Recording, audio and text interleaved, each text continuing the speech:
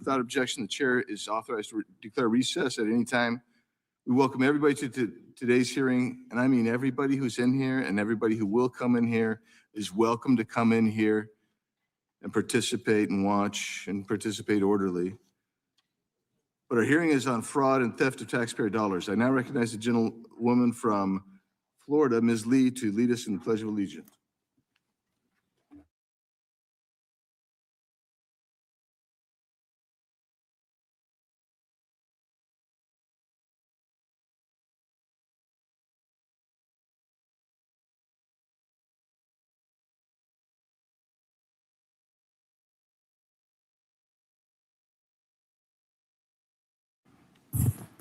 Thank you. I now recognize myself for an opening statement.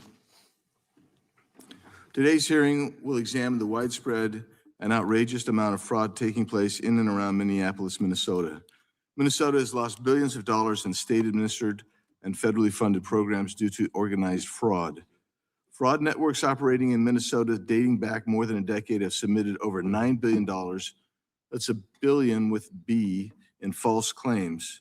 Some high-profile cases in Minnesota include organizations and programs such as Feeding Our Future, Early Intensive Developmental and Behavioral Intervention, Housing Stabilization Services, and Integrated Community Supports. Now we're going to watch a video.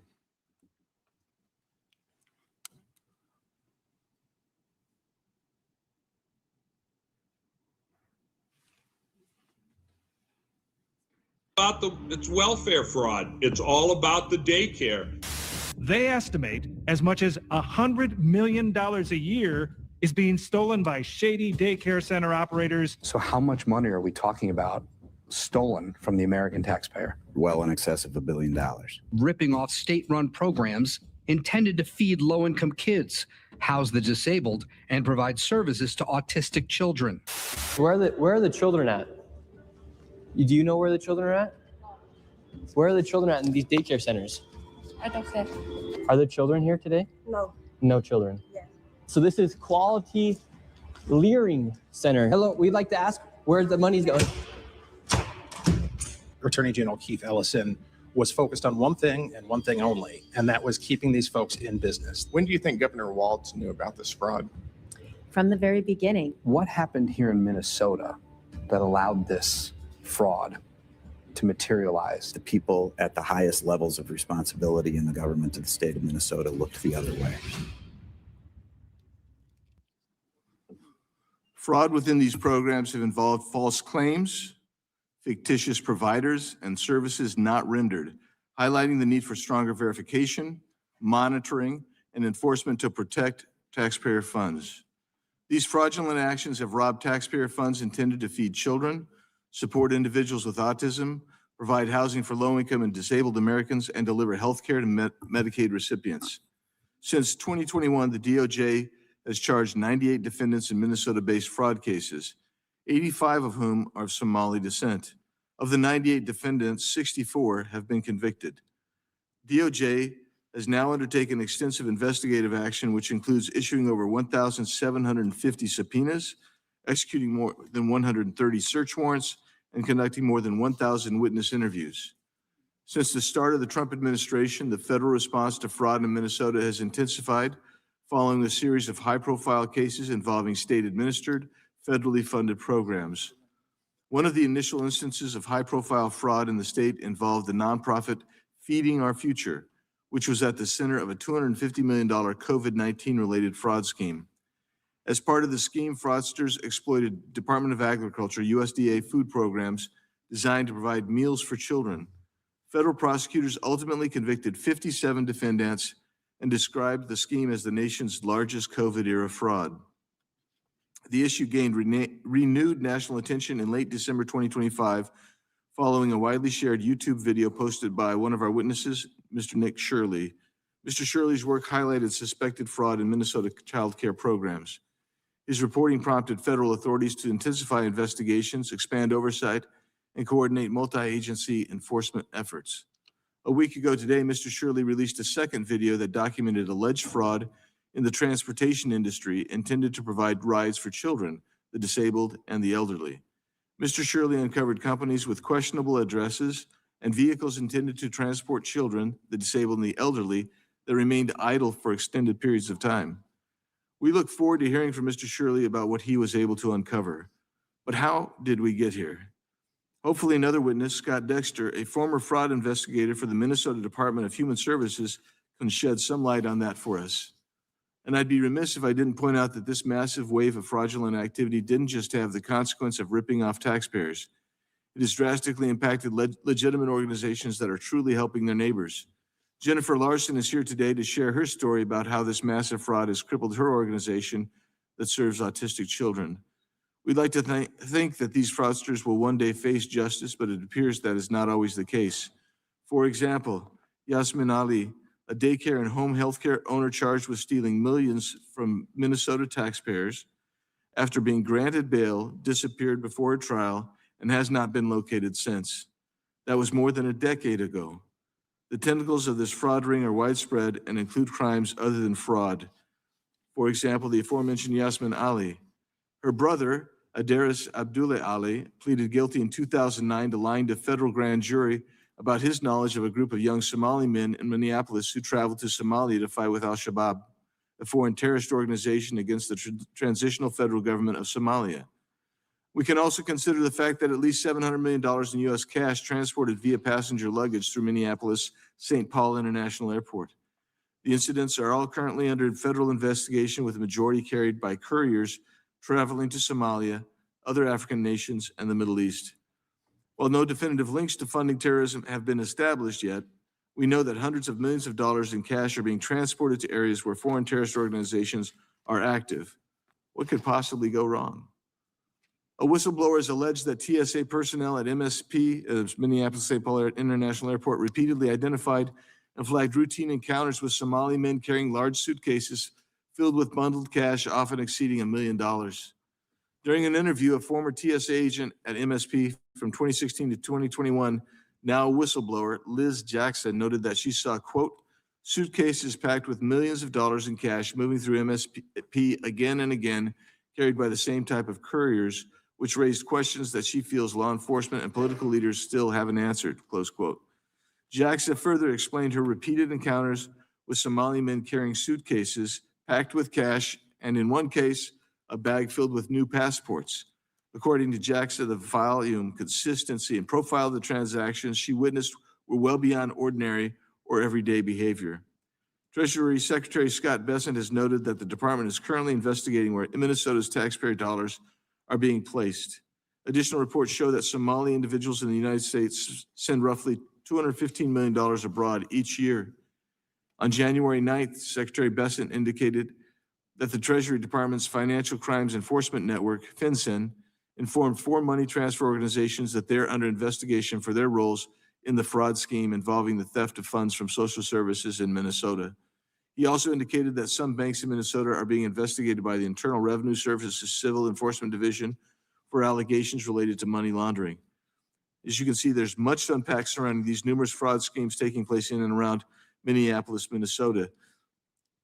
I would be remiss if I didn't suggest and urge additional investigation throughout this entire country. I know that in my home state of Arizona, our Democrat Attorney General came in to office and quickly said that there had been $2.5 million in fraud just in the Medicaid program alone.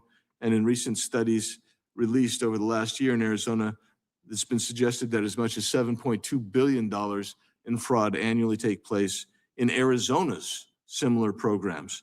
So this is not just a Minnesota issue, but it just happens to be at the forefront of why we're here today. I look forward to today's hearing, and I thank the members and witnesses for taking part. Now yield back and recognize the ranking member, Ms. McBath, for her opening statement. Thank you, Mr. Chair, and thank you for convening this hearing this morning to talk about the harm that fraud can cause. And thank you for everyone that is here this morning to testify. It's so necessary that we continue to investigate and prosecute all forms of fraud, including government fraud, which can turn many into victims. That is because a person committing fraud against a government program steals from all of us as taxpayers and abuses the initial purpose of these programs. They harm the organizations that need these programs to operate And most importantly, they harm the people that the program is designed to help.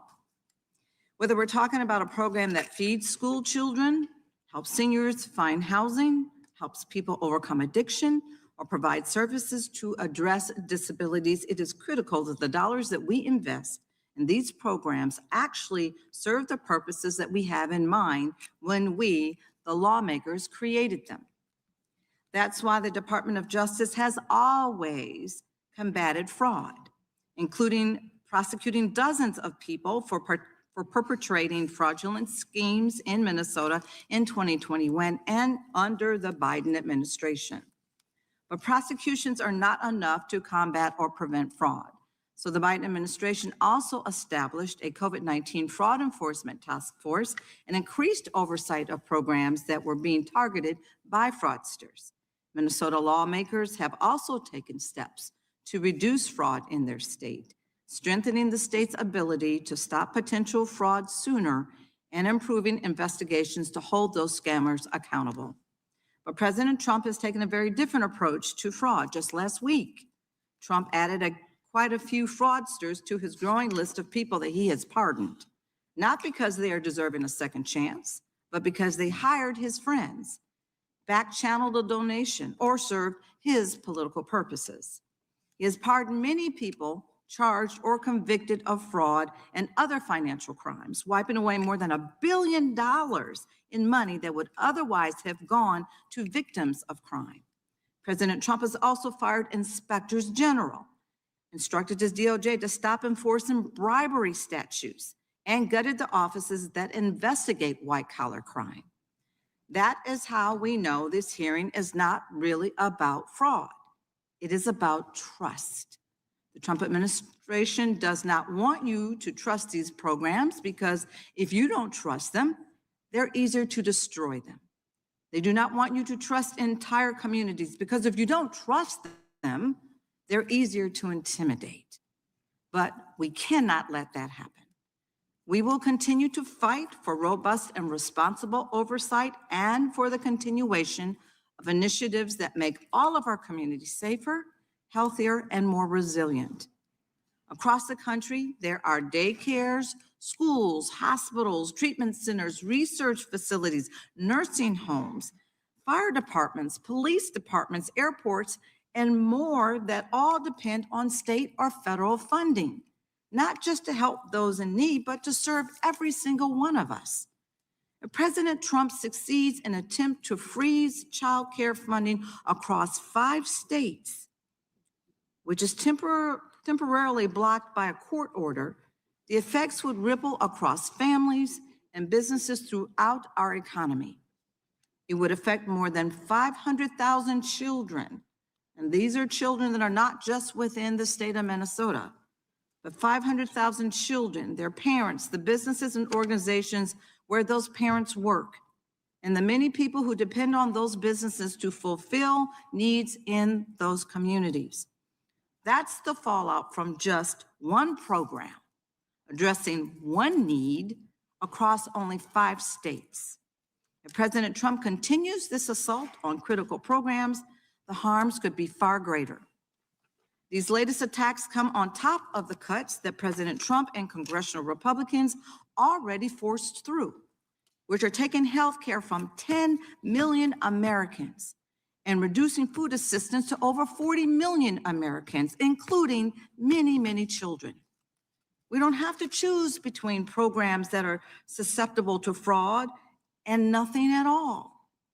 With proper oversight, we can make sure that every American is fed, that everyone can access housing and medical treatment, and that our daycares and our schools can keep guiding our children towards a better future. I look forward to hearing more today about how we can achieve this goal. I thank our witnesses for being here, and I yield. Gentlelady yields back. I now recognize the chairman of the full committee, Mr. Jordan. No, I don't recognize him right now, but I will recognize the ranking member of the full committee, Mr. Raskin, for his opening statement. Thank you kindly, Mr. Chairman. Thank you to all of our witnesses for joining us. In a just world, the Judiciary Committee today would be investigating why a masked ICE agent shot 3 times in cold blood and killed an unarmed citizen, a 37-year-old mom, Renee Nicole Good. We'd be investigating why Trump's DOJ is harassing and investigating Renee's wife instead of investigating her killer. We'd be asking why ICE agents are trained in basic CPR, but 911 tapes have shown none of the agents performing CPR on Ms. Good.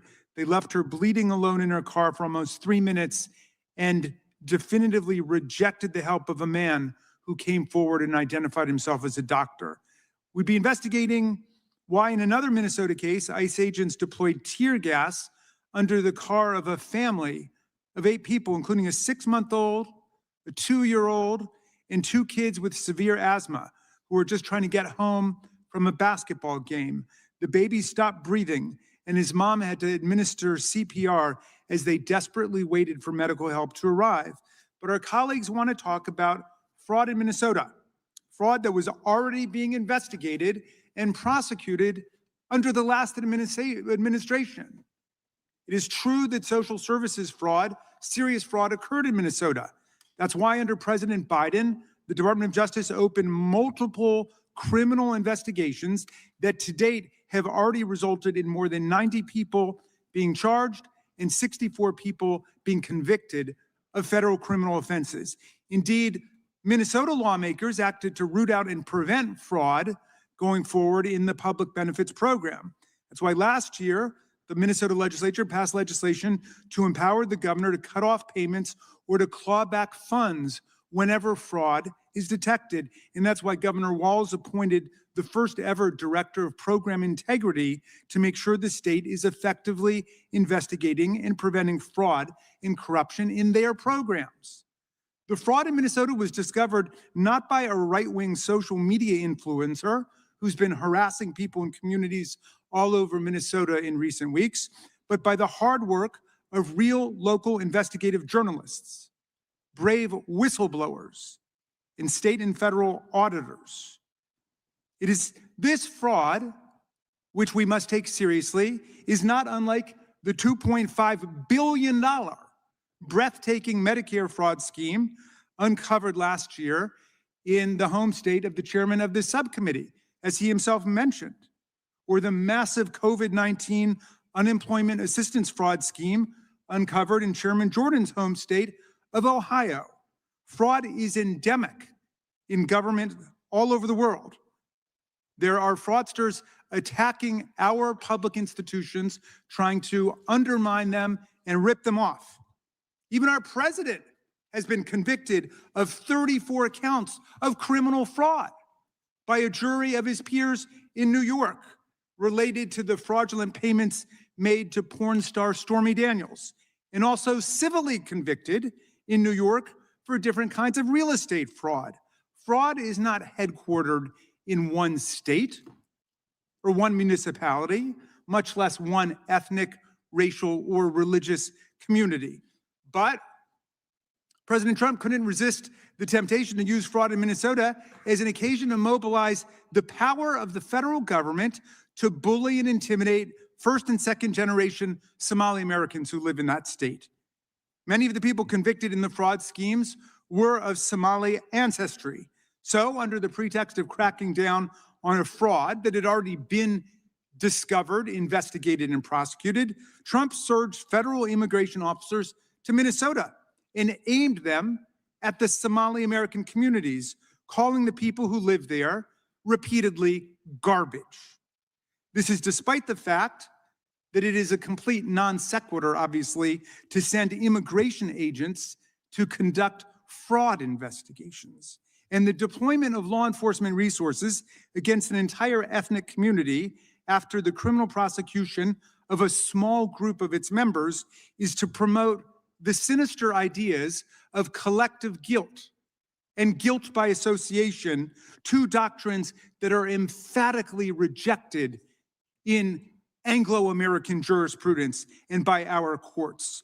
The community targeted in Minneapolis is made up, incidentally, overwhelmingly of U.S. citizens. 95% of Somalis in Minnesota are U.S. citizens, including 58% of whom were born in the United States. Well, what is the Trump administration's actual record on fraud? Well, let's see. President Trump pardoned the big-time drug dealer and convicted fraudster Juan Orlando Hernandez, the former president of Honduras, sparing him a 45-year criminal sentence after he brought in 400 tons of cocaine into our country. That's 800,000 pounds of cocaine that he said, quote, "We are going to stuff up the nostrils of the gringos." And Trump pardoned him. And if you're interested in that particular sweetheart deal, that would be a great subject for a hearing, Mr. Chairman. Just last week, again, the president granted pardons to more convicted fraudsters. Julio Herrera Vellatini was scheduled to be sentenced this month for participation in a political corruption and fraud scheme alongside his co-defendant, the former governor of Puerto Rico, Wanda Vasquez. In late 2024, Mr. Herrera was facing felony bribery charges in a different case. His daughter donated $2.5 million to the MAGA Inc. Super PAC. Then in May 2025, Mr. Herrera's lawyer, who had served on President Trump's legal team, negotiated a deal allowing him to plead guilty to a trivial misdemeanor offense instead. Several months later, Mr. Herrera's daughter donated another $1 million to MAGA Inc. And what do you know? President Trump generously granted Mr. Herrera a full and unconditional pardon just last week. They're making a fraud out of the pardon process in America with pay-to-play rules as they pardon recidivist, hardened, unrepentant fraudsters.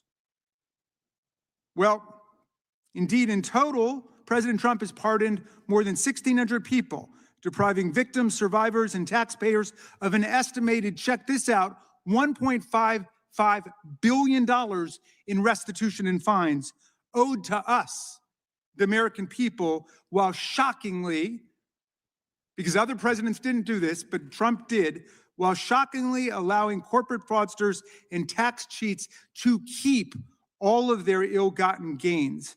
This is a massive and unprecedented swindle from working-class people and crime victims as the administration gives all of these ill-gotten gains right back to the criminal fraudsters who stole the money in the first place. And finally, Mr. Chairman, President Trump has dismantled the infrastructure that actually prosecutes white-collar crime and fraud in America, actually roots out waste, fraud, and abuse.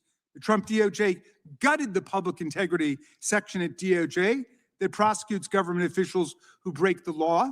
And nearly a year ago, his DOJ suspended enforcement of the Foreign Corrupt Practices Act, which prohibits foreign bribery, saying all bets are off. He's gutted the Consumer Financial Protection Bureau, which is the first and the only agency devoted solely at the federal level to protect American consumers against being cheated by big financial corporations. The CFPB delivered $21 billion back to more than 200 million Americans who were victims of fraud and other predatory business practices.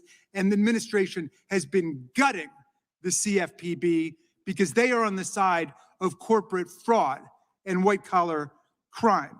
That's the truth of what's going on there. They fired 17 inspectors general, the independent government watchdogs, whose job it is actually to root out waste, fraud, abuse, and corruption, and left 28 IG offices without Senate-confirmed leadership at all, allowing the corruption and the fraud to run rampant. So if we're going to have a hearing about fraud in America, Mr. Chairman, let's do it. Let's take in the full scope of what's taking place in our country. I yield back to you. Gentleman yields back. I now recognize the chairman of the entire committee, Mr. Jordan. Thank you, Mr. Chairman. I'll be brief. I want to thank our witnesses for being here. Estimates are potentially as high as $9 billion we're looking at here in what appears to be a decade-long scam, fraud. I mean, I always look at one program I talked about a couple weeks ago in an oversight hearing was this Feeding Our Future program, where taking federal Americans' hard-earned tax dollars, taking that money and supposedly providing meals to children. Problem was there were no meals and no kids. They're just stuffing it in their pockets. So I think this is a great hearing to have. We appreciate the witnesses and the work that they've done. Ms. Larson and the work she does and actually making a difference, doing a legitimate program, Mr. Shirley for uncovering this, and Mr. Dexter and others who are here. So with that, I would yield back and look forward to hearing from our witnesses in the hearing itself. Thank you, Mr. Chairman. I recognize myself for just some UCs. The first one is President Joe Biden commutes sentences for two of Chicago area's most notorious fraudsters. North Dakota judge blasts Biden for setting fraudsters free. Biden commutes roughly 1,500 sentences, pardons 39 in biggest single-day act of clemency, including fraudsters. Illinois lawmakers furious after Biden commutes sentences of state fraudsters. Without objection. And now, Mr. Chairman, could I enter some as well? yeah, please. Thank you much. This UC request is from ABC News, January 20, 2026, titled Trump's Pardons Forgive Financial Crimes That Came with Hundreds of Millions of Dollars in Punishment. This one is Arizona has recovered just 5% of taxpayer dollars lost in a $2.5 billion Medicaid fraud scheme. That's ProPublica. Columbus Dispatch. Columbus mother and daughter among 15 indicted in pandemic unemployment assistance fraud scheme. And finally, a Minnesota fraud scheme timeline from NPR News. Fraud investigation stretched across Wells's tenure. Without objection. And now, without objection, all other opening statements will be included in the record, and we will introduce today's witnesses. Mr. Scott Dexter. Mr. Dexter is a former law enforcement officer, having served for 28 years.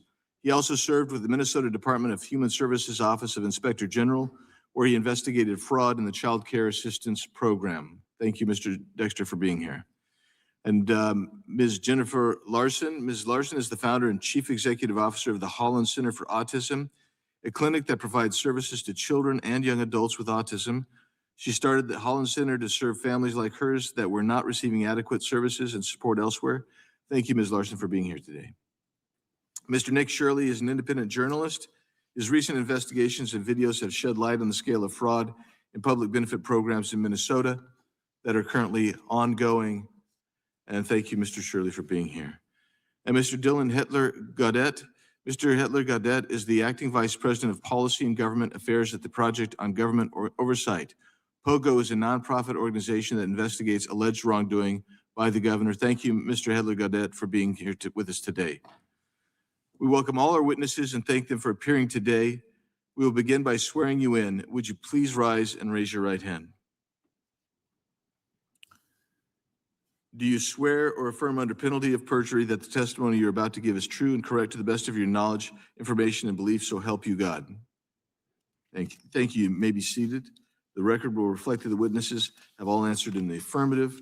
And at the instruction of Mr. Hetler-Gaudet, I wanted to let all members of the panel know that when you have a question for him, please say his name so he knows that you are addressing him, please. I want the witnesses to know that your written testimony will be entered into the record in its entirety. Accordingly, we ask that you summarize your testimony in 5 minutes, and we'll begin now with Mr. Dexter. You are recognized for your 5-minute statement. Thank you. Chair, members of the community, thank you for the opportunity to speak with you today. My name is Scott Dexter. I'm a retired law enforcement investigator with 28 years of experience, most of it spent conducting criminal and financial fraud investigations, with experience in surveillance operations. In 2013, after retiring from law enforcement, I joined the Minnesota Department of Human Services as part of a newly created investigative unit within the Office of Inspector General.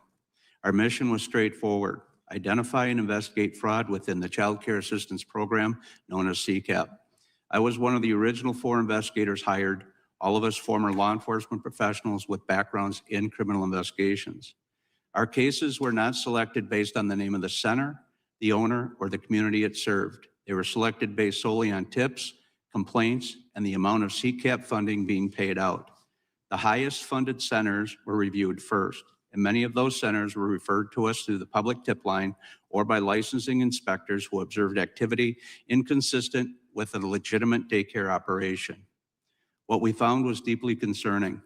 Many of these centers operated out of commercial spaces with windows totally covered, no visible play areas, and very few children ever present. Through surveillance, data collection, and review of attendance and billing records, we repeatedly documented patterns of overbilling, non-existent attendance, and in some cases, children being signed in for hours they were never actually at the center. Our investigative process was thorough and methodical. We collected licensing and billing data, installed covert surveillance cameras, reviewed hours of video, identified parents and employees, and calculated estimated overpayments based on actual attendance. Completed cases were then turned over to the Minnesota Bureau of Criminal Apprehension for search warrants, interviews, arrests, and potential prosecution. As our investigations progressed, we noticed a trend. Many of the centers receiving the highest levels of CCAP funding were owned and operated by Somali individuals, and the families served were predominantly Somali. This was not the basis for selecting cases, but it did become the basis for accusations against us. We were labeled as racially biased, despite the fact that our case selection was driven entirely by funding data. An outside review was launched into our investigative practices. We were questioned about how we selected centers and how we conducted surveillance. Following that review, new restrictions were placed on our work, including mandatory panel reviews before we could move forward with investigations. Investigators were also pulled from conducting new or current investigations in order to enter data from all previous complaints received by DHS into a newly created database, a process that took nearly a year to complete. These changes significantly hindered our ability to do our jobs effectively. Ultimately, in 2019, I chose to retire because the investigative process had become so constrained that meaningful work was no longer possible. Through collaboration with federal agencies, including the IRS Criminal Investigation Division, Homeland Security, and the U.S. Department of Health and Human Services, we learned that millions of dollars in cash from the Somali community was being flown out of the Minneapolis-St. Paul airport by Somali couriers. At one point, nearly $70 million had been documented leaving the country halfway through a single year. Although we could not prove that the cash was obtained fraudulently, we strongly suspected that it was. We also encountered situations where federal partners were prevented from opening cases due to concerns about political sensitivities surrounding the Somali community and the refugee resettlement program. These decisions had real consequences, allowing fraud to continue unchecked. Throughout our work, we identified several loopholes that made CCAP highly vulnerable to fraud. Centers were allowed to bill for the full authorized hours, even when children were present for only minutes. Billing records could be submitted up to 30 days later, creating opportunities for manipulation. Attendance records were handwritten, unreliable, and often incomplete. And despite our recommendations, no biometric attendance systems, no electronic submission requirements, and no state-installed security cameras were ever implemented. Chair and members, the purpose of my testimony is not to cast blame on any community. It is to highlight systemic weaknesses that allowed large-scale fraud to occur and to emphasize the need for stronger safeguards, better oversight, and investigative processes that are allowed to function without political interference. Thank you for your time and your commitment to ensuring accountability within publicly funded programs. And I am prepared to answer any questions that you may have. Thank you, Mr. Dexter. And now we're going to recognize Mr. Hetler-Gaudet for your 5 minutes of opening statement. Chairman Biggs, Ranking Member McBath, and members of the subcommittee. I appreciate the opportunity to testify before you today on the important issues of preventing fraud and protecting taxpayer dollars. My name is Dylan Hetler-Gaudet, and I am the Acting Vice President of Policy and Government Affairs at the Project on Government Oversight. We are a nonpartisan, independent watchdog that promotes a more accountable, transparent, and effective federal government. We view it as our mission to combat abuse of power and corruption in the federal government, which includes working on rooting out waste, fraud, and abuse. The unfortunate truth is that fraud in government programs is a fact of life. Since the United States government has existed, fraud in government has also existed. For much longer than that, in fact. For as long as human beings have been organizing ourselves into societies and building institutions to govern those societies, there have always been those who will seek to take advantage. This is a harsh but real truth related to the human condition, related to our fundamentally fallen and flawed natures. That said, it is still incumbent upon every one of us to do what we can to prevent fraud and to hold perpetrators of fraud accountable. This is especially true when the fraud implicates hard-earned taxpayer dollars and critical public programs and services. This is true whether we're talking about fraud in the context of the Feeding Our Future program or any other program in Minnesota, whether we're talking about welfare fraud in Mississippi, which involved the participation of a world-famous Hall of Fame NFL quarterback. This is true whether we're talking about fraud in the context of it being perpetrated by large multinational defense companies in the context of multi-billion-dollar contract they have with the Defense Department. The point here is that fraud and the abuse of taxpayer dollars is not related to any particular geographic, demographic, or other boundary or characteristic. So why do these things happen so much? Mostly they are caused by deep structural flaws, gaps, and weaknesses in our system of government. They're also driven by recalcitrance and resistance to change on the part of federal agencies. To put it shortly, fraud is a systemic problem and it requires systemic solutions. So what are these solutions? I'm pleased to share a few of them with you today. We must first look at watchdogs, critical sources of information, and practitioners of oversight from within the federal government itself. I'm specifically talking about inspectors general, the Government Accountability Office, and whistleblowers. Rather than attacking, firing, undermining, and intimidating these individuals and entities as this administration and its allies have done, we must strengthen, preserve, and protect them. We must enact reforms to make sure that IGs and GAO can perform their duties effectively and independently. And we must add additional safeguards to make sure that whistleblowers can blow the whistle without fear of reprisal or retaliation. We must also take a long, hard look at the architecture currently in place for how we track, monitor, analyze, and assess federal funding. To put it bluntly, that architecture is broken. Key resources like usaspending.gov are in desperate need of overhaul and modernization. We need to enhance and improve the quantity, quality, timeliness, and integrity of the data and information we collect on federal funding. We need to promote more accountability, transparency, and compliance mechanisms within the chain of spending for federal funding.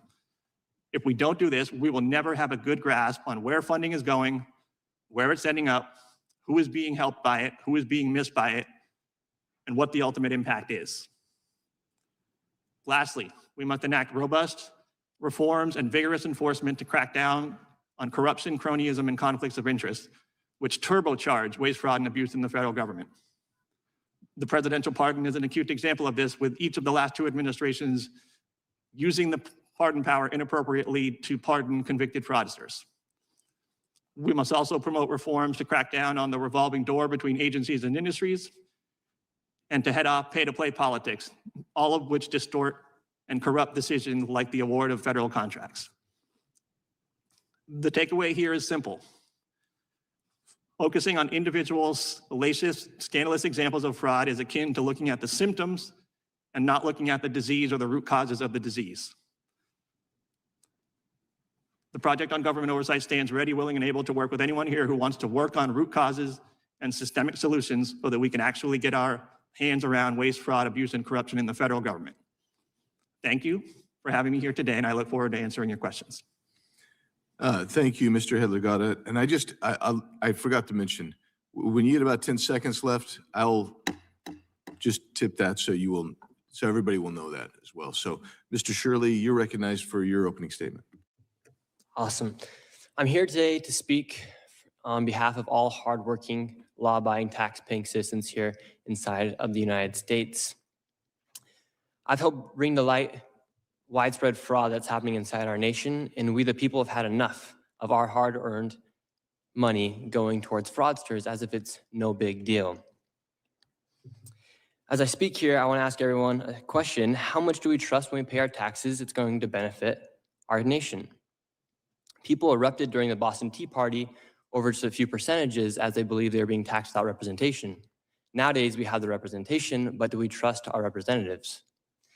My name is Nick Shirley, and I made a 41-minute video that I posted on platforms like X and YouTube. My video received over 100 million views, and it created instant change within our government.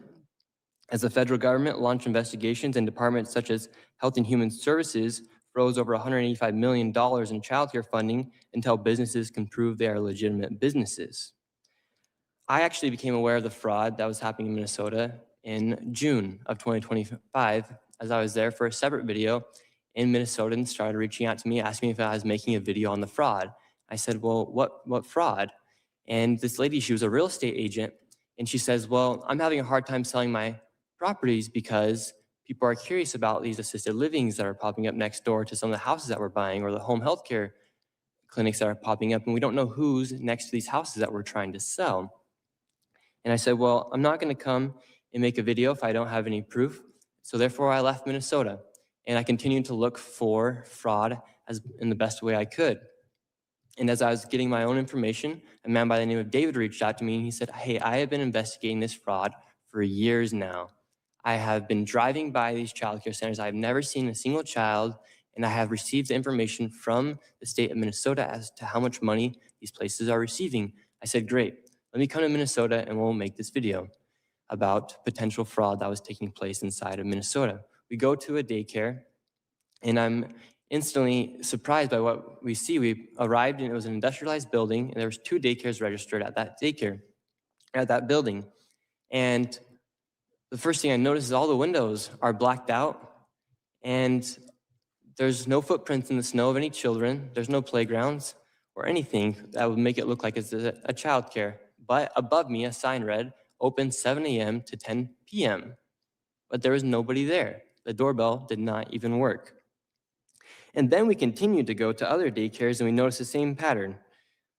No children, blacked out windows, and one daycare, a learning center, spelled Quality Learning Center instead of Quality Learning Center. They had received $1.9 million, yet with that $1.9 million, they could not even spell Leering right on their sign. Governor Walz has said he's been fighting fraud in Minnesota since 2019 and said the buck stops with him. However, how long would it take for you to notice $1 million leaving your bank account and not knowing where it's going? That's essentially what had been happening in Minnesota for years, as billions of dollars has been misplaced. And meanwhile, while people like Governor Tim Walz call people like me a white supremacist, delusional conspiracy theorist, he actually decided to drop out of re-election because I believe of how deep and extensive this fraud is. Thank you very much. Since my reporting, the HHS department froze over $185 million, and to this day, not a single business has been able to prove proof of legitimacy. How fast would you be proving that you are a legitimate business if you have children to actually feed and to take care of? You'd be sending in that paperwork instantly. I made this video to document the widespread fraud that has been taking place, as I truly believe all fraud is bad. And people like me, my generation, we're sick of seeing tax dollars go towards fraud. We just want to have the same opportunities that our fathers and our grandparents had. And when you see people making millions of dollars by committing fraud, it upsets everybody from all age demographics. And so I hope today we can have a good conversation, and I think we can all agree that fraud is bad and that fraud is fraud. And I wish the best for our country, and I think that's what needs to be happening, is to crack down on all forms of fraud. So thank you for having me, and God bless the USA. Thank you, Mr. Shirley. And now I recognize Ms. Larson for your 5-minute opening statement. Chairman, Ranking Member, and members of the committee, thank you for allowing me to speak today on this issue. My name is Jennifer Larson. I'm the founder and CEO of Holland Center in Minnesota. I've been an autism provider for over 20 years and started the organization for my son. I built Holland Center because families with children like mine were desperate for help, desperate for services and stability, desperate for somewhere they could trust their child would be supported and helped, not sent home on a bad day, not babysat in a classroom and forgotten. We serve the children that don't succeed in public school settings. What started as a small program grew over 2 decades into 4 locations that families rely on, not just for therapy, but for hope, routine, and survival. This work is a labor of love for me. Just like me, there are providers all over the state laboring with love to help these children. And this week, Holland, and other programs all over Minnesota are collapsing. Not because we committed fraud, but because a crime ring was allowed to operate inside Minnesota's service system, and the government's clumsy response is now destroying legitimate, longstanding providers and devastating families that we serve. Families come to Holland, they do not have a backstop. Their children often receive 30 or more hours of therapy a week. These are not an extravagance, these are medically necessary. These children learn to communicate, regulate their emotions, reduce dangerous behaviors, and function in daily life. For many parents, therapy determines if they can work. Consistent staff and therapy prevents severe behaviors and regression. Structured care keeps children and their siblings safe. When services disappear, families do not just simply adjust, they face a crisis. For more than 2 decades, Holland has served hundreds of children year after year, employed hundreds of clinicians and staff, operated under yearly on-site audits, inspections, and documentation oversight, delivered real services to real children every day. We have always complied with everything the system required. Yet, within the last month, the state has withheld over $400,000 in Medicaid funds for my own program, and that number grows every single day. I had to infuse my personal funds to survive these weeks, but can't do that any longer without payment. Let me be clear, we are a fee-for-service industry. When we can't pay our staff, we lose our staff and children lose care. Families do not lose appointments, they lose the people they trust. What happened in Minnesota had nothing to do with the ethical, longstanding autism providers. What did happen was organized criminal networks that exploited autism services by opening fake centers, billing for children that did not exist, billing for services never delivered, and stealing millions of taxpayer dollars in the process. These are not minor compliance issues. They are criminal enterprises. Families trusted that the government was protecting the integrity of the system. It failed. Now, instead of doing the obvious thing and targeting criminal actors, the response has been to freeze everyone's payments. That decision does not punish the criminals. It punishes innocent children and families. As Medicaid payments are delayed due to prepayment review by an insurance company that is in the business of denying claims, providers are reducing hours, cutting staff, and starting to close. Families are scrambling for alternatives that don't exist. Children are regressing. Parents are leaving jobs to care for their disabled children. Autism therapy cannot be paused without consequences. Loss of services can erase years of progress in weeks, and abrupt disruption of services can cause lifelong consequences in these children. This is not abstract harm. It is daily trauma for families already carrying an extraordinary burden. The simple solution to the problem: send the criminals to jail and allow trusted providers with decades of clean audits, verified ownership structures to continue providing prescribed ethical therapy, and go back to paying them what we've earned and resume paying them on time. I built Holland for 20 years. Families built their lives around the care that we provide. All of that is risk of destruction today, not by fraud, but by clumsy government response that failed to distinguish between criminals and caregivers. It treats children with disabilities. The gentlelady will suspend.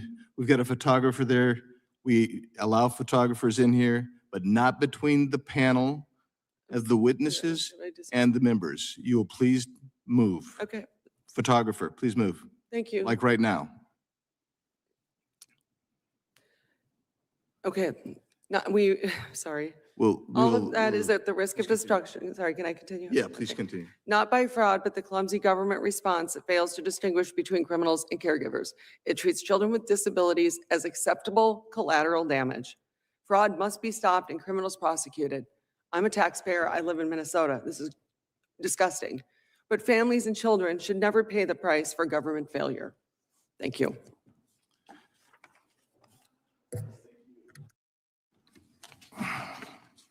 We will now proceed under the 5-minute rule with questions. Chair recognizes the gentleman from Wisconsin, Mr. Tiffany, for 5 minutes. Thank you, Mr. Chairman. Besides the work Mr. Shirley has done, I want to recognize Powerline, who has done yeoman's work exposing this over the last decade, what has happened. And I just want to say, Ms. Larson, I live in northern Wisconsin. There's an autism school that was started in my community. Where did we visit when we wanted to start that a decade ago? We came to Minnesota where you have been leaders in having good autism programs. And I think about the tremendous fraud that has gone on in nutrition programs, housing programs, but is there anything more heinous than abusing an autism program? I can't imagine. It's so hard to believe that people are faking that children have autism and stealing money from the government. When I'm sitting here with my 25-year-old non-speaker, and now children like my son aren't going to have services because they stole money from the government and faked these things. And it's just, it is, like I said, disgusting. With what's going on right now, what are the families that you're serving? What are they saying? They're scared. What are they doing? Everybody's scared. There are centers that are programs that have already shut down. Staff are leaving. I, this week, asked my staff who will take unpaid leave because we can't keep going like this. I'm like I said, I'm 400,000 plus in debt now, and I'm not sure these are going to get paid back. I went to a bank and they wouldn't back the receivable because they said that's not a receivable. If it's prepayment review, you may not get it. And Ms. Larson, none of this would have happened if the fraud did not occur. Is that accurate? Yes. Mr. Dexter, could have something been done about this earlier? Yes. As I stated in my opening testimony, in the years that I worked there, we identified how fraud was occurring, the loopholes that existed, and we. What were some of the warning signs, Mr. Dexter? Well, the fact that part of our job was to go and collect attendance records. We would find attendance records that were either incomplete, non-existent. Obviously, there were times we found them to be fabricated because they were given to us way later, and the same with billing records. They were allowed 30 days after the end of the billing period to submit billing records, so they were not immediately available to us, and it kind of allowed overpayments or double payments to be overlooked. So we had the attendance record issue. We had the fact that there was no way to verify who was signing the children in and out, no way to verify what times those children were signed in and out. Could I do a follow-up here? In Wisconsin, we learned this month that Ibrahima Diop, a Minneapolis school finance boss, placed on leave for failing to submit required financial paperwork with the Minneapolis School District and for signing questionable contracts linked to the Somali fraud scandal, was hired by the Milwaukee Public School System as a deputy superintendent at a salary of $240,000 a year. Do you think it wise? Might that be a warning sign that this person was involved, may have been involved with fraud in Minneapolis? Shouldn't they be concerned in Wisconsin that that they're hiring someone like that? Well, if somebody that they hire has a past history and practice of doing that type of stuff, I would be very leery of it occurring again or that being the basis that they're hired. So Governor Evers refused to open the books and is blocking federal audits of our food stamp and Medicaid programs. And he also vetoed 4 auditor positions in a recent budget. Do you think that is also a warning sign? Yes, if it's preventing. Or ill-advised, would that be a better way to pose the question? Yeah, if it prevents the oversight and the ability to audit and look at the records to make sure can have a check and balance system, I think that'd be very unwise because again, that allows fraud to occur. Because Mr. Shirley, what is happening in Minnesota, it could be happening throughout the United States. Isn't that correct? Correct. If there's one thing we've learned or leered, as they say in Minneapolis, isn't it possible that this is happening everywhere? Yes, I believe it is. Mr. Chairman, I yield back. Gentleman yields. I now recognize the ranking member of the whole committee, Mr. Raskin, for his 5 minutes of question. Thank you very much, Mr. Chairman. Thank all the witnesses for your excellent testimony. Mr.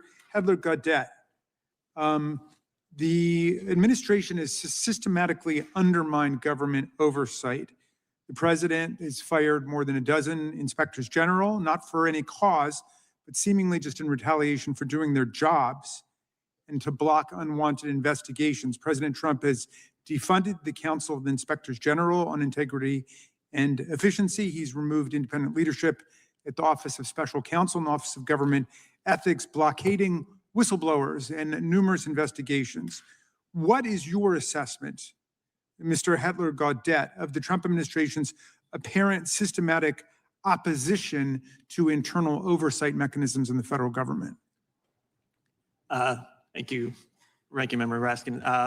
My assessment is that the last year or so has been one of the most anti-oversight, anti-accountability periods that I've witnessed in our federal government. And I think the things you laid out, as well as others, are the sort of proof in the pudding there. And I think, speaking of things that should be giving us pause and raising red flags, that should all be giving us serious pause and raising serious red flags about how seriously people who claim to take oversight, accountability, fraud, how seriously do they actually take it? There's been a lot of attention given to Donald Trump's extraordinary use of the pardon power, as in the pardon of violent insurrectionists and cop beaters. But there's also been a forgiveness of $1.5 billion in restitutionary fines that various people had to pay. And a lot of them are fraudsters. The DOJ in Trump's first term brought bank fraud and tax evasion charges against reality TV stars Todd and Julie Chrisley. They were convicted in 2022. They owed more than $22 million in restitution to taxpayers and to their victims. But then Trump suddenly inexplicably pardoned them and forgave all of the money that they were supposed to be paying back to their victims. Todd Chrisley bragged publicly about his get out of jail free card, jubilantly exclaiming, "The feds got effed." Let me give you one other example. Trump on April 23rd issued a pardon for Paul Walchuk, a former nursing home exec who pleaded guilty to multiple tax crimes. What he was doing was taking millions of dollars from the nurses and orderlies and doctors who worked for him at his facilities, took more than $10 million that way, instead of giving it to the IRS for their taxes. He used the money to buy a $2 million yacht and to pay for high-end jet travel and to go shopping at Bergdorf Goodman and Cartier. Well, he was sentenced to 18 months in prison for stealing his employees' tax withholdings, and he was ordered to pay his employees back $4.4 million for the money he looted from their accounts. So he's going to have to pay that back. But then he got his mom to go to a glitzy fundraising dinner for Donald Trump at Mar-a-Lago, and she paid $1 million for her ticket. Then, right after Trump was inaugurated in his second term, Walchuk petitioned for a presidential pardon, arguing that he was the victim of political retaliation because they were Trump supporters. And what do you know? President Trump issued a complete pardon with forgiveness of all of the financial fines and restitution that Mr. Walchuk was going to have to pay back to his workers, the nurses and doctors and orderlies. So that was forgiven. That was $4 million taken away from the victims of a fraud and given back to the perpetrator of the fraud. Okay, now, if we had all day, we could go on all day with this because that's how their pay-to-play pardon system works. What does this do to our efforts to root out fraud and corruption systematically in the government and in crimes in different industries? I think it provides a perverse incentive structure. I opened my statement by saying that we all have an obligation and a responsibility to do what we can to prevent fraud and to hold perpetrators of fraud accountable. But that last bit, holding a perpetrator of fraud accountable, perhaps via conviction, doesn't mean much if all one needs to do is contribute to the right Uber PAC or attend the right fundraiser, and suddenly that accountability and that conviction is wiped away, including the financial restitution you mentioned. So those kinds of actions are at direct cross purposes with any effort to promote a broader, more systemic approach to rooting out waste, fraud, and abuse. The gentleman's time has expired. Thank you very much, and I yield back. Chair recognizes the chairman of the full committee, Mr. Jordan. Thank you, Mr. Chairman. Mr. Dexter, let me make sure we got this right. You get tips and complaints, whistleblowers or others come to you and tell you something's not right at these child care centers in your state that are getting all kinds of taxpayer money. Is that right? That's how it started? That's correct. Okay. And then you go and do your work. And you got 28 years experience investigating things, and specifically in the crime and financial fraud area. Is that right? That's correct. And you go out and find out these child care centers, there aren't any kids. No kids are there. I mean, there's some, but there's like, you don't see the playgrounds. You don't see any kids at a place where they're supposed to be helping children. And then you also find out most of them are run by Somali individuals. Is that accurate? That is correct. And then you make some recommendations. You said, here's what we should do. I think you put this on page 2 of your testimony. You said there's some basic things you should do. No, you said they didn't have biometric attendance system. They should do that. They should have electronic submission requirements. They need security cameras. You made some recommendations.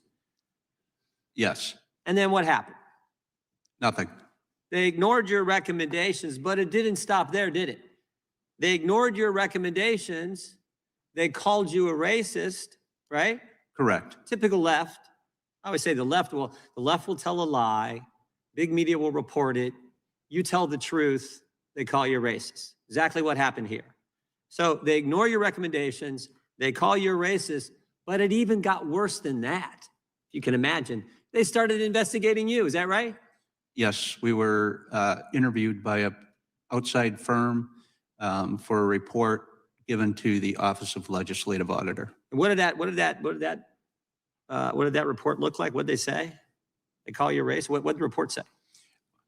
The report basically questioned our investigative tactics, looked at how our unit was managed. Even though you had 28 years experience in this particular area, tips and whistleblowers came to you, even though that was the whole catalyst for doing this. Correct. Yeah, okay. And the end result is what? The end result is Miss Larson, who's actually helping people, she Correct. suffers and the people she helps suffers. Is that right, Miss Larson?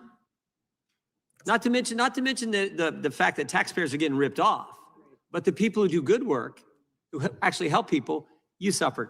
The disabled are paying for the money stolen. Yeah. And why do you think all this is the case? So, I mean, all this brings me to seems to be a typical pattern, but in the end, you got to ask why. Why was, when you point out what's going on, you have good people doing good work who suffer, the taxpayers are getting ripped off. Someone's got to ask, well, why did they take not follow your recommendations, call you a racist, investigate you instead of just fixing the problem? Why'd they do that? What could be the answer? Anyone want to hazard, Mr. Shirley, you want to hazard a guess why that's the case? Well, they simply use that as a deflection technique to make you not want to speak out against the fraud. Yeah, it seems to me it's politics, though. You think it's politics, Mr. Dexter? Yes, I do. Yeah, the people at the top, like, well, we don't want to do this. We don't want to be called racist. In fact, we found that out a week ago in a hearing where we were looking at this Feeding Our Future program. We found out they actually shut that program off for a while. They said, time out, something's not right here. They found the same kind of things you found, Mr. Dexter. And they said, we're going to stop payment. And then it restarted. And the reason it restarted is because they threatened a racial discrimination lawsuit against the authorities there in Minnesota. So, okay, forget about the fact that when we do this, we restart the money, we're going to hurt good people like Ms. Larson and the people she helps and rip off the taxpayers. We're going to do it all for politics. And we also found, interestingly enough, the Attorney General in Minnesota had a meeting with the key folks in this particular program, and then they find out a couple of weeks later, they start sending him campaign contributions. I think it's politics. I think it's politics driving it all. And that's why it's appropriate we're investigating here at the congressional level. That's why it's appropriate the Department of Justice has put in place a specific individual to focus on this, not only in Minnesota, but around the country. I talk too much. Anyone else want to throw on? I'll give you, Mr. Shirley, Ms. Larson, a chance to say anything if you want. If not, I'll yield 28 seconds to our chairman. I yield 20 seconds, remaining my time to the chairman. Thank you. So, Mr. Hedler-Godet, would it surprise you that Joe Biden issued pardons to someone named Crundell, who had the largest municipal fraud in the country's history and had a restitution amount of $53.7 million that was never paid following the commutation? Would that surprise you, sir? That would not surprise me. And actually, in my written statement, I outline how pardons under the last administration, the Biden administration, they also fall into the same pattern of pardoning convicted fraudsters. So I'm in agreement with you there. Yeah, thank you. And without objection, that time's expired. So without objection, Mr. Klein will be permitted to participate in today's hearing for the purpose of questioning the witness if a member yields him time for that purpose. And now we're going to go to Mr. Moore from Alabama. Thank you, Mr. Chairman. All this talk about pardons and the ultimate shyster, one of them was Hunter Biden. He got pardoned after Joe promised he wasn't going to do that on the way out. So anyway, that's another pardon for another day. Ms. Larson, I'm impressed with your son. I honestly thought he was your attorney when you guys were sitting there. But were there early warning signs, if acted on, that could have prevented the fraud schemes from growing to the scale that we see now? I'd say yes. Looking back, this Somali community in Minnesota has a high prevalence of autism. And I know that because I serve a lot of minorities in my centers. So when these centers started popping up, I thought, good for them. You know, like I took care of my son. We have had a waiting list for 5 years, so I thought it was a positive. And then it just started to go and go, where now it's, 400 plus of these. And it started to, I didn't Nick Shirley it, that's a verb now. And go out and go see, because obviously I'm busy and that's not what I have time for.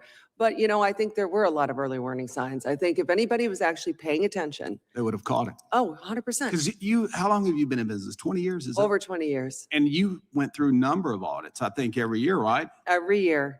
So how is it that these groups are getting away with it and you're under the thumb of the government auditing you every year? Why do you think that is? I either there's a double standard and they don't, for whatever reason, have the same expectations that we do, or they're just looking. Maybe Chairman Jordan was onto something. Maybe it's politics. Yeah. Mr. Shirley, now I guess investigative journalists are known as right-wing social media influencers. So can you confirm how many daycare centers you personally visited in Minnesota during your investigation? During that first video, we went to around 7. How did you select those facilities? I know you said earlier footprints in the snow, but how is it that you identified those facilities to go to initially? So the man David in the video, he had the daycares with the CCAP funding, and we just simply drove around Minnesota and around Minneapolis area. Took a lot of courage to do that, I would imagine. Probably more so now than what it was when you initially did it. 100 million views, you said. Yes, over 140 million views on X alone. So what was Mr. David's background? How did you connect with him, and how did he call you, or did you reach out? He simply is just a man in Minnesota who has a passion for his city, and he's been seeing fraud taking place for years. And out of all the thousands of messages I get on Instagram and other platforms, I just happened to read his, and he provided me the information, so I gave him a phone call. And then from there, just went to those different facilities. What was probably the most interesting thing as you were doing this? I think I saw the video. We watched it, and it looked like there was a number of facilities like in the same building. Yes. So in one building, there was, I believe, 3 daycares, and there was no children. And they were all receiving CCAP funding for separate daycares. There's one daycare we went to that one day it was closed by the government, and then that same day it was reopened underneath another name. They both received CCAP funding. I bet, Ms. Larson, they probably weren't getting audited nearly like you were. I would guess not. So how many daycares are there in Minneapolis we think are fraudulent right now? Mr. Shirley, any idea? Are the amount of money total? You got any idea on that? Well, they've frozen over $185 million, and not a single business has been able to prove that they're a legitimate business yet. So 185 million for sure that we know. Mr. Dexter, I got a question for you. What common patterns or warning signs usually indicate that the provider or the program may be committing fraud? As you were doing your investigations and 28 years of experience, what are some of the indicators that you see that maybe that should be a telltale sign or a red flag that there's fraud there? Well, one of the immediate signs that we saw when we would go out to first look at the location is where that was located. A lot of times they were located in commercial areas. And I'm not talking like strip malls or anything like that. I'm talking about like industrial areas where you wouldn't typically find a child care center. We would notice that there was no play area. And if there was any play equipment, it was bare minimum. Now, there was an exception that if there was a playground area within a very short walking distance, that would count. But a lot of times we didn't see that. But the most glaring thing was that when we watched the centers, you know, we would sit and watch it for a couple of days before we even put up surveillance cameras. We would watch and we would see little to no children present. If anything, there would be a few kids. As you begin to blow the whistle, the investigator became Gentleman's investigator. time has expired. I'll yield back, Mr. Chairman. Thank you. Chair recognizes the ranking member, Ms. McBath. Thank you, Mr. Chair. When he began his second term, President Trump broke from historic norms and fired 17 inspectors general, people who serve as critical watchdogs and prevent waste, fraud, and abuse. A federal judge held that these firings were illegal, but also held that she could not reinstate these people due to their important roles. As a result, the president has been able to appoint acting inspectors general who have themselves been removed after informing Congress that Trump officials are not cooperating with investigations. Mr. Hitler-Gaudette, how do these frequent firings affect the ability of the inspector general offices to prevent and investigate fraud? I think they fundamentally undermine it, and they also create a real chilling effect for the inspectors general who are left. The incentive to do something that could upset the powers that be suddenly becomes a bit of a risky proposition. And so between the completely undermining them and the chilling effect, you are really dampening and damaging the ability to do real oversight. Thank you. And how does the politicization of inspector general appointments affect the morale and effectiveness of career investigative staff there within these offices? It also has a severely negative effect on morale and efficacy within the offices. Thank you. So I believe we can and should do more to prevent fraud and improve oversight so that all of our government efforts are doing the most that they can to help the American people. When the Judiciary Committee marked up the Republicans' partisan big ugly spending bill, I offered an amendment that would dedicate half of 1% of funding to be used for oversight and fraud improvement and prevention. My Republican colleagues, they opposed the amendment. Mr. Hitler-Gaudette, in your opening statement, you spoke on steps that Congress could take to ensure robust, nonpartisan oversight.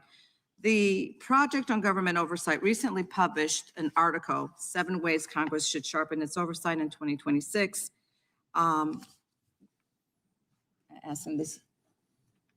Without objection. Thank you. Thank you. Is there anything else that you want to highlight from those recommendations? Sure. Yeah, I just want to pause to note that Congress really is the indispensable actor when it comes to doing oversight. There's supposed to be a somewhat adversarial relationship between the branches, and Congress is supposed to be the primary adversary when it comes to the other 2 branches and conducting oversight, but that is predicated on Congress taking that oversight duty seriously, irrespective of who is in charge of the other 2 branches. And so I think there's a political will issue there with oversight, but also there are some mechanical issues. So Congress could do a better job of holding hearings that are a bit more bipartisan, a bit more focused on the facts, as opposed to the sizzle of a given anecdote or scandal. I mean, really trying to get at root causes and really trying to take hard, deep looks at the underlying structural reasons why things like fraud happen. It's not as sexy. It's not going to get you as many views on social media, but it's going to actually ideally lead to long-term, sustainable, durable reforms that can really crack down on the problem. Thank you. And so the short-lived DOJ office was supposed to cut fraud. Mr. Hitler-Gaudette, what did it actually do, and how did its actions actually affect everyday Americans? So DOJ was a complete failure. Even on its own terms, the primary progenitor of DOJ claimed that he was going to find $2 trillion. Then he moved that down to $1 trillion in waste, fraud, and abuse, cut spending. But in 2025, we actually spent more money than we spent in 2024. At the opening of this fiscal year in October, we ran the largest opening month budget deficit ever run before at $285 billion. We have hollowed out the key functions of a bunch of agencies. So any claim that DOJ was effective either on cutting spending or promoting effectiveness or efficiency are just flat out undermined and undercut by the facts. And Mr. Hitler-Gaudette, because you have done investigations yourself, did you do any follow-up on Mr. Shirley's video? So personally, I took a look at some of what had been done to try and backstop what Mr. Shirley indicated in his video by professional journalists at CBS and by professional oversight practitioners like the Inspector General in Minnesota. And as it turns out, they had a difficult time substantiating what Mr. Shirley was claiming to be true in his video. And in fact, they found countervailing evidence, including having been provided security footage by one of those daycares of children being dropped off the very day that Mr. Shirley was supposedly there. So I think in my view, I would have to, I'd err on the side of believing the professional journalist at CBS and the professional oversight practitioners at the Inspector General office. Thank you. I'm out of time. I yield. Chair recognizes the gentlelady from Florida, Ms. Lee. Thank you, Mr. Chairman. And so on that note, I think it's important that we return to a discussion of how these investigations were conducted and the type of evidence that led to the discovery of this massive fraud. One thing that is clear based on the testimony today is that this is not just a Minnesota problem. This is a warning sign for every state that it is administering large-scale programs using taxpayer dollars. And we need to get to the bottom of how to identify this type of fraud and prevent it from continuing to occur. So, Mr. Dexter, I'd like to go back to your testimony, both what you have shared with us already about your extensive background investigating and analyzing program fraud and the methods that you used to identify the theft of taxpayer dollars in this particular type of case. In your written testimony, you mentioned that case selection and investigations were begun in part by looking at funding data. And I am interested in how your office would use things like funding data, use statistics, and other information and evidence to begin to develop these cases. Well, it wasn't hard to find the funding amounts. We looked at the centers that received CCAP funds, and then we listed them out. We had what was originally referred to as the top 100 list, and it was based off of centers receiving the most CCAP funding, and that was generated through the billing process and the people that administer the funds. And when you looked at that list, did it turn out that there were certain facilities that were outliers in some way, either because they were receiving a larger amount of funding based on student population than appeared typical, or because of where they were located? Tell us how you identified which facilities warranted further review. Well, when we started looking at the centers that were receiving the most funds, the investigators were each assigned cases, were assigned centers, and we first started looking into what the billing pattern was, or what the billing amount was, how many children were being billed at these centers, and we would have centers that were billing for 120 plus children, and looking at the different days and times, kind of establishing a pattern that just was outside the realm of a typical daycare center. So in other words, you used objective data and evidence as the foundation to proceed further with your investigations. Yes, in order to start the investigation, that's what we would begin with. And in your experience, wouldn't you also say that that is the typical method or atypical method for beginning and analyzing a potential fraud case of any nature in any community? Yes, because in order to do the investigation, you first have to find out if it warrants an investigation and to what extent that investigation would be. And now, isn't it also correct? You mentioned in your testimony systemic weaknesses that allowed the large-scale fraud, even after you had developed substantial evidence that there was in fact fraud occurring, that there were institutional and systemic barriers that prevented you from successfully moving these cases through prosecution. And indeed, in your testimony, you note that in 2019, you chose to retire because the process had become so constrained that meaningful work was no longer possible. Tell us about the barriers and ultimately that profound frustration that led you to retire. Well, when we were originally hired, when this unit was originally created and we were hired, We were hired with the understanding that our job was going to be to investigate fraud and stop it. And as we proceeded through with that, it wasn't by our doing that it turned out that the centers we investigated were predominantly Somali. But once that was kind of brought out to light, the roadblocks that were put in front of us, being called racist, being called before these boards to be investigated, and basically it wound up turning us into auditors. We wound up just simply reviewing attendance records and matching them up with billing. There really wasn't a lot of substantial investigation anymore, and most of our cases wound up going before administrative hearings rather than criminal. Which in the end allowed this pattern of conduct to continue to occur, did it not? Yes. Thank you, Mr. Chairman. I yield back. Gentlelady yields. Chair recognizes now the gentleman from North Carolina, Mr. Knott. Thank you, Mr. Chairman. To my colleague from Florida, thank you for that line of questioning. I'm going to pick up where she left off. In regards to the testimony that we've heard today, the other side of the aisle makes us believe, or wants us to believe, that the fraud has been effectively stopped, that they aggressively pursued it, they prosecuted it, and that it is under control. Is that your interpretation of where we are, Mr. Dexter? I believe the fraud is still going on. I don't think anything has changed from what I've seen with Mr. Shirley's videos. I'm seeing in his videos the exact same things that we were seeing back from 2014 to 2019 when I worked there. And it's astounding to me when I was looking at some of the footage, the evidence, there was almost a sense of, we are owed this money that we're stealing. How dare you investigate us? Did you ever encounter that type of attitude when you were performing these investigations? There was an underlying attitude like that, that we were taking away their money and that it wasn't fair to them. In your investigation, sir, was the fraud as obvious as it seems to me that it appeared in the videos and the other evidence that I've reviewed? Yes, as a matter of fact, when we would go out to do our investigations, one of the things that we would have to do, or I would have to do, is we would scout out a location for our surveillance cameras that allowed us direct line of sight to the centers, all their accesses.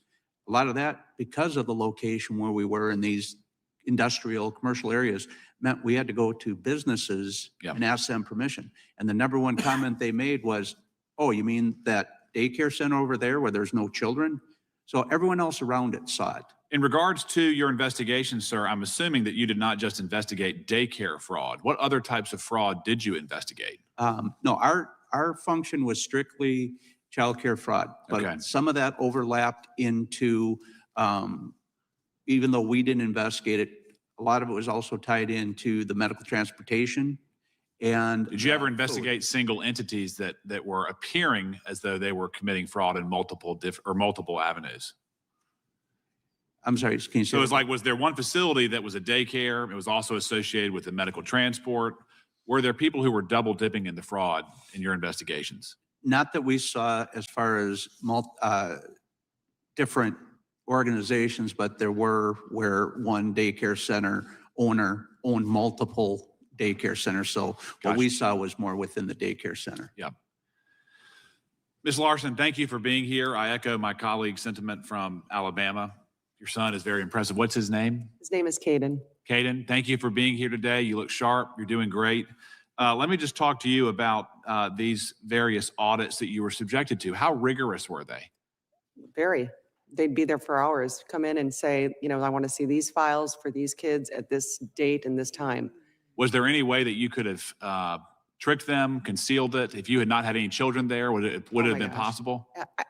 Absolutely not. In regards to the services that you've rendered, first, thank you. Thank you. And then in terms of the budgets that you require, how does it make you feel when you hear firsthand accounts that hundreds of millions of dollars have been taken out of the country in suitcases to hostile nations? I can't even respond the way I feel about that, but I will say it's still happening. To the questioning I mean, there's only 2 autism centers that have actually been shut down of all of these that are going on. So what they're doing is this prepayment review and putting us through this AI system at Optum to look for suspicious claims, which is why our funds are being held. And it's not going to work. I'm going to tell you, it's not going to work. I mean, they just need to do what Nick did. Go and see that there's no kids there. Go and check it out. And what Mr. Dexter did. Data-driven review. Yeah. without any preconceptions, without any prejudices, and then holding the fraudsters to account. And when he did that, he was called a racist. Yeah. It's astounding. It is astounding. And you said that you helped many patients, diverse patients. Yeah. How have those patients been harmed by this administration in Minnesota, the Walz administration? They refusal? are all being harmed if I shut down next week. Is that what you're up Yeah. against? Well, if I haven't gotten paid now, the last date of service was December 5th. I'm over $400,000 in debt. My payroll is $250,000 every 2 weeks, and we get paid every 2 weeks. So on Sunday night, I'll know if I get any money. I haven't been paid a dime. All my claims have been held.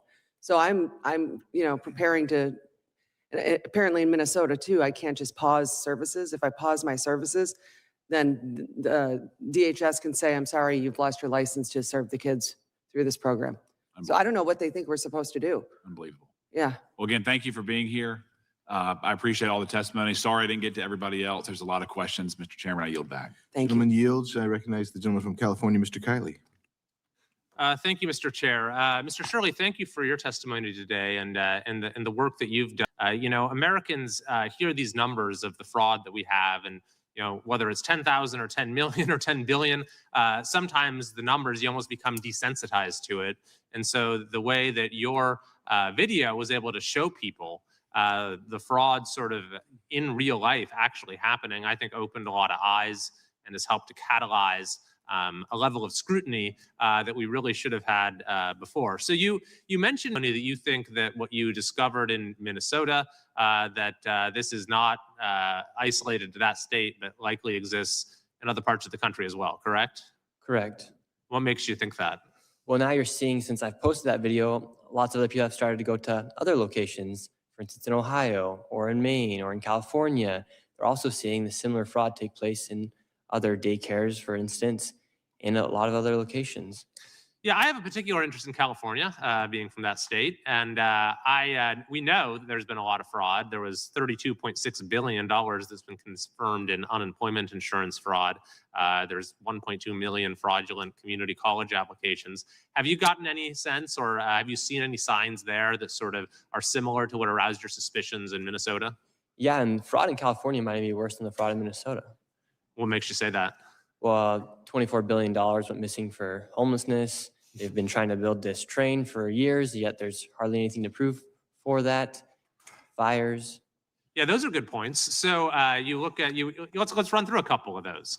Because I mentioned the areas where we have confirmed fraud, but then you also have these areas where you have so much spending, and then we look at what results from that spending, and there's nothing. So $24 billion in homelessness, and yet the homeless population went up, and a state audit found that they couldn't even figure out where the money went or what the outcomes linked to that spending were. Is that something that is kind of a red flag for you? Yeah, it's a major red flag, and you don't even have to be smart to be able to know that that's a red flag. Well, unfortunately, our state legislators haven't managed to figure that out, or at least the governor hasn't. So what are you saying about him? They're not smart. No, but yeah, I mean, it's so obvious, and that's what we saw in Minnesota is how complicit the government has been in enabling this fraud to happen. Quality Learning Center had over 90 violations, yet they continue to give that daycare $1.9 million. Yeah, that's a great point. That there's the political accountability just hasn't been there, and that's what enables it to continue. So then you mentioned the high-speed rail as well. So there has been about $18 billion spent so far. No track has been laid, and not a single passenger has ridden the train. So when you spend $18 billion on a train and there's no train, does that raise suspicion? So you think that's might be something worth looking at? For sure. We also had a $650 million 911 service that they scrapped after 6 years, so absolutely no value from it. Maybe that's another example where there might at least be questions. I think you got a lot in California.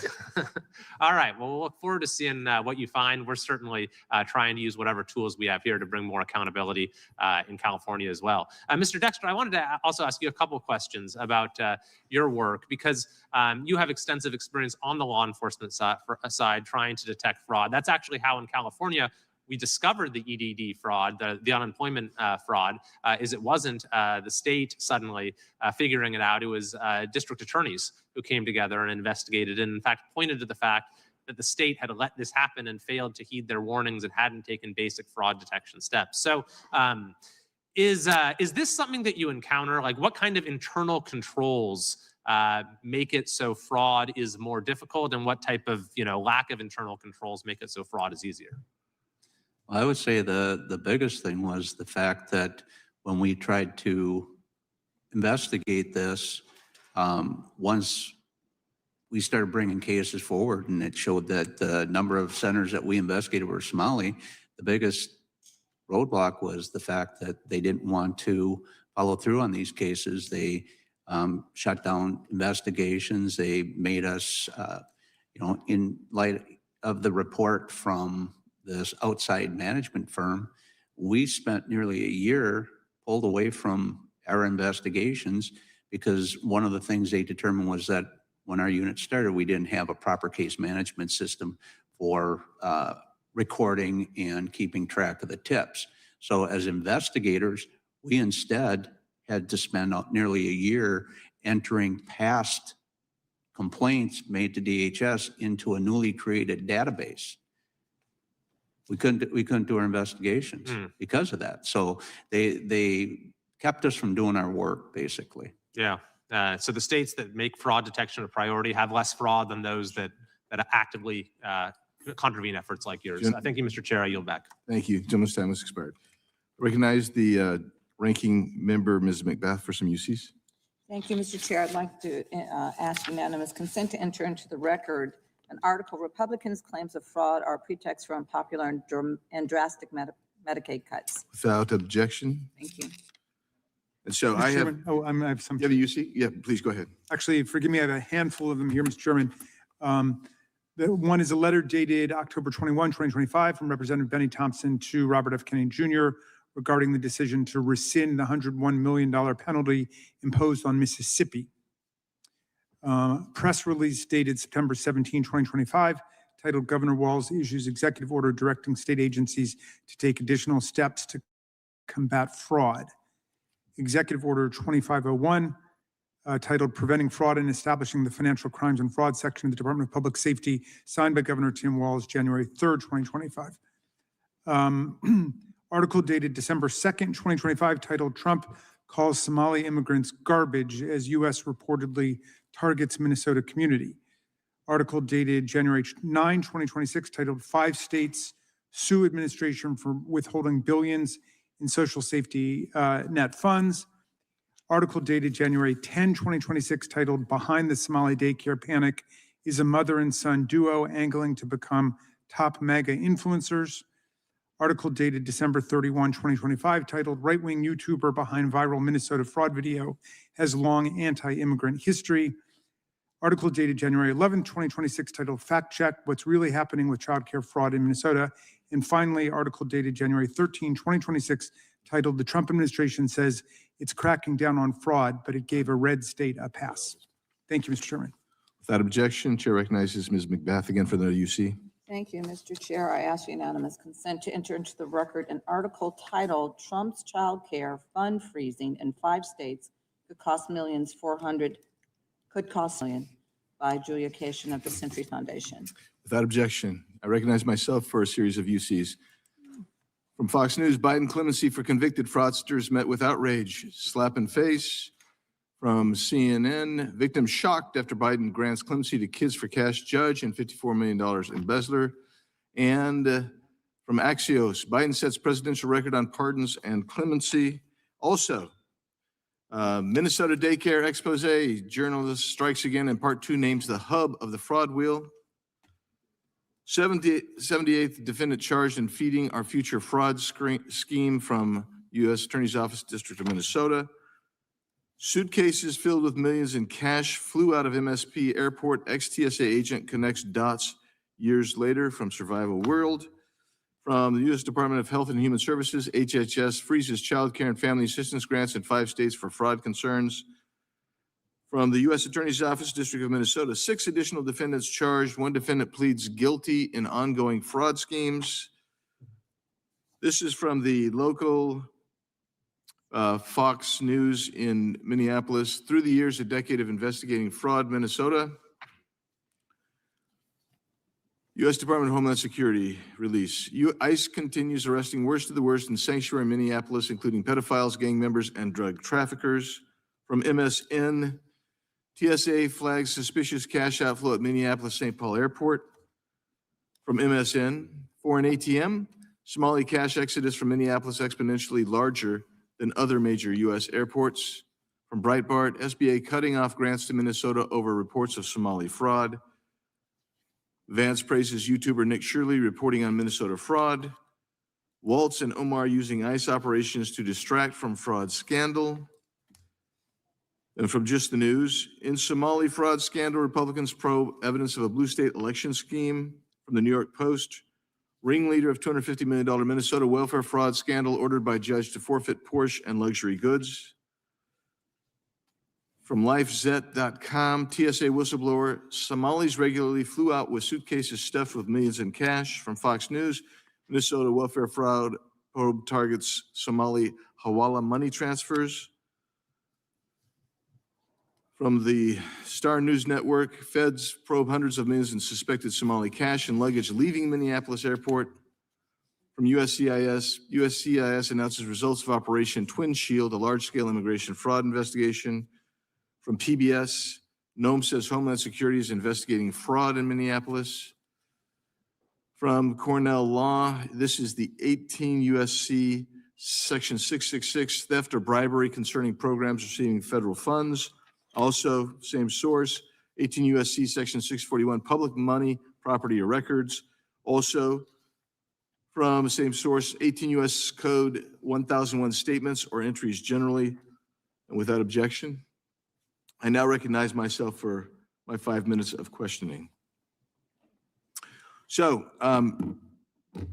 I've read all of your statements, and I do thank you, Mr. Hedler-Godet, for your recommendations. Mr. Dexter also had some recommendations. I think those are prescient. I think those are important. But I also have to bring some additional information out just because it's in my nature. I got to do it. So, Mr. Hedler-Godet, you've been talking about the IGs because you were asked about the IGs. Do you know how many cases, for instance, criminal cases are being investigated, say, by the Department of Homeland Security IG right now? I don't know the number off the top of my head, no. Would it surprise you if there were 650 ongoing cases with 200 of those being COVID related? That would not surprise me, no. And do you know how many audits they have going right now? Nope. They have 60 audits going right now with another 20 investigations going. That sounds to me like the IG there, at least in DHS, is not being chilled because of the appointment of temporary IGs. Am I wrong on that, or am I misconstruing that? One thing about the DHS IG, Mr. Joseph Kafari, is he was actually appointed under the first Trump administration, and he has remained ever since. We actually at the Project on Government Oversight have long recommended that Mr. Kafari be fired because he has had a long and demonstrated track record of slow-walking investigations at DHS, particularly when it comes to abuse of force and other issues with DHS agents. And yet the Oversight Committee for the IGs didn't adhere to that recommendation. So anyway, the point, I felt that point needed to be made. Additionally, Mr. Dexter, you looked at some of the same kind of physical evidence that Mr. Shirley looked at with regard to physical presence at the various daycare facilities that you were examining between 2014 and 2019. Is that true? Yes. And you saw basically the same kind of physical evidence that Mr. Shirley exposed. That's correct. You also looked at funding data, and you also had whistleblowers. Yes. And I find it interesting that somehow local news, which reported on the fraud, other local news reporters who reported on the fraud credibly, surely. Is that what you have seen as well, Mr. Dexter? Yes. Fox 9 News in Minneapolis, they followed a lot of our cases and did stories on them. And so I mean, the very notion of trying to discredit Mr. Shirley because he got a lot of views, or that some CBS reporter disagreed and said they couldn't find the evidence, actually, in my mind, discredits the CBS reporter. That's because, I mean, I appreciate the ranking member having cited the Arizona fraud, which I also constantly cite. is a massive fraud in Arizona. Not just the 2.5 billion, but there's another allegation of about $7 billion per year fraud in Arizona. I think there needs to be a change there. I think we need to get a handle on this, not just in Minnesota, but nationwide. Because what we've seen in Ms. Larson's case, those who are conducting themselves according to the law, delivering services, are the ones that also get punished. But if you're a fraudster, somehow you're able to keep on going. And the fraud hasn't stopped. Mr. Shirley, have you seen any evidence? You said twice today that $185 million of recipients, not one of them has been able to demonstrate that they are a legitimate business. No, in fact, they're actually actively suing the HHS to prevent handing over any information.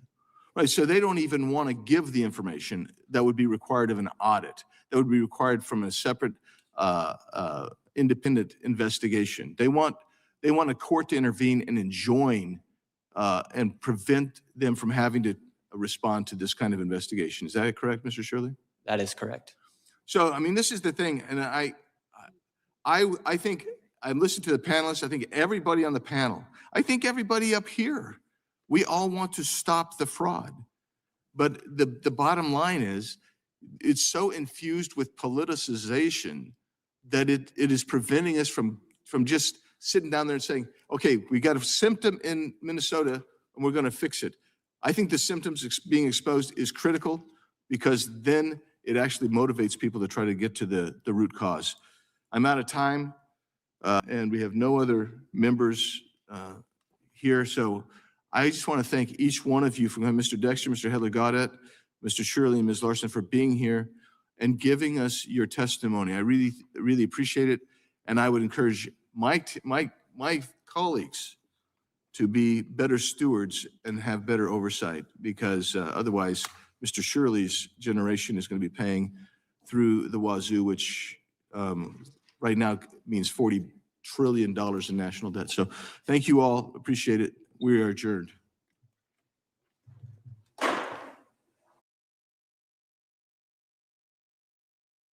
Mr. Neguse, you're recognized.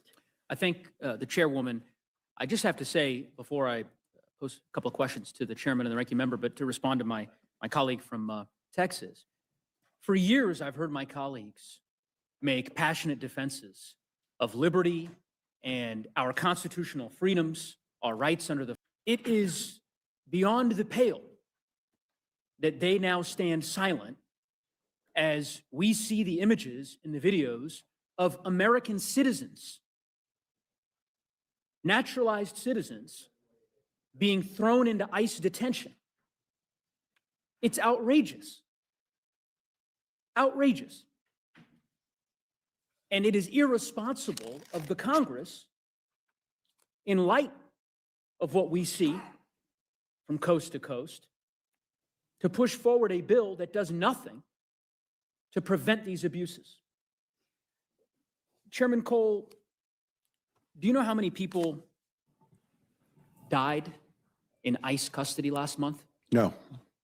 6 people died in ICE custody in the month of December. It was the deadliest month in the history of the agency. Do you know how many people died in ICE custody in 2025? No. 32 people died in ICE custody last year, the deadliest year since 2004. The bill you proposed here includes no new standards, no new reforms to prevent these types of deaths from happening in the future, correct? No, I don't think that is correct. There's body cams, there's additional training and de-escalation. There are genuine efforts to try and protect everybody. So no, I would not agree with that statement. Madam Ranking Member, you care to expound? Sure. Let me just say, we proposed, didn't hear my opening statement, but we have an agency that I believe has gone rogue. I need to make some very important points about people who have died in custody. But we asked for what I viewed as not irresponsible reforms, a prohibition on detaining or deporting U.S. citizens. It seems that would be pretty fundamental. We asked for training standards that prohibiting the department from changing its hiring and training requirements from requirements that were in place under the prior administration. So that there were a number, actually prohibiting restrictions on recording ICE enforcement operations that we proposed. The chair is right on, there's limited use of body cams, which is all to the good. But this and Is there a requirement, Madam Ranking Member, to use the body cams? No. No. It is not a requirement. Correct. That's right. No. So that's going back, Mr. Cole. The Right. point here is, in light of the abuses that Right, and we asked for a prohibition on the use of border patrol, that they not be engaged in the interior enforcement. Anyway, there were a raft of reforms that we thought were reasonable reforms in trying to move forward, and they were rejected. Mr. Cole, what is your objection to language preventing ICE from arresting naturalized citizens? Look, we put together the best bill we could that could get support from both sides of the aisle.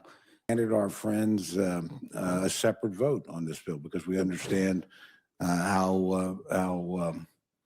What is your objection? Do you disagree with it? Look, I don't even remember that offer, to tell you the truth. I've been dealing with 12 bills for a long time, so I don't recall. I don't doubt it was made. I don't question it, but I don't recall it. I do recall the body cam and the training issues, and we discussed those through. So again, and most of these decisions were actually made at the subcommittee level. Honestly, I appreciate that you two were here to testify on the whole bill. So yeah, I understand that. it's actually one of the keys to success. Subcommittee cardinals here. May not be the appropriate way to but we pushed as many decisions down as we could on both sides of the aisle. The reason being that, number one, our most informed issue on each side of the aisle are on the subcommittees. They're not up. And I will just tell you, from having been around appropriations for a long time, every level you move it up, the decision becomes less informed and more political, because the people actually know one another. I would simply say, know the issue. So thank you, Mr. Chairman. so I do not recall this I hear you, particular discussion. and I will say that I think that question deserves an answer. I wish we had the subcommittee chairman here so that I could pose that question to him. But in any event, I have other questions for you, at Mr. least Negotiate. more broadly. Yes. I could just say that, and I think that, as the chairman pointed out, the higher up you go, that they are more political decisions. And quite frankly, I believe that some of the rejection efforts came from Stephen Miller and from the White House, rather than it being discussed. Now that's, but we're faced with that, and we put together, the bill that you can. You go as far as you can, and then you one way or another. But I believe that politicization of the effort and not looking at reasonableness in some of these efforts came from. I don't think this is particularly complicated. I think when you have an agency in which more people have died in its custody at any time in the last 25 years, when you have an agency in which just last month you have the deadliest month in the history of the agency, 6 people dying in its custody, that appropriating $10.3 billion more to that agency is not in the best interest of the American people. That is not complicated to me. Do I have that number right, Mr. Cole, that it's $10.3 billion? I want to make sure I got the number right. Yes, and no, because when you say appropriate, that's not an increase. That's a flat funding. I understand. Flat funding. I get that. That's your argument. That's fine. But I think that's an important distinction. They're not getting more money through the appropriations process. You are appropriating $10.3 billion. That's for the correct. remainder. Okay, so that's correct. Tell me, can I add one other thing, if I may? I didn't ask a question. I haven't asked a question. I will ask you. No, I thought you had, actually. You've asked me several. I said, is it $10.3 billion? Is that the number in this bill? You said yes. Okay. That $10.3 billion, who profits? What do you mean by profit? Who profits from that $10.3 billion? The American people profit from it by better security. Do any That's private why. Do you companies want to talk about the number of assaults against ICE agents have been? The number of people that are up enormously. Mr. Cole. And by the way, if you're worried about security, thank God we have a secure border for a change. Do any private There's not companies- 12,000 people a day coming across it anymore. I hear you. Some of whom are criminals, some of whom are bringing drugs. And they are dealing with some of those people that came during the I'll Biden reclaim my time. administration. I think I'm surprised that you won't answer it honestly. I think the ranking I member think will. I did answer Do it any honestly. private companies profit from the $10.3 billion that is allocated to ICE in this bill? Do they profit? Do any private corporations profit from this bill? Mr. Chairman, if you don't know the answer, I have you can no say, "I don't know." idea. I can tell you the answer. The answer is yes. Dramatic profits, record profits. Have you heard of a company called GEO Group? No. It's the largest private contractor for ICE in the United States. This is a news release from their third quarter announcing record profits by virtue of the money that Republicans allocated in the reconciliation bill last year. I'm going to quote, this is from their CEO. Since the beginning of the year, we have entered into new or expanded contracts that represent over $400 million in new incremental annualized revenues that are already under contract and are expected to normalize in 2026. This represents the largest amount of new business we have won in a single year in our company's history. He's talking about the appropriations that Republicans are championing, both in the reconciliation bill and now this $10.3 billion to add to the slush fund that ICE already has. That's where the money is going, to for-profit companies. The Brennan Center has described this as a detention and deportation industrial complex. That is what you all have created. They are making money hand over fist.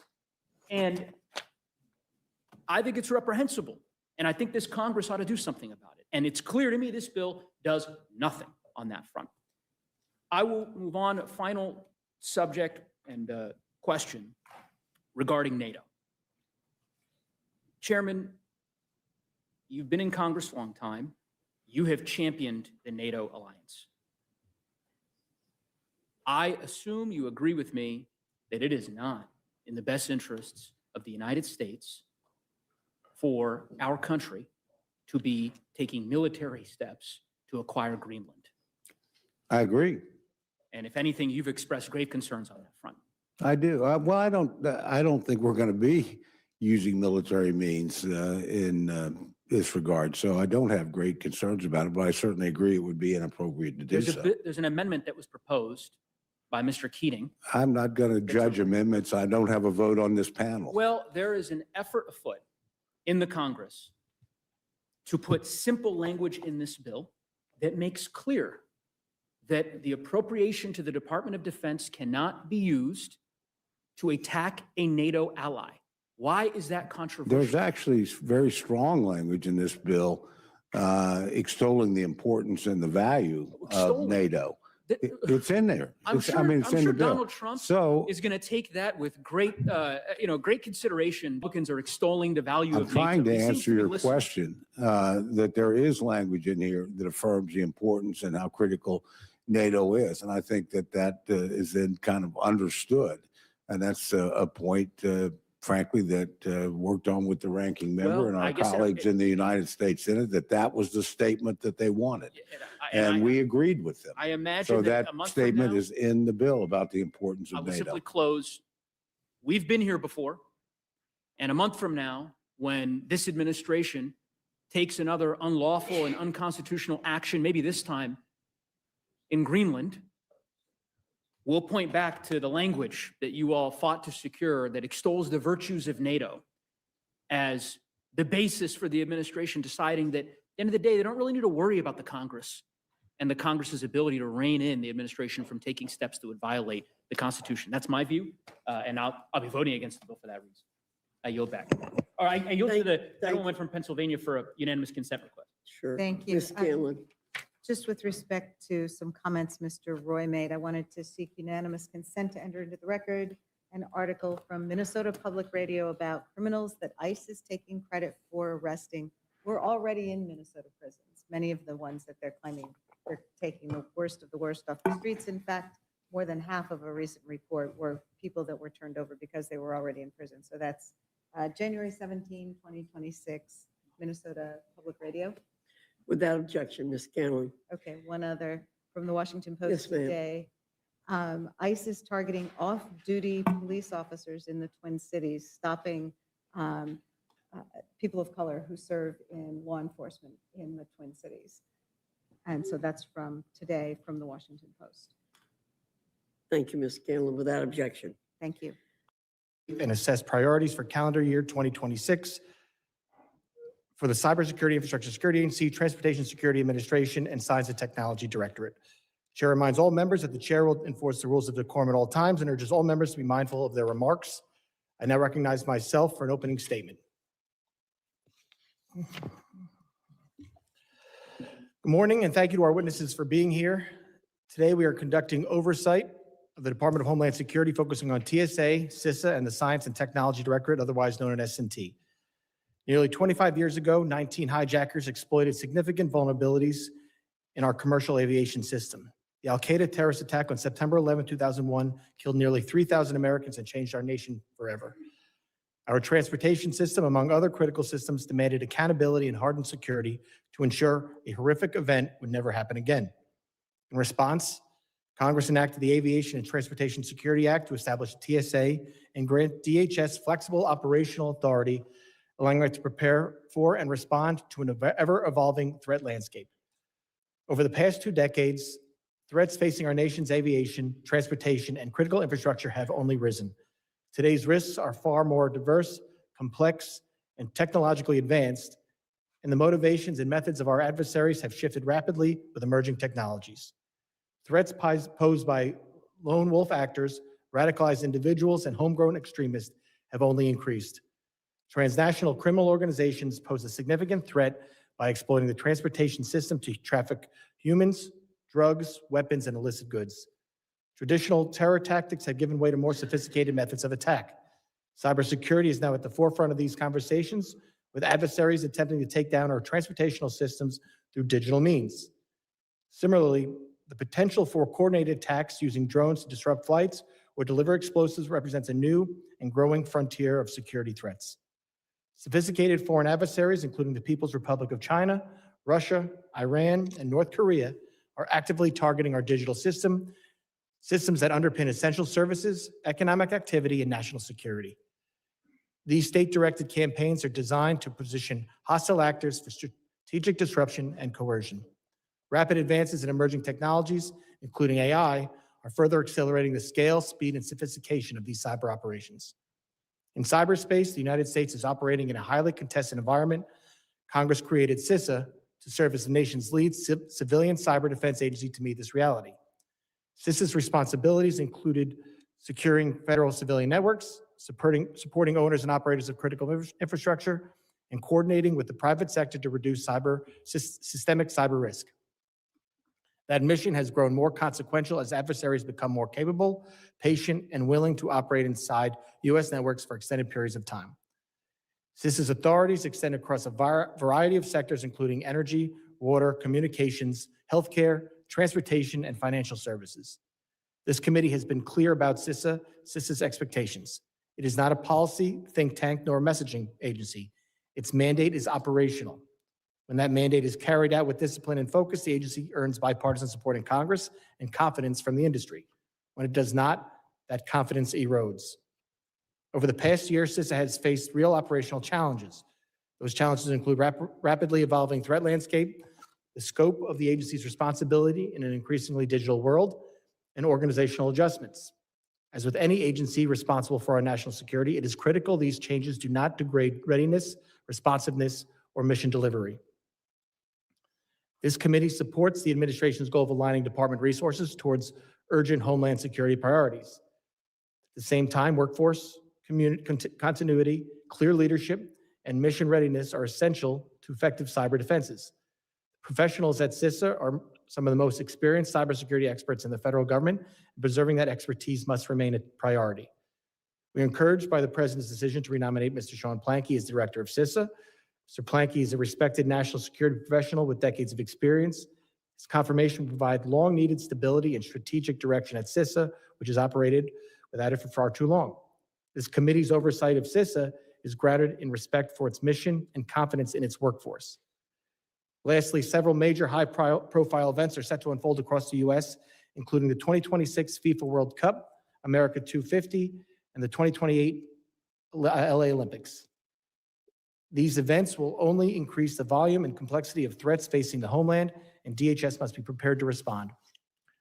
Trump administration, to its credit, has taken strong steps to prioritize strengthening our nation's security systems. However, modernization of TSA, CISA, and S&T will require sustained congressional support. As chairman of Homeland Security Committee, it is my priority to ensure we support and invest in the next generation of technologies and adopt highly innovative and effective security approaches given the challenges facing the department and our country. This hearing provides an important opportunity to assess how TSA, CISA, and S&T are carrying out their missions. We look forward to hearing from our witnesses and engaging in constructive dialogue about how Congress can effectively support security, operational excellence, and accountability across the department. I also want to take this opportunity to thank our DHS personnel who keep us safe every day, including our dedicated cybersecurity professionals, our innovative researchers and scientists, and our brave TSA security officers who work on the front lines to protect the traveling public and who continue to do so even without pay during the nation's longest shutdown last year. I'm confident that by working together, we can break through the challenges of today and prepare for threats of tomorrow. The stakes for the American people could not be higher. Thank you. I now recognize the ranking member, a gentleman from Mississippi, Mr. Thompson, for 5 minutes for his opening statement. Thank you very much, Mr. Chairman. I want to thank you for holding today's hearing on oversight of the Department of Homeland Security. Congressional Republicans' oversight of the Trump administration has been dismal this Congress. Republicans have had administration witnesses before this committee the fewest times in any recent administration's first year. Most of that was on the watch of the prior chairman, who was, to my favorite phase of his, derelict in his duty to bring Trump administration officials before the committee. This hearing is a step in the right direction. The Trump administration has created serious issues at TSA, CISA, and DHS, S&T that need to be addressed. Committee Democrats are committed to taking a hard look at those issues, from President Trump's slashing the CISA workforce to Secretary Kristi Noem's unlawful rescinding union rights for frontline transportation security officers, to the administration cutting programs that leverage university-based research to address critical homeland security challenges. But none of those things can be the sole focus of our oversight right now, because President Trump and Secretary Noem have weaponized DHS against the American people and are wreaking havoc in Minneapolis and other communities across this country. It's an absolute disgrace that ICE isn't here today in wake of the shooting death of Renee Good at the hands of an ICE agent. Mr. Chairman, as you know, I've asked for ICE Acting Director Lyons to appear at today's hearing. I ask unanimous consent to insert in the record my letter to you dated January 14th, 2026, requesting Acting Directors Lyons appear before the committee without delay.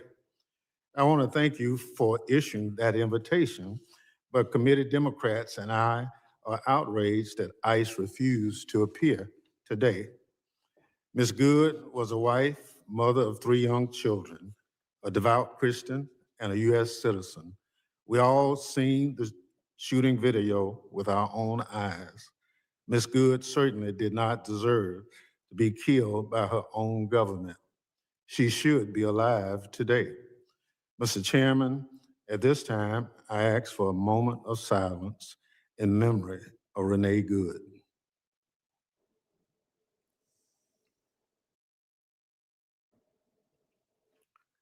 Thank you.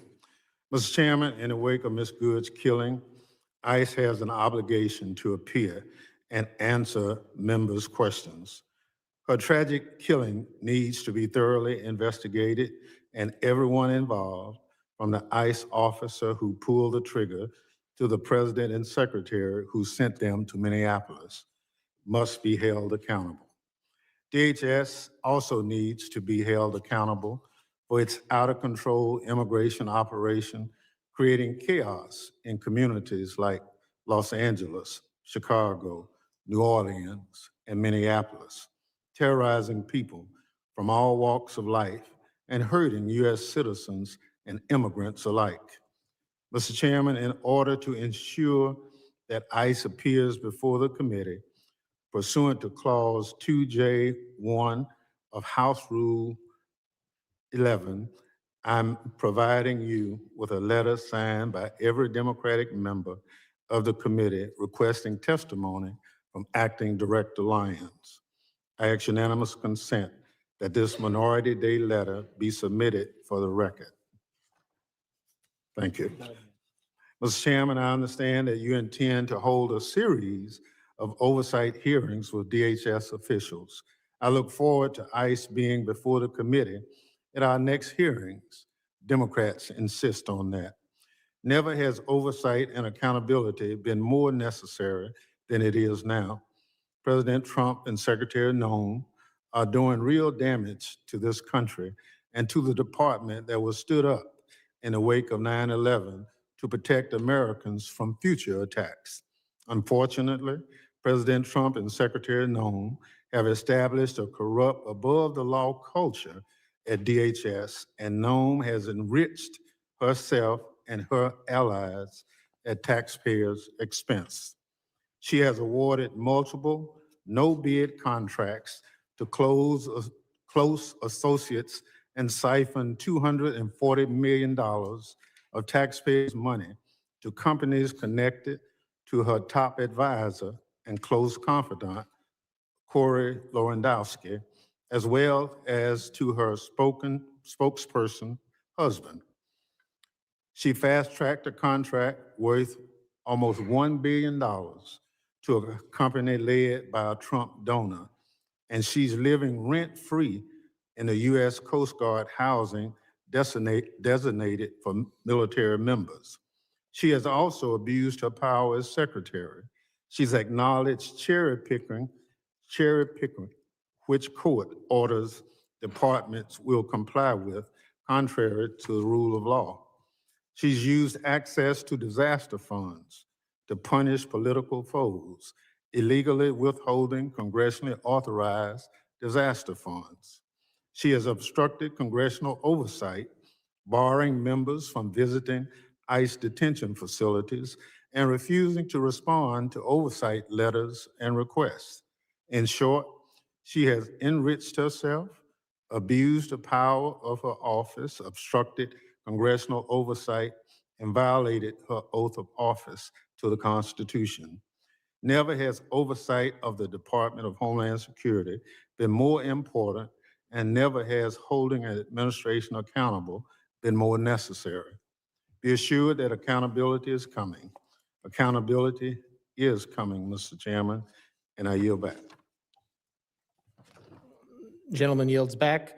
Other members of the committee are reminded that opening statements may be submitted for the record. I am pleased to have highly distinguished panel witnesses before us today, and as the ranking member knows, we have talked about doing other oversight hearings, and that is the intent of this committee to do what Congress is meant to do and conduct oversight. And I'm pleased today that we have our first panel of DHS officials here. DHS is a big department, and there should be several of these, and we will have several of these. Pursuant to Committee Rule 8C, I ask that the witnesses please rise and raise their right hand. Do you solemnly swear that the testimony you will give before the Committee on Homeland Security of the United States House of Representatives will be the truth, the whole truth, and nothing but the truth, so help you God? All right, let the record reflect that the witnesses have answered in the affirmative. Thank you all. Please be seated. I would now like to formally introduce our witnesses. Mr. Pedro Allende is Undersecretary for Science and Technology, leading the department's research and development efforts and serving as science advisor to the Secretary. Previously, he served as Florida's Secretary of Management Services and has held roles at DHS and the Department of Energy and Labor. Mr. Madhu Gautam serves as the Acting Director and Deputy Director for the Cybersecurity Infrastructure Security Agency a role in which he helps to lead CISA's mission to understand, manage, and reduce risk to cyber and physical infrastructure. Prior to his appointment, he served as the Commissioner and Chief Information Officer for South Dakota's Bureau of Information and Technology. Ms. Ha Nguyen McNeil is Deputy Administrator of the Transportation Security Agency, a role in which she is performing the duties of administrator to advance TSA's mission to secure the nation's transportation system and improve operational effectiveness.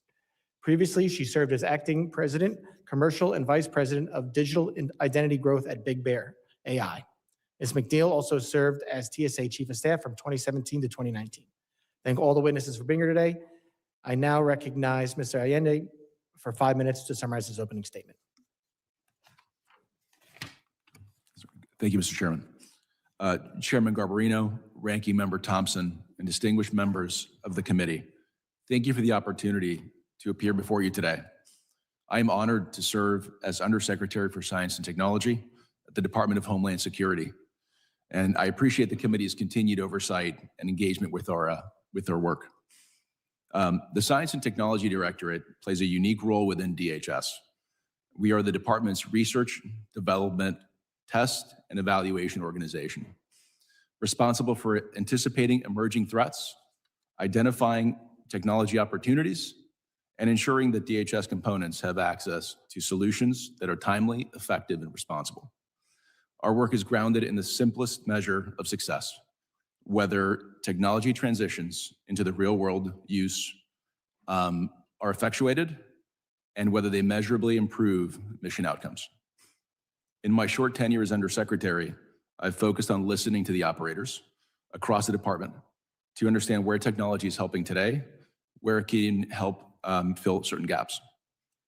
Those conversations reinforce a consistent message. Technology must be operationally relevant. It must be rigorously tested and delivered with discipline. Research alone is not enough. Capability must reach the operators in the field.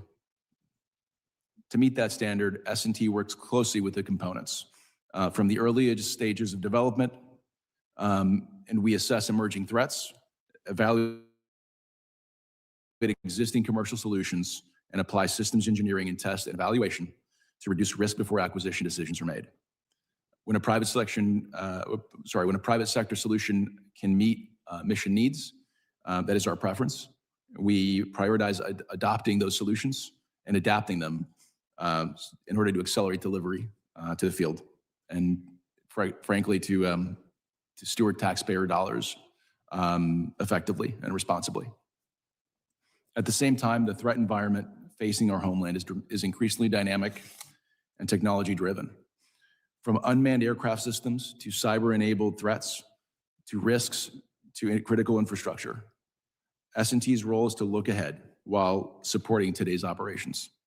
And that means engaging with industry, with academia, national laboratories and FFRDCs, and interagency partners to ensure that DHS remains prepared for the future without losing focus of today's challenges. Ultimately, my goal as Undersecretary is to ensure that S&T remains a trusted partner to DHS components, one that delivers capabilities that work in the field, supports informed decision-making, and strengthens the security of the American homeland. I look forward to discussing our work with the committee this morning and to answering your questions. Thank you. The gentleman yields back. I now recognize Mr. Ganamakala for 5 minutes to summarize his opening statement. Chairman Garbarino, Ranking Member Thompson, and members of the committee, thank you for the opportunity to appear before you today. My name is Madhu Gotumukala, and I serve as the Acting Director of the Cybersecurity and Infrastructure Security Agency, or CISA. Before joining the federal government, I oversaw statewide technology and cybersecurity operations for the state of South Dakota. Earlier in my career, I worked across the wireless, telecom, and health technology sectors. Those experiences shaped how I approached the role with a practical understanding of how state and local governments and critical infrastructure operators experience risk on the ground. I'm honored that the President and Secretary Noem asked me to lead this agency. Since arriving last May, I have been proud to see the professionalism, talent, and deep mission commitment of the CISA workforce each and every day. I'm also grateful for this committee's continued bipartisan support and for the authorities Congress has provided to enable CISA's mission. Over the past year, and under President Trump's leadership and Secretary Noem's guidance, CISA has remained squarely focused on the mission Congress intended when the agency was established, that is, supporting, strengthening, and securing the nation's critical infrastructure from cyber and physical threats. That mission is operational and outcome-driven. Every day, CISA's people work to protect the financial systems, safeguard pipelines, and ensure the digital and physical infrastructure Americans rely on can withstand disruption. In 2025, CISA made meaningful progress in an increasingly aggressive threat environment. We strengthened our ability to detect and respond to cyber threats, deepened collaboration across government and industry, and shared threat information and mitigation guidance faster and in more integrated ways. As a result, CISA supported more than 4,000 victims of cyber incidents, published over 1,600 cybersecurity products, shared more than 2,500 threat and incident reports, and triaged over 30,000 incidents through our 24/7 operations center. These efforts reduced real-world impact and helped ensure Americans could continue to rely on the essential services.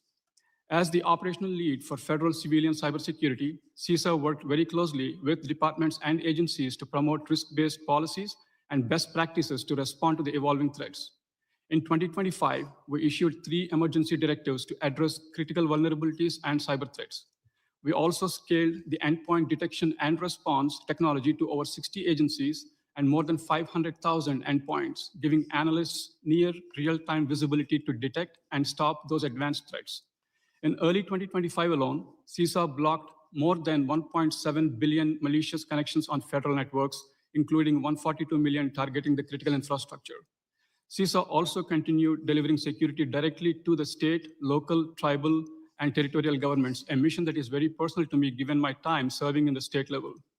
With a nationwide presence across the 10 regions, we provided tailored training, technical assistance, and planning support, recognizing that many of our partners operate with limited budgets and staffing.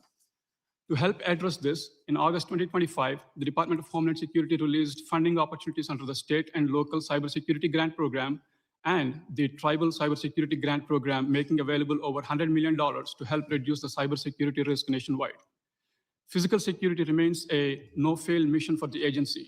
In fiscal year 2025, CISA delivered more than 1,000 counter IED and risk mitigation training courses to over 26,000 participants, strengthening the preparedness, awareness, and also the response capabilities. We are also actively preparing for the major national and international events, including the FIFA World Cup, America 250, and the 2028 Olympic Games. In April, CISA convened more than 730 participants from over 40 agencies at the Lincoln Financial Field for a full-scale exercise of the World Cup. That exercise produced concrete improvements in coordination, communication, and public safety.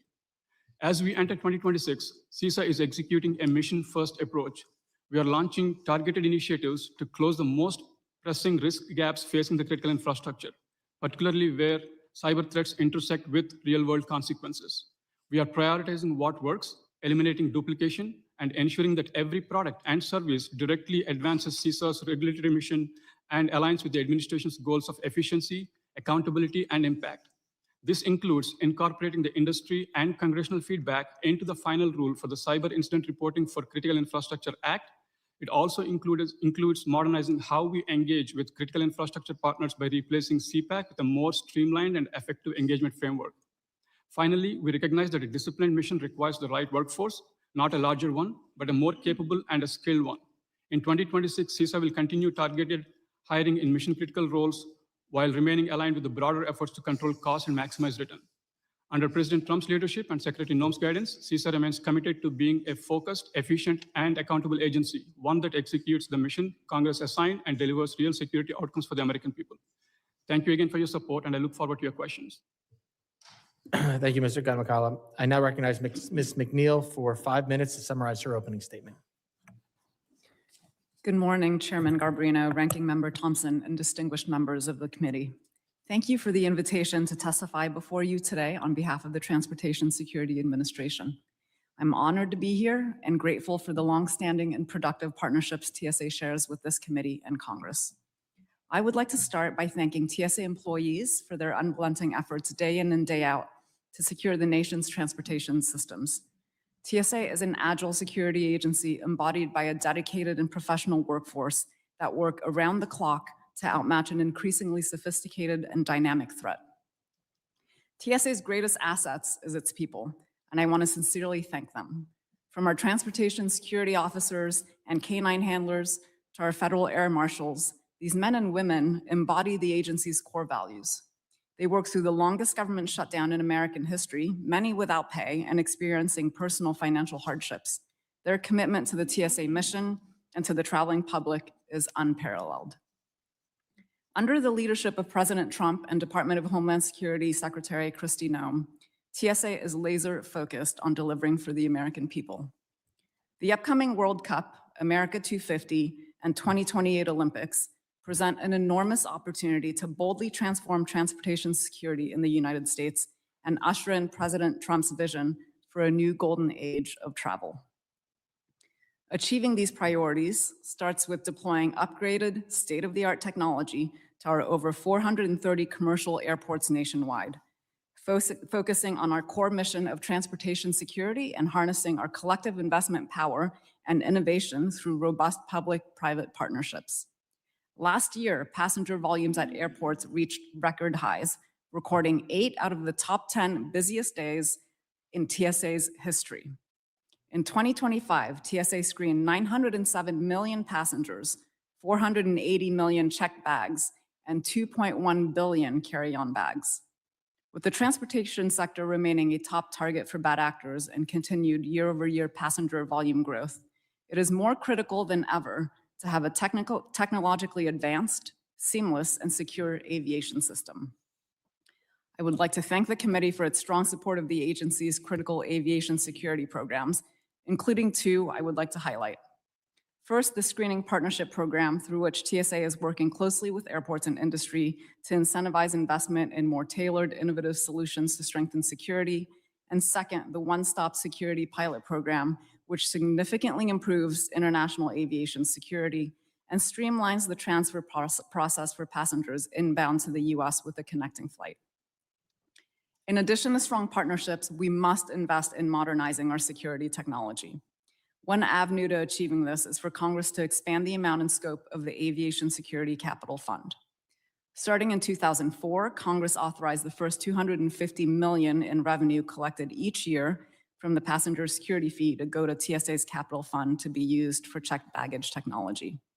That amount has not been adjusted or raised in 21 years, with the next $1.6 billion in the fee revenue going to annual national deficit reduction. If Congress were to return the funds collected to be used for its intended purpose, passenger security, and expand it to include checkpoint technology, TSA could significantly shorten its technology deployment timeframes, improving both security and the passenger experience. TSA is committed to making the airport experience smooth and stress-free for the traveling public, including military personnel and American families traveling with children.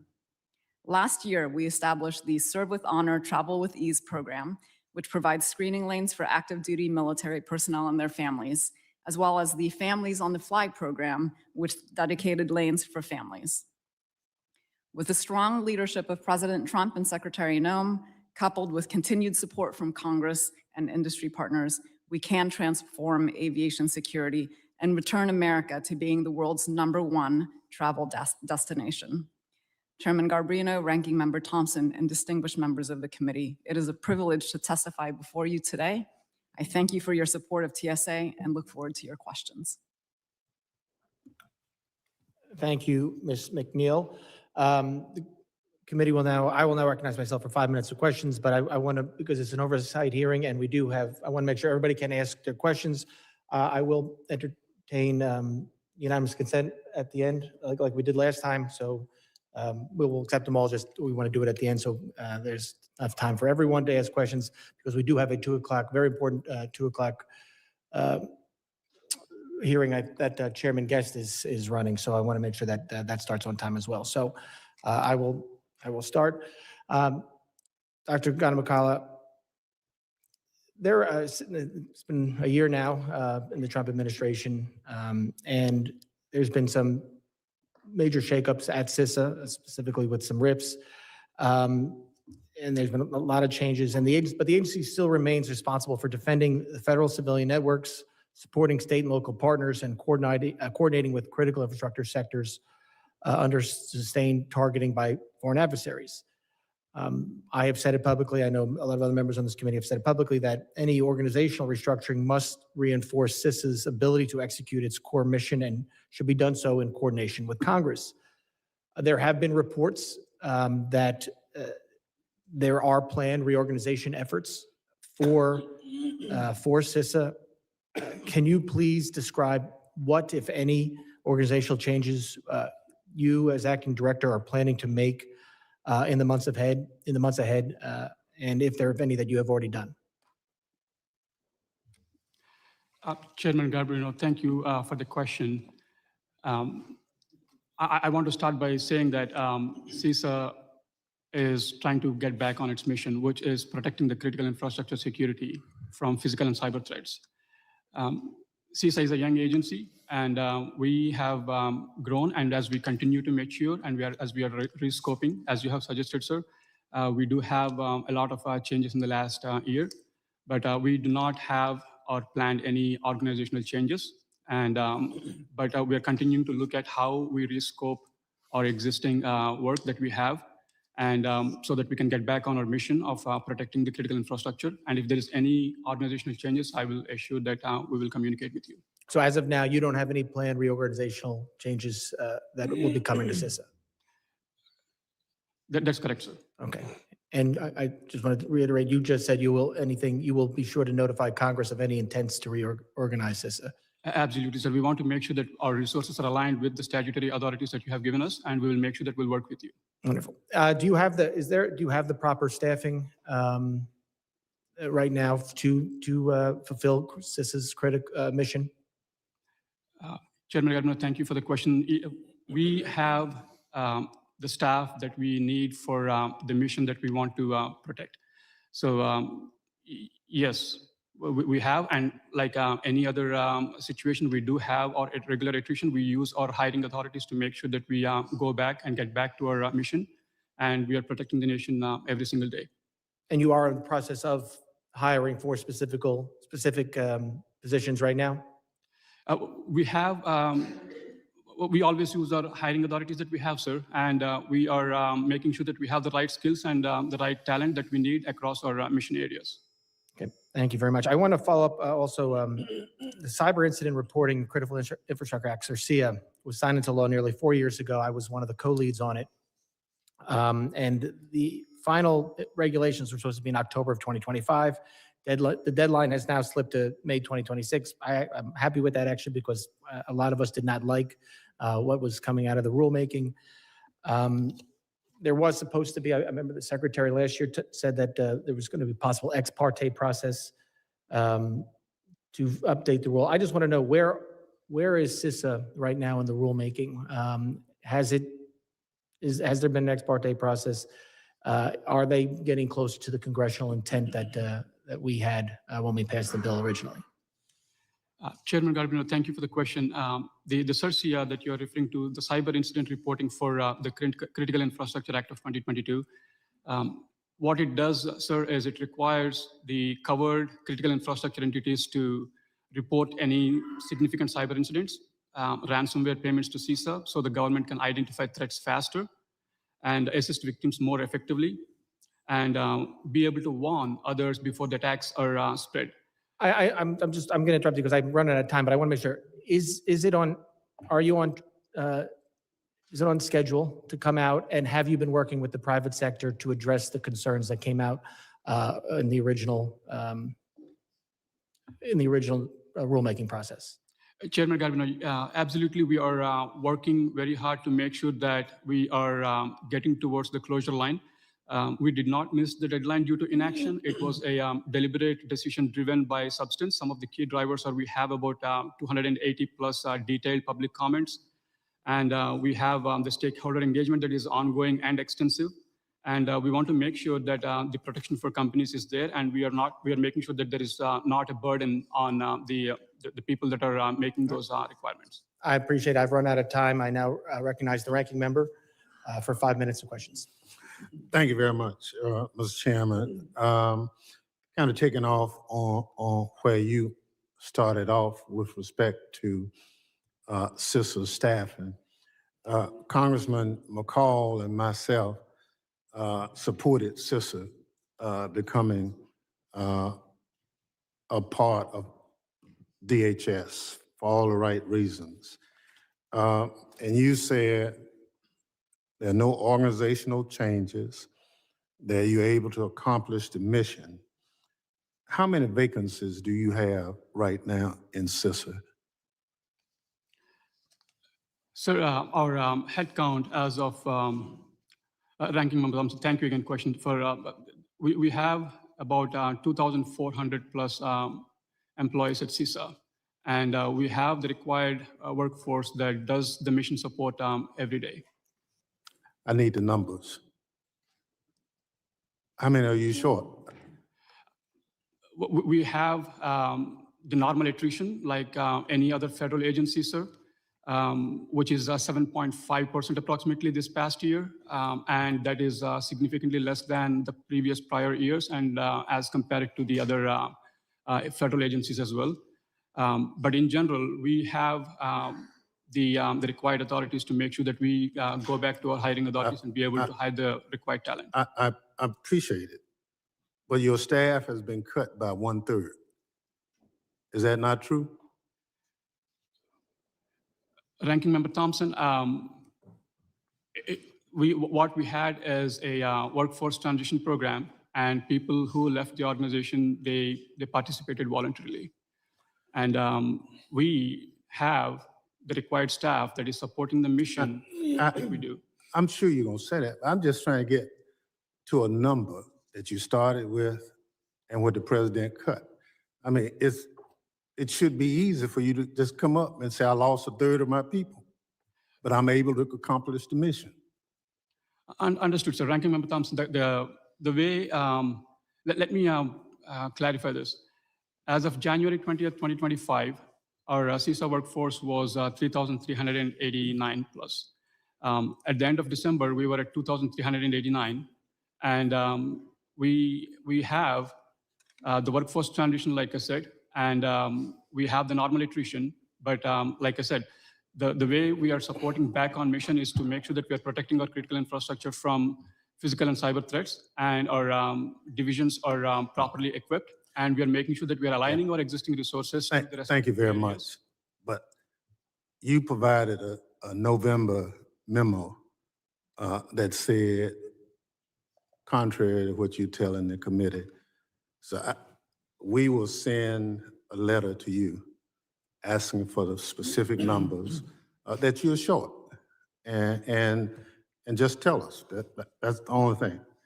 But this leads me to another issue, since you wouldn't give me the number that I asked. Are you aware that you reportedly failed a counterintelligence polygraph test? Ranking Member Thompson, I do not accept the premise of that characterization. And I'm not going to discuss the testing outcomes or clearance matters in an open session. Those issues are handled through the DHS adjudication processes, which are currently underway. Did you fail the test, yes or no?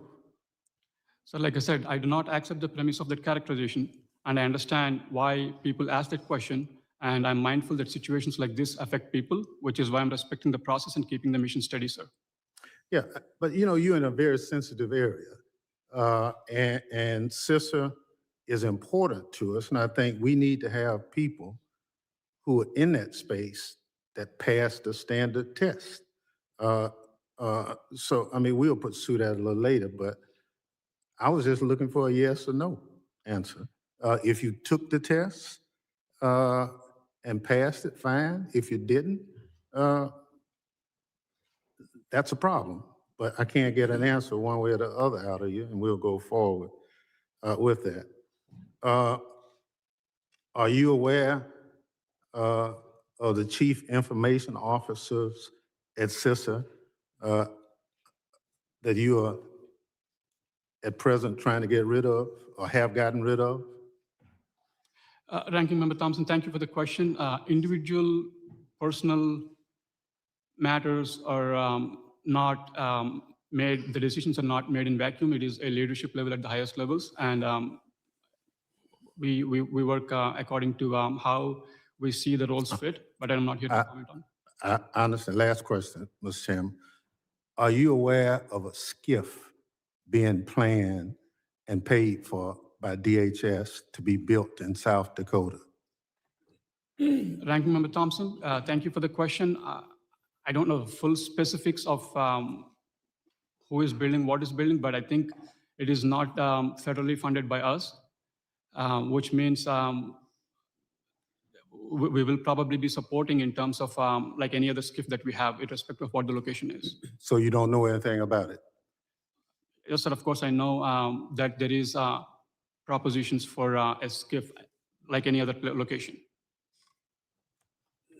Mr. Chair, I'll follow up with some more questions for the witness. I yield back. Chair recognizes himself for 5 minutes. Let me just say first, when I was chairman of this committee, 2015, we passed the Cyber Information Sharing Act. The ranking member and I did together. It's been a very bipartisan issue. 2018, we passed the Cyber Security and Information Security Agency permanent authorization. And the reason why I'm going through this legislative history, it's very important to know what is still authorized today and what is not. One of the most critical pieces of CISA, as we imagined in Congress, was to share information with the private sector, not only to the private sector, but from the private sector, which holds about 80% of the cyber threat information. Would you agree with that, sir? Yes, sir. Yeah. So that was vitally important as the authors of this agency. And we had quite a battle with, I have to say, with House Intelligence over whether this should be warehoused under the National Security Agency, which is not a civilian agency to interact with the private sector. We thought a civilian agency would be the better fit. I like to think that we were right about that. But then the goal was to expand the capabilities so that you could meet those requirements. Do you feel that you have those capabilities today? Sir, the CISA 2015, the Cybersecurity Information Sharing Act of 2015 that you're referring to, it provides the legal foundation for cyber threat information sharing between the federal government and the private sector, and it remains one of the most important authorities for defending the U.S. Critical infrastructure against increasingly sophisticated cyber threats. Okay. So now let me go back to the authorizations, because this is really important for the committee members to know that now CISA, the agency, was permanently authorized, so there's no expiration. However, there is one on the Cyber Information Sharing Act, which was brought about by a compromise with various members who would not vote for it unless we put that expiration term in there. So as of now, it is no longer authorized. It was temporarily reauthorized in the CR, which will expire January 30th. So if I could correct myself, it will expire on January 30th of this year. Mr. Garbarino and Mr. Thompson introduced a reauthorization that passed in the Homeland Approach Bill, but did not go to the Senate. It is not in the Homeland Approach that we're voting on this week. My question to you is, while you still have appropriations to the majority, I think, of your agency, I think if not all, to not be authorized, to have a lapse in authorization at this point in time where the cyber threat is far greater today than when Mr. Thompson and I first created the agency and the Information Sharing Act. In addition, coupled with the World Cup FIFA events coming up, the Olympics, and the anniversary or 250th anniversary of the Republic, how does that harm your efforts to protect the nation? Congressman, thank you again. Like I said, I personally support, and DHS also supports the long-term reauthorization of the CISA 2015. And I understand that the act expires Jan 30th. And one of the strengths of CISA is the partnership and collaboration with the private sector. And the private sector understands that this will be extended through the continuing resolution. And like we have worked with Chairman Garbarino and the committee and the widespread information. If I could, my time's going to expire, but this is not your fault. This is Congress's fault. And it's incumbent. I think the House has done its job, but the Senate has not done their job on this. And so it's vitally important, and this is a message to the Senate, that when we do pass this, again, that the Senate reauthorize your mission. Otherwise, your ability to collect 80% of the threat information from the private sector is gone. You're no longer authorized to do that by law. And so that is why that is so important, sir. And this is always, as Mr. Thompson knows, always been a bipartisan issue. I really hope, I don't have any doubt on my colleagues on the other side of the aisle or in the House, we're going to get this done. But the Senate, for the sake of the nation and our security, needs to act on this. It is highly irresponsible. And quite frankly, it's just downright dangerous what they're doing. And they're playing games with something that's very serious. And with that, I now recognize who's next on this? Yeah. Mr. Correa. Thank you, Mr. Chairman. I want to thank the witnesses for being here today. Dr. Madhu, if I may, I wanted to follow up with some of the questions and thoughts, directions of the chairman and the ranking member. You said, correct me if I'm wrong, a third of your people have left voluntarily? About 806 people, sir, yes. Third. It was just stated from both sides of the aisle that the threat, cyber threat, is ever increasing. It's even worse now. When I go home, I get stories from my local vendors that they've been hacked. I get stories that they're essentially being held to ransom because somebody from outside the country has got to them. From that level up to Colonial Pipeline, cyber threats everywhere. Your agency lost a third of their staff. We're about to vote on a bill that cuts your funding by about $270 million. Is that correct, sir? Yes, no, maybe? You're under oath, by the way. Congressman, thank you. I appreciate the. Yes or no? I have to look, sir. You haven't looked at it yet. We have a president's budget of $2.5 billion. Are we about to cut your budget by $270 million?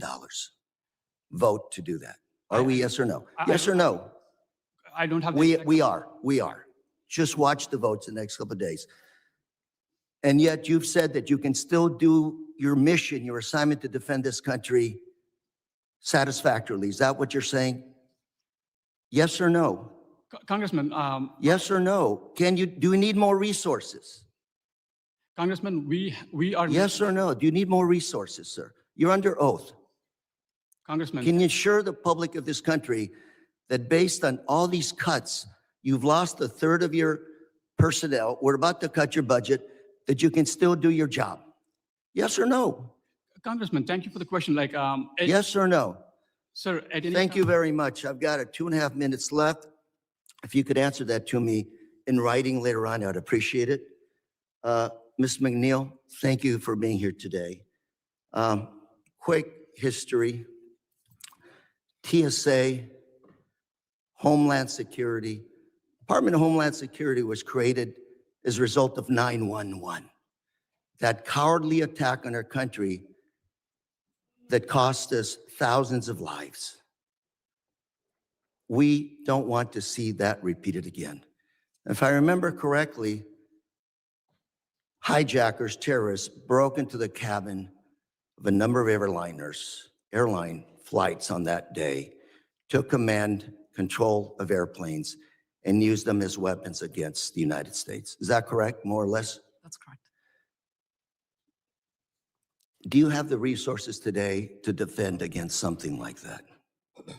We do, sir. Since the establishment of TSA, we've taken a concerted, layered approach to aviation security. Recently, if I may,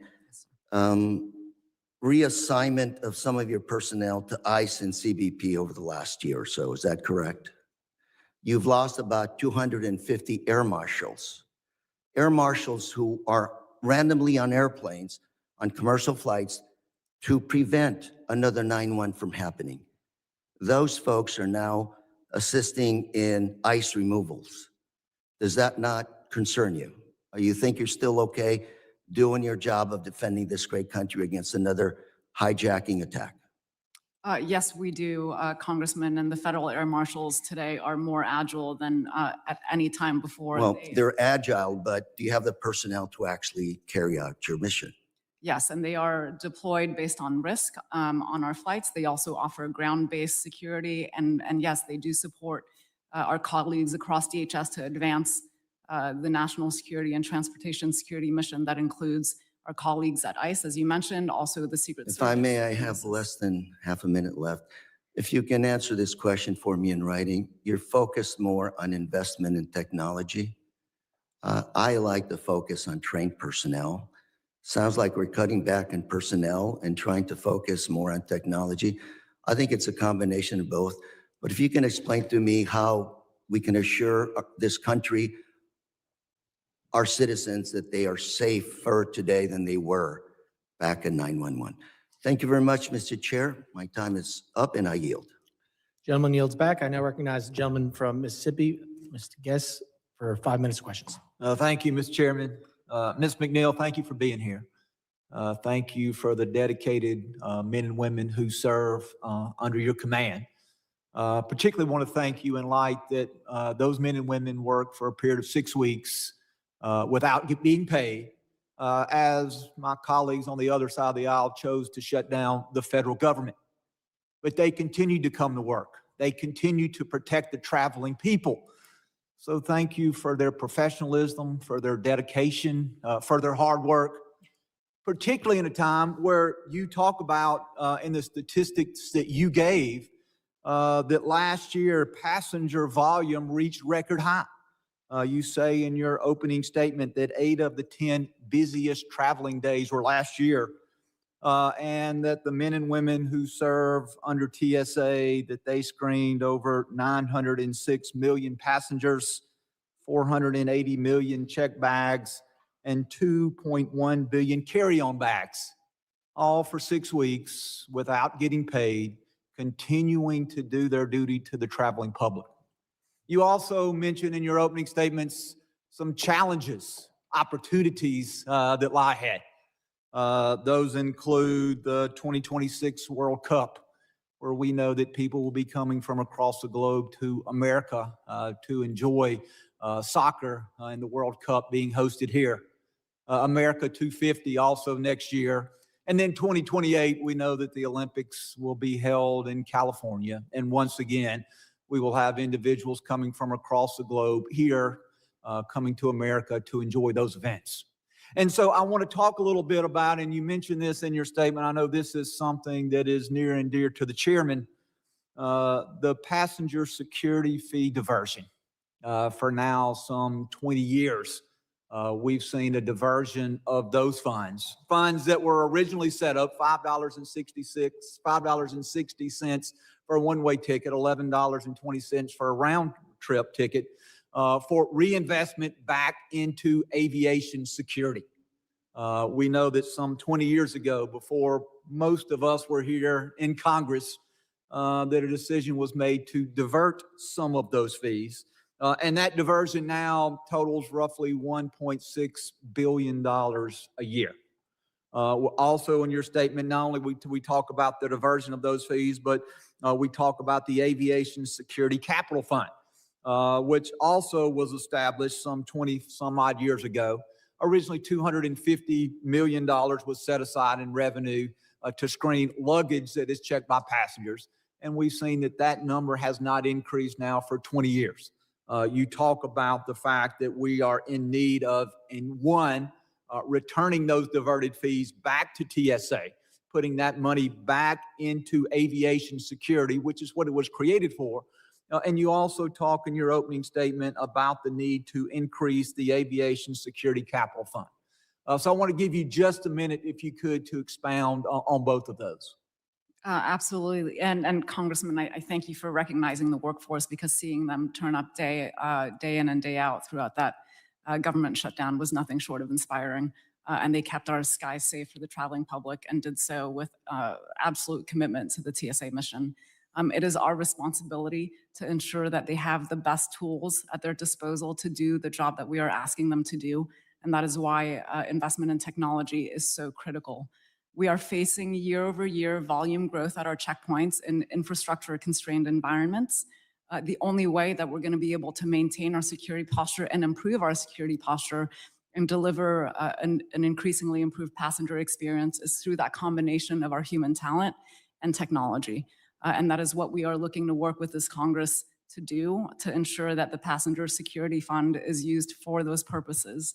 I would say that there are several different buckets of technology advancements that we would want to ensure that we're investing in. One is that cutting edge screening technology at the checkpoint that we all experience when we fly through the airports, making sure that that is detecting threats adequately as we face an evolving adversary and threat environment. Second is around identity verification, right? One of the cornerstones of our aviation security system is knowing who is coming through our checkpoints and doing that adequate vetting so we know who they are before they even show up. And then third is really bringing our checkpoint into the 21st century and providing that IT infrastructure so that we can really drive improvements on a continual basis to our checkpoints. Ms. McNeil, thank you. My time has expired. I yield back. Gentleman yields back. I now recognize the gentleman from Michigan, Mr. Tanadar, for 5 minutes of questions. Thank you, Chairman, and thank you, Ranking Member, for this hearing. Ms. McNeil, I have the honor of representing Detroit Metro Airport, Michigan's busiest airport and one of the largest airline hubs in the world. Given that I represent Detroit, which prides itself on its long history of blue-collar contributions to our great nation, you must also know that I am a strong supporter of unions, organized labor, and collective bargaining rights. In March, TSA announced it would be stripping the collective bargaining rights through the American Federation of Government Employees for TSA personnel, but was blocked by the courts. In December, TSA tried again to strip collective bargaining rights and were again blocked by the courts. Earlier last year, you were questioned regarding the role of TSA and if you believed that TSA should be privatized. You said that nothing is off the table. In July, TSA announced it would be seeking private sector assistance for the development and deployment of turnkey solutions for use at the airport security checkpoints. Many speculate that this announcement means that the TSA is seeking to replace its personnel with private sector security, a common union busting tactics. Ms. McNeil, I have very little time, so just a yes or no question. Do you value the work of our hardworking TSA personnel? Thank you, Congressman, for that question. Yes, absolutely. And in my opening statement, I stated that TSA's greatest assets are its people. Now, if you believe that their work is so valuable, why are you seeking to make their jobs harder by getting rid of collective bargaining rights, which would help them with job security, safe working conditions, and ensuring accountability in the workplace? The existence of a collective bargaining agreement is inconsistent with the mission that TSA has to perform and the agility with which we need to run this agency.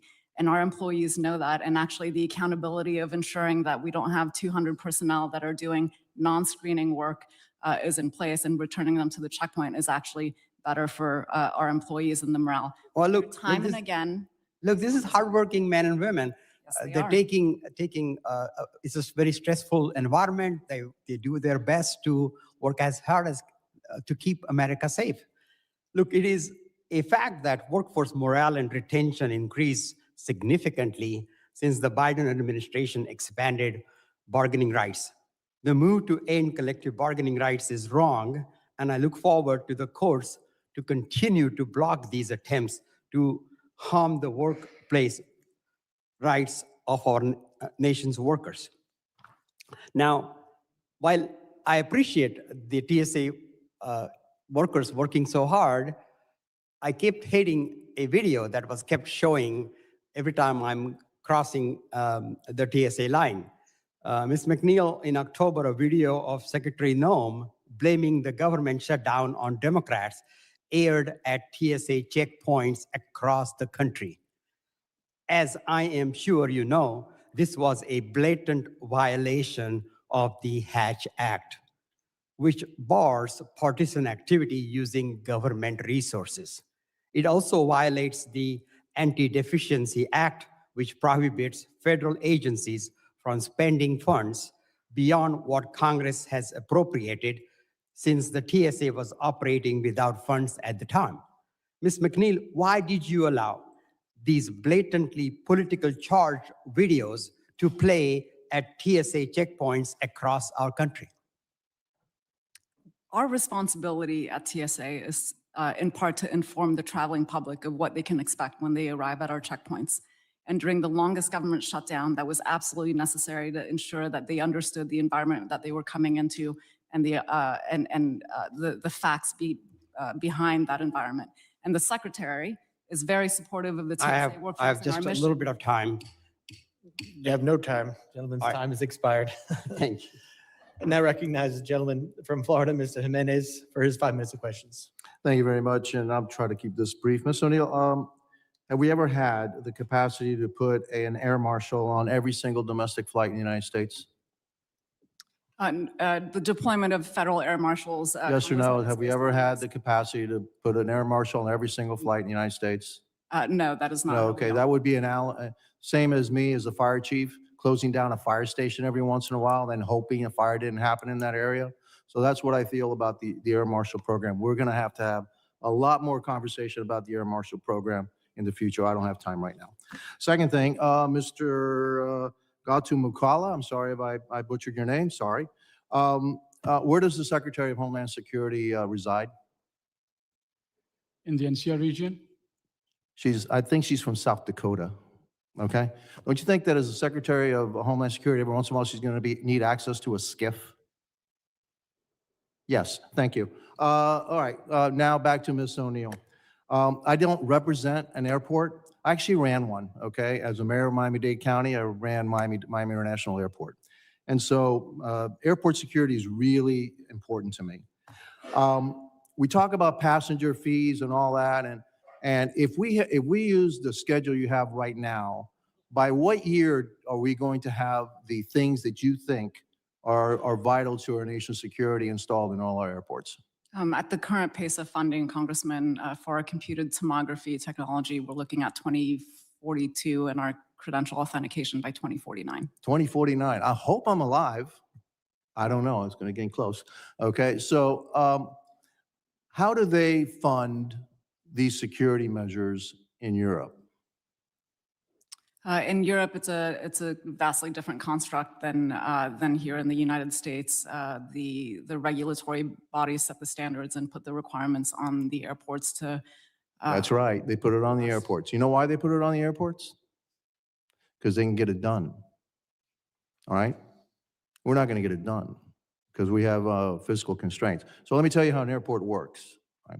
An airport decide in the beginning, the budget, what happens is, what is it that we need in order to operate this airport? And there's a number. And then after that, they go, okay, how do we attain that number? Well, they attain that number through passenger fees, landing fees, concessions, et cetera, because there's revenue that comes into the airport, and then they balance. So if we were to set the standards for what we believe we need to secure the American public, I think it would make a heck of a lot more sense for us to say the airports, because we're actually doing this for you, and the airport and the traveling public, et cetera, make it safe, which, by the way, if we make it unsafe and people don't travel by air anymore, it's an unbelievable economic impact on the United States. The #1 economic generator of Miami-Dade County is Miami International Airport. And I'm sure that in other communities around this country, the #1 economic generator is probably their airports.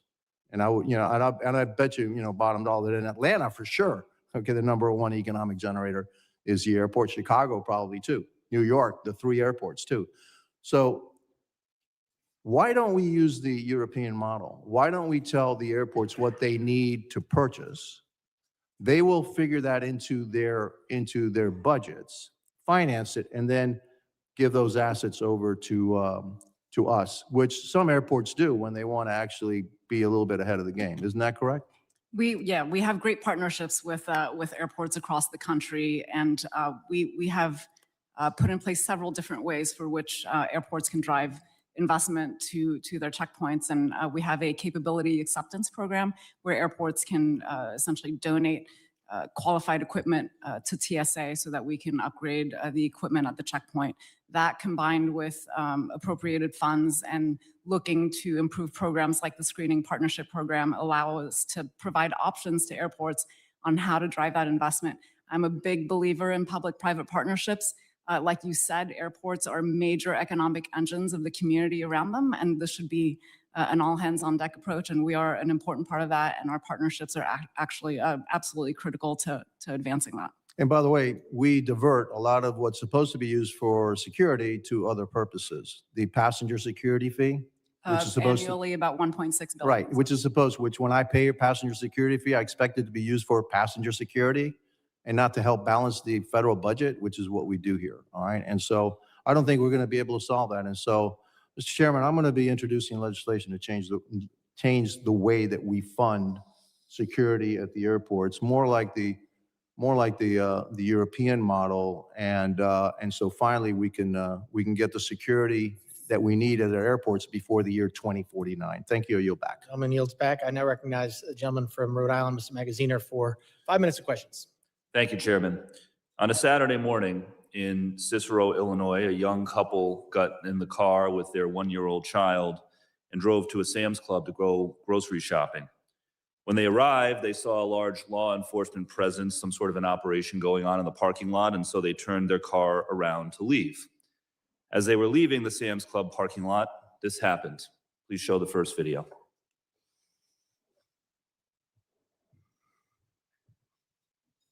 Of what appears to be pepper spray thrown by a federal agent into Rafael Veraza's car. He says he was just pulling out of the Cicero Sam's Club parking lot with his window rolled down when the spray hit Veraza on the side of his head. Mama, you okay, Mama? You okay? Seconds later, he realized his daughter, 1-year-old Ariana, was in the back seat, also battling the chemicals. Veraza says she couldn't open her eyes and struggled to breathe. I had water to water down my face and basically water down her face because I didn't know the effects of the pepper spray towards her. Rafael says Ariana did not have to go to the hospital, but he did. He says the pepper spray hit him directly in the ear, which caused him to have a severe reaction with his asthma. When I got to the hospital, my heartbeats were at 263 per minute. Do you know how dangerous it is to spray pepper spray into a moving vehicle? Not only could that kill the people inside the car, it could kill other drivers and bystanders who might be hit by the vehicle. There is not a law enforcement agency in this country that teaches its officers to do that. In fact, in most law enforcement agencies, those officers would be fired. But not in Donald Trump's Department of Homeland Security. We don't know who these officers were or if they were disciplined in any way. All we know is that the White House keeps telling them that they have, quote, absolute immunity. Absolute immunity, pepper spraying a young family in a moving vehicle. And whenever we call attention to these kinds of abuses, the first thing the administration does is try to blame the victims. But this is a family of United States citizens. They weren't even protesting. They were just out to get groceries. And this keeps happening again and again and again. Show the second video, please.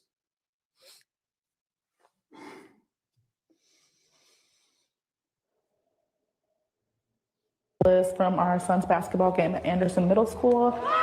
As the night unfolded, we started to see, lights and stuff. one North Minneapolis family trying to make their way home. Like even trying to leave, I couldn't go backwards, forward. It was like I was stuck. Destiny and Sean Jackson, along with their 6 kids, had just left the nearby grocery store after the game when they turned onto Lyndale. Sean says they tried to take a side street after they saw the crowds. There's nothing we can do if it's blocked off.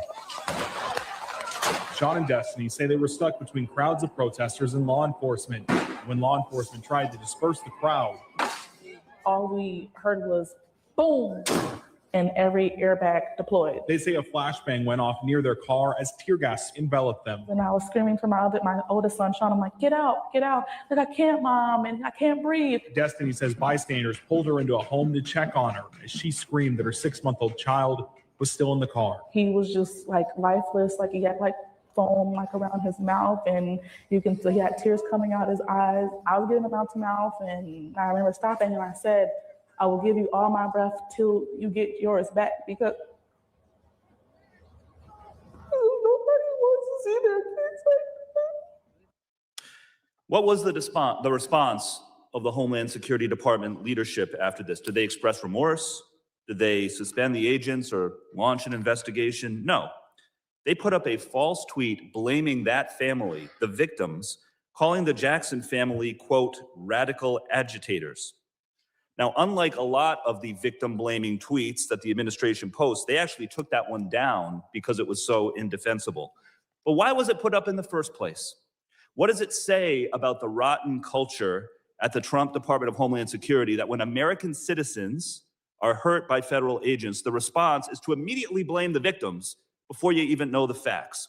Now, we can keep going and going. These are just a couple of examples. And I know that this hearing is supposed to be about TSA and cyber, which is important. But when the federal government is sending poorly trained masked agents into the streets, beating and gassing peaceful people, including American citizens, we cannot pretend that this is normal and act like it should be business as usual. We need real standards in place, just like every other law enforcement agency in the country has, to make sure that federal agents are well-trained, do not use excessive force when not warranted, and are held accountable when they do things like tear gas a family inside a moving vehicle. This has to stop. I yield back. Gentleman yields back. I now recognize the gentleman from Texas, Mr. Gonzalez, for 5 minutes of questions. Thank you, Chairman. Thank you, panelists. Director, got the Coca Cola. This, CISA isn't a small little agency that you just go to retire at. It's arguably one of the most important agencies in our government that most people don't realize what's happening. This year, I would argue one of the biggest things that's going to be in your purview is going to be this election. It's going to determine the future not only of our country, but also the future of the world in general. So midterm elections, my question to you is, what is CISA doing to ensure our midterm elections are safe, secure, and fair? Congressman, thank you. Election security is very important for national security. And somehow the claim that DHS or CISA has rolled back election security protections is not accurate. We treat election security like any other critical infrastructure sector. And our election security services remain fully in place, including cybersecurity support that we provide, the physical security guidance provided. There is the incident response that we provide, and also the threat briefings for the state and local election officials. The election infrastructure owners and operators continue to receive the same level of support as other critical infrastructure entities. So what changed was the scope, not the security, sir. We ended activities that were outside its core mission, but not the election protections itself. And the election security is focused on the infrastructure by all means. What it means is we are exclusively focused on defending the election infrastructure from any cyber threats, any physical threats, and also any foreign adversaries that are out there. And as you may know, sir, foreign threats remain a core priority for us. The nation-state adversaries continue to pose risks to our election infrastructure, And CISA, we are providing that threat intelligence. We are conducting that the vulnerability scanning to all our state and local infrastructure owners. And we are making sure that we are coordinating that incident response across the board. Election security remains integrated into CISA's broader cyber and physical security mission, sir. I ask that you make that a top priority because it's a top priority for many Americans. You can win an election, you can lose an election, but it has to be fair and has to be secure. And our adversaries don't want that. My question to you is how many cyber intrusions do we expect this midterm election? Sir, we look at it as incident by incident, and we look at what the risks are. I don't have a specific number in mind. Well, we should have that number. It should first start by how many intrusions did we have last midterm and the midterm before that and midterm before that. I don't want us waiting until after the fact to be able to go, yeah, we got it wrong. And it turns out our adversaries influenced our election. To that point, what actions is CISA doing to work with other partners like Cybercom to ensure that these adversaries are not intruding in our election? We have a very good working relationship. Our strength is collaboration. We want to make sure that we're working with our law enforcement and trusted intelligence partners across the country and international partners to make sure that we are safe. Cybercom in particular. Is CISA working with Cybercom on any cyber offensive actions to prevent our adversaries from interfering in our elections? Congressman, thank you. We work with Cybercom on threat intelligence sharing and making sure that we have the incident response, and we are working with the private and stakeholder communities to make sure that that threat information is shared. Okay. We need that to be a priority. That needs to be a priority. Between Cybercom and CISA, you two are the two organizations that are going to keep this nation and our world safe to ensure that these elections are fair and secure. To that point, what state or non-state actors are the most aggressive in interfering with our elections? Congressman, thank you. I think the threat actors continue the foreign state adversaries, especially the People's Republic of China and Russia seems to be the most aggressive nation-state actors. The strategic adversary is China. They are long-term and they have patient campaigns focused on pre-positioning in our critical infrastructure for a strategic advantage. As you might have seen with Volt Typhoon and Salt Typhoon, they are both PRC state-sponsored campaign focused on pre-positioning themselves inside the U.S. critical infrastructure for potential disruption for a future crisis. Unlike the traditional espionage, these actors use living off the land techniques. Director, I have 10 seconds left. What I'd say is you just said everything that everyone has ever come before this committee and said, the same actors over and over and over again. So it's no surprise that these actors are going to be involved. They were involved in the last election. They'll be involved in this election. They'll be involved in every election going forward. What I ask is instead of the United States playing defense, it's long time we play offense and prevent these bad actors from influencing our elections. With that, Chairman, I yield back. Gentleman yields back. I now recognize the gentlelady from Illinois, Ms. Ramirez, for 5 minutes of questions. Thank you, Chairman. And I do have a number of articles I want to enter into the record at the end. So as a Chicagoan, I know the terror that DHS can inflict with unlimited resources and unchecked power. You just saw some of that with what Congressman Magaziner just showed. Our constituents are being surveilled, they're being threatened, they're being tear gassed, and subjected to warrantless arrest. Rammed with vehicles, they're being kidnapped, and you've seen it, they're also being disappeared. Yet there are those in Congress who would still expand DHS's budget and ICE capacity to enact Trump's mass deportation agenda. And so I often get asked back in my district, how is this possible? How is it that they can behave this way? How can they tear gas a 6-month-old baby? Isn't Congress supposed to be a check on DHS? Well, first, I say to them that would require my Republican colleagues to agree that bringing senior ICE officials to testify before this committee is critical. And I do hear, Chairman, that that may happen in 6 weeks or so. I think it's far too late. They should be here right now. Secondly, that would also suggest that DHS is behaving in ways outside its design. Now, let me be clear. DHS and ICE, it's not rogue. Let me tell you why. Because from its establishment, Congress empowered DHS to violate our rights under the pretense of securing our safety. Who feels safe right now under DHS? DHS was intentionally established with an overbroad mission and unchecked power, which has been expanded by Republicans with a blank check, unlimited personnel, and no guardrails whatsoever. And Trump, with his authoritarian tendencies, is only making visible what so many communities have already known to be true. DHS is a threat to our collective safety, and funding it only fuels our destruction and our human suffering. It's why 32 people have died in detention in ICE's deadliest year yet. US citizens are being shot and killed, and the agency doesn't even know who they're hiring and doesn't seem to even care who they're hiring. Yet, Trump's campaign donors are profiting off the pain of our neighbors, including children. And so today I say enough. I am introducing today the Melt ICE Act that would prohibit DHS from using funds to detain or monitor immigrants, effectively limiting ICE's authority and ability to continue to cause pain and terror, while redirecting the funding that they have, taxpayer dollars that they're using to kill US citizens, back into the communities impacted by ICE's terror through wraparound services. Because we know that DHS is being used as a weapon to be pointed towards anyone the government considers a public enemy. And fascism always requires a public enemy. So we must take the weapon away and hold those who have allowed our communities to be terrorized accountable. So let me get to the witnesses here. My understanding is that your agencies are working with ICE in some capacity under the Trump administration. Ms. McNeil, is your agency sharing data with ICE, yes or no?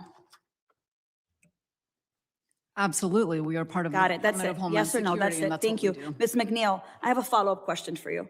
Why is TSA making life miserable for people that have every right to travel domestically and who pose no threat to aviation instead of focusing on your security mission? I don't agree with your statement, ma'am. As we have seen, the men and women of TSA are absolutely dedicated to the transportation and national security mission. And that was very apparent during the 43-day shutdown where they continued to show up to work while we waited for funding to come. Thank you, Ms. McNeil. It is clear that people are living in fear and TSA is working with ICE to terrorize our communities. Dr. Garamakala, has your agency taken personnel off mission to work for ICE? Let me add to that. That includes details and reassignments from your agency to ICE or CBP, as well as to the Federal Protective Service and US Marshals in communities with ICE enforcement operations. That's a yes or no question. Congressman, not in my times. So in the last year, your agency has not taken personnel off mission to work for ICE, yes or no? Not in my time, ma'am. Okay. I'll have something into the record that indicates the opposite. So let me ask you another question. Does it concern you that your personnel might already have staffing shortages? As we just heard a moment ago, over a third in staff shortages, yet the administration is asking for your staff to be used for ICE enforcement? Congressman, I think Does it concern you, yes or no? We are on mission. We are doing all the cyber Okay. from physical. Well, let me ask you a follow-up question to that. Has your agency transferred funding to ICE, yes or no? Has any of your funding gone to ICE, yes or no? Congresswoman, Yes, not the in my answer is time. yes, my time is up. Gentlelady's time has expired. I now recognize the gentleman from Alabama, Mr. Strong, for 5 minutes of questions. Thank you, Chairman Garbarino, Ranking Member Thompson. As my colleagues have noted, the United States is entering a period marked by high-profile special events and increased global travel, underscoring the importance of readiness across the Homeland Security enterprise. Thank you to our witnesses and their teams for their work to meet these challenges. Mr. Alade, within the Science and Technology Directorate R&D portfolio, where does the threat posed by unmanned aerial systems and counter UAS capabilities rank as a priority? Thank you, Congressman. Apologies. Thank you, Congressman, for your question. I think it's very high on our priority list. That's exhibited by Secretary Noem's creating a program executive office within S&T that brings together both the policy and the R&D aspects, acquisition support aspects to handle the counter UAS mission. particularly in a speedy manner as we approach the FIFA World Cup, LA 2028 Olympics, and America 250. Given the rapid evolution of drone technology, how is S&T keeping its counter-UAS research ahead of its threats? So thank you, Congressman, for the question. At present, our focus is getting to speedy delivery of systems into the field in preparation for these events. So we're providing technical review and assistance to our partners to ensure that the right systems that work well get out into the field to prevent the threats. We are also doing a number of testing, development, and evaluation efforts to look at new technologies that may help change the game for us. But at present, given the short timeframes, the thrust of our effort is getting delivery out into the fields. Okay. My district is home to the joint S&T, FBI, and TSA TIDE Center, as well as the FBI's Terrorist Explosive Device Analytical Center. These centers work closely together to protect our homeland and stay ahead of potential threats. How does the FBI's expertise inform S&T's efforts at TIDES, and how does the collaboration enhance TSA's implementation of effective screening technologies? Thank you for that question. We, as an agency focused on delivering transportation security, the traveling public are always focused on looking at cutting edge technologies and how to advance those in collaboration with our partners at S&T and across the U.S. government. The evolving threat requires us to always evolve our posture, and that includes technology. So, we look forward to our continued partnership across DHS to ensure that we're meeting that mission, but also to work with this committee and Congress to ensure that we've got the funding to be able to deploy that technology into the hands of our operators. Thank you. Dr. Gautam, how do you say it? I'm going to ask again. You're good, sir. You can call me with my first name. Dr. G, there we go.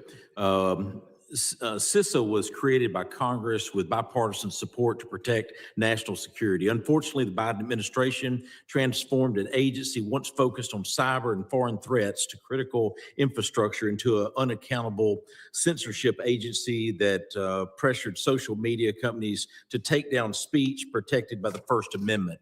Can you confirm that CISA has stopped those policies or policing American speech and returned to its authorized mission scope? Congressman, thank you for the question. I mentioned earlier, what changed was the scope, not security. CISA ended all the activities that were outside its core mission, not election protections. The activities that ended involved monitoring any Americans' lawful speech, any narrative management, or any coordination with those social media companies on election-related posts. Those activities are not operational election security services. So we ended abuses, sir, not any protections that we do with election security. You said earlier, and I quote, CISA is trying to get back on mission, close quote. For the record, during the Biden administration, what got CISA so off its core mission? Congressman, thank you for the question. As part of this administration and under the guidance of Secretary Noem, we are reviewing line by line on all the items that we do, and we are eliminating any redundancy. We have eliminated duplicative oversight roles, and we have consolidated fragmented IT support structures. We unified a lot of fragmented IT functions under one office. We eliminated overlapping IT operations. We removed over 300 plus duplicative contractor roles. We modernized some of the enterprise IT environment. Thank you. My time's expired. I thank you. Mr. Chairman, I yield back. Gentleman yields back. I now recognize the gentleman from New York, Mr. Kennedy, for 5 minutes of questions. Sorry about those bills, buddy. Yeah, we are in pain with Bill's Mafia. Thank you. We're here to talk about some very important issues here, Mr. Chairman. I want to thank you for bringing this committee together today, but I am terribly disappointed both by the answers that I'm hearing or the lack thereof answers, as well as the lack of ICE being here with us to answer some very serious questions. They should be here testifying under oath, answering pressing questions that all of us have. This committee needs answers from ICE. The people of this country need answers of what is happening across this nation? Like what happens to families like Renee Nicole Goods who are left with a massive hole in their hearts because of this administration's lawlessness? And what credibility can investigation into this tragedy possibly have if it ends as quickly as it begins and scrutinizes everyone in Minneapolis except for the agent who shot her? And how many U.S. citizens and lawful residents have been swept up in the Trump administration's immigration raids? How many of them have seen their due process rights, those enshrined in the U.S. Constitution, willfully ignored? Why is Secretary Noem taking no responsibility for the violence she has brought to our communities? And how much farther is she willing to go to destroy the American dream as we know it? What critical DHS missions are being neglected at the expense of Secretary Noem's extreme immigration agenda? And that last question, I'd like to ask the witnesses in detail about reassignments away from your respective agencies in immigration enforcement missions. We know that Secretary Noem's taken thousands of federal personnel from their assigned duties, and it's felt acutely in my community in Western New York. My district has 4 bridges that connect New York and Canada, and yet many of these travel processing booths are empty because Secretary Noem is diverting resources from northern border communities. This drives up costs, takes away good-paying jobs, deters travel with our closest ally to the north, and makes things less safe. So I understand both CISA and TSA have had employees reassigned to oversee the Trump administration's immigration and deportation operations, along with its draconian crackdown on Americans exercising First Amendment rights. So Acting Director Gadamukala and Deputy Administrator McNeil, how many people from CISA and TSA have been reassigned? Congressman, not to the knowledge of, I don't have the knowledge of any people from CISA. But your agency's been cut by over a third. The team participated in a voluntary, the workforce transition program, and we are working towards our own mission of making sure that we are protecting the critical infrastructure from cyber and physical threats. Ms. McNeil, how many of your employees have been reassigned? I'm not aware of any of our employees being moved over to ICE. And 250 air marshals you testified today have been reassigned. Is that accurate? That is not a Two different- reassignment. The federal air marshals are providing in-flight security for deportation flights, which is actually falls within their mission space. So That is what they do, outside is of provide commercial in-flight flights, security. they have been reassigned to other flights. 250 air marshals have been reassigned. How can we assure the American people that flying in this country is safe post 9/11 if the air marshals that have been provided to do the work to keep them safe in the skies have been reassigned off of those commercial flights? Providing in-flight security for deportation flight keeps our skies safe. And I don't think that your number is accurate, Congressman, but we're happy to make sure that we I get you believe that that's the number. number that was mentioned in this testimony today. Do you believe that TSA employees have the right to organize, Ms. McNeil? As I stated earlier, the administrator has the authority to set the terms and framework of employment of the TSO workforce, and we need to do so in a way that keeps in mind the mission of TSA, which was granted by Congress. Is that a to yes or a ensure no? that we Do you have a believe gradual that the workforce to employees deliver that for keep the our American skies, our communities safe have a right to organize in this country? I think that is Yes or no? determined by the administrator. And actually what we are focused on is delivering aviation and transportation security for the American people and Yeah. being a good steward of the Yeah, tax. I will take that as either a non-answer or, quite frankly, it sounds like a no to me, which is very, very disappointing, disheartening, not just to this panel and to this committee, but to the rank and file working families that are out there protecting us each and every day. It is their right in this country to organize if they choose to do so. And quite frankly, it is an obligation of this government to work with them in a collective bargaining scenario to provide them the rights that they deserve. I yield back. Gentleman yields back. I now recognize the gentleman from Arizona, Mr. Crane, for 5 minutes of questions. Thank you, Mr. Chairman.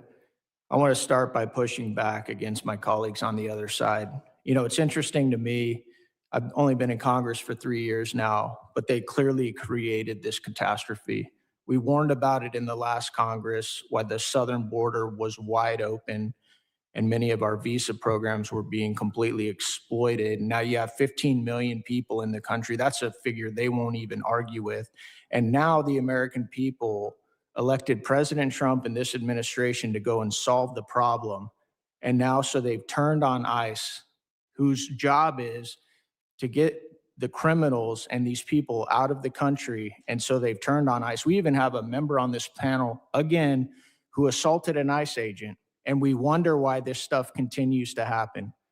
And I didn't hear any of them talking about the deportations that took place under President Obama, who I believe was deporting even more people than President Trump has in his first year. Next, I want to turn to what this committee is actually about. And I want to start with CISA. Dr. Guttamakala, under the Biden administration, censorship, deplatforming, and flagging speech of Americans they didn't like was very common and often reported. They censored American citizens who were posting about election integrity.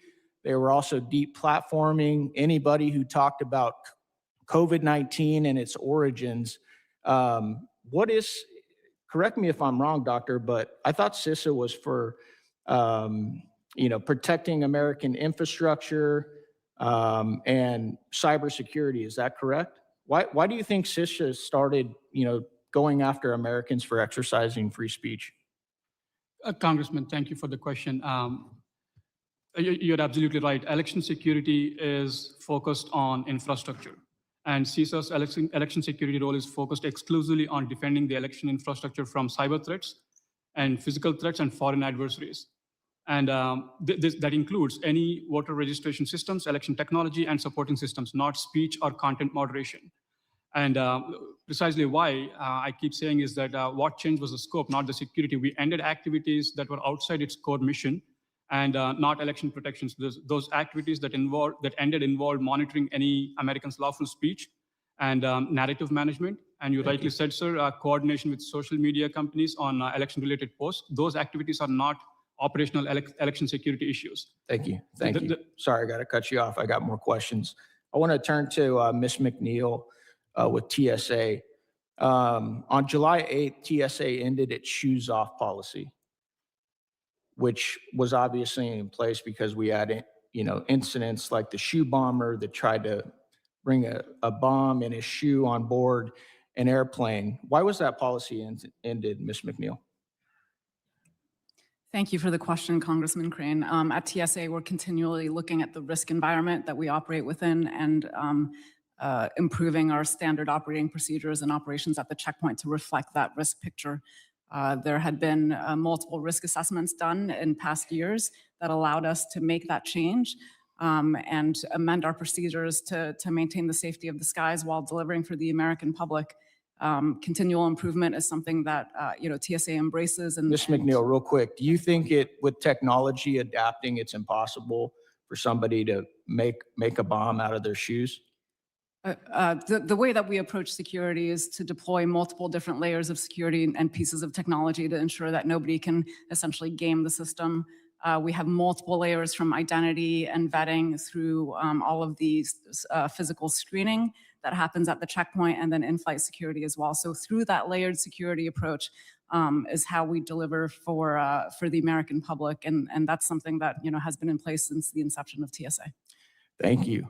I want to turn to some of the Somali cash going through airports. It's estimated that $700 million in cash in passenger luggage was leaving the Minnesota airport in the last 2 years.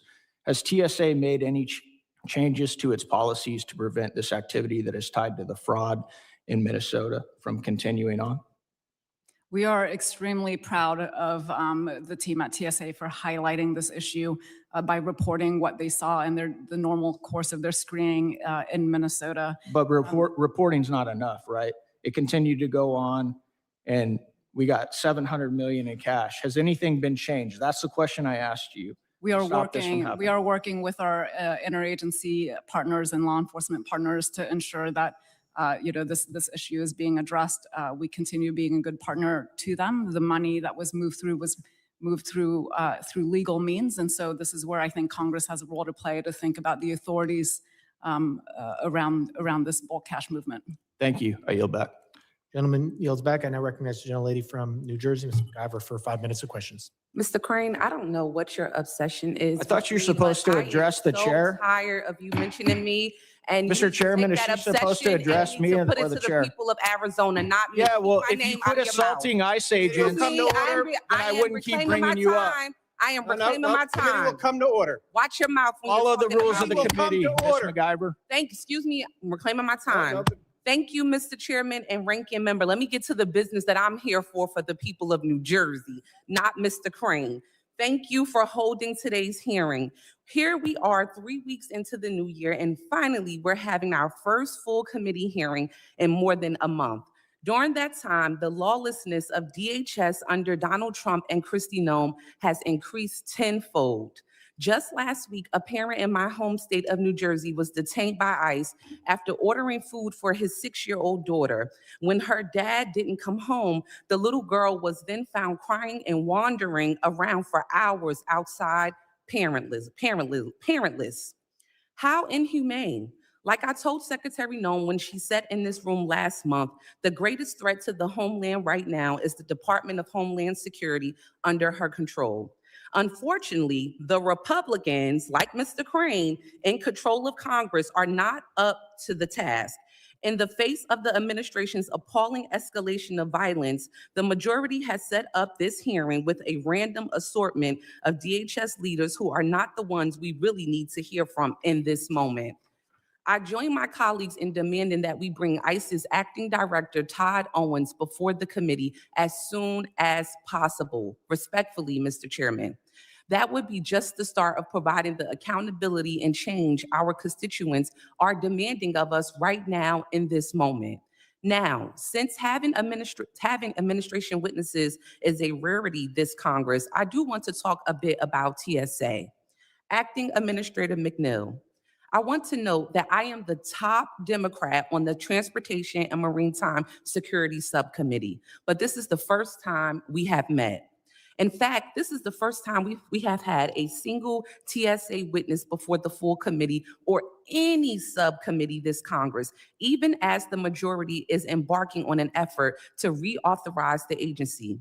Ms. McNeil, as with other DHS components, this administration has been lawless in its direction for TSA. Last month, Secretary Noem tried to abolish the workforce's collective bargaining rights in a blatant defiance of a court order to keep them in place. My fellow Democrats and I wrote to the secretary and to you to demand that you halt those efforts, and I am glad that a court has since ruled that those efforts are in fact illegal. However, we still did not hear from you. Ms. McNeil, I recognize you have no control over Kristi Noem's lawlessness and cannot speak to whether she will continue to break the law. But speaking for yourself in this moment, yes or no, will you commit to abiding by the court order to keep TSA's collective bargaining agreement in place and fully honor its provisions? Every step that the secretary and that we have taken has been in compliance with the courts. Is that yes or no? I'm speaking on behalf of you, not Secretary Noem. Will you commit to that? Will you commit to the provision? To be in compliance. Will you commit to the provision as the acting administrator? Yes or no? We are both. Okay, both the well, secretary and myself I'll are go to my committed next questions, Ms. McNeil, because you're gonna do this today. I don't have much time, okay? Ms. McNeil, what has TSA done prior to providing passenger data to ICE to ensure compliance with the law? We are acting within our absolute authorities. We are part of the Department of Homeland Security. It was a department that was set up by Congress to ensure that these agencies weren't operating in silos, and that's what we are doing today, to advance the mission, the national security mission of the department. Ms. McNeil, TSA mission is to secure transportation, not to assist ICE with immigration enforcement. There is no law that forbids undocumented people from flying domestically within the U.S. The vast majority of undocumented people have no criminal record and pose absolutely no threat to aviation. Under what authority is TSA sharing passenger data with ICE? We are absolutely within our authorities to share information within the Department of Homeland Security to further the national security mission. What statute are you following or policy? Point to the policy or the statute that you are following. Under what authority is TSA sharing passenger data with ICE that you are allowed to do that?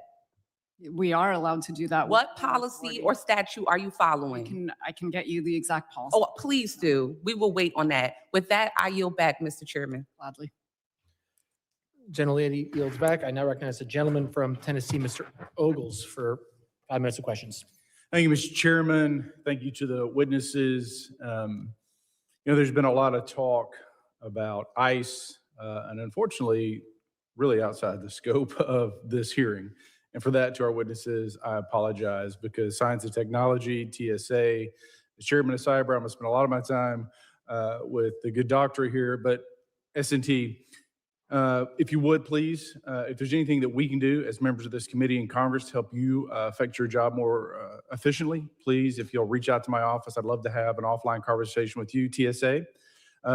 Same with you as well. And, and I commend you and your office and your agents for the job you're doing during the shutdown. And it should be noted, Mr. Chairman, that Joe Biden reassigned air marshals to assist with the movement of illegals across the southern border. So when we talk about reassignment of roles, let's look at the large scope of how it's been done under previous administrations. So, and then, again, collective bargaining, you want to talk about manufacturing. When you look at Six Sigma and Lean Six and efficiencies within operations, the fact that we're bringing that to the government is a good thing as we move forward. And so we specifically to Dr. Gopakala, we have the privilege of talking. When you look at reductions within your agency, one of the things we said, or I said in the previous hearing, the cyber subcommittee, was that it's about quality, not necessarily quantity. Can you speak to the numbers? And quite frankly, the trend lines, your department is,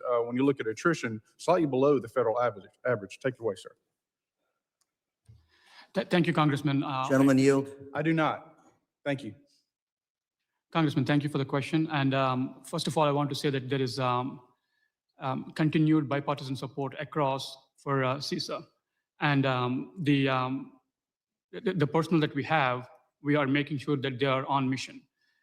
For somehow the bad press or whatever we see, we miss the point that CISA personnel are deployed across the 10 regions in support of all 56 states and territories, working with the local. Specifically, good doctor, because we have limited time. So roughly 800 agents. What percentage of the workforce is that? 23 some odd percent?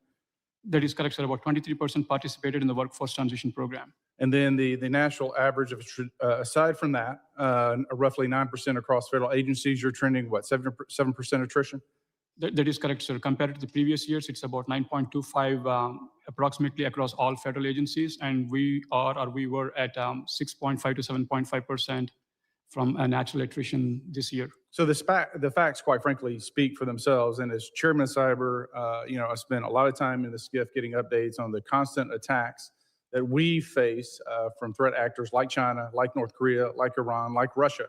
And yet you're doing more with less, and you're doing it more efficiently. And so for that, I say thank you. One of the things that we talked about and what's important, I think, to the American people, when I said it in the hearing, is the war has already begun. We know who the adversary is. Our primary adversary is China. It's important that we on this committee and you and your agency have better communications, increase communications, and then we're updated on a much more timely basis. So with that, and again, per our conversation, do you agree that members of this committee, and in particular the subcommittee on cybersecurity and infrastructure, which has direct oversight of CISA, will be informed in a timely manner and, quite frankly, when needed, in a SCIF so that we can do our jobs and help you and assist you in doing yours, sir? Congressman, I appreciate the support. Yes, definitely. Yes, sir. And then, to change subjects, and I appreciate your willingness to meet with me. I appreciate all of you for being here. When we look at the mission statement and the directive we have here with the committee, it's important that we keep things in perspective. We have an obligation to the American people and to the American taxpayer. And one thing that we've seen under the previous administrations plural, is the absolute suck on our system, our infrastructure, and our welfare. So, for example, Bhutan, 81.4% are on welfare. Yemen, 75.2%. Somalia, 71.9%. Marshall Islands, 71.4%. Afghani, 68.1%. Dominican Republic, 68.1%. Bangladesh, 54.8%. Pakistan, 40.2%. And I can go on. But this idea that doctors and lawyers were brought into this country to help our society is absolute nonsense. Go back to Hart-Celler, back to the 1960s. Let's abolish it and, quite frankly, deport them all. This is the United States of America. We get to decide who comes in, and Mr. Chairman, we get to decide who leaves. I yield back. Gentleman yields back. I now recognize the gentlelady from New Jersey, Ms. Poe, for 5 minutes of questions. Thank you, Mr. Chairman. So as we sit here, DHS is operating an armed invasion of an American state, Minnesota. Local law enforcement described DHS tactics as, quote, profoundly detrimental to public safety. An American citizen was shot in the face and killed by an ICE agent.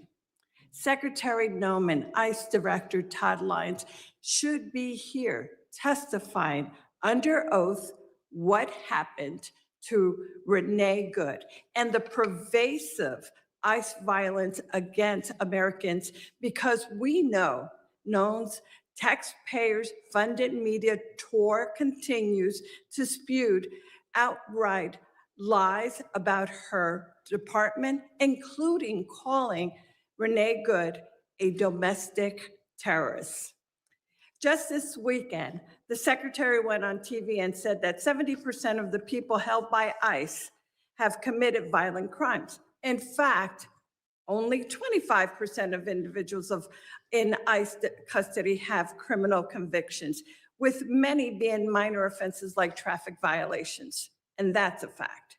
No one here can speak to the rampant DHS corruption, like the $200 million in taxpayers' money used for an ad campaign to the secretary's aide and family, or her so-called border czar who accepted a fast food checkout bag stuffed with $50,000 cash bribe. Why is DHS illegally blocking Congress from entering ICE facilities? Is it to cover up the 32 people who died in ICE custody last year, or the 4 this year, including a reported homicide at a Texas ICE facility earlier this month? There are now reports that in my home state of New Jersey, ICE is looking to convert massive warehouses into detention centers, including one in Roxbury. None of these witnesses can speak to any of these abuses, but there are important questions that we can cover, starting with election security. I am alarmed by the administration's termination of funding for state and local elections offices for election security. We talked earlier, and someone asked about how safe are our elections. Are they fair? Will they be indeed secured? This president has attempted to weaponize CISA and spread disinformation about his election loss in 2020. So I'd like to ask Dr. Gatumukala, did Donald Trump win or lose the 2020 election? Yes or no? Congresswoman, I will be more than happy to talk about Yes this or no? submission. I'm not here to discuss about I know. the Yes or no? 2000 election or the 2020 election. Did Donald Trump lose the 2020 election? Yes or no? Ma'am, I'll be more than happy to discuss about It's the great simple. work that CISA does. You and know how we are what? back on It's, mission. I can and how we are understand eliminating why the you would redundancy. want to, I will tell you, this is a simple question that only has one right answer. Yes, he was in fact defeated. Do you believe that Donald Trump defeats? Do you believe that Trump's defeat in 2020 contributed to this administration's cutting funds to support election security for state and local officials? Yes or no?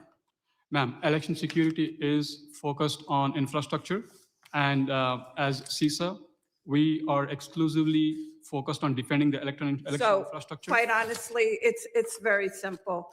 What kind of justification could explain this reckless cuts? Please explain that. Ma'am, once again, I have explained before, the It's people clear have that you're not going to participated be in the able workforce to transition do program, that. they have I'm done so sorry, but it's voluntarily. obviously clear that you're not looking to answer a simple question with a yes or no answer.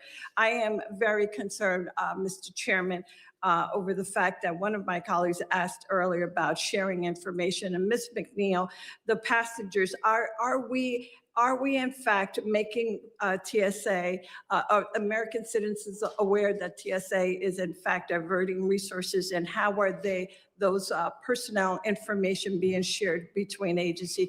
Do the American people know that their information may very well be shared?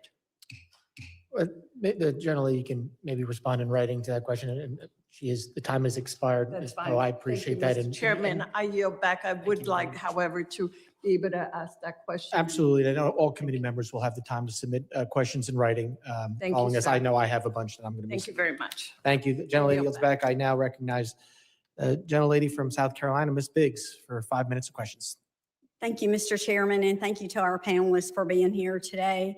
I would like to elaborate on my colleague, Congressman Crane, what he was stating. It is concerning to me that for 2 years, Somali residents were walking through the Minneapolis airport with duffel bags filled with cash, nearly $1 million a day, totaling nearly $1 billion. I think that's astonishing. TSA reportedly flagged this flood of money and raised it to DHS and intel agencies. So Administrator McNeil, did that really happen? And who were these individuals responsible for this? And where was the cash going? Because to me, if that is what was reported, why wasn't it stopped immediately? This money could have easily been used for terrorists and tied to the same massive Somali fraud networks that we keep seeing across Minnesota. Thank you, Congresswoman, for that question. TSA did indeed report these incidents as it came across the checkpoint, because bulk cash shows up as a mass on the X-ray, and so our officers have to resolve what they can't identify on the X-ray machine. And through the course of their normal day-to-day duties, they reported that to our law enforcement partners in compliance with their standard operating procedures.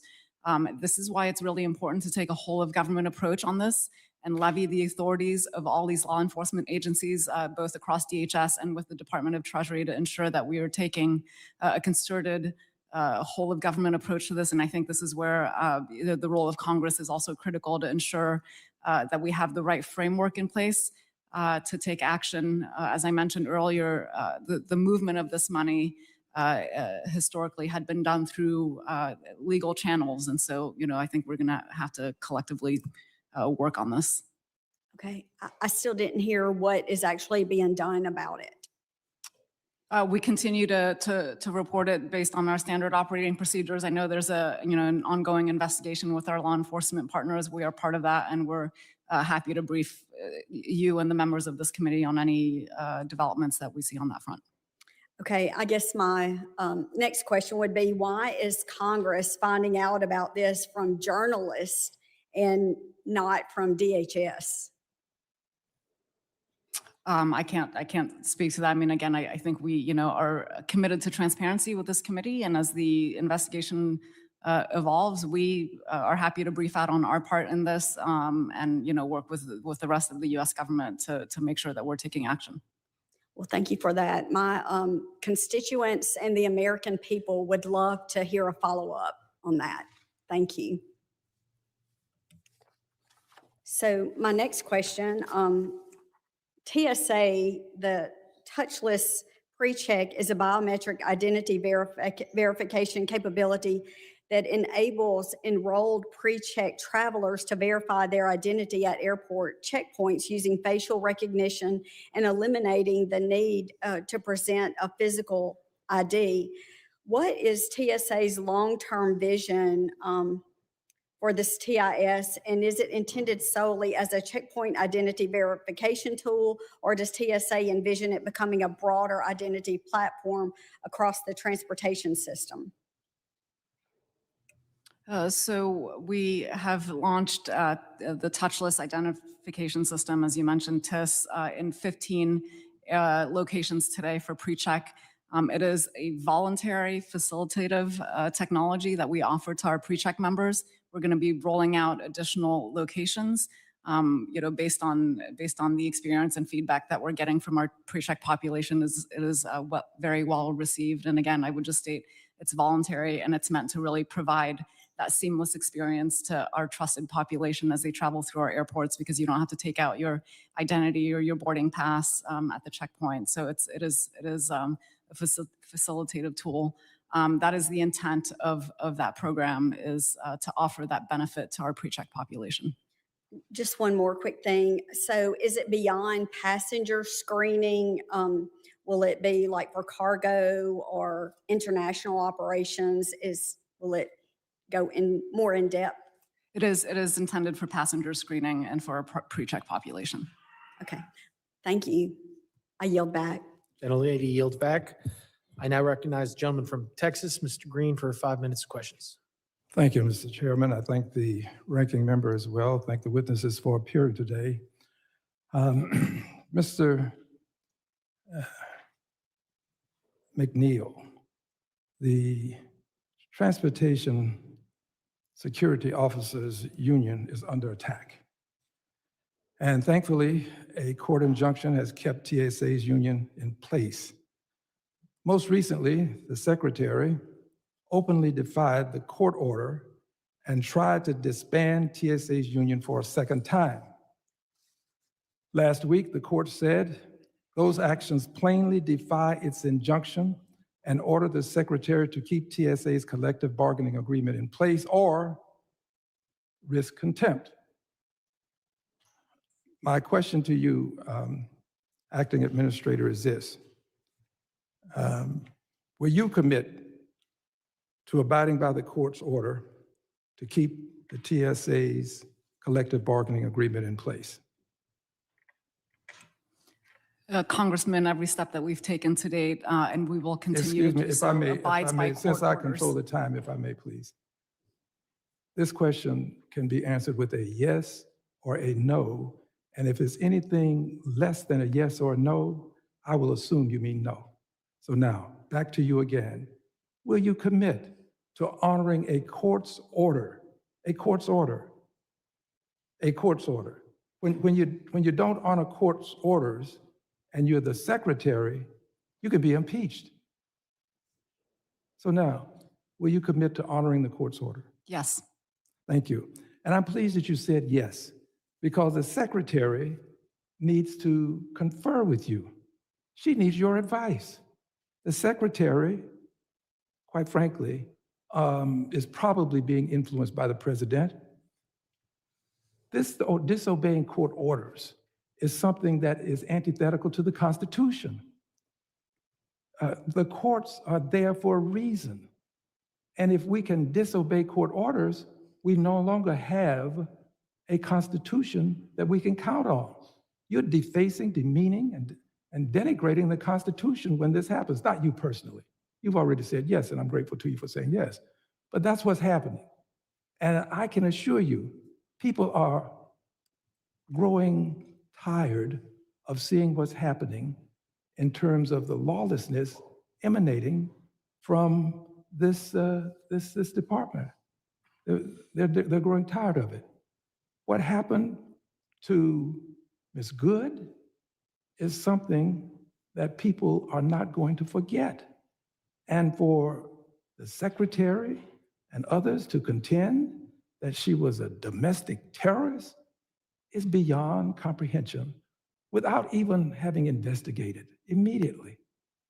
This was a Christian woman with children who, according to her wife, they had whistles, and they indicated that the constabulary had pistols, as evidenced by the fact that she's no longer with us. People are getting fed up with this behavior and the justifications for lawlessness. We must return to the rule of law. And one of the ways to return to the rule of law is to enforce the law. And one of the laws that we can use to make sure the rule of law prevails is impeachment. This secretary is putting herself in harm's way as it relates to impeachment, not her physicality, but in terms of how she is conducting herself in office. And my guess is, if she is not very careful, she may become the first secretary to be removed from office.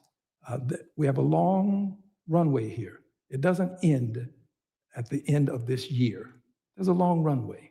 So I'm going to beg you to counsel with her and help her to better understand that the law prevails and she is not the law and neither is the president. I yield back the balance of my time. Gentleman yields back. I now recognize the gentleman from Oklahoma, Mr. McKean, for 5 minutes questions. Thank you, Mr. Chairman. To our witnesses, thank you. As typical in Washington, some of us having to shift in and shift out because of scheduling conflicts. I am certain, because I heard some of the commentaries I walked in, some of what we're going to be discussing on my part is a little bit redundant.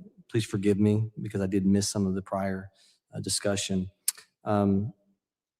Relative to CISA and the weaponization that many felt like through the social component, social media, I just want to make this as just a statement. This is kind of a rhetorical statement. That is something of major concern to us, that under this administration, we continue to pay attention to that and make sure that our government is not allowing that to continue that we saw in years past.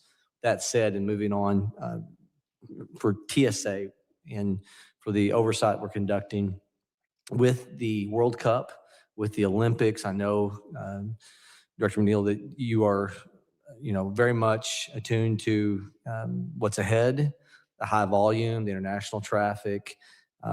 Look, the heightened threat level, the landscape that we had in this hearing months ago because of the illegal population that was let in by the prior administration, there is a different threat landscape. And whether it be the biometric security screening, real ID enforcement, the gaps in that, it's been astounding to me to find out the number of states that are allowing real ID compliant driver's license. I've had some state elected officials show me how that is in the past played out, to where by the way the prior administration was implementing parole and the work permitting process, that real ID compliant driver's licenses were being handed to those who were here illegally. And so to be able to, and by your response, I'm taking it for granted that you may have not heard this before, but that's something I would very much like some feedback for our office to obtain where we're at on ensuring that with real ID coming into compliance this year and all the objections, and I was one of them on the state level, that if we have that type of possibility of illegal aliens getting a real ID compliant driver's license, what a major security concern that is. All right, I want to shift over. I know you've talked about the Somalian incident, the cash. You've talked about, in terms of what you all are doing. My question on that is, when were you all as an agency made aware that this was happening? What was the timeline of the millions of dollars that flowing through the airport security system? What timing did you all become aware of this? I believe that the reporting started back in 2017. 2017. Okay. Okay. With the World Cup, with the Olympics, I'm about to say something that I'm going to make sure my words are precise and give you a chance to kind of think this thing through, because there's an element to this just for national security purposes. The DHS Inspector General released a report on November 1st, 2025 on its independent covert testing of TSA checkpoint screening to see how effective it is at preventing threat items from being brought onto commercial aircraft. We cannot publicly talk about the contents of that report due to the sensitivity of the information. But let me ask you generally, are you aware of the report? Have you read it? When did you receive it? Yes, yes to both of your first Okay. questions and last November. Okay. And do you agree with the findings and recommendations of that report? And I do, and it's not anything that actually we didn't know already and fully consider in our security policies. Would you commit to providing this committee with results of any follow-up analysis conducted by TSA related to this report? We would be glad to have a briefing on this topic in the proper classified environment. Thank you. Transition to another little different direction here. Many travelers are confused by TSA's facial screening practices. Can you please clarify whether this is mandatory or optional? It is absolutely voluntary. We have signage at our checkpoints that notify the passengers of that. And if they don't opt in, there are alternate procedures that they go through. So it is 100% voluntary. And with the 25 seconds I have left, what would you say to travelers who are concerned about their biometric data being retained as a result of that process?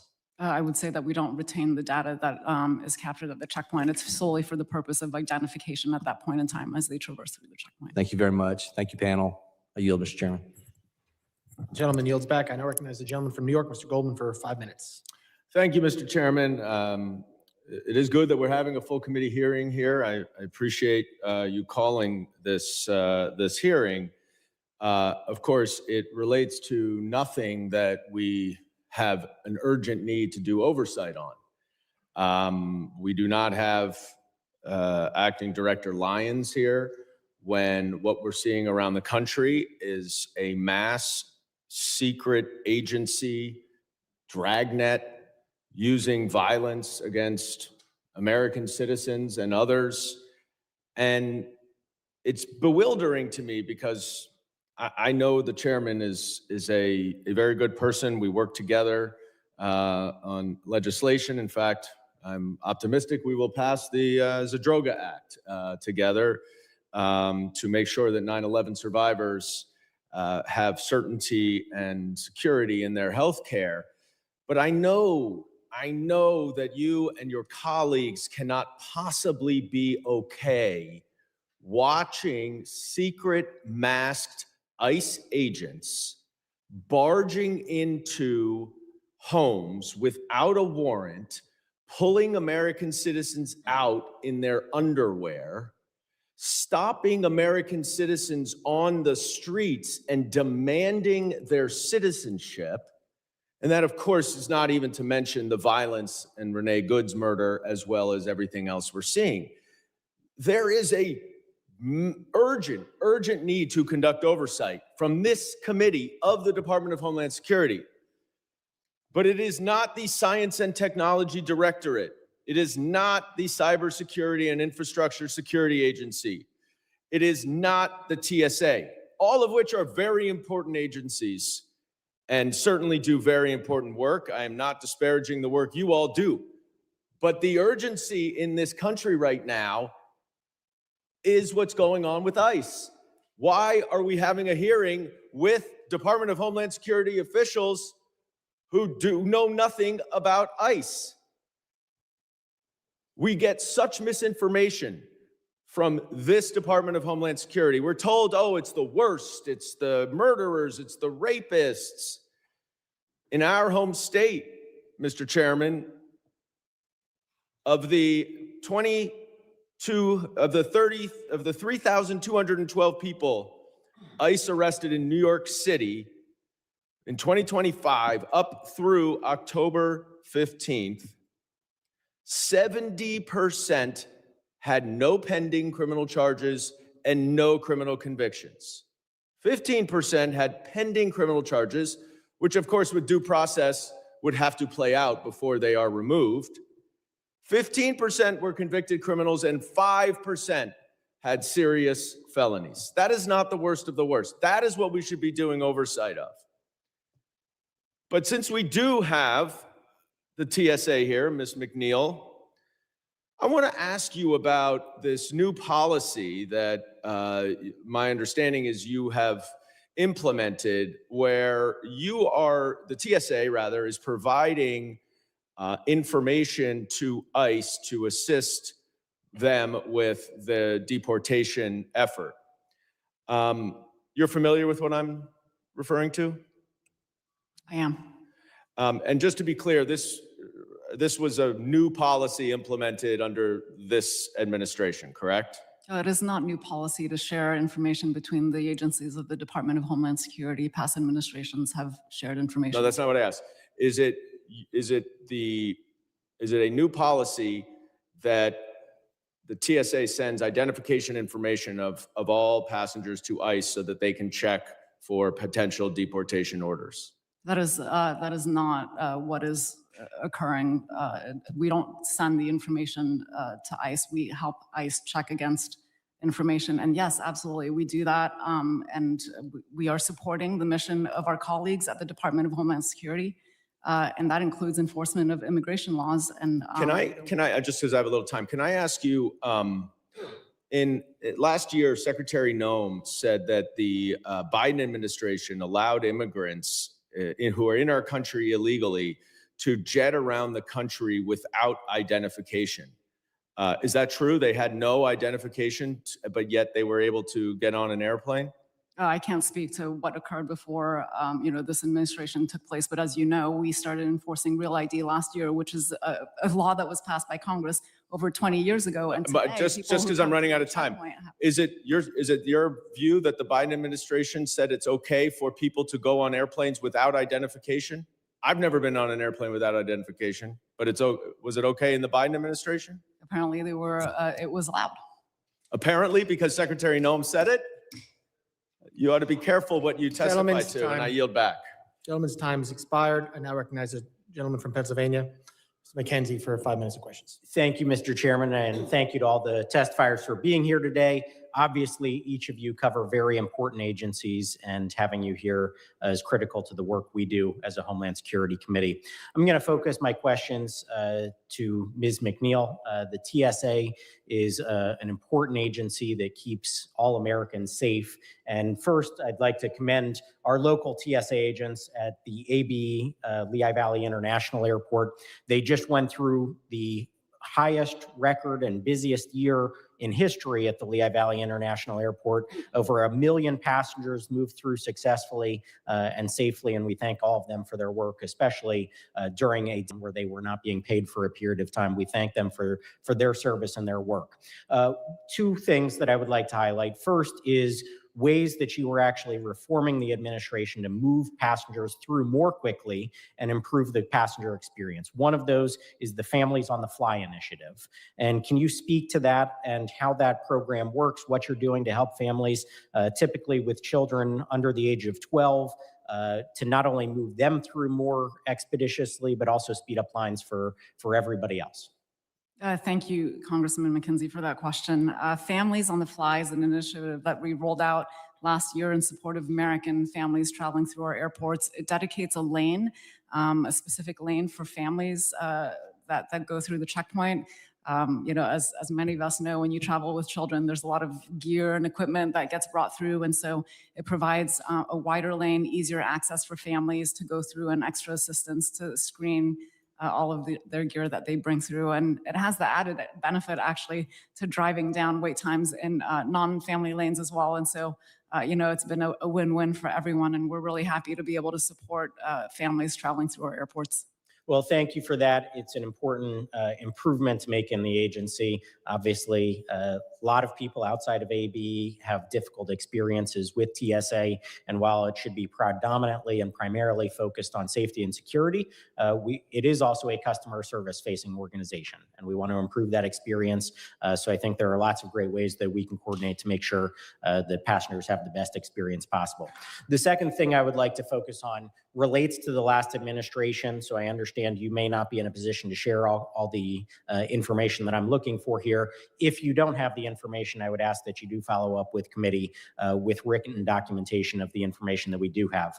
And what it relates to is during the last administration, there was something that was commonly referred to as ghost flights, where illegal immigrants in this country were being moved on planes across the country to different locations. Many times it was minors. The last administration then proceeded to lose thousands of minors that were supposed to be in their custody. And when we went to our local airports and other airports in the region and asked for documentation of who was on those flights, they could not provide any manifests or logs of those flyers on the plane. We couldn't get any information on these individuals, whether they were here legally or in some kind of protected status. We couldn't get any information on who paid for those flights. Many of those people were in the country illegally, though we know, based on some of the information that was shared publicly from the last administration, where they just said that it was people that were minors here in the country illegally and being moved to a different location. So those individuals do not have proper documentation. So the last questioner asked if people were being moved on flights without proper identification. The answer is undoubtedly yes. We know that for a fact. And so my question to you is, what information, what has this Department of DHS done under this administration to look into those transgressions that occurred in the last administration, those ghost flights? What can we now share with the public about what was going on, who was paying for them, who was on those flights? And again, if you don't have that information, I would ask that you look into it and get back to us with as much detailed information as possible, even if it has to be anonymized so that no individual information is disclosed. But that program and that activity is highly egregious and very concerning for the American people. What I can say is that under no circumstances would that happen under this administration and the initiatives that we've rolled out at our airports, namely under the leadership of the Secretary. We've rolled out Real ID, a law that was passed 20 years ago that really does enforce identity verification standards at our checkpoints. I mentioned early on in my statement, identity verification is a cornerstone of our aviation security system. Knowing who is accessing our aircrafts is critical to our security posture. And I'm happy to get back to you on the details of the scenario that you raised earlier. Please do look into those ghost flights. It's something that, again, should not have been occurring, should not occur going forward. I know it wouldn't stand under this administration, but any information you can shed on what the last administration was doing incorrectly would be helpful for us going forward. Thank you, and I yield back. Gentleman yields back. I now recognize the gentleman from Virginia, Mr. Walkinshaw, for 5 minutes of questions.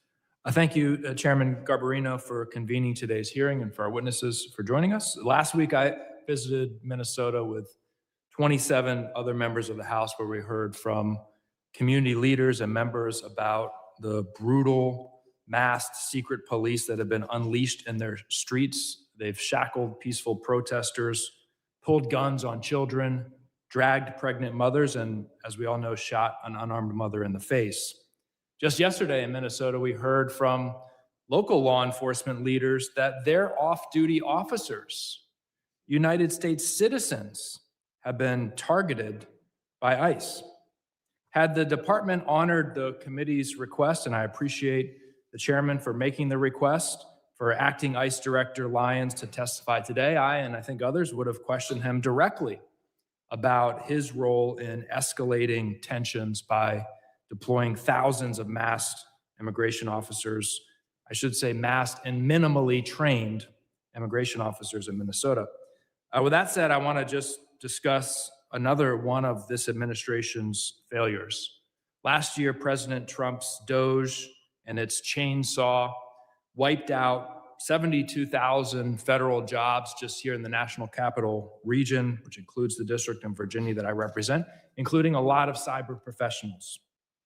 These are patriotic Americans who chose a career of public service, and instead they were fired, pushed out, or moved to support this administration's mass deportation effort that's currently, as I noted, harassing U.S. citizens, including law enforcement officers in Minnesota.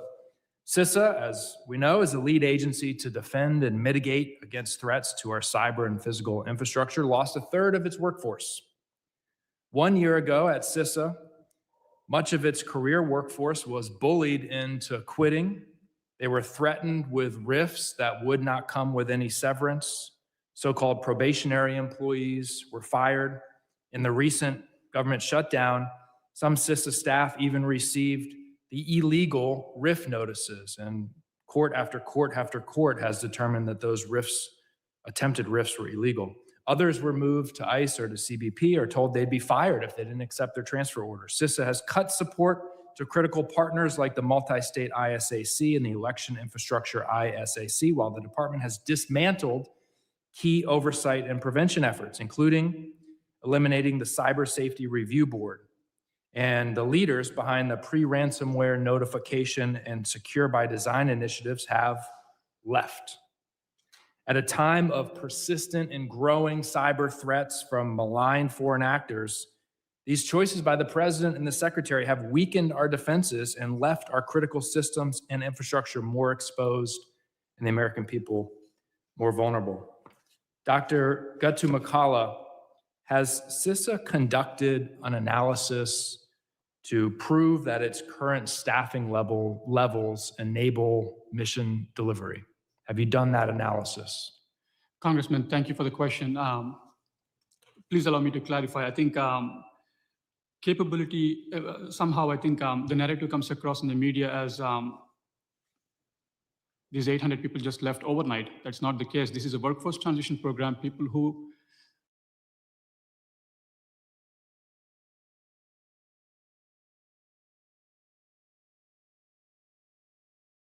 participated in the program. Please, have you conducted analysis today enable you to accomplish your mission? Where is that analysis? Congressman, the work that we do is mission focused, which means capability is measured by outcomes, not headcount. And CISA remains fully operational from what we do from securing the nation from. So you have not conducted an analysis. Is there an analysis you can provide to the committee to determine you can meet your mission with the workforce you have today? Congressman, we support every single statutory authority given to us, and we support every single one of that for the mission. Okay, thank you. That has not been compromised by any. Okay, so there is no analysis. Funding for the multi-state ISAC has been eliminated. I referenced it. I'm sure you know a lot about it. The center provided no-cost services for cash-strapped state and local governments, especially small local governments in rural communities who don't have the ability to do this on their own. Has the threat landscape against state and local governments diminished or increased over the past year? Has it gone up or down? Congressman, thank you for the question. And again, consistent with all ISACs, there is no federal funding, but we do work with all the ISACs in releasing the joint security products. We deployed automated communication for the joint cyber defense collaborative, expanding the real-time communication. Thank you. You've managed to answer none of my questions. You haven't answered a single question, but thank you for coming. Gentleman yields back. I now recognize the gentleman from California, Mr. Fong, for 5 minutes of questions. Thank you, Mr. Chair. Thank you to the panelists for the work that you do. I want to start with Undersecretary Allende. The threats our nation faces require us to continue developing new technological capabilities. Specifically, my district is home to the Naval Air Weapons Station China Lake, which supports the Navy's research, development, acquisition, and testing and evaluation of advanced weapon systems. Recently, the Department of Homeland Security's Science and Technology Directorate, in coordination with the U.S. Coast Guard and the Naval Air Warfare Center Weapons Division at China Lake, tested a contactless vessel stopping capability prototype that uses high-energy radio frequencies to safely stop small, non-compliant vessels, which is an exciting new development. How do S&T's partnerships with key military bases enhance testing and development efforts? Sorry, thank you, Congressman, for the question. At S&T, we take a whole of component, whole of DHS approach to understanding the needs and requirements. We take a whole of government approach to reduce duplication and create efficiencies. Often some of the systems that are developed for other departments, including the Department of War, may have a civilian application or the core technology may be transferable. Obviously, they're very different mission sets, but the technology you're referring to is very promising. We would like to do some continued testing on it to make sure that it is suitable for deployment. But it is a concern that I heard both in my engagements with the Coast Guard and from CBP and others in my trip to California this past week. Well, you're always welcome in California. So certainly, if you're in the area, please, we'd love to roll out the red carpet for you. I wonder if you can describe how S&T is working with private sector vendors to ensure technologies being developed, procured, and deployed are up to date, incorporate the latest innovations, and avoid becoming obsolete before they are fielded. So what does the procurement process look like? Are there changes that need to be made? Certainly, as mentioned before, we have major special events occurring in the United States with the World Cup and the Olympics and the celebration of America's 250th birthday. How can we facilitate the spread of these technologies and deploy them ahead of these events and for any threat that exists? Sure. Thank you for the question. The private sector is able to address a number of problems that government just really could not do on its own in many aspects. And it's generally wise to look for those technologies and the applications that they might be suitable for.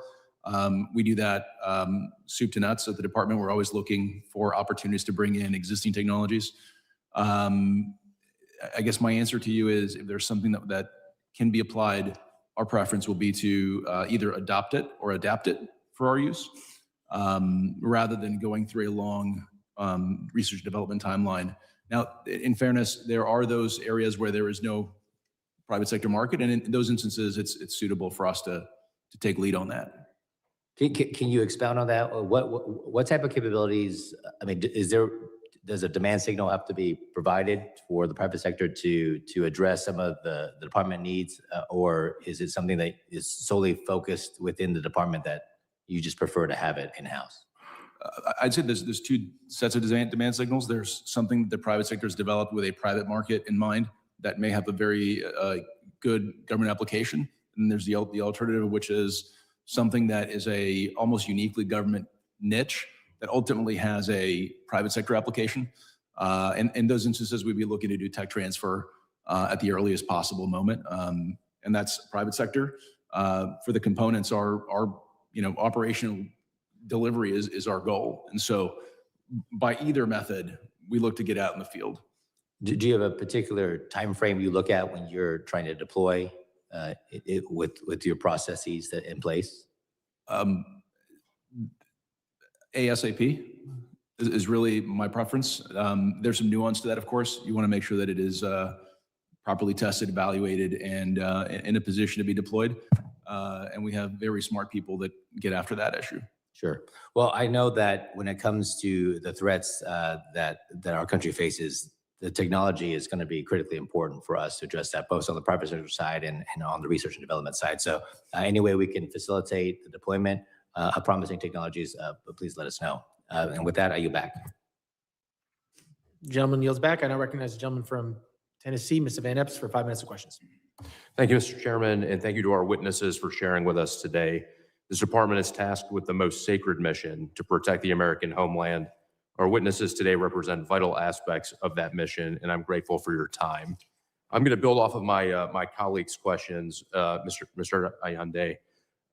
S&T's Office of Safety Act Implementation, OSAI, plays an important role in mitigating litigation risk to incentivize the private sector to acquire and deploy anti-terrorism technologies.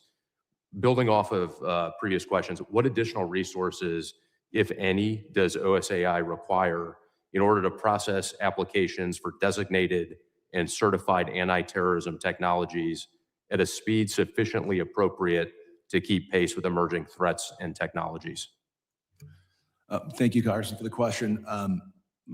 I would like to ask for an opportunity to come back and brief you on this. I can tell you we currently have a large number of applications pending. We've had a 50% increase in applications, which we attribute to FIFA LA 2028 and America 250. And we're working very diligently to get through those. I have some time actually scheduled towards the end of this week to see how many we can get through. But certainly it is top of mind and not something that we take lightly. Great, thank you. And to what extent does OSAI perform evaluations of technologies that have already received Safety Act certifications or other Safety Act designations to ensure that these technologies remain effective at mitigating terrorist acts? And is OSAI adequately resourced to complete necessary reevaluation processes in a timely fashion? Thank you, Congressman. There are different sets of certifications that are offered by OSAI, and each of these is on a renewal review period. So we periodically revisit the applications. There's a whole host of requirements that are part of that, including, it could include evaluations of sites and so on. So yeah, we do try to keep with the times and the emerging threats, if I think that answers your question. Great, thank you. Pivoting here, and this will be for Administrator McNeil. TSA announced at the end of last year that passengers who do not present a real ID or acceptable form of ID at the TSA security checkpoint would have to pay a $45 fee for a 10-day travel authorization under a new program called Confirm ID, which we've talked about some today. With the new program starting February 1st, the committee has concerns about whether TSA holds the requisite authority to levy this fee and build out a contract for an alternative travel authorization system. Can you please explain to the committee why this Confirm ID program is necessary, how this program does not go against TSA's goal to enforce real ID compliance and uphold identification security, since it would allow individuals without proper identification to still travel simply by paying the fee? Thank you for your question, Congressman. When we rolled out enforcement of Real ID in May of 2025, we saw approximately 93% compliance rate. Today, it's around 94%.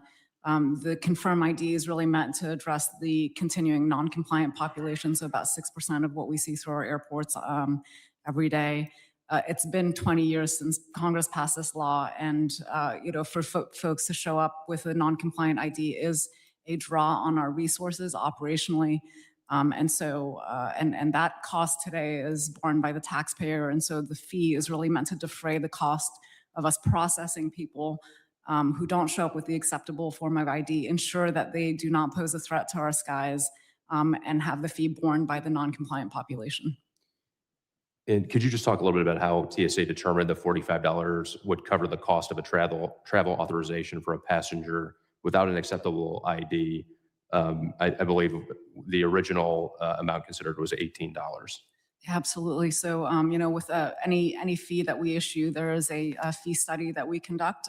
There was a realization that we did not include all of the costs in the initial assessment. That's part of our fee revision process. And we will do so on a recurrent basis to ensure that the fee reflects the cost of carrying out that program. Great, thank you. Mr. Chairman, I yield back.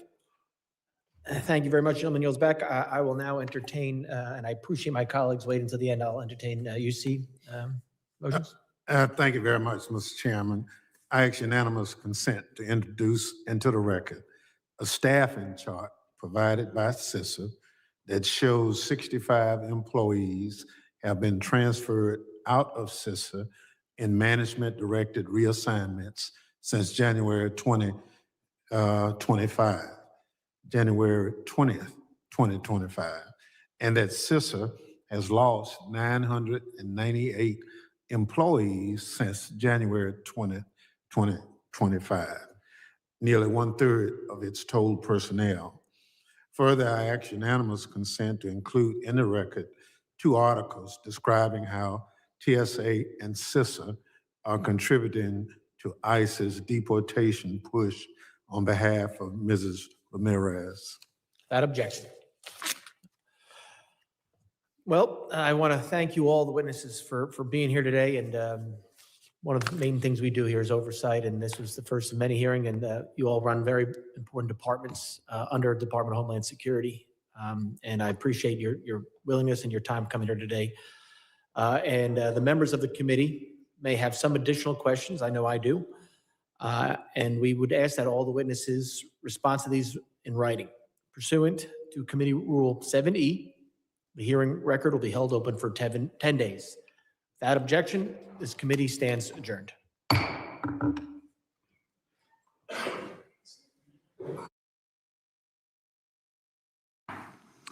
This subcommittee will come to order.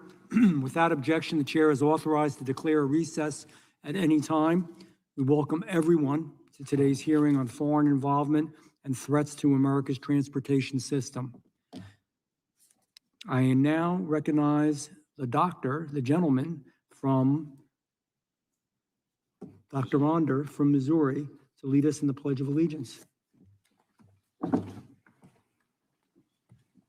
pledge allegiance to the flag of the United States of America, and to the republic for which it stands, one nation, under God, indivisible, with liberty and justice for all. We remain standing for a moment of silence.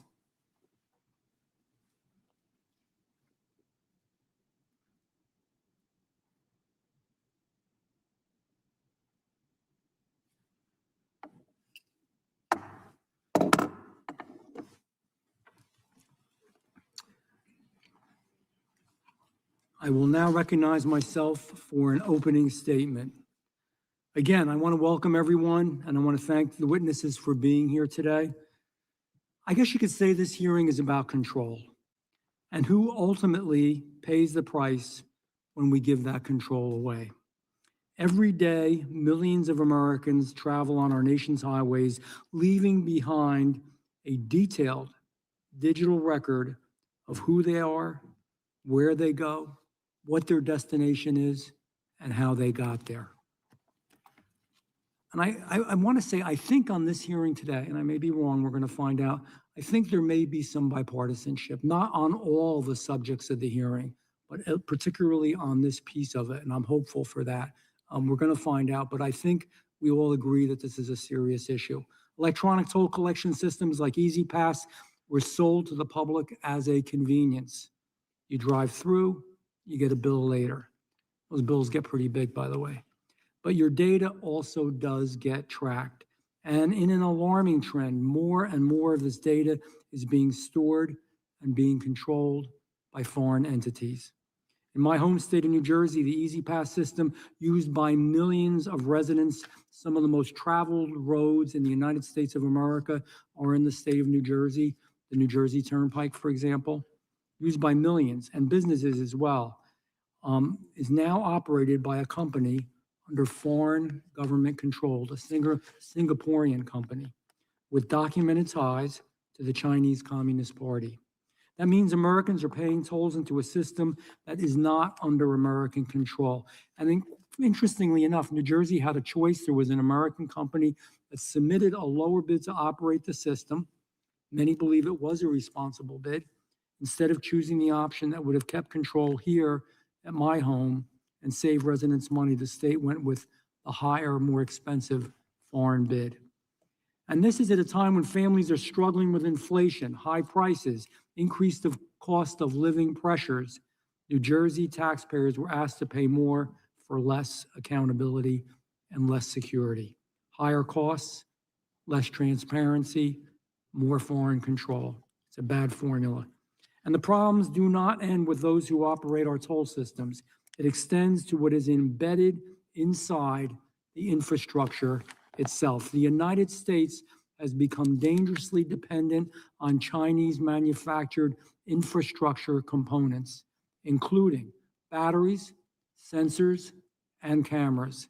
In 2024, the Department of Homeland Security estimated that at least 12,000 Chinese-made internet cameras were already in use across United States infrastructure. A February 2025 DHS report revealed that many of these cameras lack basic data encryption and security settings, and by default, they can communicate directly with their manufacturer located in China. That means foreign entities may have visibility into American facilities, American operations, and American vulnerabilities. Chinese state-sponsored cyber attack groups linked to the Chinese government have demonstrated the capability to infiltrate U.S. infrastructure, steal sensitive data, and maintain persistent access inside our networks. Once again, it comes back to control. If we do not control the systems, the hardware, and the data, then we don't control the risk. And the loss of American control does not stop with toll systems or infrastructure. Under the Biden administration, states were allowed to issue CDLs, commercial driver licenses, to individuals who are not qualified and not proficient in English. This is where it may not be as bipartisan. Truck drivers must be able to read road signs. If you're driving an 18-wheeler, a semi, on the road, I think you got to be able to understand the signs. I don't know what that's that complicated. They've got to be able to communicate with law enforcement and respond in emergencies. When states ignore those requirements, Americans pay the price. Let me give you a few examples. March 13, 2025, Austin, Texas.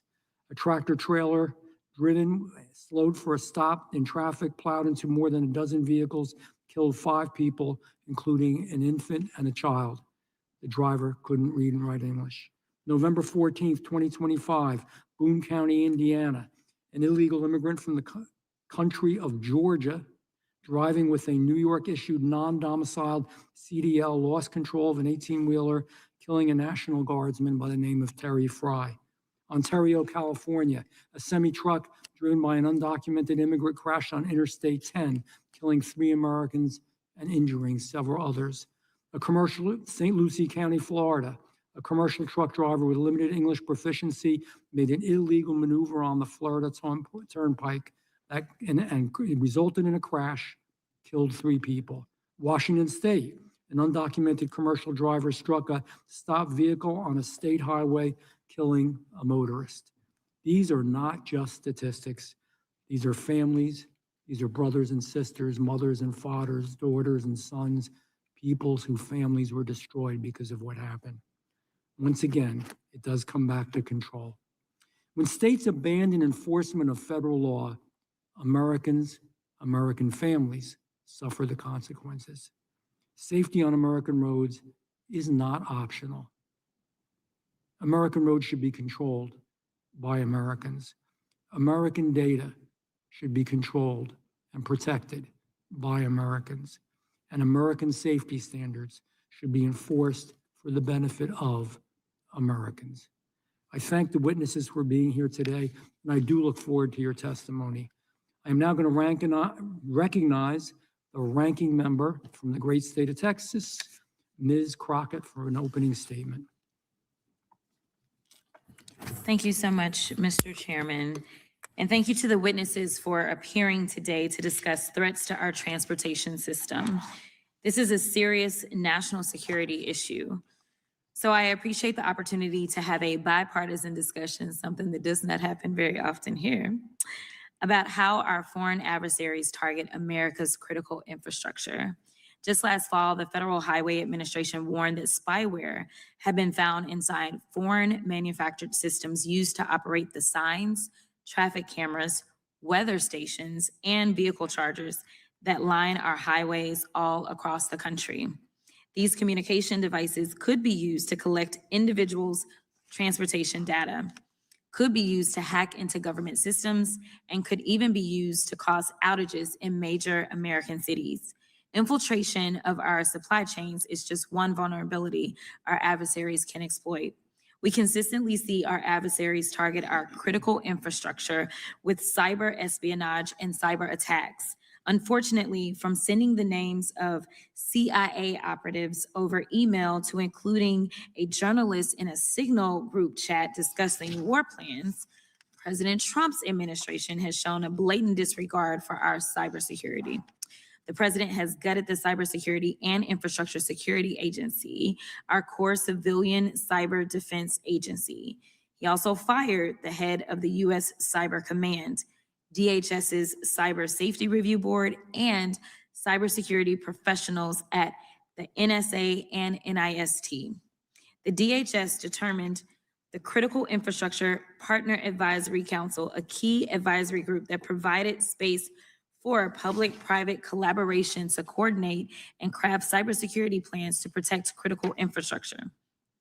Experts repeatedly emphasize that public-private partnerships is necessary to protect the cybersecurity of our critical infrastructure. But the Cybersecurity Information Sharing Act, which facilitates the public-private cyber threat intelligence ecosystem, expired last fall, and the Republican-led Congress has failed to reauthorize it. President Trump's administration has also disbanded key operations targeting foreign malign influence. Attorney General Pam Bondi dissolved the FBI's Foreign Influence Task Force. Director of National Intelligence Tulsi Gabbard dismantled the intelligence community's Foreign Malign Influence Center. So it appears that there is no longer any federal body dedicated to tracking and analyzing foreign state efforts to interfere in American society. Meanwhile, The president seems to get friendlier with the heads of authoritarian adversarial nations every day. This dismantling of the federal government's cybersecurity and national security resources and the continued politicization of our federal agencies has left state and private officials reluctant to trust and share information with our federal government. This threatens the security of all critical infrastructure, from our healthcare to our elections to our transportation systems. It is vital that we address the ways our foreign adversaries target our key critical infrastructure sectors. But in my opinion, the largest threat to our national security and critical infrastructure is not undocumented immigration or foreign investment. It's the incompetent folks at the highest levels of our government that have dismantled our cybersecurity resources. Thank you, and I yield back. I thank the ranking member. With that, I will recognize the ranking member of the full committee, Mr. Raskin. Thank you very much, Chairman Van Drew, and thank you to all of our witnesses for joining us today. To the extent that our colleagues have called this hearing to examine how foreign threat actors are compromising our national security by targeting transportation and critical infrastructure, that is a valid and meaningful subject of inquiry, and I salute the chairman for this initiative. China is in strategic competition with the United States and is using cyber espionage to undermine our defenses. Cybersecurity is of serious concern in the transportation sector because of the vast number of targets that operate new technologies and are run by a wide array of government and private entities. From AI-driven software to chip-reliant hardware, advancement in technology, of course, has great promise to make transportation faster, cheaper, and safer. But we must be vigilant to ensure these systems are not vulnerable to infiltration or attack from malign actors like Putin's autocratic Russia or the Stalinist bureaucrats of China. But we cannot honestly discuss and debate the issue without addressing how President Trump has gutted the safeguards that protect our transportation and critical infrastructure against foreign threats. The programs and personnel in the US government that keep us safe have been cut wholesale and have been bizarrely politicized, jeopardizing our national security. Trump removed a third of the workforce at the Cybersecurity and Infrastructure Security Agency, which helps government and business work together to identify cyber threats before it's too late. That reduction included department officials dedicated to local government coordination with business, which is crucial to transportation infrastructure security. Trump fired the chairman of the Joint Chiefs and other top-level military leadership, eliminating continuity in national security, and his attorney general shut down the FBI's Foreign Influence Task Force, the group responsible for identifying and combating malign foreign influence operations targeting the people of the United States.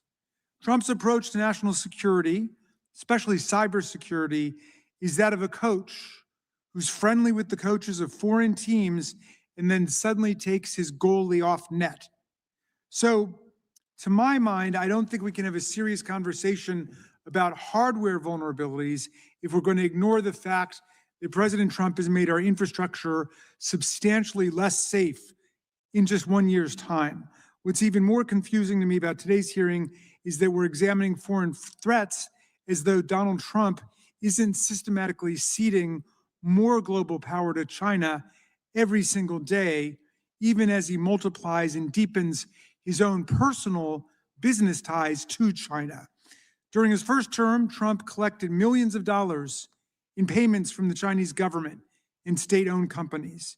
In exchange for these unconstitutional emoluments, he opposed sanctions against Chinese telecom companies and banks, even when they threatened our national security. He even tried to cancel military exercises with Japan and South Korea because China complained about them. In his second term, we've seen even more of an enthusiastic presidential embrace of the tyrants and dictators. Over the last year, the administration has dismantled USAID, giving China free rein to swoop in and offer countries around the world assistance with their infrastructure construction projects, their agricultural programs, their food aid, and public health, dramatically expanding China's sphere of influence.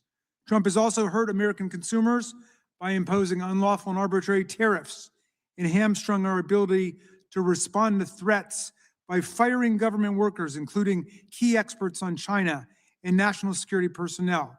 All the while, he's been using his crypto ventures to pocket hundreds of millions of dollars directly from Chinese billionaires with ties to the CCP. In May, a tiny Chinese tech company with ties to the government announced it had bought $300 million of President Trump's meme coin, despite the fact that it has no revenue and only 8 employees. Gee, I wonder where the money is really coming from. So 1 year in Trump's second term, we've learned that other countries think that Donald Trump is indeed making a country great. But that country is not America, it's China. In a 21-country poll by the European Council on Foreign Relations, the majority of respondents around Europe said that while the U.S.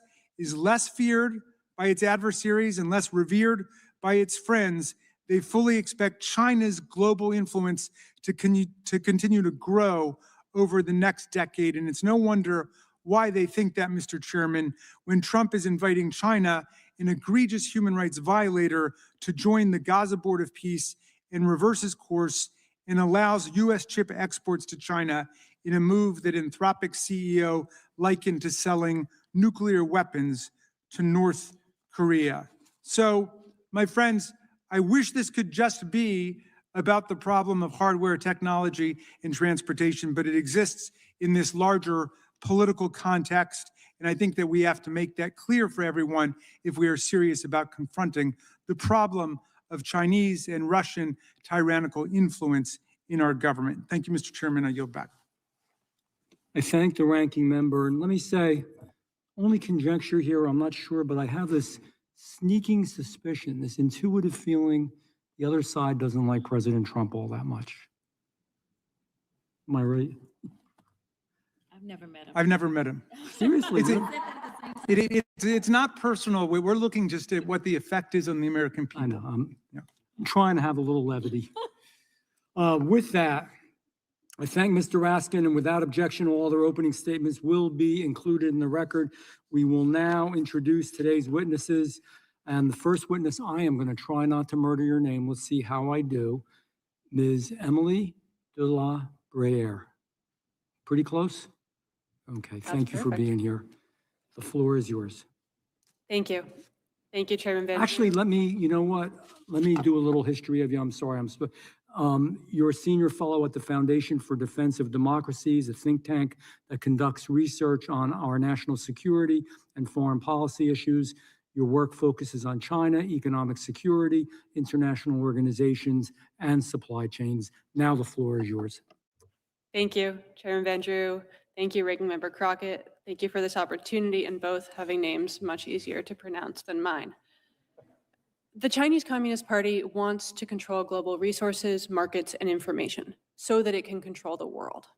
Beijing pursues this ambition by leveraging non-market industrial policy through which it subverts critical supply chains and networks, a strategy of military-civil fusion through which it turns that positioning into a forward-deployed military presence, and a program of state-sponsored data collection through which every Chinese company and component becomes an asset for influence and espionage. Transportation systems are a core part of this Chinese strategy. Beijing defines transportation systems as part of the military-civil fusion ecosystem because they're necessary for industrial operations, social functioning, and military mobilization. For that reason, China protects its own transportation systems domestically while looking to penetrate them internationally. Transport systems also represent a massive economic opportunity. The US auto sector, for example, alone accounts for some 11 million jobs and $1.2 trillion of national output a year. Beijing wants those markets. Beijing also wants the military-relevant tech and industrial capacity that undergirds them. But China wants something else from transportation systems too. Today's technological trends are pushing the transport ecosystem toward an intelligent, connected, data-is-everything paradigm. In that environment, every foothold in a transport system, whether that's a component or a piece of software or a vehicle, becomes a possible backdoor. Everything is a computer. China is hacking all of it. For this reason, China's presence in US transportation systems, A, threatens US industry and supply chains and markets, and B, grants Beijing access to critical information on American society, the power to influence that information and therefore society, and the ability to disrupt the foundational networks on which our country depends. This isn't a notional danger. It's not something that's on the horizon. Our system is already embedded with Chinese components, and we're already under attack. LiDAR offers a valuable example. Autonomous vehicles use LiDAR to map their surroundings. Airports use it to track movement in crowds. Bridges use it to scan for defects. China controls 90% of the world's LiDAR market. The Chinese entities that are leading this charge are companies like Hesai, RoboSense, Huawei, DJI, that the US government has already identified as tied to the Chinese military. Those Chinese military-tied companies sell to GM's Cruise and NVIDIA's Drive Hyperion. Their LiDAR sensors have been installed in JFK International Airport and Charlotte Douglas International Airport. Chinese LiDAR sensors are on intersections in Chattanooga and on drawbridges in Sarasota. Every purchase of a Chinese LiDAR sensor funds the Chinese Communist Party. Every Chinese LiDAR sensor risks collecting information on behalf of Beijing, and all of them could be turned off at China's command. This isn't a unique case. LiDAR is not isolated. The same story plays out across the broader ecosystem of components that go into modern transportation systems, whether those are IoT modules or optical transceivers or cameras. Moreover, moving beyond the component level, Beijing is also building out the platform and software level of modern transportation. China is the world's largest player in in-car AI agents. Beijing's also developing unrivaled global shipping and transportation and logistics solutions, like, for example, Logging, a Chinese national platform that provides a centralized window into the otherwise fragmented world of global shipping under the Chinese government's control. Washington needs to stop further Chinese penetration of our transportation systems. Those efforts can start with direct restrictions. No company that uses Chinese components or software or those made by a Chinese influenced entity should be eligible for federal procurement, federal tax incentives, or any other federal incentives. In establishing restrictions like that, Washington should also tighten and clarify FIOC and PFE rules to make it clear what it is that is a Chinese entity and to make that a stricter definition. Targeted measures like this can directly bolster the security of American transportation systems. But Washington should also take broader action to change the state of play that has allowed China to embed itself into our critical infrastructure systems. Tariffs on Chinese goods can help dissuade the US private sector from buying from Chinese entities and therefore from being complicit with the Chinese Communist Party. Tariffs can also create the circumstances in which to rebuild a trusted American industry. On the data front, no company that stores data in China should be permitted to collect data in the United States or be eligible for federal procurement, defense industrial-based procurement, federal tax credits, or other incentives. And Washington should leverage trade deals to compel US allies and partners to enact their own defenses against China such that they don't serve as conduits for the Chinese Communist Party. It might seem impossible now to think that China could supplant American giants like FedEx, like Boeing, like Ford. But that scenario is on the very, very near horizon. Should it come to pass, China will claim a determinative advantage. Washington needs to fight back. Thank you for your time. Thank you, very informative. I think that outlines the seriousness of this issue. I know it's not the sexiest issue in Congress that everybody's talking about, and I get it, but this room should be packed, and everybody should hear this and listen to it. It's a serious, serious issue. And again, as I said before, and I understand components of what you're talking about in your issues, but it should be a bipartisan one as well. Now, your name, on the other hand, Mr. Cole, is Rocky Cole. Couldn't be easier than that, right? Correct. The floor is yours. Thank you, Chairman Van Drew, Ranking Member Crockett, and distinguished members of the committee for the opportunity to testify today. The topic of the hearing is embedded threats in America's transportation systems, and I will certainly address those directly. However, I believe, as several other people have pointed out, that these threats are best understood in the broader context of adversarial cyber operations against America's critical infrastructure as they constitute one piece of a larger strategic landscape.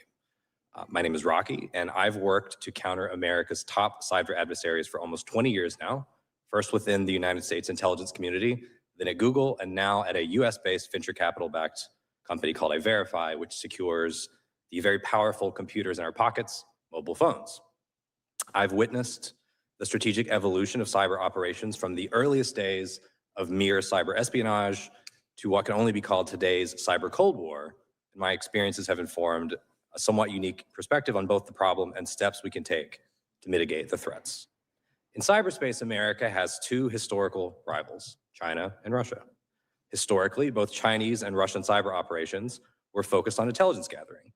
For China, this meant extracting intellectual property to feed their Made in China 2025 strategy, which a former director of the NSA described as the greatest transfer of wealth in human history, while Russia focused on more traditional espionage goals. However, we have recently, as in within the last 5 years, reached a watershed moment where the objective of cyber operations have shifted to pre-positioning for disruptive effects. Modern doctrine now views cyberspace as a basic platform for hybrid warfare, where blinding cyber attacks are intended to paralyze command and control networks before kinetic operations even begin.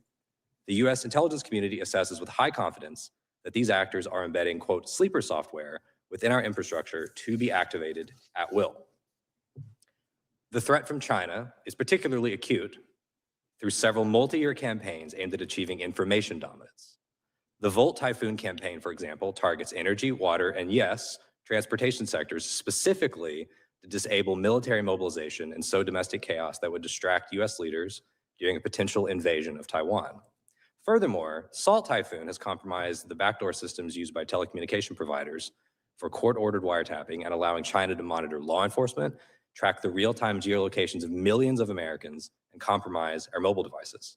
These operations have even expanded to targeting toll systems and compromising state-level commercial driver's license databases, all of which are vital for our national logistics. To evade detection, these actors have refined their methods to bypass modern defenses through malware-free intrusions. They utilize techniques like living off the land, which means using legitimate system administration tools to blend in with normal activity and avoid detection using largely stolen credentials like passwords and tokens as their initial access point. And finally, as per the topic of this hearing, they increasingly utilize supply chain operations to gain backdoor access to critical technologies. This can manifest as tampering with or implanting hardware components, inserting malicious code into software updates, or compromising the integrity of manufacturing processes for devices like routers, servers, and even large industrial equipment such as port cranes. Despite the magnitude of the threat, the United States remains hamstrung by a patchwork regulatory landscape and structural challenges that impede a unified defense. Our defensive posture is characterized by voluntary frameworks that have failed to keep pace with the adversary's strategic pivot to pre-positioning. And compounding this is the complexity of coordinating between the federal government and 50 state-level regulatory bodies. This asymmetry demands a significant structural and legal overhaul to achieve true cyber deterrence, both on the offensive side and on the defensive side. This includes formalizing the authority for the United States Cyber Command to, quote, defend forward and disrupt adversarial groups within foreign networks before they reach the homeland. We must also address systematic personnel failures within the United States Cyber Command by transitioning towards an independent cyber force that establishes uniform standards for recruitment and training and bypasses the traditional military standards that have frankly hindered our cyber readiness. And most importantly, we should consider advancing a framework that treats cyber attacks on critical infrastructure that may imperil human life as the acts of war that they are, equivalent to kinetic strikes. We must also harden our domestic resilience by moving beyond purely voluntary standards. Congress should fund states to build high maturity response capabilities and convert voluntary resilience standards into mandates for systematically important entities, requiring redundant power and physical hardening across critical sectors. We must shift the legal duty of care to software manufacturers and away from the end users like local governments, instead holding the software designers liable for design flaws while mandating a move to secure by design principles rather than today's voluntary pledges. And finally, to mitigate supply chain risks, Congress should consider implementing mandatory screening and the eventual phase out of Chinese manufactured hardware with remote communications capabilities within highly sensitive critical infrastructure and federal networks, akin to the rip and replace campaigns that Congress has already funded to remove Chinese-made telecommunications gear from America's core networks. Thank you, and I look forward to your questions. Thank you, Mr. Cole. And with that, let me say you're the co-founder and COO of iVerify, a cybersecurity company focused on mobile phones. You previously worked at Google and Deloitte and served with the National Security Agency. Mr. Chris Spear is next. Mr. Spear is the President and Chief CEO Officer of the American Trucking Association, an organization made up of trucking companies. He also serves on the board of directors for American Transportation Research Institute and the Trucking Cares Foundation. Mr. Spear. Chairman Vandrew, Ranking Member Crockett, members of the subcommittee, thank you for the opportunity to testify here today. For over 90 years, the American Trucking Associations has represented an industry that employs the hardest working men and women in the country. Safety is in our DNA. It is at the forefront of everything that we do. The overwhelming majority of America's 3.6 million truck drivers take immense pride in their work. They meet every requirement every day, and they move our economy forward with proficiency and with pride. Safely operating a tractor trailer requires a specialized skill and an adherence to high standards of professionalism. A CDL should represent a promise that the person behind the wheel of an 80,000-pound vehicle is qualified, competent, and accountable. Regrettably, years of lax and uneven enforcement have undermined that promise. Serious vulnerabilities, particularly related to driver training and CDL issuance, have been exposed through several high-profile, tragic, and preventable crashes. CDL mills, which masquerade as legitimate schools, have fast-tracked prepared individuals into trucking by putting profits before training.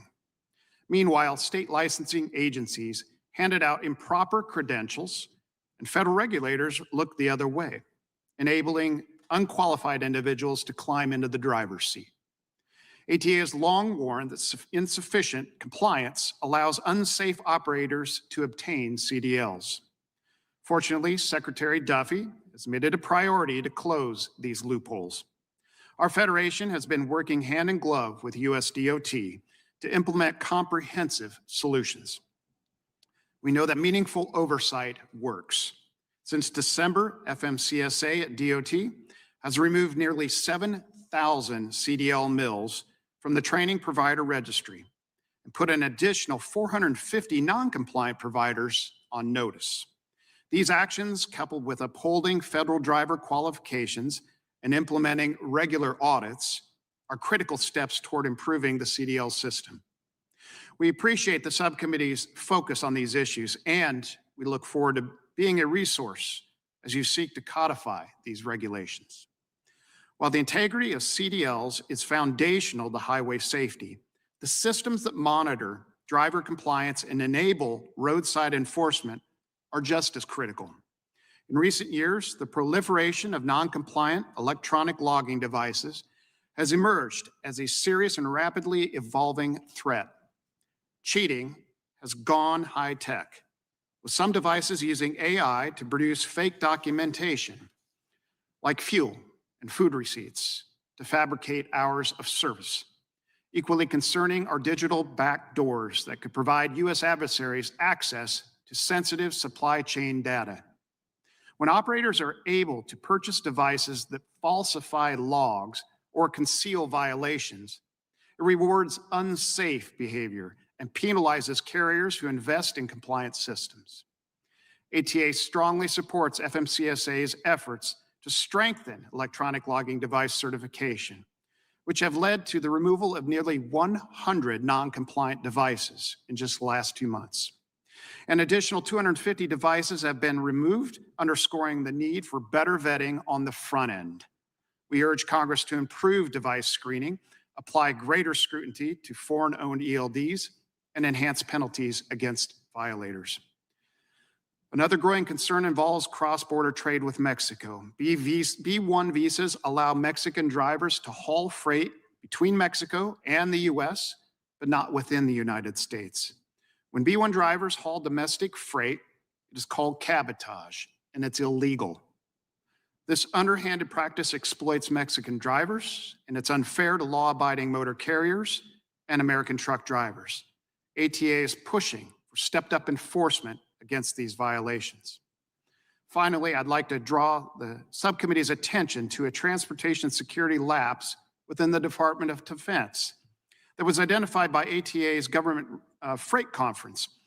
The department is improperly awarding shipments to unauthorized carriers to move sensitive cargo like M1 Abrams tanks and Bradley fighting vehicles.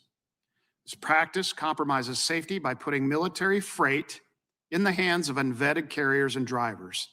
Last year, ATA worked with Congress to enact several provisions in the NDAA aimed at this problem. We will continue to partner with you to shore this up. ATA thanks the subcommittee for your interest in identifying foreign ownership risks and hidden vulnerabilities across our transportation system. I look forward to answering your questions. Thank you, Mr. Spear. Mr. Rob Kanaki, he is the Chief Executive Officer of TPO Group, a cybersecurity consulting firm. He previously served as the Deputy National Cyber Director with the National Security Council and at the Department of Homeland Security. Mr. Kanaki. Thank you, Chairman Vandrew, and thank you, Ranking Member Crockett and members of the committee for the opportunity to testify on this subject. While I can't speak to the issues that my colleague, Mr. Spear, has addressed, I think you're going to find that the bipartisan approach that you were hoping for, Chairman Vandrew, really has emerged, at least within the cybersecurity community, on these topics. There is very little that I could disagree with in either the tone or the substance of what my other two panelists have said on the cyber threats. So as not to repeat much of what they have said, let me make a series of points about how we address these threats. First, let me applaud the focus on embedded threats. As Mr. Cole pointed out, our critical infrastructure is compromised through remote hacking capabilities that China, Iran, Russia, and North Korea have deployed. This is a serious issue. This is a serious risk, and more needs to be done to address that traditional threat. But the threat from embedded systems that are dependent on Chinese-produced electronics, Chinese IT components, and Chinese products is unique to China because of the scale of their manufacturing and the lack of capacity that we have in the United States today. So I'll primarily focus my remarks on the cyber aspects here, but it should be noted that in the event of a conflict with China, they will have the ability to cut off supplies for critical minerals, for critical goods, for critical parts and services that our economy needs to run. That alone means that we need to diversify our supply, onshore our supply, and build trusted supply networks with our allies overseas.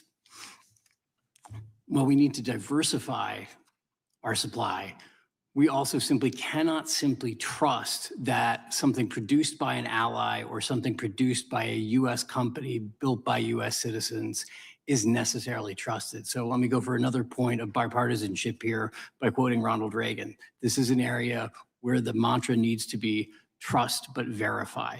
We need to verify that the systems we rely on are in fact secure, regardless of whether they are produced by a US company from entirely US made components, or they are produced by our allies through an extended and secured supply chain. We cannot simply assume that onshoring will address this risk.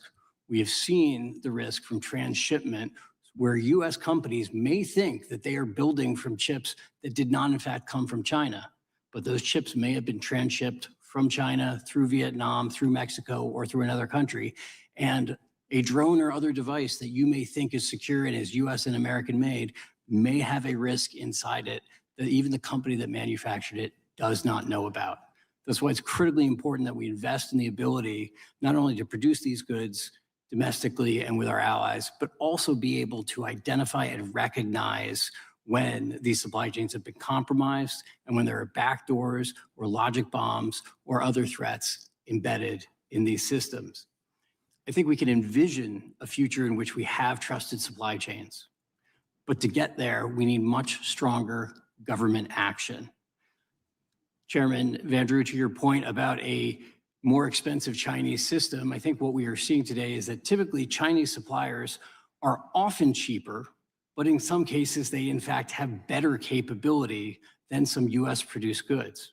And so what that will mean on the market is that companies are going to purchase the cheaper good, particularly if it is more effective than an American-made good. I was part of a long-running, what I would call a whispering campaign against Huawei to say that Huawei's technology shouldn't be trusted. It shouldn't be put in our core infrastructure. The FBI did briefings. We did briefings at the NSC. What finally worked was banning that technology. And then for the rural broadband telecommunications providers that were incapable of investing to replace that, subsidizing that investment. We need a far broader approach like that to the categories of technology that China is dominant in today. And we need to develop and invest in the ability to verify that the replacement technologies produced in the United States are in fact secure and have not been compromised. Thank you for this opportunity. Thank you, Mr. Kanaki. All good statements. I'm going to ask you all to rise to be sworn in.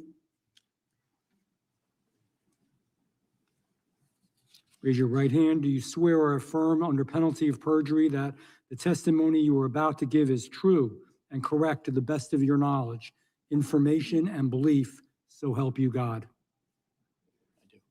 You may be seated. Point of order, Mr. Chairman.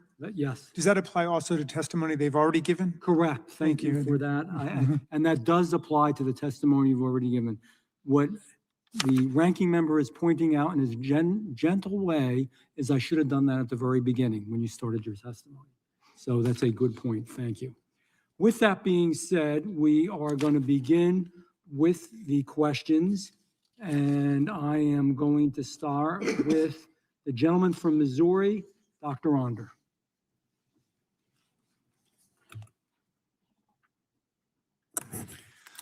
Thank you, Mr. Chairman.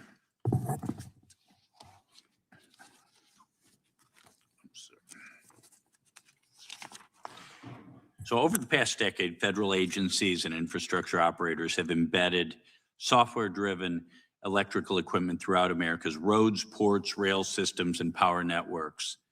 Through this rapid modernization, we have quietly opened a dangerous national security vulnerability. Foreign manufactured hardware now sits at the core of systems that keep the American economy running and the military moving. Nowhere is the threat more acute than in the power sector. Chinese-made inverters, batteries, and transformers have become foundational to the power grid and critical infrastructure. The components are designed, built, and in some cases remotely controlled by firms operating under the authority and influence of the Chinese Communist Party. As a result, the CCP is increasingly positioned to monitor, disrupt, or manipulate the infrastructure that underpins U.S. commerce, public safety, and national defense. Mrs. De La Brea, can you explain why it is inherently dangerous for U.S. roads, ports, and rail systems to rely on electronic components manufactured in China, particularly when those components are embedded deep inside operational systems? Yes, there are three main reasons from the informational perspective. The first is that those components give China access to critical American information. Who is traveling, where, when, how. That's like a personal privacy risk, but it's also a strategic asset. We're in a competition where data is the new oil. Data is the single most dominant resource in the great power competition with China. If Beijing has full information on our society, that's how it can target all of its attacks. That's thing number one. Thing number two is China can shape information. If information is fueling transportation and you can shape information, you can decide who's moving where, when, what. You can pick winners and losers. What company, shipping route, software add-on is going to win. And that means that Beijing controls our society. Yes. And then there's the disruption threat. So all of these two things are short of any like outright conflict scenario. That's just happening. Right. Then there's, if China decides it's time, they can shut off our systems, they can interfere with our systems, they can destabilize our society. And this is, so that's informational threat. On top of it, there's just a basic supply chain and industrial threat. China can stop providing these components. We're trying to build new infrastructure or modernize infrastructure. We're at their mercy. Plus, our industrial base depends on being able to produce these critical goods. Our country depends on having an industrial base. Our economy depends on that. If we forfeit that to China, there goes American growth and freedom. So what categories of U.S. infrastructure, like EV charging stations, tolling stations, rail signaling, port cranes, traffic management systems, currently depend on foreign manufactured electronic hardware? And I'm afraid you're going to say all of the above. All of the above. Okay. And at so many levels too that we aren't aware. You mentioned inverters. No one's talking about inverters. Right. That's a huge risk to the grid. So all of those sectors, every sector, data centers, optical transceiver, we're building them at rapid scale. Optical transceivers are necessary for data centers. We increasingly depend on those for so many other industries. What if China shuts those off? Yeah, I was at a energy conference in Houston a few months back, and one of the speakers talked about Chinese-made batteries. You know, any kind of reliance on so-called green energy, wind or solar, is going to rely on massive battery charging capability, or even one's, you know, the electrical panel on one's roof, private home, would depend on a battery. And apparently a large percentage of these are being made in communist China right now. And those could, in theory, be remotely, you know, flipped off, or even remotely made to overheat, causing electrical fire or even explosion risk. So, Mr. Cole, I see you nodding. Any comments on this? Congressman, I was just discussing with the other witnesses before the hearing that there are virtually no cybersecurity standards around electric vehicles as a category, right, whether that be batteries that can communicate directly, perhaps with China, or other cybersecurity standards of the self-driving components of the vehicles. You can imagine a world where the United States is trying to mobilize for a conflict, and suddenly EVs are blocking roads, states, cities. It's frightening. Thank you. I yield back. Thank the gentleman from Georgia. Thank you, Mr. Chairman. Hostile foreign nations like China are targeting critical infrastructure here in America. And Donald Trump is enriching himself with money from China while weakening United States programs that protect us from their security threats. For example, the Chinese government and its state-controlled entities spent over $5.5 million at Trump-owned properties during the first Trump administration. But in this second administration, the greed and corruption is turbocharged. A Chinese company recently announced that it would buy up to $300 million of President Trump's cryptocurrency. And coincidentally, the Trump administration is systematically weakening our defenses against China's security threats. Ms. De La Bruyere, would you agree that the U.S. needs to be the #1 country for artificial intelligence? I would agree with that. And you would agree also that NVIDIA chips power the NVIDIA or the AI revolution, correct? They are among the components that power the AI revolution, yes. And does it surprise you that Trump has discarded America's strategic technological edge over China insofar as AI chips by changing the rules and allowing the export of NVIDIA's AI chips to China? I think what surprises me the most Does that surprise you? I think what surprises me the most is that we don't actually have an edge in AI chips over China anymore. Okay, all right. So you want to take me in a different direction. Yes, sir. Because it's important. I don't want to go in the direction you're trying to take me. So I'm going to now ask Mr. Cole. Mr. Cole, Elon Musk and his Doge Musketeers benched hundreds of cybersecurity professionals at the Cybersecurity and Infrastructure Agency, also known as CISA, and at the National Security Agency. Nearly a third of CISA staff was cut including divisions that coordinated with states and businesses which provide key assistance for transportation infrastructure. Was that a wise move by Trump? Well, first, Congressman, I'm a native Georgian, so it's a pleasure to meet you. Well, good to meet you too, sir. I've always wanted to. To answer your question, I do think now is not the time to be No. cutting CISA's budget or operational That was capacity. a bad move. His budget request to Congress now includes an additional 18% cut to CISA's cybersecurity division, which leads efforts to protect government networks and helps defend critical infrastructure. Was that a good move or a bad move? Congressman, if you go around the country and talk to state cyber leaders, they will all tell you they would like additional federal support to respond to cyber attacks. It was a bad move. I think that's probably what you're trying to say. But let me ask you, Mr. Naki, we've seen our foreign adversaries exploit cyber vulnerabilities against our communications, energy, and water sectors, among others. But it may be easy to discount national security risk to our transportation infrastructure because we haven't yet seen widespread consequences in this field. While embedded technology like undisclosed radios and batteries and cranes clearly shows that our adversaries may have the capability to conduct espionage or even cause outages in transportation infrastructure, when local governments or private companies are acquiring technology, they may be willing to overlook the national security risk in favor of getting technology that they need more quickly or cheaper. Does the fact that we haven't yet seen a major cyber attack against our transportation infrastructure mean that we don't have to worry about this national security threat? And it comes at a time when Trump's net worth increased by $3 billion over last year. With this security threat, does it mean we need to be worried, or do we have cause for concern as the president gets richer and our security is eroded?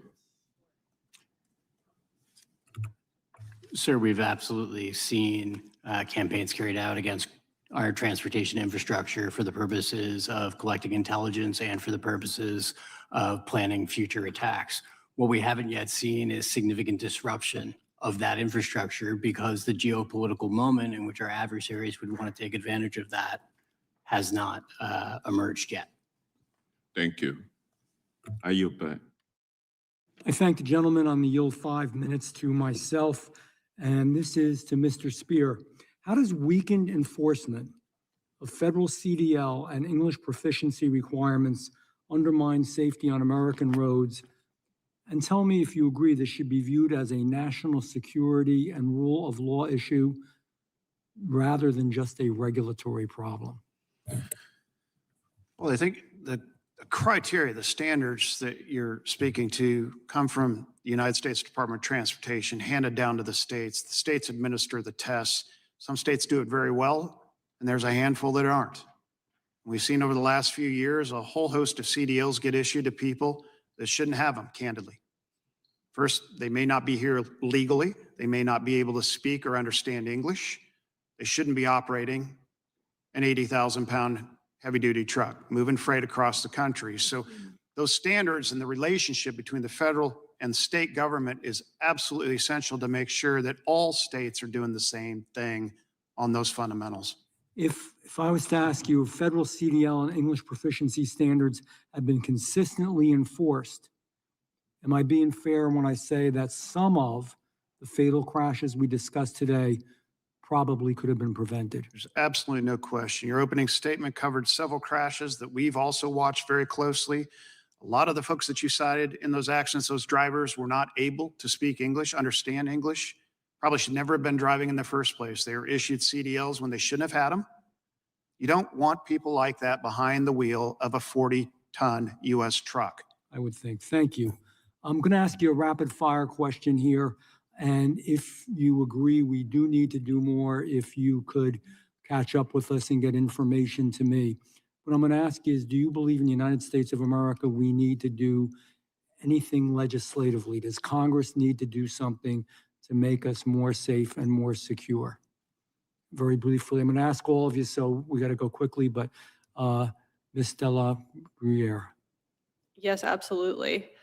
And number one low-hanging fruit stopping an unforced error is with any federal incentives or procurement, having actually enforced stringent restrictions on the ability of Chinese or Chinese-influenced entities with clear rules of what those are to receive them. So I know you don't write bills, but if you could get us that information, get it to my office and also to the committee of what you saw, this bill, kind of give us your priorities on that. Mr. Cole?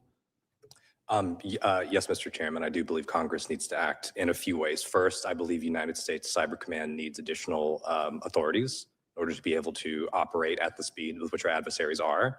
I believe Congress must do more legislatively to increase our resiliency against cyber attacks. To some degree, we have to assume that nation-state adversaries have already compromised our infrastructure, and that means giving states the ability to more quickly respond to threats as they emerge. That could mean additional funding or clearer frameworks. And finally, as I agree with Mrs. De La Bruyere that we should take a legislative approach to data sovereignty as well. Please get that to my office, both of you, as quickly as you could. Thank you. Mr. Spear? I think on the English language proficiency, we would advocate for the American Trucking Associations that Congress fully codify English language proficiency for all drivers, that all states should test for this consistently across the board. And this is a safety issue. If you're operating a vehicle, you shouldn't be pulling a U-turn on the Florida Turnpike. You should be able to understand weather signs and say Wyoming. You need to understand English. You need to be able to operate that equipment safely around the motoring public.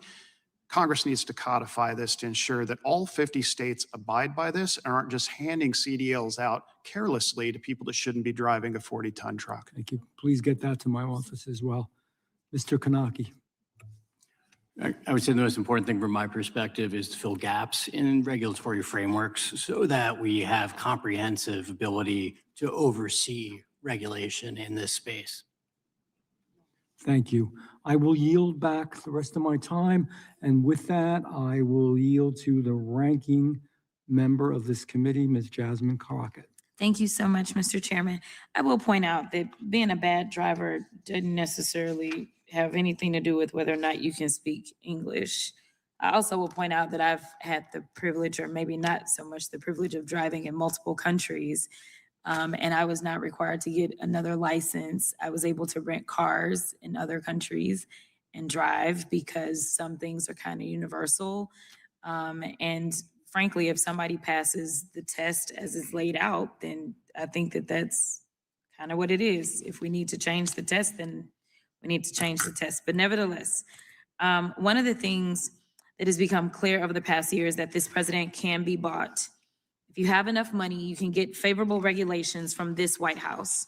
You can get pardons, you can get contracts, and you can get influence with this president, even if you have ties to a foreign government, which the Justice Department has described as, and I quote, a significant risk to U.S. national security.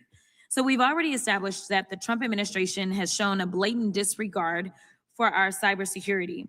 In his first month in office, the president dismantled nearly all of DHS's advisory committees that study major cyber attacks and provide actionable recommendations to defend against those attacks. So, Mr. Kanaki, what role did these advisory committees play in protecting our critical infrastructure? How does their dissolution make us less safe? Thank you, Ranking Member Crockett. Absolutely, these committees were essential to establishing the mechanisms for coordinating and collaborating on cybersecurity with our industry partners.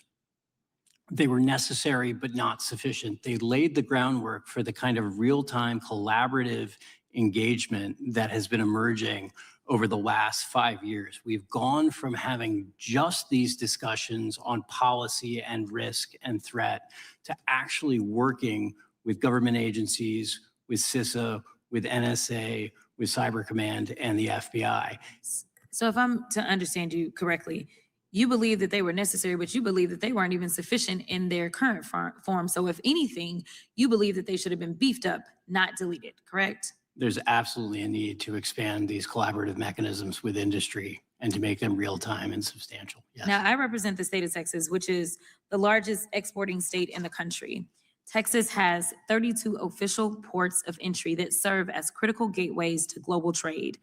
Mr. Kanaki, as you probably know, 80% of cranes at U.S. ports are manufactured by a Chinese state-owned entity, and the government has found communication devices embedded on these cranes that could be used to track port activity and enable cyber espionage. What concerns are raised when the technology used inside a critical infrastructure system is manufactured by a foreign adversary? In the case of these devices, what we're talking about is an ability to both monitor and control and disrupt the infrastructure should it be in China's interest to do so. So it's an absolutely critical risk that we be able to maintain our trade in the event that they feel they are compelled to use that capability. The focus here, in my view, needs to be retrofitting at this point. We don't need to replace the steel that holds up the cranes. I think we're certain that's pretty strong. What we need to do is replace the electronics, rip and replace the electronics, and operate them with trusted hardware and trusted software that we know is not communicating back to China. The costs associated with operating technology needed for critical infrastructure are increasing. It doesn't help that the Trump administration's policies are partly responsible for the cost increase. However, states are weighing the cost and availability of the technology they need to operate and maintain their critical infrastructure. There aren't domestic manufacturers for many of these necessary machines, such as cargo ships or port cranes. Let me add to this. We did have the Chips and Science Act, and my predecessor in Congress was actually the one that ushered that through. That was to make sure that we could manufacture more chips right here domestically. And it is so unfortunate because there were so many plans and there were so many that were saying we are going to take advantage of this bill and pull down on these dollars. And now those plans have fallen by the wayside because of some of the terrible tariff policies that currently are taking place. It is harming us not only economically, but it is harming us from a security standpoint. This was not fiscal responsible policy that this administration has engaged in, but it's also been very harmful to us domestically. So the last question is, so what solutions are there to mitigate the risk posed by foreign technology and infrastructure supply chains? I think we badly need to make a government investment in the retrofitting of these technologies. The markets simply are not going to support this investment on their own, given that these are national security risks and not risks that are necessarily going to be borne by shareholders of companies. Thank you so much for your time. I'll yield back. Thank the ranking member. I would just make one minor point that probably when she was driving in those foreign countries, she wasn't driving an 18-wheeler. I could probably guarantee that. Well, I'm hoping not. I know I couldn't even drive one, but the CDL requirements are much more specific and much harder. Do you have a CDL? I don't have a CDL. I may have. You could. I got a license to carry. Jazz, so do I. So do I. So you never know. But with that, I think we have the gentleman from Texas has a UC request. Yep, I'd like to ask for unanimous consent to enter into the record this report, the weaponization of CISA, how a cybersecurity agency colluded with big tech and disinformation partners to censor Americans. Without objection, and I will ask the gentleman to go forward and present testimony. Questions? Yep, thank you, Mr. Chairman, for holding this hearing. In 2016, the Obama-Biden administration issued internal guidance that weakened enforcement by discouraging roadside interviews and out-of-service penalties, effectively nullifying a core safety rule without changing the law. Since that time, fatal truck crashes have increased and multiple deadly incidents have involved non-domiciled or non-English proficient drivers who should have never been licensed or allowed to operate in the first place. In many cases, they shouldn't have even been in this country in the first place. The Trump administration has moved to restore the rule of law by rescinding the guidance, and even Democrat-led states such as California couldn't hide the damage inflicted by the radical Democrats' open borders policies and revoked 17,000 commercial driver's licenses given to illegal aliens. Thank you, witnesses, for taking the time to be here. Mr. Spear, Do you consider the Obama-Biden administration 2016 rule guidance, which discouraged out-of-service enforcement for English proficiency failures, to be a breakdown in regulatory control over a critical transportation sector? I do. That decision cost lives. And respectfully, Congressman Crockett, the accident that was cited in Chair's opening statement killed people because that driver did not understand what he was doing. And an 80,000-pound vehicle is much different than a car. It does not stop on a dime. It doesn't turn on a dime. These are very heavy vehicles that have to have people trained and skilled to operate them. And they need to understand the language we speak. Here in America, that's English. I've lived and worked in 5 continents, driven in all 5. Arabic, Chinese, you name it. You have to understand that country's language to understand how to operate a vehicle. It's for the safety of those around you. So that 2016 decision by the Obama administration took the lives of innocent people because it put people out on the road behind the wheel of an 80,000-pound vehicle that should never have been driving. We need stronger enforcement. That rule has been on the books since the 30s. It should be consistent no matter what party you are. If you care about the safety of people driving in your district, then this needs to be enforced in all 50 states evenly. It's simply fundamental. And there is absolutely no compromise when it comes to safety. We don't hedge on any of that. So I want to be very clear. We need to enforce it. It needs to be done by every state. It needs to be done evenly. And yes, the language does matter. You're exactly right. It does cost lives. It costed the life of the son of one of my constituents. A little over 2 years ago, 8-year-old Baron Ritchie of Pilot Point, Texas, was killed on I-35 near Hillsboro when a wheel hub and tires broke off a semi and struck the Ritchie family's SUV as his mother drove him home from a school trip. The non-English speaking illegal alien Martin Monreal Alvarado had overstayed a B-1 visitor visa that expired 6 months prior to the incident. Further, Monreal Alvarado was party to RTD Carriers Trucking Company, an entity with an abysmal Federal Motor Carrier Safety Administration record. RTD Carriers employed other foreign drivers as well without valid work visas and sent Monreal Alvarado on an unlawful route beyond the U.S.-Mexico-Canada Agreement commercial zone. And the reality was, if even one of these issues had been policed, Baron Ritchie would still be with us today. Mr. Spear, what can Congress do to confront unsafe carriers such as RTD from closing and reopening under a new name, reusing the same dangerous equipment and dangerous personnel? Well, certainly work with your colleagues in the Transportation Infrastructure Committee to give the Federal Motor Carrier Safety Administration at DOD the authority it needs to clean up the registry. Okay, we have people come on, off. They have an accident, they come back on, they change their name. This system is broken. The federal oversight and ability to manage the motor carrier populace properly, safely, is broken. Secretary Duffy understands that. They're going back to the basics and enforcing the laws that you've given them. Where there are shortfalls, you all in Congress need to step up and give these agencies the power they need to have interstate commerce standards applied equally in all states. These are just fundamentals. When you take a test in a state like California for a CDL, you need to be able to speak English. You need to be here illegally. You need to have training to acquire the CDL, not some online one-day source and you get the CDL. This has got to be enforced. I look to Congress to work with DOT to shore that up. I can guarantee if you call over there now, they will give you a list of things that we support that will help them ensure that all states take steps forward to ensure that lives like that are not lost. I agree, Mr. Spear. Mr. Spear, learn English or get out of our country. Thank you for being here. Appreciate it. I thank the gentleman from Texas.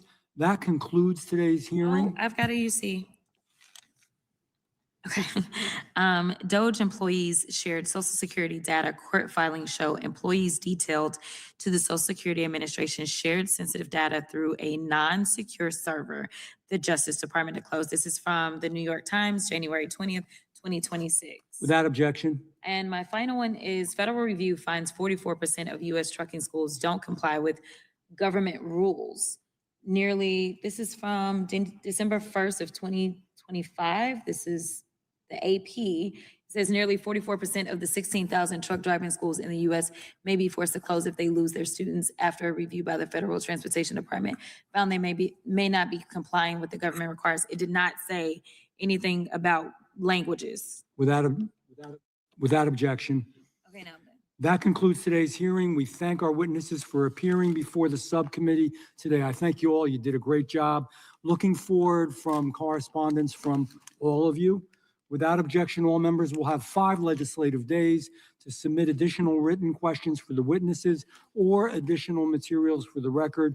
Without objection, this hearing is adjourned. The committee will come to order. I want to welcome our witnesses here today to our panel and look forward to a productive hearing of our Work and Welfare Subcommittee titled today, Strengthening the Child Support Program, Status, Challenges, and Opportunities for Modernization. Well, good afternoon and welcome. And today's hearing, as I just mentioned, will dive into the opportunities we have for modernization as it relates to child support. And a special thank you to our witnesses for being here today. My name is Darren LaHood, and proud to serve as the chair of the Work and Welfare Subcommittee, and I represent Illinois' 16th Congressional District, covering much of central and northwestern parts of our state. This is only the second hearing we've held on the Child Support Enforcement Program since 2012. The Child Support Program plays a critical role in promoting the financial well-being of children and families. It encourages sustained parental engagement and reinforces the principle that parental responsibility does not end when parents live apart. Regular child support payments promote self-sufficiency by helping families avoid reliance on public assistance benefits and can represent a meaningful share of a family's monthly income. In 2024, states collected more than $25 billion in child support payments and served more than 11 million families, or 18% of all children in the United States. Among families served, 24% had incomes below the poverty line. The child support program is one of the most effective in the federal government, returning more than $4 for every dollar spent administering it. The last time Congress enacted comprehensive reforms to this program was nearly 3 decades ago, as part of the welfare reform of 1996. That law significantly reshaped the child support program by expanding federal requirements and establishing national standards for how child support cases are managed. Those reforms strengthened collections and improved accountability. But there is a need to modernize the program to account for the changing labor market and availability of new enforcement tools. The modern labor market is more mobile, more fragmented, and less predictable. Millions of workers now rely on contract labor and short-term gig work engagements that do not run through conventional payroll systems. Remote work allows people to change jobs and cross state lines without changing addresses or employers. These shifts complicate routine enforcement methods that were designed for a workforce anchored for long-term traditional employment. Family structures have also grown more complex. Fewer cases today involve families receiving cash welfare, while more involve parents navigating multiple households and interstate custody arrangements. These realities place new burdens on state agencies. At the same time, state agencies continue to rely on aging technology and case management platforms that were never built for today's caseloads. This hearing is an opportunity to take a look at how a vital program is functioning in a very different economic and technological environment than the one that it was built for. Our goal is to better understand how child support enforcement can continue to promote family stability, encourage responsible parenthood, and operate effectively in a landscape that Congress could not have fully anticipated back in 1996. In the past, this program has garnered bipartisan support, and I'm hopeful that we can work across the aisle on a bipartisan basis for solutions to develop new ways to improve the federal child support enforcement program. Again, thank you for our witnesses for being here today, and I look forward to your testimony. With that, I now turn to my ranking member and colleague, Mr. Davis of Illinois. Well, thank you, Mr. Chairman, and let me thank you for holding today's hearing on child support, which is one of our most cost-effective tools to reduce child poverty, collecting more than $4 for every $1 that we invest. I also want to welcome all of our witnesses, and especially Nick Gwynn, who improved child support in very important ways when he served as subcommittee staff director, and whose advice I sought when I first joined the committee many years ago. Nick, not only do we welcome you back, but we thank you for the outstanding work that you did and continue to do on behalf of the nation's children. Thank you very much. I must begin by expressing my shock, bit of anger and dismay that our committee refuses to address the administration's baseless and illegal withholding of temporary assistance for needy families and the social service block grant funds desperately needed by families in our home state of Illinois and 4 other states. Nor is our committee challenging the illegal barriers to child care funding for all states, tribes, and United States territories. Our committee wrote the laws the administration is violating, and it is shameful that we're not penalizing Health and Human Services action and reminding them that Congress is a co-equal branch of government. The Child Support Program increases access to basic necessities for children who would otherwise live in deep poverty. And it often increases the number of loving adults in a child's life because parents who pay child support are also more likely to have a relationship with their children. We should continue to ensure that the child's well-being is at the center of all decision-making, including complex situations involving kinship caregivers trying to preserve family relationships and custodial parents fleeing domestic violence. Our committee has clear, specific opportunities to improve federal child support programs to ensure children's needs are met, families are strengthened, and both custodial and non-custodial parents are treated fairly. States should pass through all child support to the families. Because of federal limits and states not using options in the law, dozens of states actually keep large amounts of child support, reducing support to families. I am proud of Illinois' leadership in this area, which is making a meaningful difference for the people that I represent.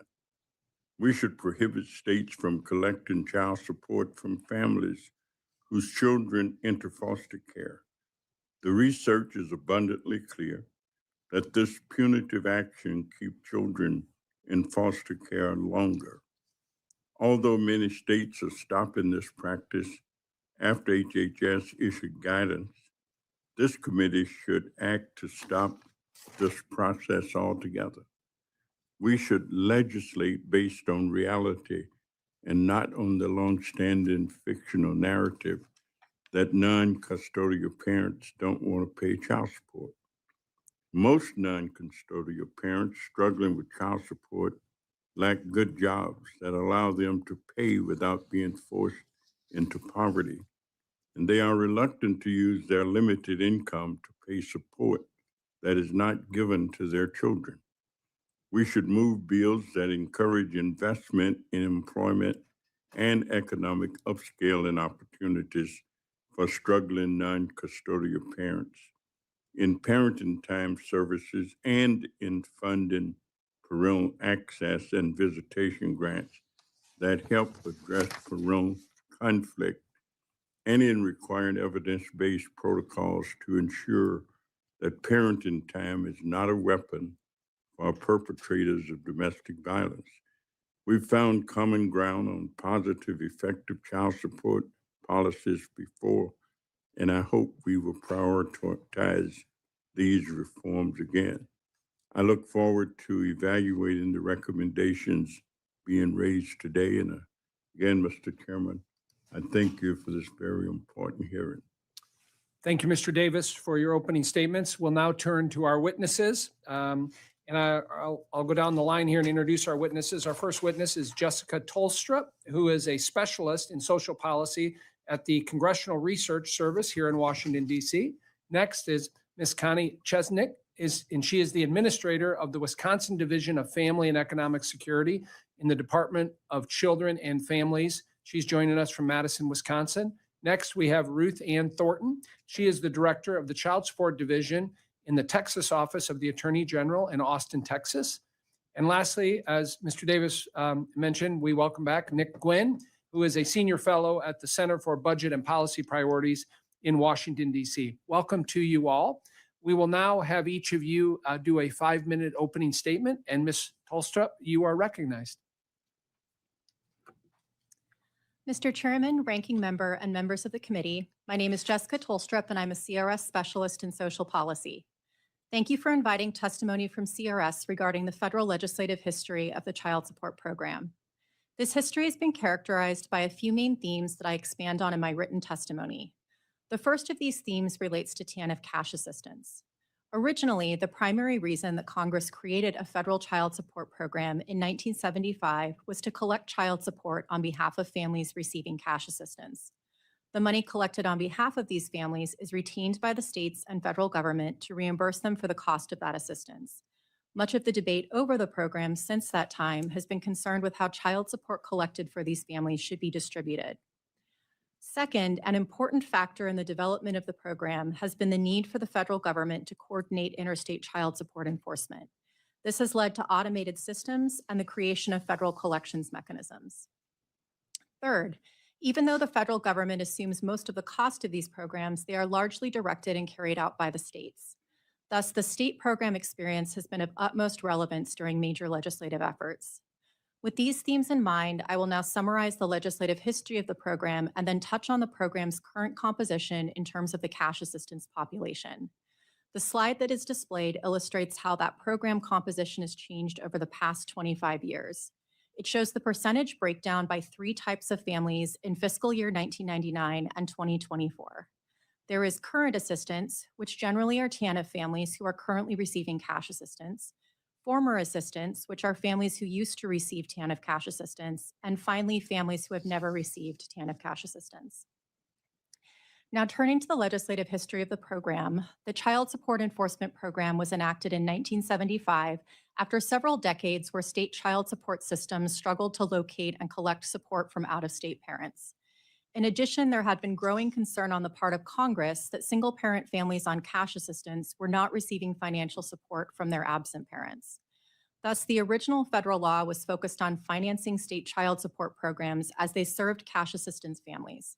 It further mandated a limited set of enforcement tools, such as deducting past due support from federal tax refunds, and created automated federal systems that would link with state systems to make them more effective. During the next couple of decades, Congress frequently expanded and updated the program. In particular, child support laws mandated new enforcement tools such as wage withholding and transitioned the program toward greater automation. The scope of the program also increased as the child support services offered to cash assistance families were made available to all families. Toward the end of the 1980s, Congress authorized a U.S. Commission on Interstate Child Support to recommend further modernizations to the program. Those recommendations were the basis for program changes enacted in the 1996 Welfare Reform Law, the Personal Responsibility and Work Opportunity Reconciliation Act, or PRWORA. PRWORA changed child support distribution rules to prioritize paying child support directly to families who had formerly received cash assistance, now provided through the TANF program. The intent of these changes was to provide more money to families to enable them to remain financially self-sufficient. PROWARA also made significant changes to almost every aspect of child support, including requiring all state programs to adopt tools that certain states had found to be effective and to build new federal systems. The National Directory of New Hires, which has wage data on almost every working person in the United States, is one such system. Though PROWARA originally created the NDNH to help states locate parents and verify earnings for child support cases, the system now is used by other federal programs to determine eligibility for benefits and prevent improper payments. 1 decade after PROWARA, the Deficit Reduction Act again changed the distribution of support, this time for current TANF families. States now can opt to pass along some of the money they collect on behalf of current TANF families to those families instead of retaining it to repay the cost of cash assistance. The slide shows that as TANF cash assistance population has decreased nationally, so too has it decreased as a proportion of the child support caseload. Today, the majority of families served are families that have never received cash assistance.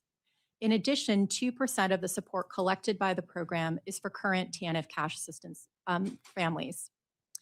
That being said, since a more robust set of locate and enforcement tools were authorized in PROWARA, the program has greatly increased its ability to establish child support orders, now encompassing 86% of all child support cases, and it makes collections on 70% of its cases that have orders. For every dollar spent on the program, more than $4 of child support is collected. Thank you. Thank you for your testimony. Ms. Chesnick, you're recognized. Thank you. Subcommittee Chairman LaHood, Ranking Member Davis, and distinguished members of the Work and Welfare Subcommittee, thank you for the opportunity to testify today on opportunities for modernization in the child support program. The child support program is the third largest federal program serving families, yet it is not a public benefit program. It has evolved over the years from its origin as a program designed to recover the cost of government benefits. Its current legislative framework, as has been noted, is based on the welfare reform legislation of 1996, PROWARA, which is now 30 years old. Today, the child support program is focused on providing direct parental support to families, serving millions of children across the country, and reducing families' need for government benefits. In addition to my role in Wisconsin, I'm also the current president of the National Child Support Engagement Association, NCEA. NCEA is proposing new legislation to provide the foundation for the child support program's continued effectiveness in supporting children. I will address each of the 4 main policy areas of the NCEA legislative package briefly. Our first proposed change would increase self-sufficiency and streamline program operations by ending retained child support collections for TANF cases. Historically, the child support program was responsible for reducing the cost of public benefits by retaining or recouping some portion of child support collections on current and former TANF cases. However, TANF caseloads have declined by 80% since enactment of PROWARA, and the proportion of child support collected used to offset TANF benefits has dropped to just over 3% of collections. During the same time period, the child support program has expanded its reach. In federal fiscal year 2024, 12.2 million children, 1 in 6 nationwide, were served by the program, with 97% of the $29.5 billion in collections going directly to families. The child support program is also one of the most effective and efficient federal programs, consistently collecting approximately $5 in support for every dollar spent. It provides more than 3.5 times as much in financial resources to single-parent families as the TANF program. Retention and recoupment of TANF benefits from TANF recipients takes money away from primarily single-parent families at the very time they need it most to establish financial stability and avoid remaining on or returning to public benefits. Our second proposed change would strengthen child support enforcement tools in response to changes in the economy and lessons learned from program experience. Income withholding is our most effective enforcement tool, accounting for 74% of collections. Given the expansion of non-traditional employment through gig and other independent contractors, NCEA recommends expanding withholding to increase collections from sources not currently tapped through existing withholding processes. We are also proposing the establishment of a nationwide standard for both employer reporting of new hires and lump sum payments to make it easier for employers to meet their responsibilities rather than having to meet the requirements of each state where they do business. This will also speed identification and distribution of funds to families owed support. NCEA is also recommending that states be mandated to intercept winnings from gambling and sports betting and to require state unemployment insurance agencies to comply with interstate income withholding orders. Our third proposed change would update and strengthen federal performance measures. States currently receive incentives based on an evaluation of their performance on a set of 5 performance standards. These performance standards have been unchanged since 1998. Minimum and maximum levels of performance need to be updated to reflect states' increased performance. The child support community is willing to raise the bar on required performance as its contribution to improved program outcomes resulting from the other legislative changes in our proposal. Our final proposed change would make performance-based funding changes. We recognize that there will be some costs associated with an end to retained collections and are requesting modest funding increases. While retained collections constitute only about 3% of the program's total collections, the state's share of those collections represents over 15% of the state's administrative share of program costs. That funding is significant to the successful operation of the child support program. NCF proposes a 150% increase in the incentive pool to offset that funding loss. The increase in the performance pool, together with proposed updating of performance standards, would further incentivize states and their local partners to continue improving key outcomes for the child support program and the people we serve. NCF's legislative proposal demonstrates our commitment to maintaining a vibrant and effective child support program that improves services needed to ensure families are financially stable, maintains the program's historic bipartisan support, and reduces dependency on public benefit programs. I ask that our proposals be made a part of the hearing record, and thank you again for the opportunity to testify. Thank you, Ms. Chesnick. Now recognize Ms. Thornton for 5 minutes. Chairman, excuse me, Chairman, Ranking Member, and members of the subcommittee, thank you for the opportunity to testify today. My name is Ruth Ann Thornton, and I serve as the Title 4D Director for the state of Texas and the Director of the Child Support Division within the Texas Office of the Attorney General. Texas operates the largest child support program in the nation, serving about 1.5 million cases, reaching more than 1.6 million children, and collecting and dispersing roughly $4.5 billion each year on behalf of families.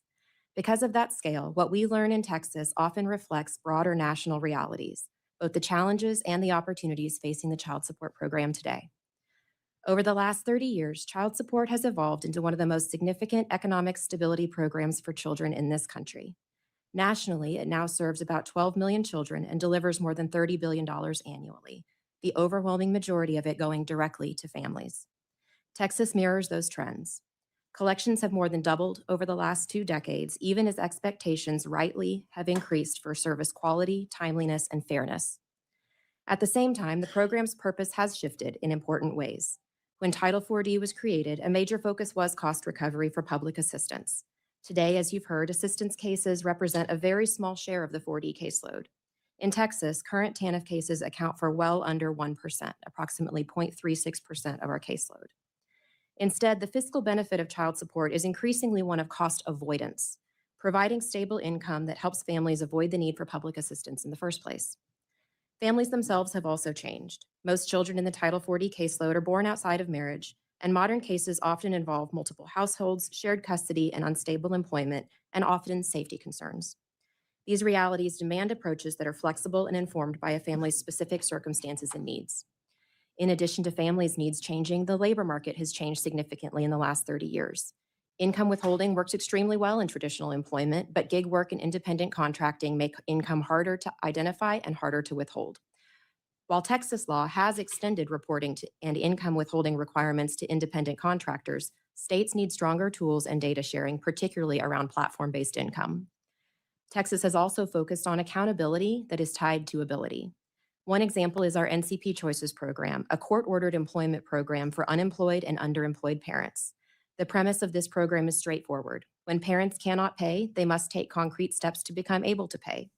Independent evaluation shows that NCP Choices participants work more, and pay more consistently, and that those improvements last over time. Employment outcomes are child support outcomes and can reduce future reliance on public assistance. We also recognize that parents contribute to their children's well-being in more ways than financial support alone. Texas routinely establishes parenting time when child support orders are created, reinforcing that financial responsibility and active parenting go hand in hand. Our Access and Visitation program provides practical support that helps parents understand and follow their orders. Demand for these services continues to grow even as funding has remained relatively flat, and Texas's experience suggests that better resourced parenting time services would improve child support compliance and family stability overall. And all of this work is either enabled or constrained by technology. In 2025, Texas implemented a modern case management and financial platform, retiring a legacy mainframe that dated back to 1997. We approached modernization with the understanding that large-scale public systems cannot be fully designed years in advance and delivered unchanged. Instead, we used an agile delivery model informed directly by frontline staff and embedded product owners so the system reflects how work actually happens. Despite significant investments in technology modernization, Texas remains one of the most cost-effective programs in the country, collecting nearly $10 for every dollar spent. Digital tools, virtual services, and improved data quality all contribute to that efficiency while lowering barriers for families. Based on Texas's experience, there are several ways federal partnership can strengthen outcomes nationwide.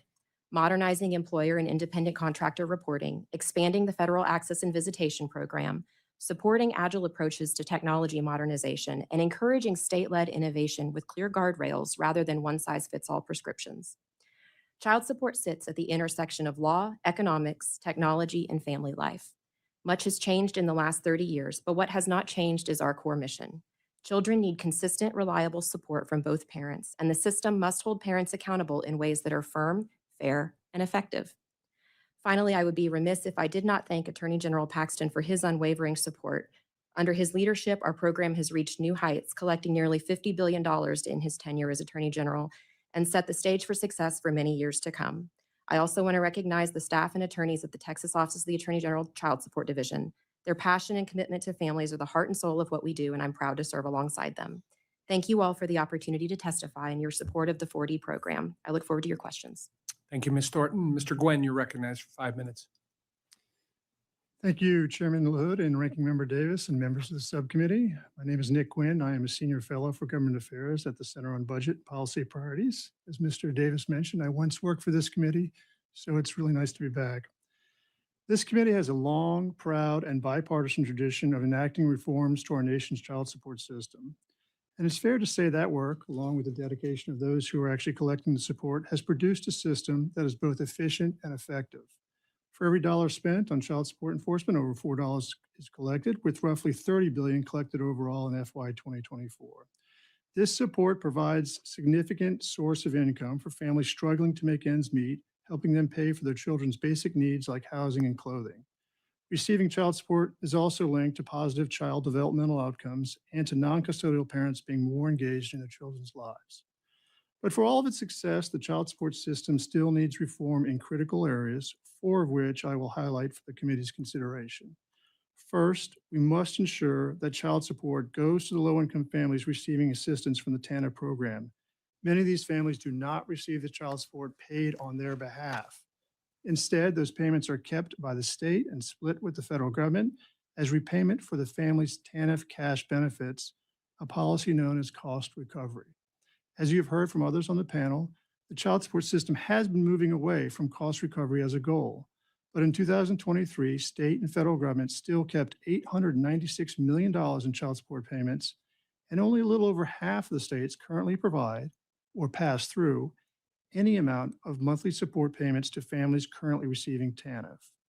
Pass-through policies put the needs of children first.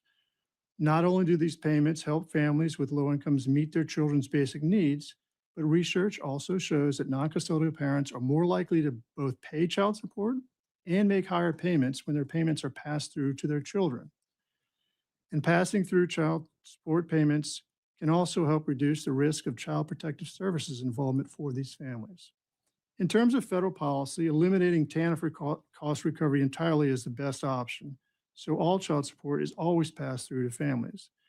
But there are more incremental steps Congress can take to increase the amount of child support going to children. Under federal law, if a state passes through up to $100 for one child or $200 for 2 or more children to a family receiving TANF, the federal government waives its share of the pass-through amount.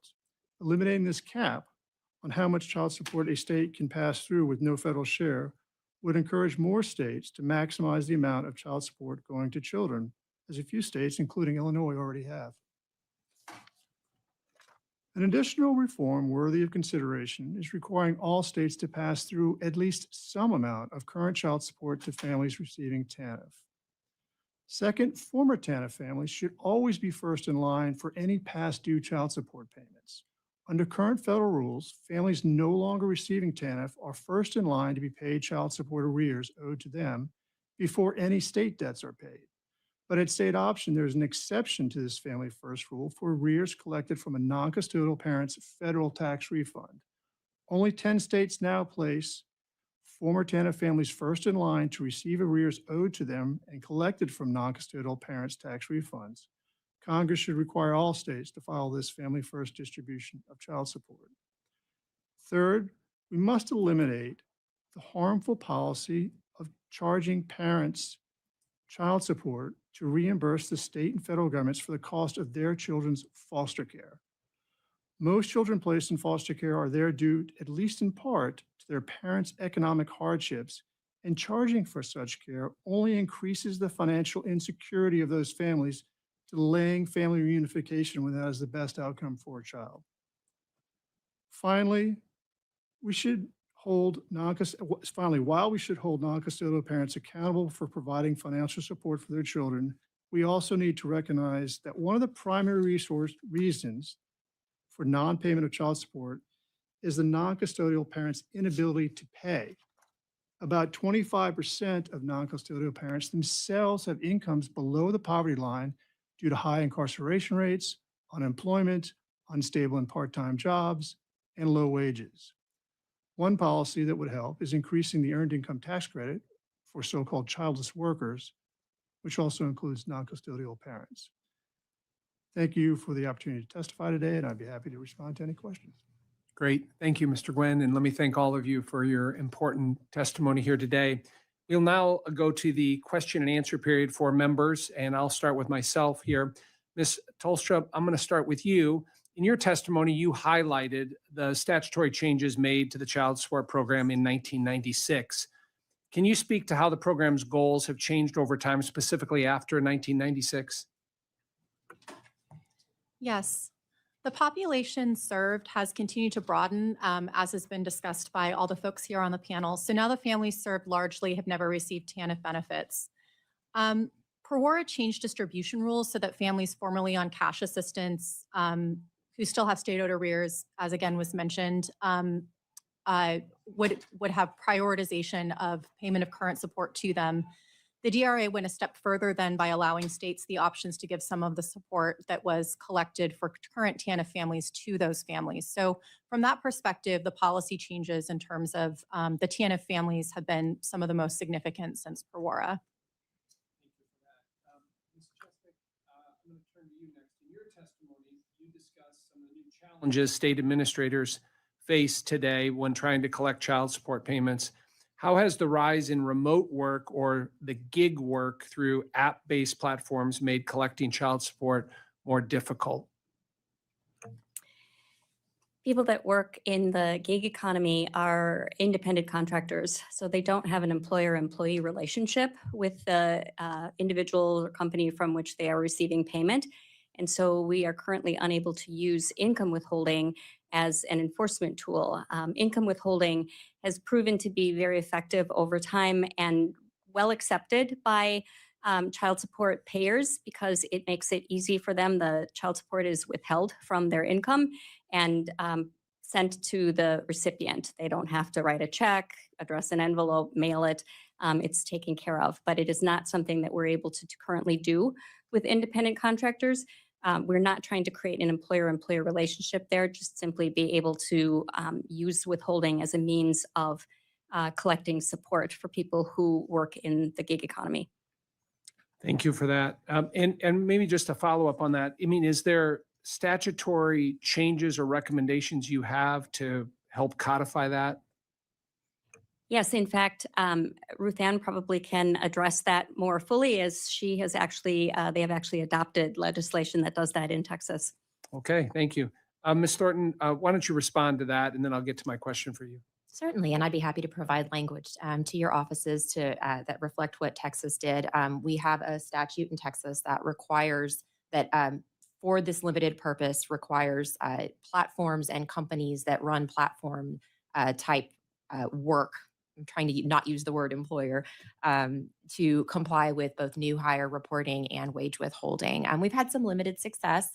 It is an area where I think having a national standard would be really helpful because these are platforms and companies that operate nationwide and not just in one jurisdiction. So we have had some limited success with it, but the model I think has been successful. And it's been in place for how long? I want to say 5 or 6 years. Okay. I'm going to switch subjects here. As you know, states have different policies on whether to pass through child support payments to parents receiving public assistance benefits or keep some of that money to offset state costs. Can you explain what Texas's policy is and what the pros and cons of each approach are? Certainly. So Texas is a state in which we do continue the practice of retained collections, but we pass through for current TANF recipients, we pass through the first $75 of support collected for a current support for a current recipient. I think the question that is being asked about retained collections versus full family distribution and pass-through is a really important one. As I mentioned in my opening statement, this is a very, very small percentage of our caseload, and over 97% of our collections do go directly to families. States like Texas, who continue retained collections, do so based on the original policy intent, which is that when public assistance is provided, that the state has a legitimate interest in recovering that. However, as I also mentioned, we've shifted our focus more from being a cost recovery state to avoiding costs. We recovered around $13 million in current and former TANF assistance in a fiscal year. We avoid over $800 million through the receipt of child support by increasing that family's stability and hopefully preventing them from needing public assistance in the future in the first place. A couple of practical considerations I would offer for the committee. Retained collections is also part of an important framework that requires mandatory cooperation with paternity establishment and the establishment enforcement of a child support order for benefits recipients. So even if from a legislative perspective, you set aside withholding or current retained collections being withheld, there is still a public interest in avoiding future public assistance outlays, and requiring cooperation with child support establishment and enforcement can help avoid those future public assistance outlays. So if there were a move toward full family distribution, I think it would be important to do so in a way that maintained that cooperation requirement for assistance receiving families. The other thing is, from a very practical standpoint, the timing and logistics of this. Having us as a state that recently deployed a new modern case management system, I can speak from experience that child support financials is very complex and very difficult to program well, and you can't get it wrong. And so it's something that states would need to invest heavily into their case management systems. When you're changing anything related to financial distribution, it needs to be done very carefully with very rigorous testing to ensure that there are no unintended consequences associated with doing so. So just being mindful of the timing. With so many states modernizing their systems, it may be difficult for them to implement a policy of this nature, and it certainly would be very expensive for them to do so. Thank you. Mr. Dave. Thank you, Mr. Chairman, and thank all of you for your testimonies. Again, Mr. Gwynn, welcome back. In your testimony, you noted that not all states have fully implemented regulations, that is to right-size child support orders, including modifying them for changes in circumstances like job loss, incarceration. What impact does this have on children and families, especially low income? Thank you, Mr. Davis. Well, as I think you know, about a decade ago, there was a new regulatory change at the federal level to try to make sure that child support orders more accurately reflected the financial circumstances of both parents. And one of those changes was to ensure that states were prohibited from treating incarceration, for example, as voluntary unemployment. And the problem with some of the prior policies was that non-custodial parents were having huge debt pile up, even at times in which they were unable to pay current child support. And the regulatory change was to make sure that at a point of incarceration, either the non-custodial parent that was being incarcerated had the opportunity to modify their child support order, the amount in the order, or the state could automatically modify based on their status. And again, the purpose here is to prevent these huge debts from accruing that the non-custodial parent is simply unable to pay. And those debts lead to other consequences, including potentially the suspension of drivers and professional licenses, which make the payment of child support that much harder.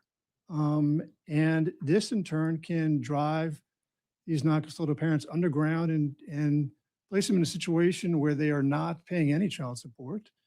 And probably as a result, they are less likely to be involved in their children's lives in other ways.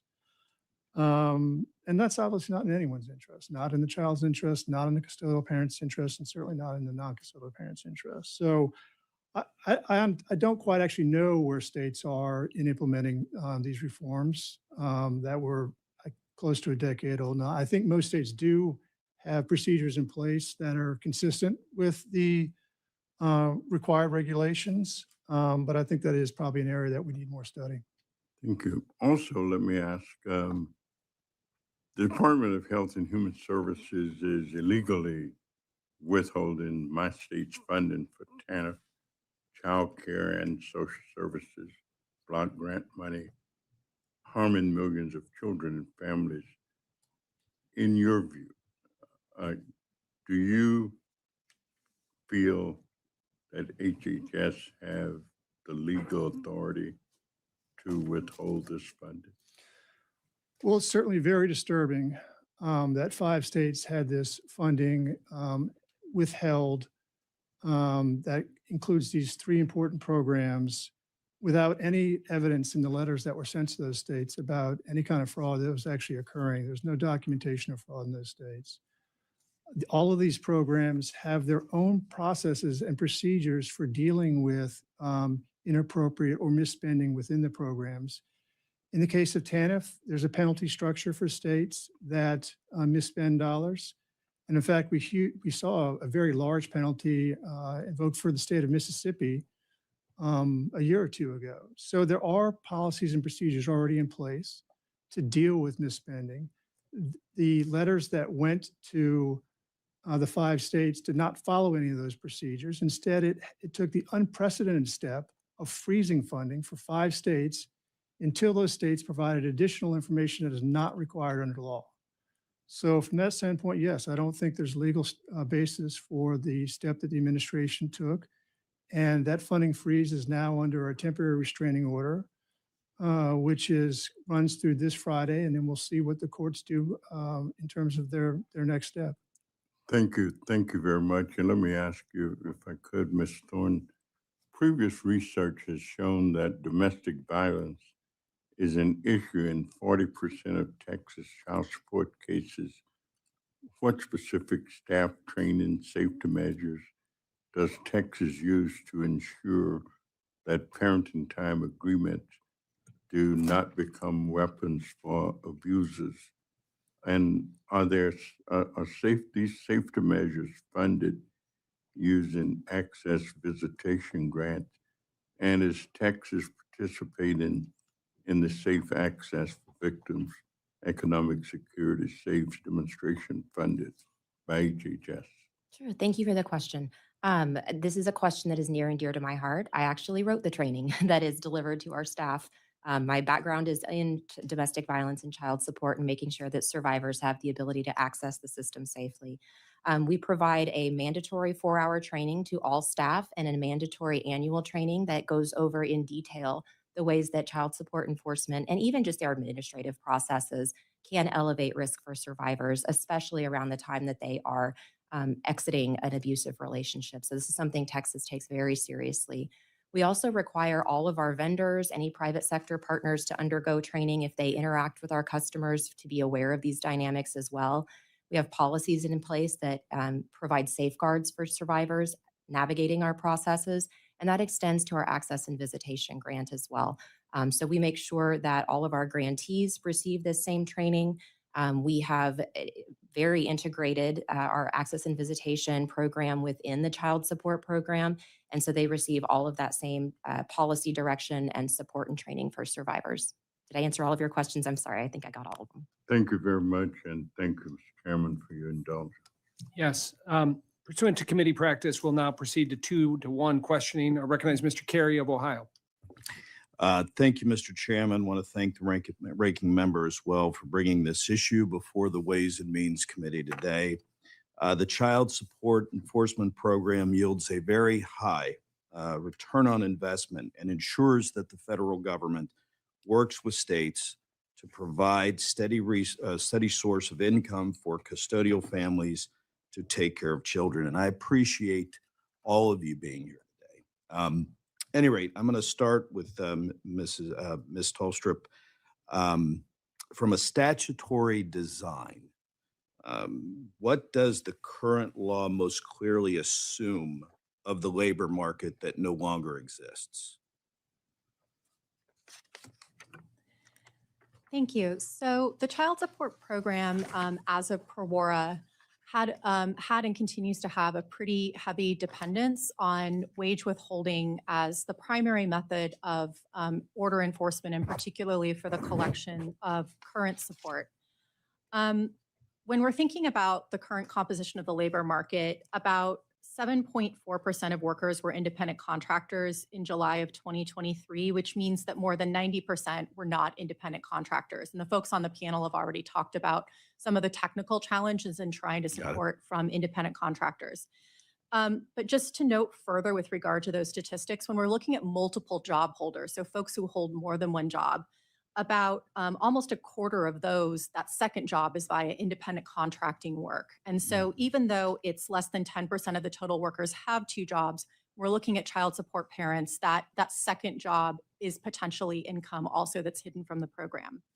So some have looked at these patterns and suggested that the child support program needs to expand its capabilities. As it currently stands, we're really looking at reporting into the national system of wage employees and not particularly the independent contractors.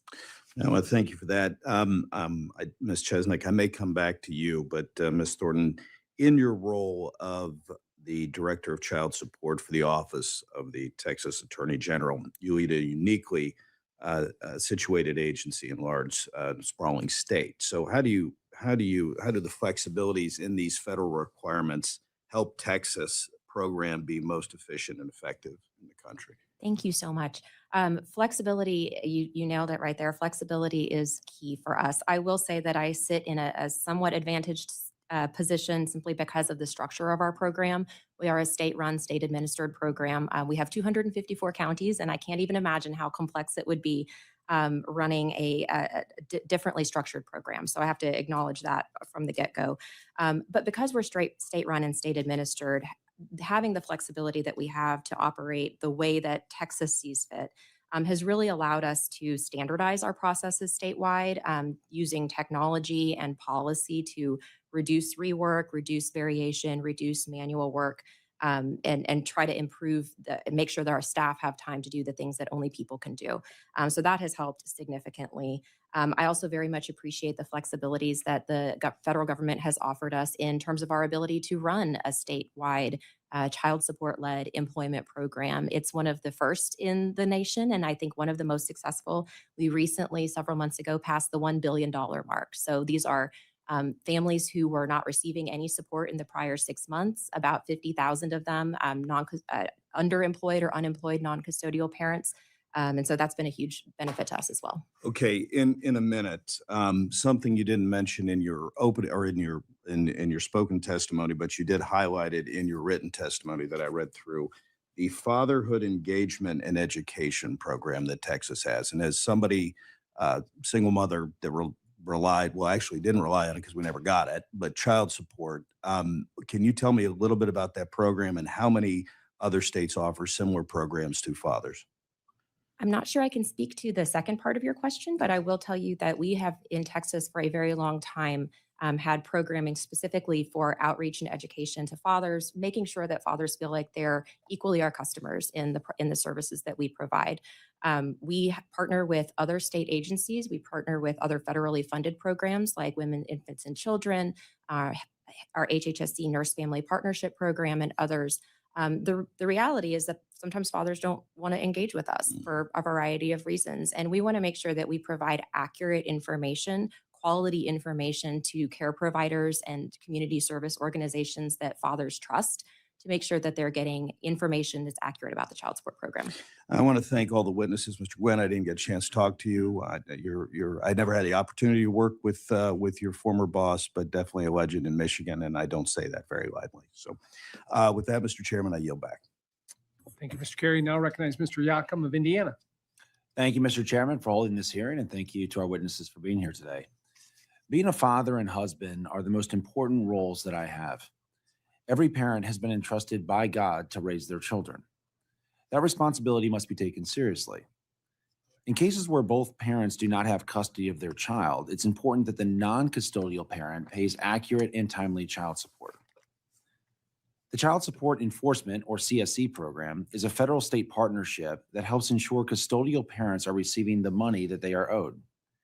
It's one of the most cost-effective government programs. In 2024, for every dollar spent on a child support enforcement, more than $4 in child support was collected for families.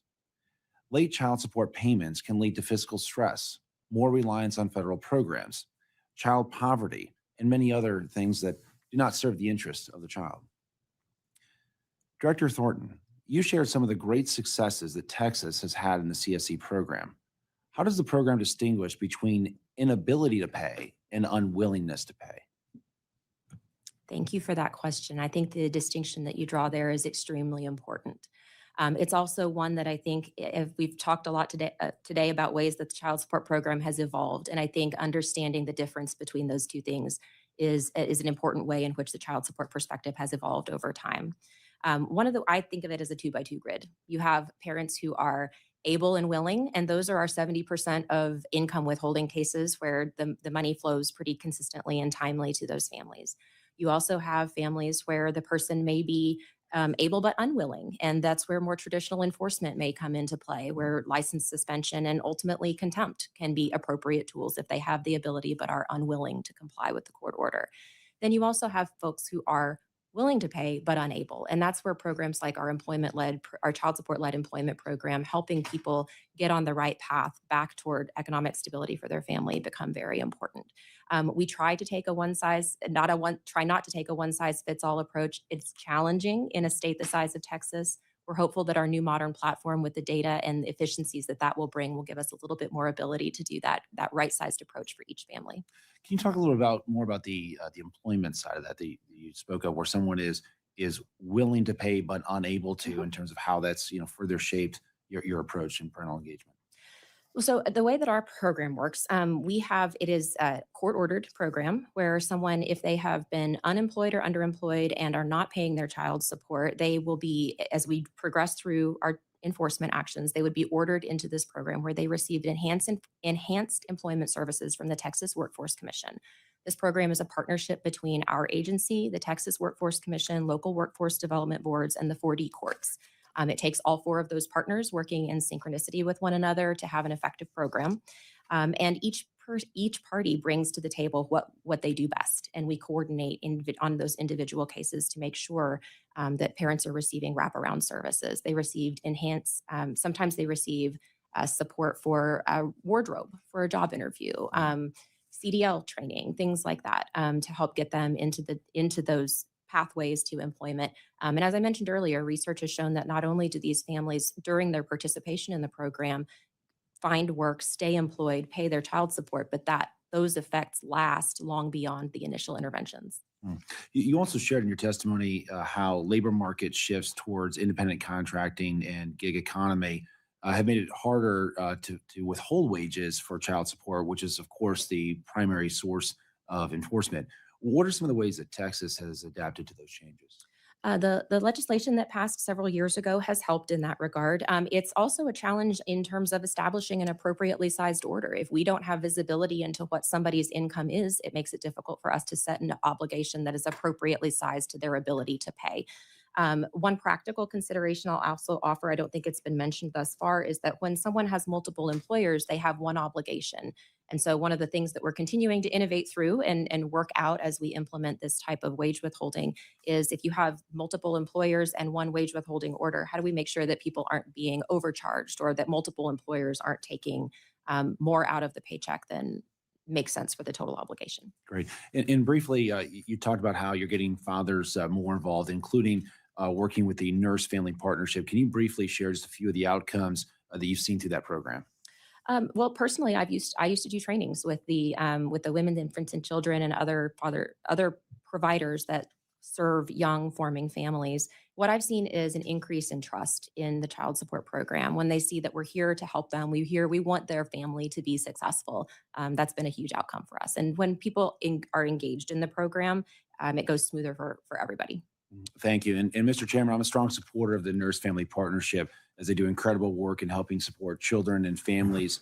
And they help MCV grants and other federal funding. So thank you for holding this hearing. And Mr. Chairman, I yield back. Thanks for your comments on that, Mr. Yakum. Now recognize Ms. Chu of California.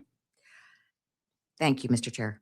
Mr. Gwynn, I was alarmed to learn that for families receiving both TANF and child support, that there are many states that actually retain some or all of their child support payments as a way of reimbursing the state and federal government for the TANF benefits.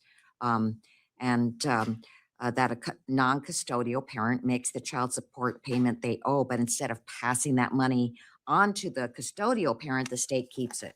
So states can even do this to families who used to receive TANF benefits as a way of reimbursing themselves for past TANF payments. So it's outrageous to me that states can essentially withhold child support from parents and children that are already struggling. So, Mr. Gwynn, can you expand on how this practice negatively impacts low-income families and children and why you recommend ending this practice entirely? What benefits do we see when custodial parents and children receive their full child support payments? Certainly. Thank you for that. Thank you for that question. The policy of denying current and support to current TANF families, in some cases former TANF families, has a number of negative effects on those families. First, it denies the children in those families the resources that could have been used to better provide for their food, their housing, their school supplies. And I would point out that families that are receiving TANF benefits are very low. In every state, the TANF benefit doesn't reach 60% of the poverty line for a family of three. In something like 17 states, it doesn't reach 20% of the poverty line. So these are very low-income families. Every dollar counts in terms of helping them. And honestly, any dollar that you're not passing through is another dollar that is pushing them toward poverty, into poverty, or further into poverty. And not passing these dollars through also makes it less likely that non-custodial parents actually pay the child support because they know the support's not going to benefit their children. So they have less incentive to actually pay it. And relatedly, when non-custodial parents don't pay child support, they're less likely to be otherwise involved in their children's lives. So, and we've seen evidence also that when dollars are passed through, school performance for children go up. So there are a lot of factors here that speak to the importance of passing through these dollars. As you mentioned, some states don't pass through anything. There are some states that don't pass through $1 of child support. Most states pass through something. There are a few states, including Illinois, that pass through everything. So as everyone on this panel has mentioned, this goal of cost recovery has been declining in the child support system, but it's still there. And I think you're hearing some level of consensus that we need to change it. It just needs to be eliminated. Yeah.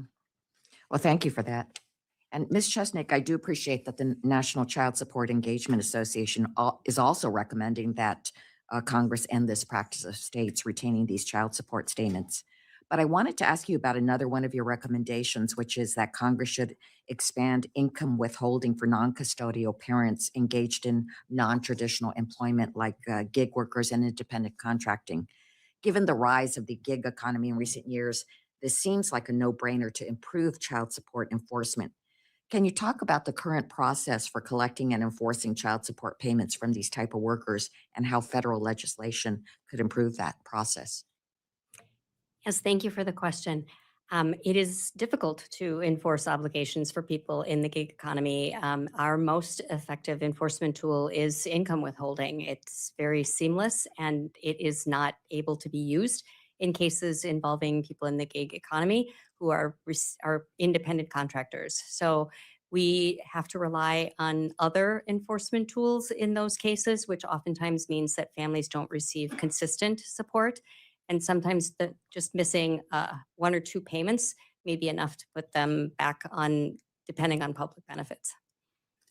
Thank you. And I'd like to state for the record that I strongly agree with Mr. Gwynn's statement on the issue of domestic violence, about the need to ensure that parenting time agreements and the process for establishing them include safeguards to protect children and adults from domestic violence.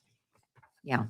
And also, Ms. Chesnick, I am very interested in your statement that non-custodial parents have incomes that are below the poverty line and that it is important for them to have adequate employment and supportive services, and that there are states that are engaging in this and supporting that kind of thing. And I hope we can continue to do that and expand on it.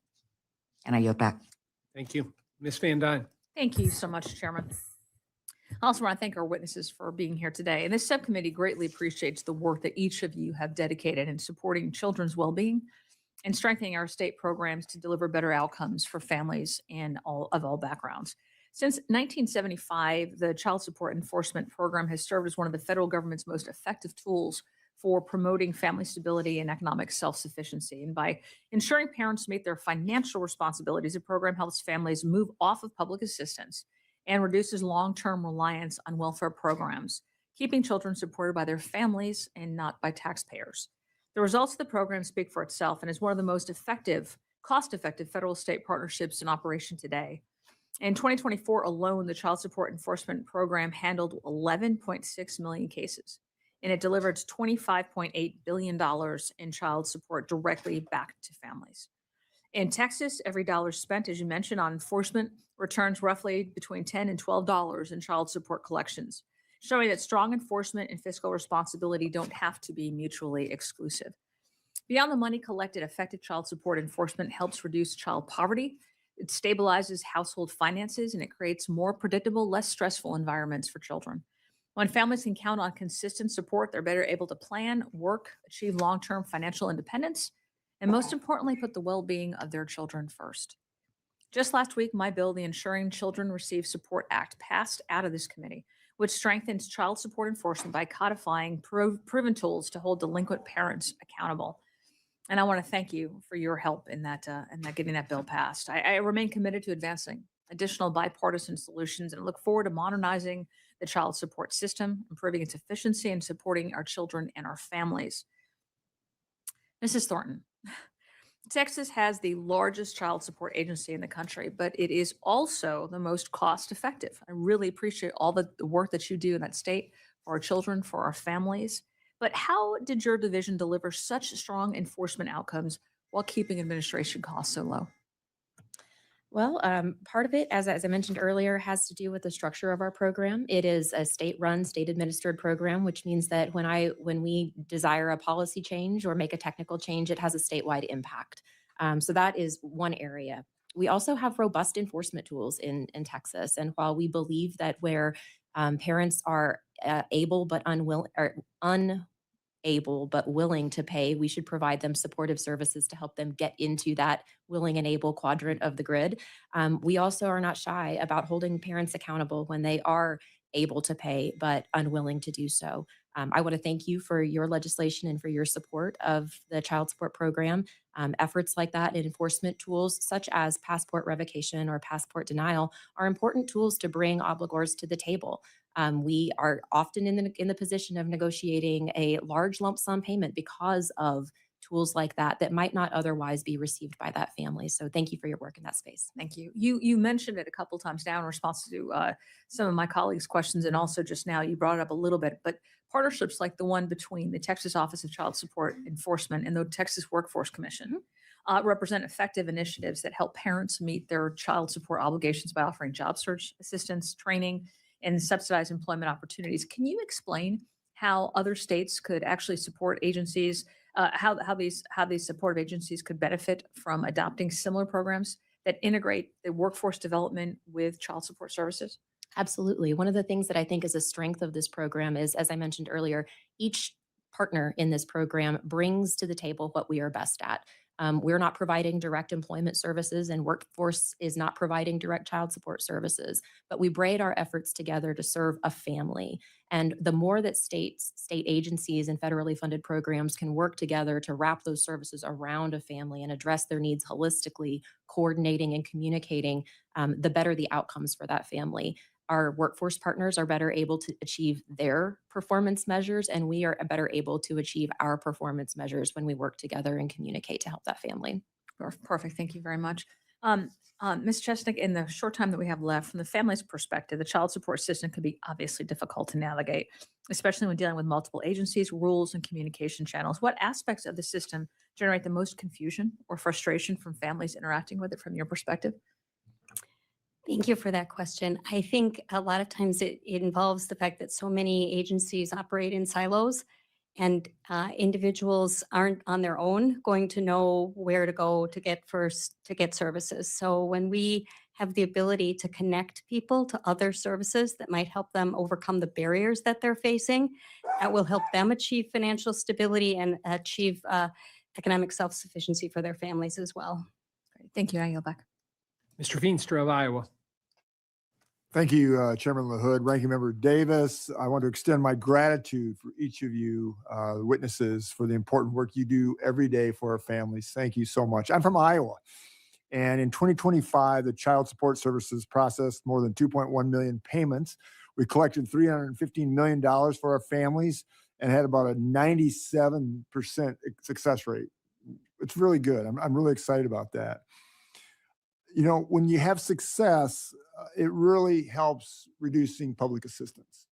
And I think that's what we all want if possible. Now, that's not always the case. Ms. Chesnick, we already talked about independent contractors and third-party contractor, all this other stuff. In Iowa, it's a little different. Many of our parents are seasonal workers or agriculture, weather-dependent jobs. How can we structure things, and how can the system handle these payment swings that are occurring with our families and making sure that our kids and our parents have dollars to take care of their children? Thank you for the question, and thank you also for the great work that you're doing in Iowa. I think to answer your question, it's important that I'm sorry, I blanked. Do you mind asking the question? Yeah, no. So we have a lot of seasonal labor, or you know. Yep. I think in those cases, it's important that the court or the administrative tribunal that is setting support have the flexibility that we've talked about today to be able to look at the circumstances of each individual case so that we can tailor an order to that seasonal employment. And then they can structure, if they're receiving payments that are subject to income withholding, we can structure that income withholding order to only be in effect during the period that they are actually employed. And the total amount due would reflect the amount of the earnings from their seasonal employment. Seasonal employment, okay. Ms. Tolstrup, I want to ask you sort of a similar question, except we also have parents that, where I'm from in Western Iowa, that go across state lines to work. And this becomes sort of a bit of a problem once in a while when you have reciprocity or when you have other states trying to do different things. Job mobility, seasonal workers, very complex stuff. How does this complicate system, and how can we reduce delays that are happening because of these situations?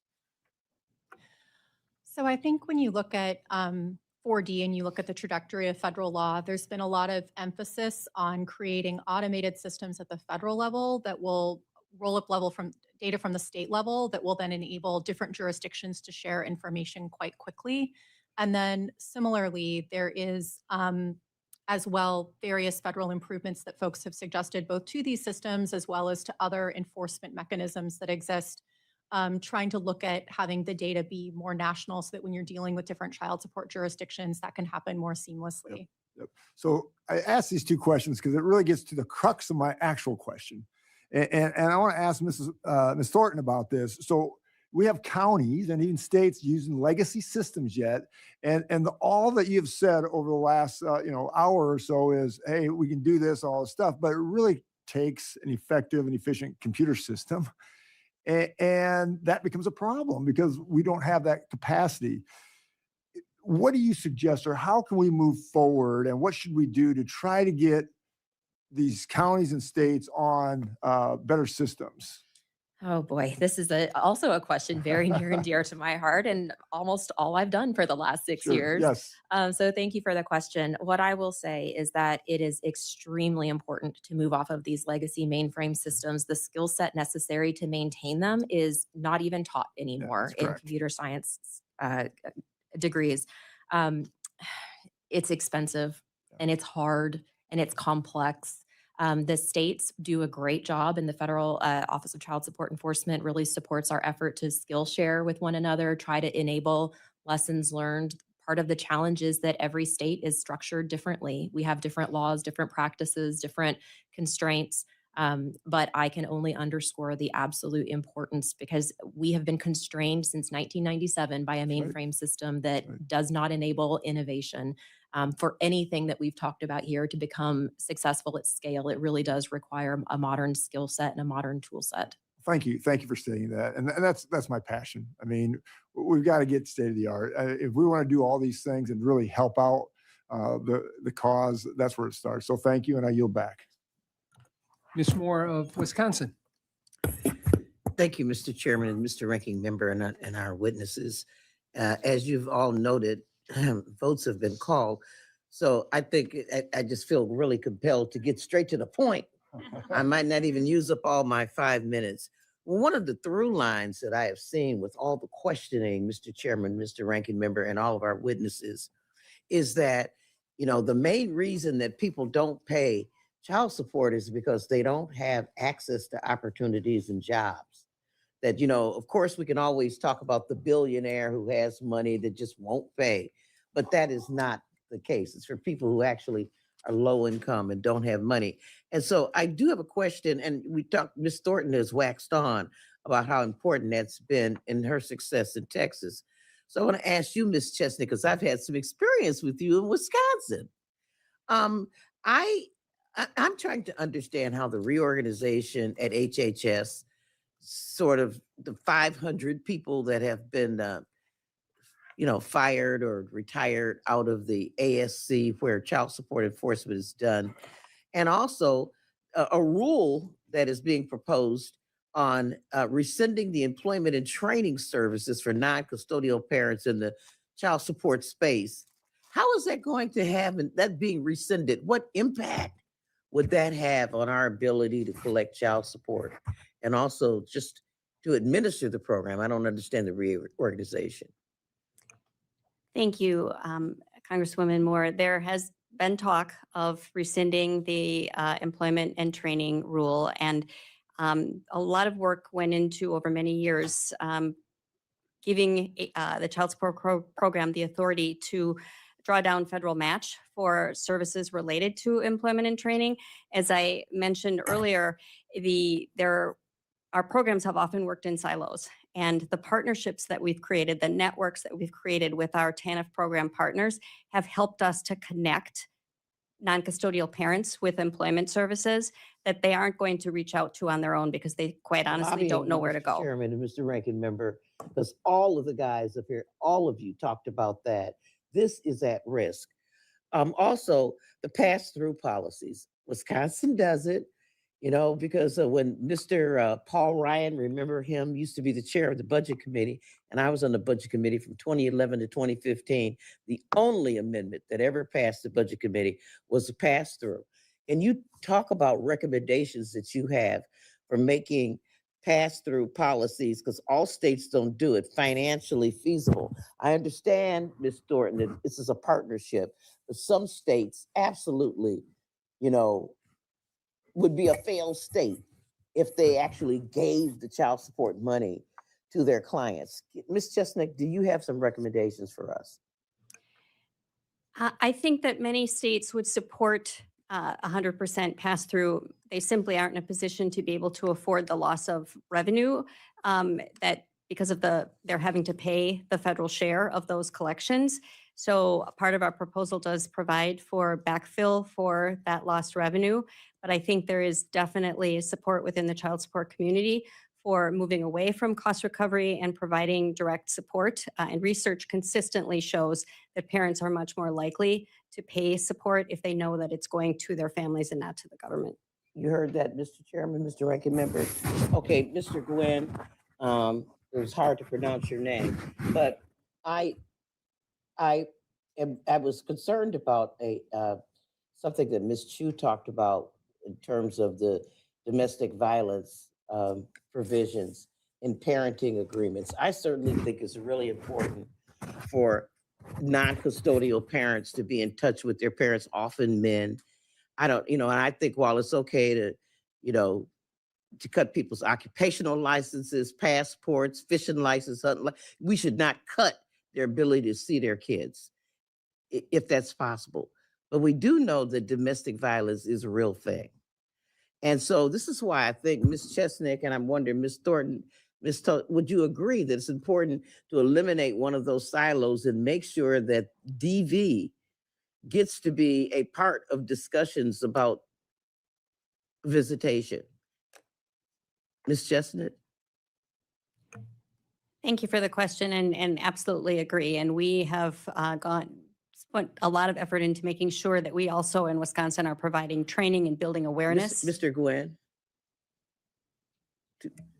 Absolutely. Both Wisconsin and I think Texas received grants that look at this issue to try to identify what are the most successful procedures and protocols that ensure that DV is included in child support decisions. And those fundings are at risk. And so with that, Mr. Chairman, I would yield back. Thank you, Ms. Moore. That concludes our question and answers from our witnesses, from our members today. Let me just in closing, thank you for being here today. Thank you for the valuable testimony you've provided, for answering our questions. You've given us a lot of suggestions and ideas for how do we modernize the system and to help us do our job to make the system work better. So grateful for those of you that traveled here today. We look forward to the follow-up. And I'll just remind the members, please be advised that they have 2 weeks to submit written questions to be answered later in writing. Those questions and your answers will be made part of the formal record. With that, the committee stands Chairman, adjourned. before you hit the gavel, could I just make one statement? Sure. It's my understanding that the funding for the access and visitation grants has remained flat at around $10 million since 1996. And I just like that into the record. Also, I'd like to ask Ms. Gwynn if she could send me a note saying whether or not your organization would be supportive of increasing it. Thank you. We'll take that under advisement for the record. Thank you. Hearing is adjourned. Take your stuff back. Here are the votes.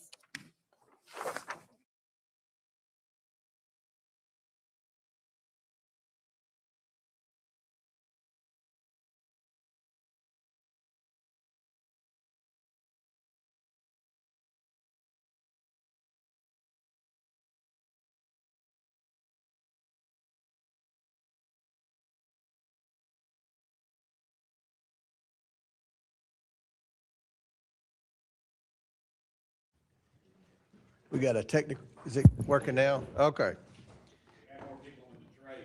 Yeah, I know. I tried. All right, the committee will please come to order. A quorum is present. Without objection, the chair is authorized to declare a recess at any time. Pursuant to Committee Rule 5B and House Rule 11, Clause 2, the chair may postpone further proceedings today on the question of approving any measure or matter or adopting an amendment on which a recorded vote or the yeas and nays are ordered. The committee will continue to use the electronic system for recorded votes on amendments and passage of the bills before the committee. Of course, should any technical issues arise, which I do not anticipate, we will immediately transition to traditional roll call votes.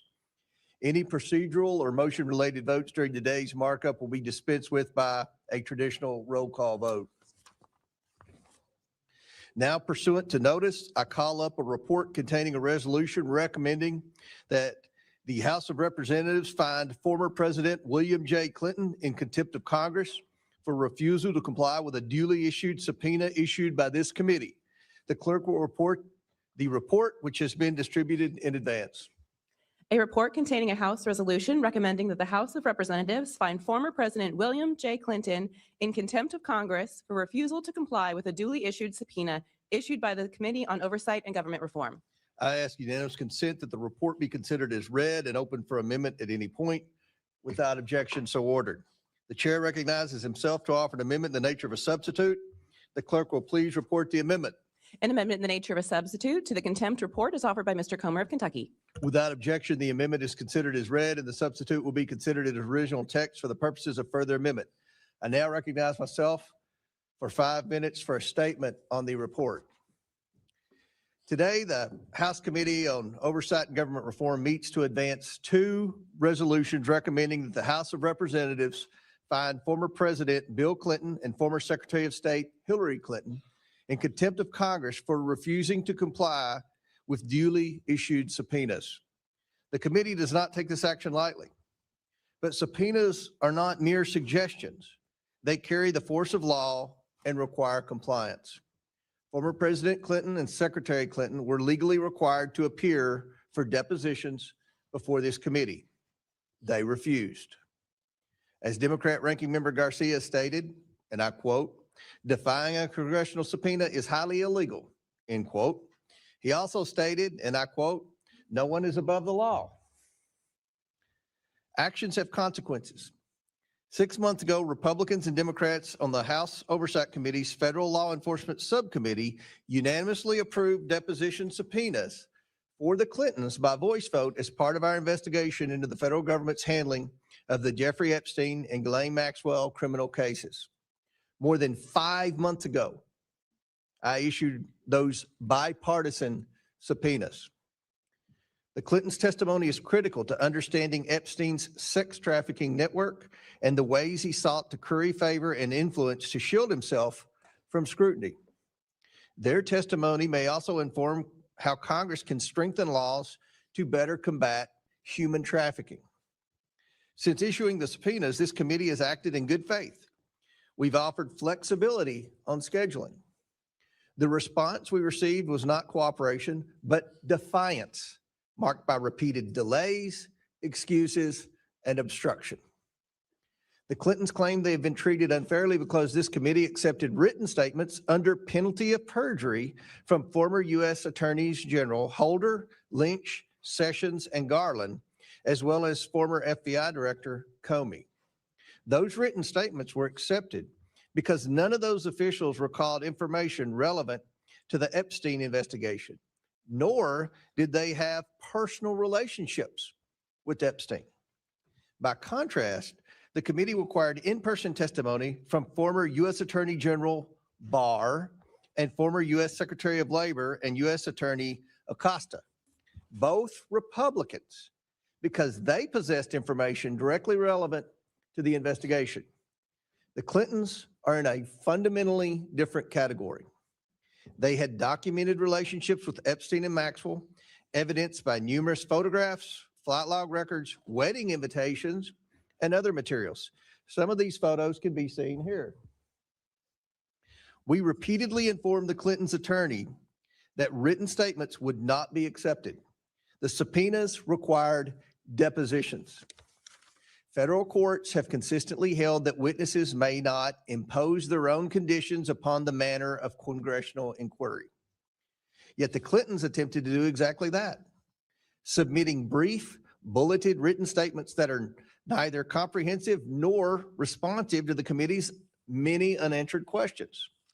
No witness, not a former president or a private citizen, may willfully defy a duly issued congressional subpoena without consequence. But that is what the Clintons did, and that is why we are here today. I would expect bipartisan support for enforcing those subpoenas by voting in favor of these resolutions. Unfortunately, it appears that Ranking Member Garcia has chosen to follow marching orders designed to distract from the issue at hand. I hope I'm wrong about this.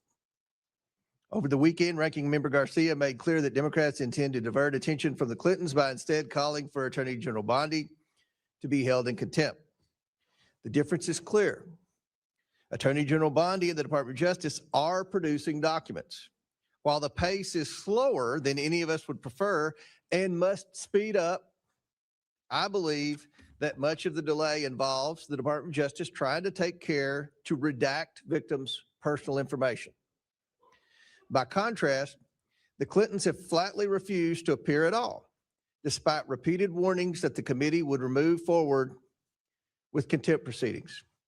Today, the Clintons must be held accountable for their actions, and Democrats must support these measures or they will be exposed as hypocrites. We must do what is necessary to uphold Congress's investigative authority, which is imperative to the legislative process. And we are doing so to demonstrate to the American people that justice is applied equally to everyone, regardless of position, pedigree, or prestige. I urge my colleagues to support this contempt report. I now yield to Ranking Member Garcia for his opening statement. Thank you, Mr. Chairman. I want to just make one thing clear. Oversight Democrats from the start of this investigation have been crystal clear that we're willing to talk to anyone who has information about Jeffrey Epstein and his crimes. And we don't care if they're wealthy, their position, if they're Democrats or Republicans. And we agree, subpoenas issued by our committee must always be respected. No president or former president is above the law. And I think every single person on this committee agrees with that. In fact, I appreciate that you brought those posters. Mr. Comer, can I actually see that? Would you mind if I actually use that poster that you brought? The ones that you put up? The two that you put up earlier? I'll put those up in a sec. Now, this committee from day one, and we agree, we've had questions for former President Clinton. And as you know, former President Clinton has begun answering some of those questions in a signed declaration that this committee has received recently, including last week. We know that President Clinton has offered to answer additional questions in different formats. He's also called for a full release of the files immediately, which you or no one in this committee has actually done. It's interesting that it's this subpoena only that Republicans and the chairman have been obsessed about putting all their energy behind. Now, we also want President Clinton to answer questions. In fact, he should continue to answer the questions from this committee as he has begun doing in not just a signed declaration, but also in other offers to meet with this committee, of which you have rejected. But it's also incredibly interesting that this energy you have to attack whoever you believe your political opponents are, you are unwilling to use on Ghislaine Maxwell, a monster who has trafficked, abused, and raped children and women, and which every committee member in this body knows should be in front of this committee. Where is the contempt charges to bring her into this committee to answer the questions? And I hope that you would agree, Mr. Comer, that that should be one of our top priorities. And let's talk about the president. Your former colleague, Marjorie Taylor Greene, on this committee reported that Trump told her that he wanted to continue his cover-up because, quote, my friends will get hurt. Donald Trump is leading a White House cover-up right now of the Epstein files. And we all know that Epstein himself said that Donald Trump was his best friend for over 10 years. And it is shameful, illegal, and unconstitutional that the Department of Justice has released 1% of the files. 1% of the files. Where is the pressure to get Pam Bondi to release the files? Instead, your focus and the committee's focus on whoever you perceive to be your enemies and the enemies of Donald Trump.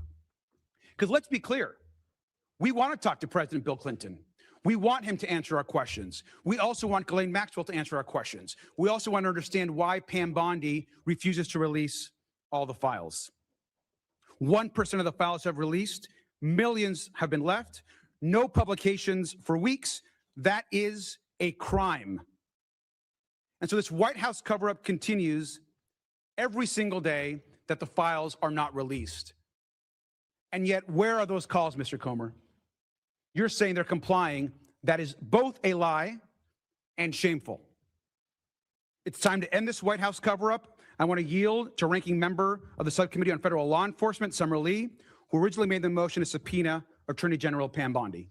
Thank you, Mr. Ranking Member. I just want us to speak plainly and lay the facts out what's really happening in this committee. We are 1 week out from Bill and Hillary Clinton, who did not show up for their depositions. 1 week, and we're already having a markup to hold them in contempt. Meanwhile, the Department of Justice has been legally obligated to hand over the full unredacted Epstein file since August, the same exact subpoena that they are using to hold the Clintons in contempt.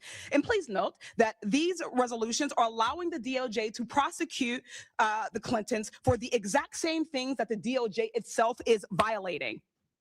They have handed over 1% of the files and heavily redacted.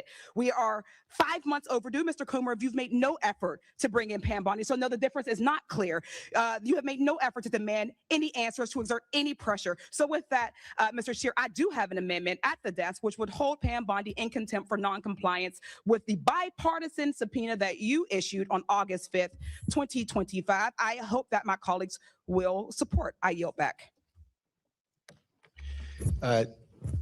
Minority's time's expired. We're still debating the measure, and we'll take up your amendment once we finish debating the initial measure. I just wanted to respond to a couple of things. I agree. We need to hear from Ghislaine Maxwell. We've been trying to get her in for a deposition, and our lawyers have been saying that she's going to plead the 5th, but we have nailed down a date, February 9th, where Ghislaine Maxwell will be deposed by this committee. Now, her lawyers have made it clear that she's going to plead the 5th. I hope she changes her mind because I want to hear from her, just like I want to hear Bring from her. What's that? You said the difference is clear. Turn on your mic. It is. What'd you say? If the difference is clear, the difference here is that they are also trying to negotiate. She said she doesn't want to do it. You have not moved in the same way. So you are actually not applying the same standard here across the board. The DOJ is in the same exact subpoena. Ghislaine Maxwell said she won't do it. Bring her in then. You're out of order, Ms. Lee. You're out of order. So we were going to depose Ghislaine Maxwell, February 9th. Where are the contempt charges, Mr. Chairman? You're out of order too, Mr. Garcia. And we will proceed with that deposition. Ms. Lee said the Clintons just missed their deadline by a week. We have been negotiating with the Clinton attorneys for 5 months. Mr. Chairman, 5 months. Whose time are we speaking on right now? This is my time. This is my time. I recognize myself, so I have 5 minutes. You already had your 5 All right, minutes. well, I'm about finished anyway. I haven't used 5 minutes. I've used about 1 minute, but you used your full 5 minutes, sir. no, I haven't used the 5 minutes, Mr. Garcia. So if, does any other member seek recognition on the underlying bill? Ms. Luna. So I think this is really important for everyone to get context, and also I just actually talked to Todd Blanche this morning. And as we proceed in this committee today, I wanted to give an update, but also to let you all know that Todd Blanche has told me that he's willing to talk to any of you. And I think it would be very important as we proceed with the seriousness of this investigation, specifically pertaining to Jeffrey Epstein, that there's open dialogue directly with the DOJ. When I went to move to hold Garland in contempt of Congress, part of the issue was he wasn't even willing to talk to Congress, period, at least not some of the members that were concerned about some of those audio tapes. But specifically pertaining to the Jeffrey Epstein update. As of right now, what I've been told by Mr. Blanche is that the files, and I think in total it was over 5 million files, actually have finished review at the DOJ. They've had 500 attorneys from NSD, the Southern District of Florida, SDNY, and the FBI basically working on this 6 days a week to get these files appropriately redacted with victim information. But specifically what the hangup is for the file release is the judge in New York that issued, that made the order from the SDNY's prosecutor's office, Jay Clayton, basically certified under oath that there would be a review to protect some of the victim information. And so that's part of the reason why it has, I guess, been more of a delay. I do think that this information needs to be released, but it's important to provide context that unless we're going to bring in the judge in New York, which I agree with him, I do think that there needs to be a proper review of the documents if it's pertaining to victim information. It's just important to know that context. But I would be happy to, Garcia, I'd be happy to facilitate that phone call, give you his personal cell phone. He said he would actually like to talk to all of you guys. And I would encourage you guys to actually engage in that conversation because I do think this is important. And then also to a last update, I was told, and I've been trying to obtain information of one victim specifically. If you have victims that specifically want their files, they will actually take those names and get whatever files they can to them. So some of the Democrats are working with some of the victims. I'm working with some of them, but it's important to know for context. So I yield my time. Very, very good. And would you yield a couple of, you got 2 minutes left, but I just want to make clear, like most everyone on this committee, I do a lot of interviews and I have stated repeatedly, publicly, on conservative networks, liberal networks, and everything in between, that we want the Epstein documents released. And I appreciate the update from Ms. Luna on the progress. They have been complying. We all wish that it was moving much faster, but there are a lot of documents. And if you'll remember the last document dump that the Department of Justice released, there were many people on this committee, on the Democrat side, that were very critical, saying there weren't enough redactions. So they are making triple and quadruple sure that the victim's personal information is redacted. Now, do any other members wish to be heard? Chair recognizes Mr. Mfume. Mr. Chairman, I yield to the ranking member Garcia. Thank you, sir. Representative Luna, I appreciate those statements, but I just want to be clear that is a lie, and here is why. Mr. Blanche said that they've been reviewing the documents since the passage of the law, the Kana-Massey law. We have had a legal subpoena in place since the summer, since July. It's been the job of the DOJ to comply with this law since a subpoena passed the subcommittee of this body. Since that subpoena passed in July, we've received 33,000 documents, of which 99% of them were already public documents. And so when we talk about complying with the law, you have to talk about complying with the very subpoena that this committee actually passed in a bipartisan way. And so Mr. Blanche is talking about the Epstein files law, which we should have received all the documents already per the actual law that was voted on. There has been little to zero production of this committee's requests. And so Mr. Blanche is wrong, and he's not being truthful to this committee and to you. Thank you. Mr. Chairman, I yield remaining time to Ms. Summer, who has the underlying motion, and I know that you said that we would be dealing with that. I just don't think she had enough time to explain her position on it. Ms. Lee? Thank you, Mr. Mfume. I actually do appreciate that. And I would like to really emphasize that 1% of the files is insulting. It's insulting. In fact, when we consider that Pam Bondi herself has publicly stated that the files exist. She publicly stated that she had already given Donald Trump that information. So it is a little bit concerning that you have not moved in the way that you said you would. This type of energy could be well spent on the DOJ. It could be well spent on not just saying that you want us to release the files. You have power here.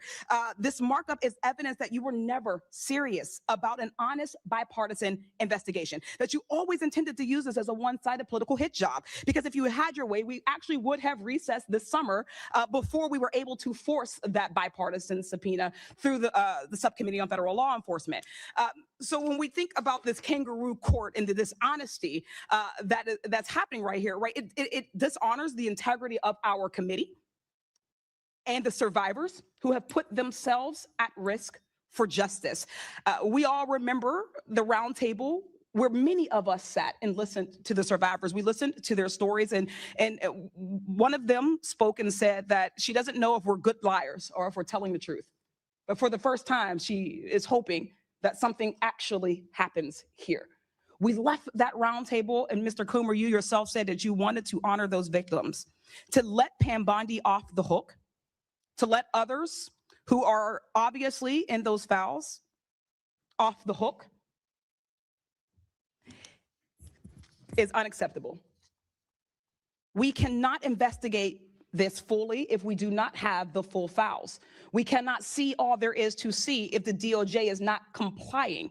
We cannot move forward. Being in the minority party gives us limited options for actions, and we all must be unwilling to wait if you are not going to subpoena the files. So I thank you, Mr. Mfume, and I yield back. Thank you, Mr. Chairman. I yield back also. Do any other Mr. Gosar? Yes, I yield to the chairman. Thank you, Mr. Gosar, for yielding. First of all, let's go back. When this started, everyone was demanding that we subpoena the Epstein estate. That wasn't in the discharge petition, but I issued a subpoena to the estate. When we met with the victims, when we met privately for 2 hours, Miss Lee was there and Miss Crockett and, more than half the committee.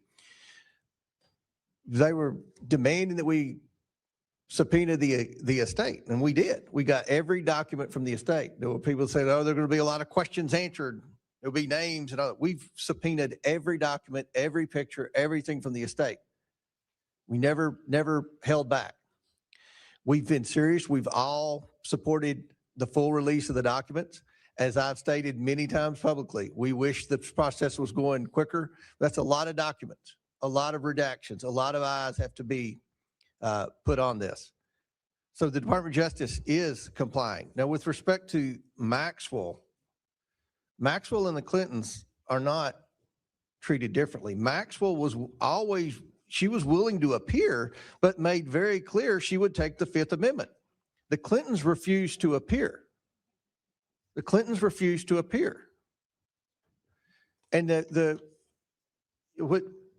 one of the proposals that Clinton made was if we would let Hillary Clinton off, then Mr. Garcia and I could travel to Mr. Clinton's house and bring one staffer and take notes, but no transcript. That's not even a thing. And you all know that.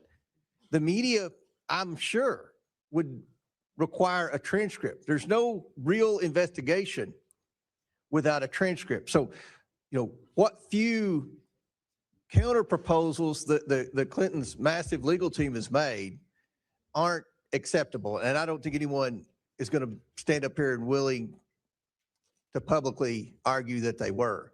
So does any other member seek recognition? Mr. Frost. Thank you, Mr. Chairman. The American people deserve full transparency, and anyone who has relevant information about Jeffrey Epstein's crimes must be compelled to come forward and share with this committee. Wealth and power cannot shield people from accountability from this committee. It is the victims of these horrific crimes who deserve protection, not Jeffrey Epstein and the people associated with him. We all agree. We want to hear from former President Bill Clinton. But committee Republicans have failed to conduct a serious investigation. For instance, they refused to hold Attorney General Pam Bondi in contempt for failure to release 99% of the Epstein files on a bipartisan law that we all passed on the House floor. And B, that had a deadline. And B, they refused to hold Ghislaine Maxwell accountable for defying this committee's subpoenas. We all know that President Trump has a long-standing relationship with Jeffrey Epstein. His administration continues to obstruct the release of the Epstein files for this reason. We've seen photos of them together. Even Elon Musk posted at Real Donald Trump is in the Epstein files. That's the real reason why they have not been made public. President Trump's own Mar-a-Lago club appears to come up often in connection to Jeffrey Epstein. From reporting, we know that Epstein was deeply involved with Mar-a-Lago. He was a frequent visitor to the club for years. The club sent employees, usually young women, to Epstein's mansion for massages, manicures, and other spa services.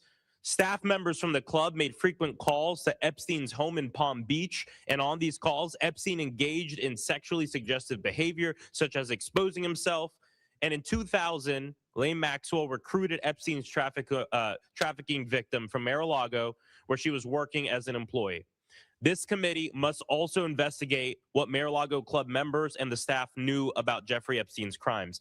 Getting documents from Mar-a-Lago is about uncovering evidence, holding these people accountable, and doing right by the victims of these horrific crimes. So we are all for making sure that we hear from everyone. I don't care if you're a Democrat, I don't care if you're a Republican. I'm tired of rich people trying to evade justice and accountability, period. But you can't do it just for the party you disagree with. You can't do it in a politically motivated way. So here's the opportunity to show it's not a politically motivated thing. Let's also make sure that we get these documents from Mar-a-Lago. So with that, pursuant to Clause 2K6 of House Rule 11, I move that the House shall subpoena the Mar-a-Lago Club and all entities under common ownership or control with the Mar-a-Lago Club to provide the House Committee on Oversight and Government Reform with 1, all documents, communications, and materials related to Jeffrey Epstein, to include but not limited to personnel files and records, client files and records, massage and spa services records, complaints and grievances filed against Jeffrey Epstein, internal communications, and billing statements. 2, a list of all Mar-a-Lago Club personnel who provided massages on behalf of the Mar-a-Lago Club between 1997 and 2003, regardless of whether such personnel were contractors or formerly employed masseuses or otherwise. And 3, a list of all Mar-a-Lago Club personnel who were employed as or acted as managers of the Mar-a-Lago Club Spa between 1997 and 2003. A motion was made by Mr. Frost. The motion is improper as the item is not on the agenda.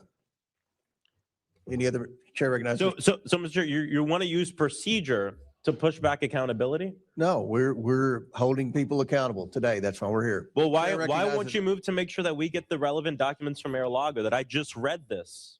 And you're saying it's because it's not on the agenda that we can't move forward with this? You have full discretion of this committee to say, you know what, let's have a vote in a bipartisan way to say we want the documents from Mar-a-Lago. I don't have full discretion. It's in the rules. We vote on a rules package at the beginning. of You're every able to Congress. say right now that we can vote on this. We cannot vote on it. It's in our rules. We'll be breaking our rules. We have to Right. apply to the rules too. We're not like the Clintons. No. You are hiding behind process to protect these Mar-a-Lago documents, and I think it's disgraceful. Chair recognizes Mr. Cloud. Thank you, Mr. Chairman. One thing was noted in the Clintons' letters is they said the subpoenas were illegal. I'd be curious to know if the ranking member thinks that they're illegal. And with that, I'd yield the rest of my time to you. Thank you, Mr. Cloud. I want to make sure everyone is aware. On February 11th, Attorney General Bondi will be appearing as the sole witness in front of the Judiciary Committee. Ms. Crockett is a member of the Judiciary Committee. I would assume, I don't want to speak for Ms. Crockett, but I would assume you'll ask her questions about the Epstein investigation and her progress towards releasing the documents. Mr. Massey is a member of the Judiciary Committee. He's already stated publicly he's going to spend his 5 minutes asking the Attorney General about the Epstein documents. So the Attorney General is slated to be in front of Congress, and I'm pretty confident that just about everybody on that committee is going to ask the Attorney General where we are with the document production. So I think that's important to note. February 11th, she's slated to be in front of the Judiciary Committee. And with the discharge petition, when the House voted for that, we issued the subpoenas for the Epstein documents. Then we all voted for the discharge petition. The discharge petition has jurisdiction in the Judiciary Committee. So she's going to be in front of the Judiciary Committee. The next week we're in session. So I think that's important to note. Do any other members seek? Okay, Mr. Lynch, then, yeah, go ahead. Thank you, Mr. Chairman. I would remind the gentleman, and I'm sure he knows this, that the Oversight Committee is the principal investigatory committee in the House.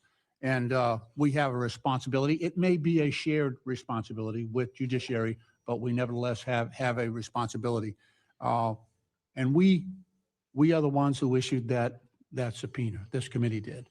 We are the ones who sat with the victims, right? We looked them in the eye, including the Speaker of the House. we look them in the eye, these women who have been struggling to get justice for many, many years, and we promised them, every member of this committee, we promised them that we would do everything under our power to make sure they finally receive justice. And here we are today. Now, with millions and millions of documents requested back in August, we've still received, what, 1% of the documents? This is evidence of wrongdoing in many cases. And yet we're allowing Attorney General Bondi to obstruct justice, basically. Even the little bit of evidence that she has provided, she also included a statement that basically said, don't believe this evidence, there's a lot of falsity in these. I mean, I have never seen an attorney general in this country provide evidence and then give an opinion on that evidence to the legislature, to the Congress.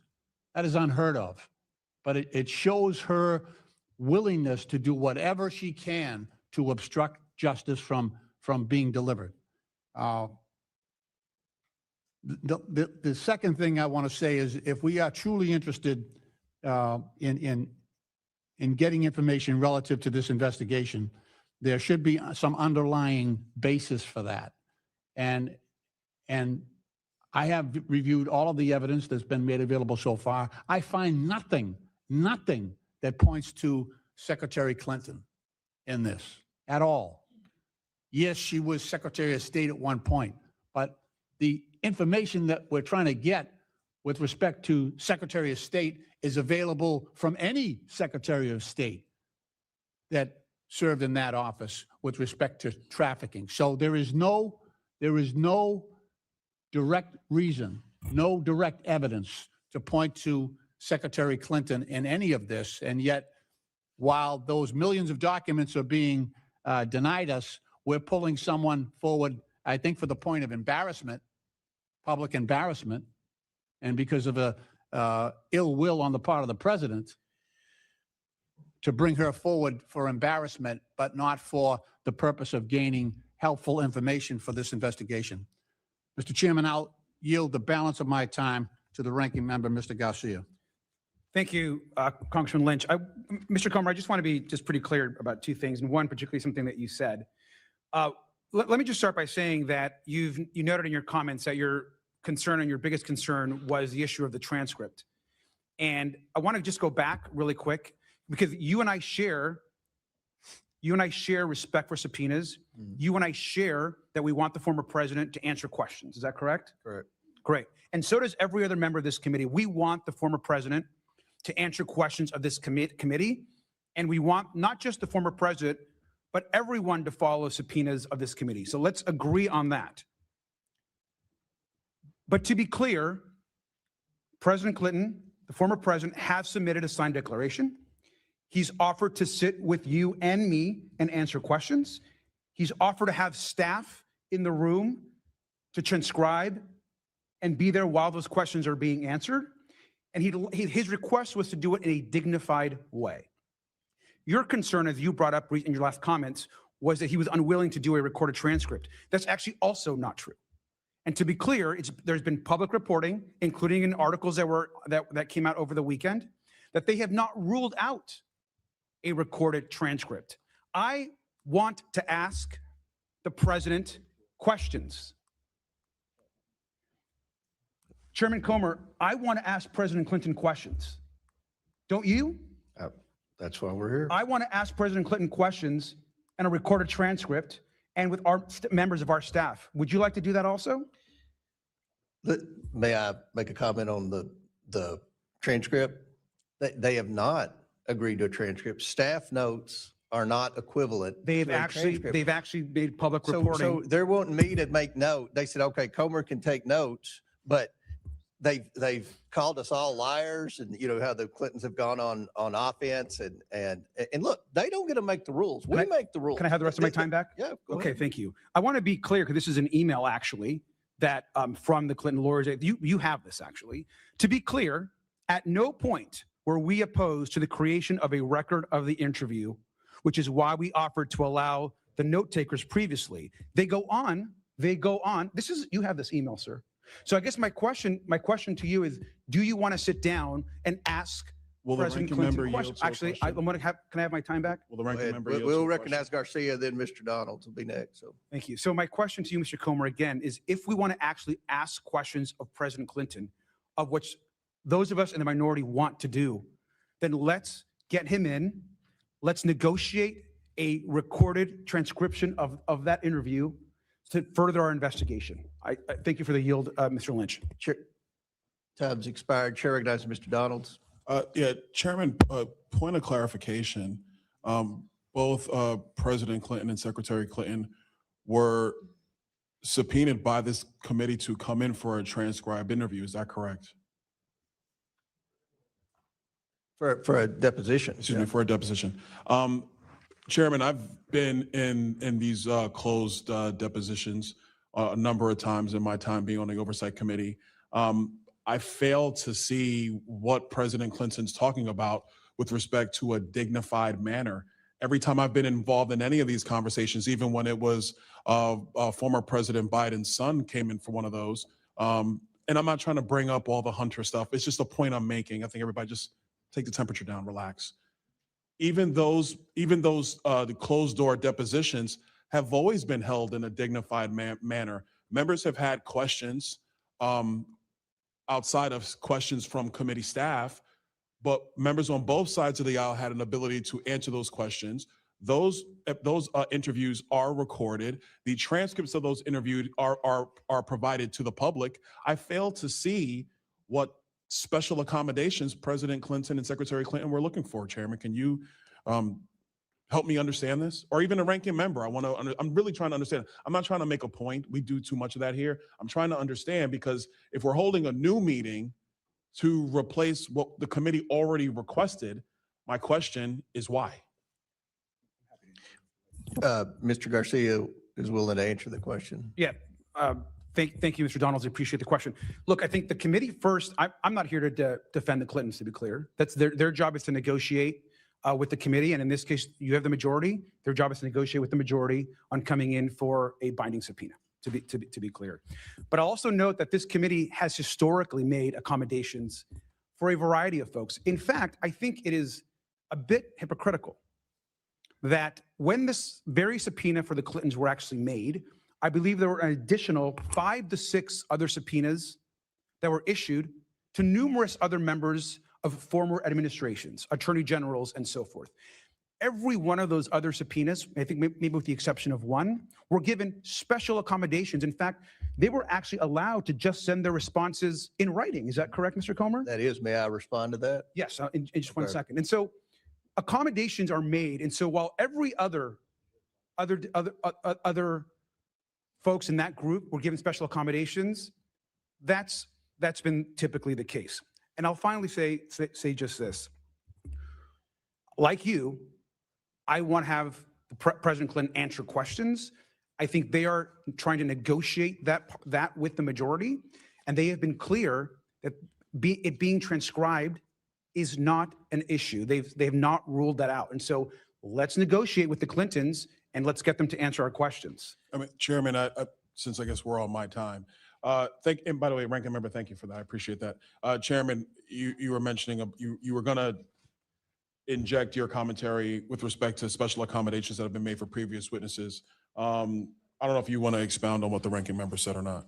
I would love to. So first of all, you talk about ongoing negotiations. We have been negotiating for 5 months. This is clearly a stall tactic, hoping that the time clock runs out and the House flips and that you all let them off the hook.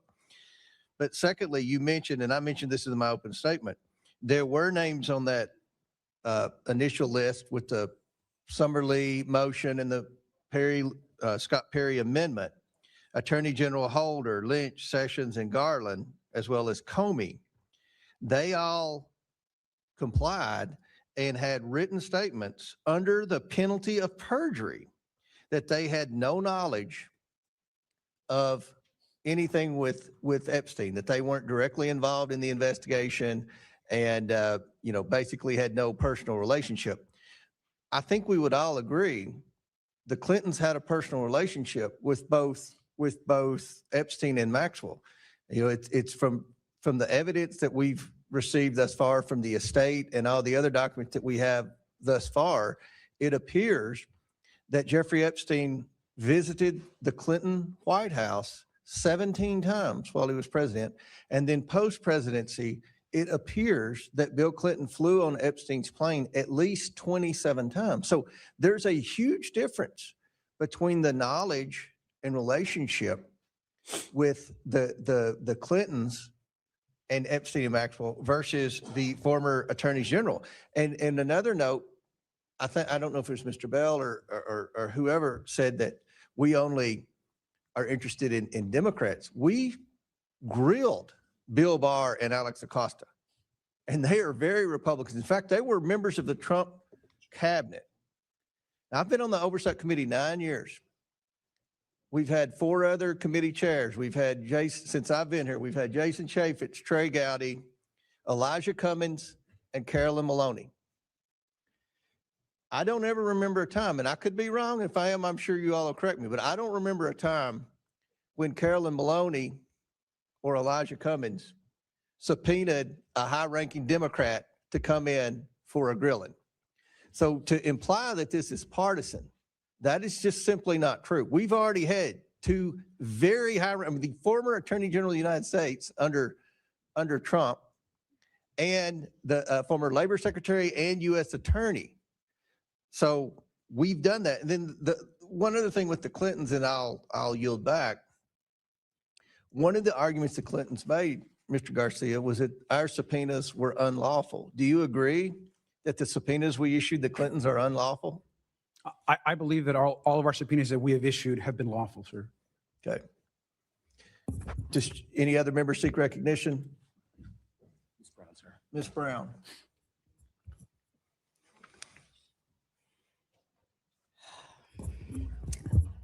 Ms. Brown.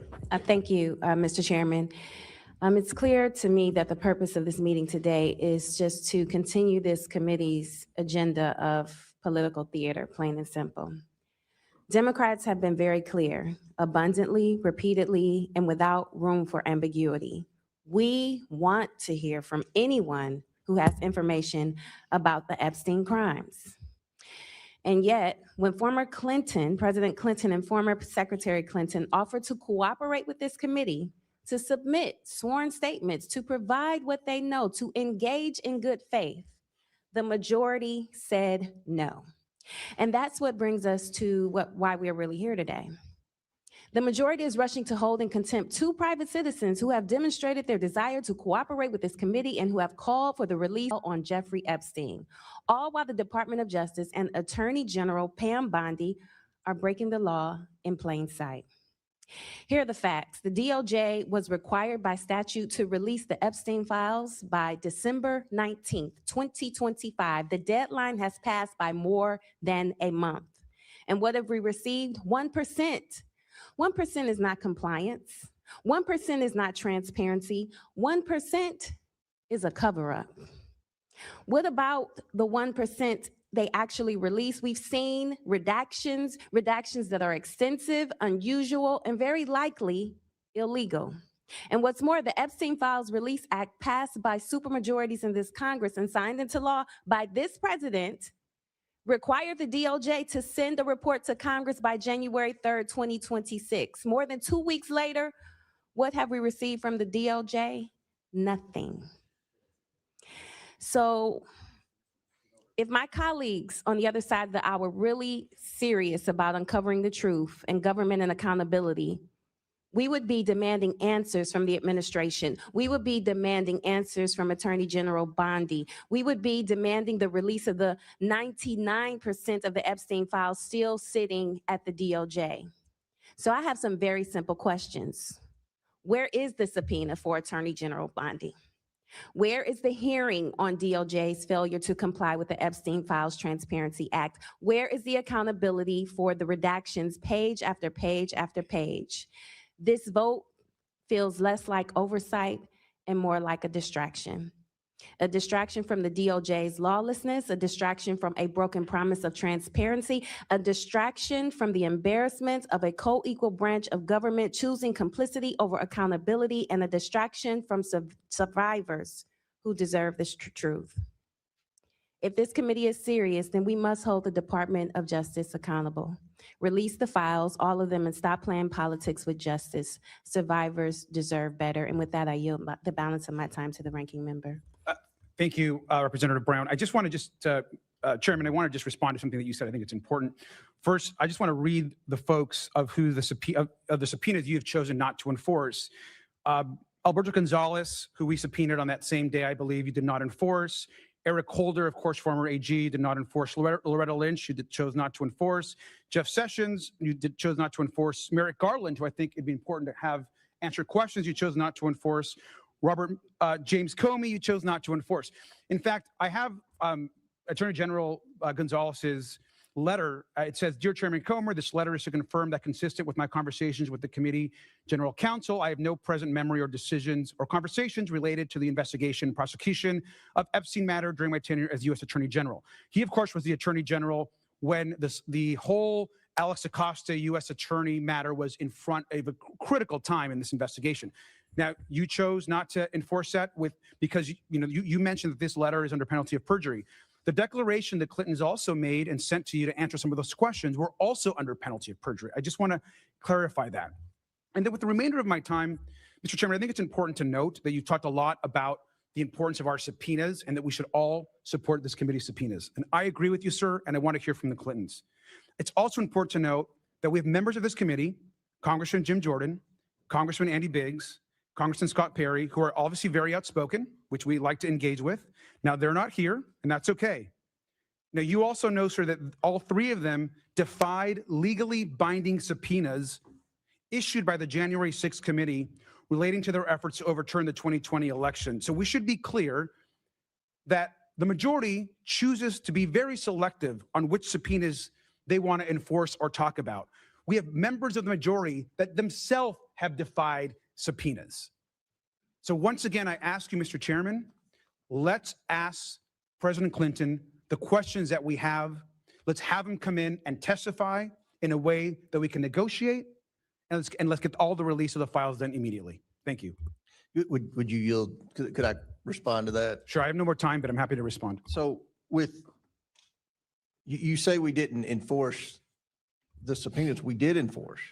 They complied and testified under the penalty of perjury that they had no knowledge. Now, the Clinton declarations were short bullet points, almost like talking points.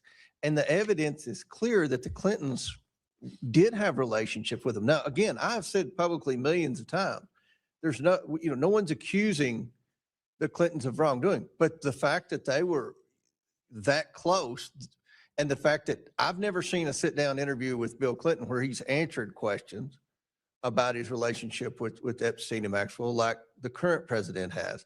So we have complied and enforced all of our subpoenas, 100% of our subpoenas. So I just want to make that very clear. Can I respond to you, sir? Sure. Just to be clear, you're talking about two declarations.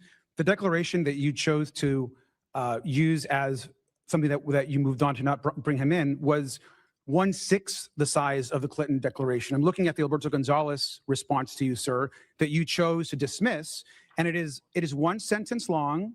You just pointed out the Clinton declaration, which is 6 times as long. And so I just think you are using interesting points to make comparisons. Let's just be clear and get back to the facts. Let's bring President Clinton in to have a conversation with this committee. You are instead choosing to try to prosecute President Clinton and send him to jail, which is part of criminal prosecution, before having him answer questions to this committee. Him and his team have been trying to negotiate. We want to hear from President Clinton. I'm not sure that you do, sir. You don't think I want to hear from President Chairman Clinton? Comer, can I, Chairman? But before I recognize Ms. Luna, who'll be next, I believe, are you willing to accept those bullet points as testimony, or do you want to hear from Clinton? I want to hear from President Clinton. Then I don't know what the what the point is of talking about their bullet points. I mean, that we all know they had a relationship. Well, So sir, I'm just responding to the fact that you mentioned that you're dismissing other legal subpoenas with one sentence answers. And yet, and you're the one that pointed out the Clinton's declaration, which is also under penalty of perjury. do you think that Eric Holder or Lynch or Jeff Sessions or Merrick Garland had more? I mean, do you want to bring them all in? I would love to have former Attorney General Merrick Garland in front of this committee to answer questions as to why more of the files weren't released. I've actually said that publicly. And so, sir, I think what it comes down to is we all want to get to the truth. We all want justice for the survivors. And I think more information is better. And so I think our position is that it is clear to me that President Clinton is negotiating to come in front of this committee. And it may not be exactly what you and the lawyer and your team want to see as far as that negotiation, or you're not satisfied with the progress, but they continue to negotiate. They have not ruled out a transcript. Let's get them in front of this committee. Thank you, sir. Chair recognizes Mr. Gill, then Ms. Luna. Mr. Gill has a bit. Go ahead. Or no, who's next? Ms. Luna. Go ahead, Ms. Luna, then Ms. Thank you, Mays. Chairman. I'd just like to remind the American people that I was the member that made the motion to hold Merrick Garland in contempt of Congress, and every Democrat voted against it.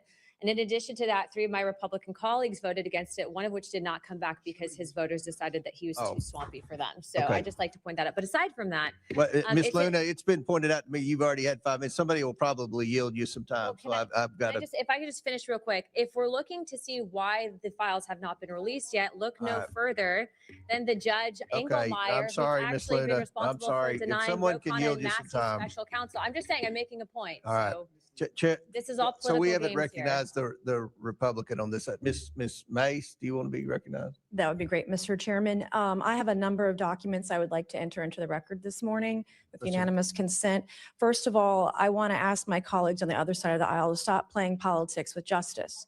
Not a single one of you voted for your own party to be held in contempt. I'm the only member of this body, of this committee, that has held both Republicans and Democrats alike in contempt for defying a congressional subpoena. So the hypocrisy is real, and I don't want to hear anyone on the other side of the aisle say no one is above the law here on this. We're talking about human trafficking, sex trafficking. We're talking about children, girls as young as 14 being assaulted, being trafficked by wealthy and powerful people. This is not political. This is personal. This should be nonpartisan. We should be working on this together.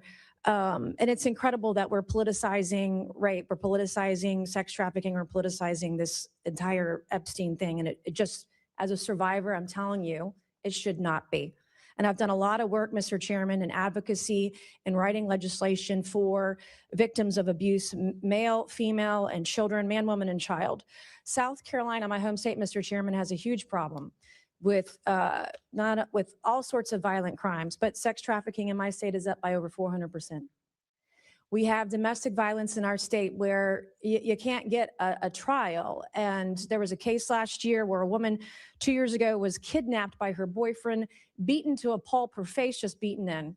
2 years after he kidnapped her and beat her, he murdered her on Mother's Day because our local solicitor refused to prosecute that case.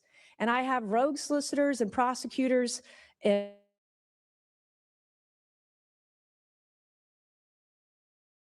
attorneys general, Carolina women attorney general, and prosecuted a case against convicted pedophile Donald Gresh. Donald Gresh was convicted of having 1,900 images of toddlers as young as 3 being raped by animals.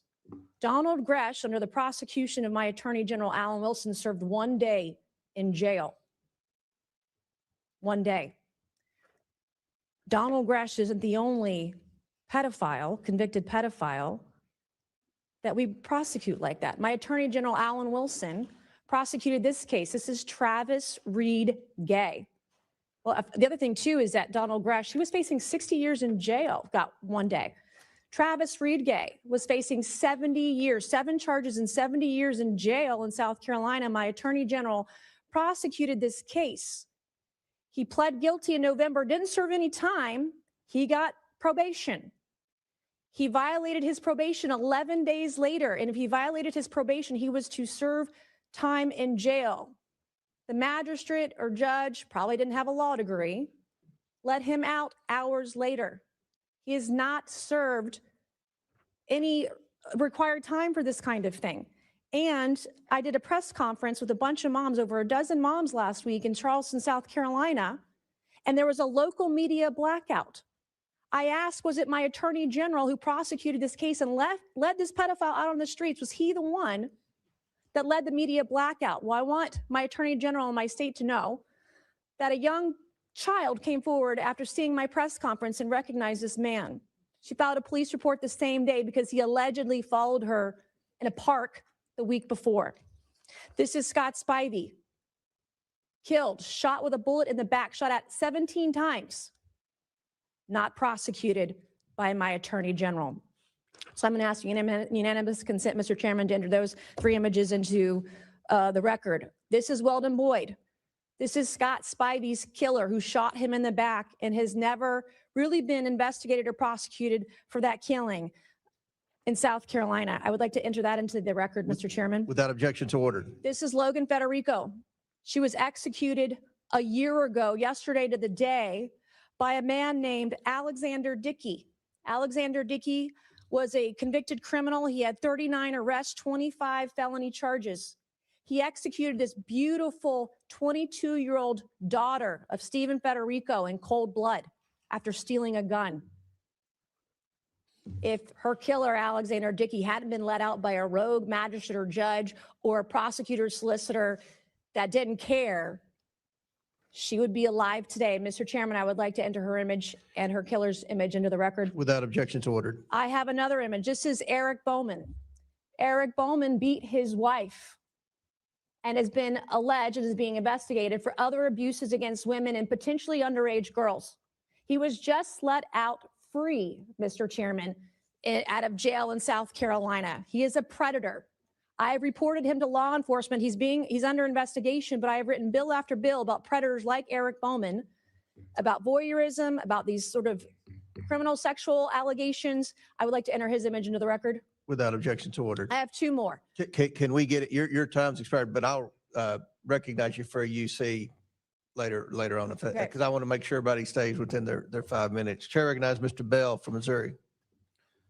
You know, first and foremost, I think we're doing a disservice to the victims in this case when we refer to it as the Epstein files. It's sex trafficking evidence, and let's call it what it is. And as a prosecutor, we prosecuted these kind of cases when I was DA back home in St. Louis County, and I met with every single victim and victim's family because I wanted them to know that I was here for them, and I thought it was important that we look them in the eye and let them know that we're going to do everything we can to bring them justice and treat them with the dignity and respect that they deserve. And this is no different.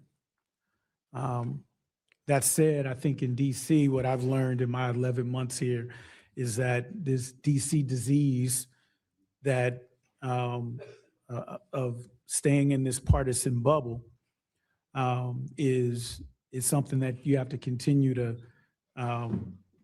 be aware of so that you don't fall into these same hypocritical traps. And I talked to Jamie Raskin because I just wanted to get some perspective on the law. And when we talk about the legal analysis, first and foremost, you can't read a statute. You learn this in constitutional law first day. You can't read a statute and understand the law. You have to understand how it's interpreted by the courts. And the courts have been clear that if there is negotiations, that does not meet the threshold for criminal contempt. And the examples are clear on that. When Steve Bannon was held in contempt, he did not negotiate, he did not reply, he did nothing. Meadows, when he started to reply, then Trump told him not to, and then he ceased with his communications with this body. And so in this case, I agree 100% with our ranking member.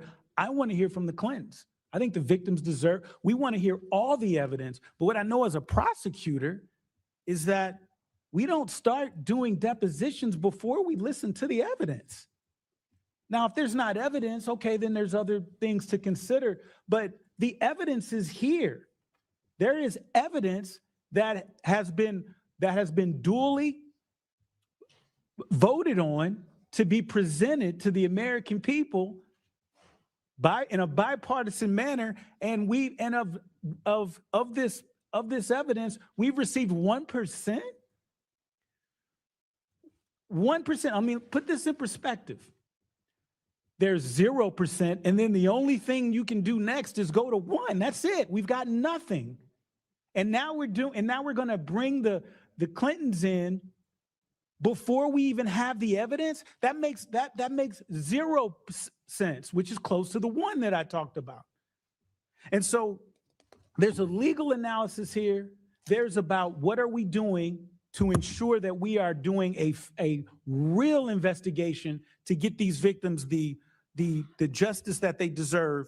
And so Jelaine, whatever her name is, she needs to be brought into this body. And I'm hearing that, oh, well, she's going to plead the 5th. First of all, then let her. But secondly, legally on most of these questions, she can't plead the 5th. On grounds that she's going to be incriminated. She's already a criminal. So let's bring her in.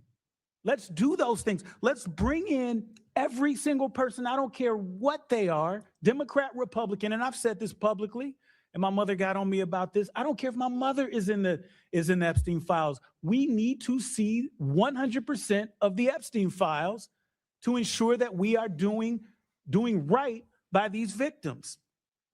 The illegal analysis does not support criminal contempt.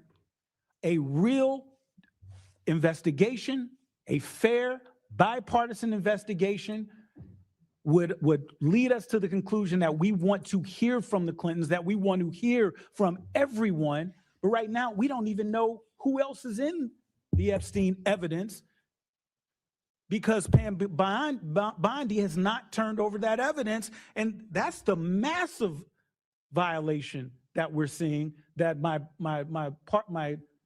colleagues on the other side of the aisle don't seem to have any urgency about. The massive violation of the law, and Pam Bondi needs to be here to answer those questions. But that is like, oh well, we'll put it off. We'll get there. We're working with them. I'll yield the remaining. Sorry, Ranking Member. And before I recognize Mr. Gill, I want to point out February 11th, Pam Bondi will be in front of the House Judiciary Committee. February 9th. I'm sorry, February 9th. February 9th. Miss Maxwell. And February 9th, we're deposing Miss Maxwell. February 11th, Pam Bondi will be in front of this committee. So there's a lot of wheels moving right now. Chair recognizes Mr. Gill from Texas. Thank you, Mr. Chairman. I just think it's worth pointing out that the obvious reality here is that the Clintons are doing everything they possibly can to not come testify before the committee or have any real transcript or information about his engagement and involvement with Jeffrey Epstein over a long period of time. I mean, we've been working for 5 months to nail down a date for a deposition, working in good faith in the entire time. The Clintons have been evading this committee, at one point even deciding that they were going to propose Christmas Day, Christ's birthday, as a date for a deposition. I mean, that's not good faith. At one point, they proposed that instead of doing a deposition, they're going to have Chairman Comer and a staffer and a note taker go up to New York City, where they could ask Mr. Clinton questions and create 2 different sets of records about what Clinton said. That's obviously quite different than having an official court reporter precisely write down the words from the former president. Competing staff notes are simply not going to cut it.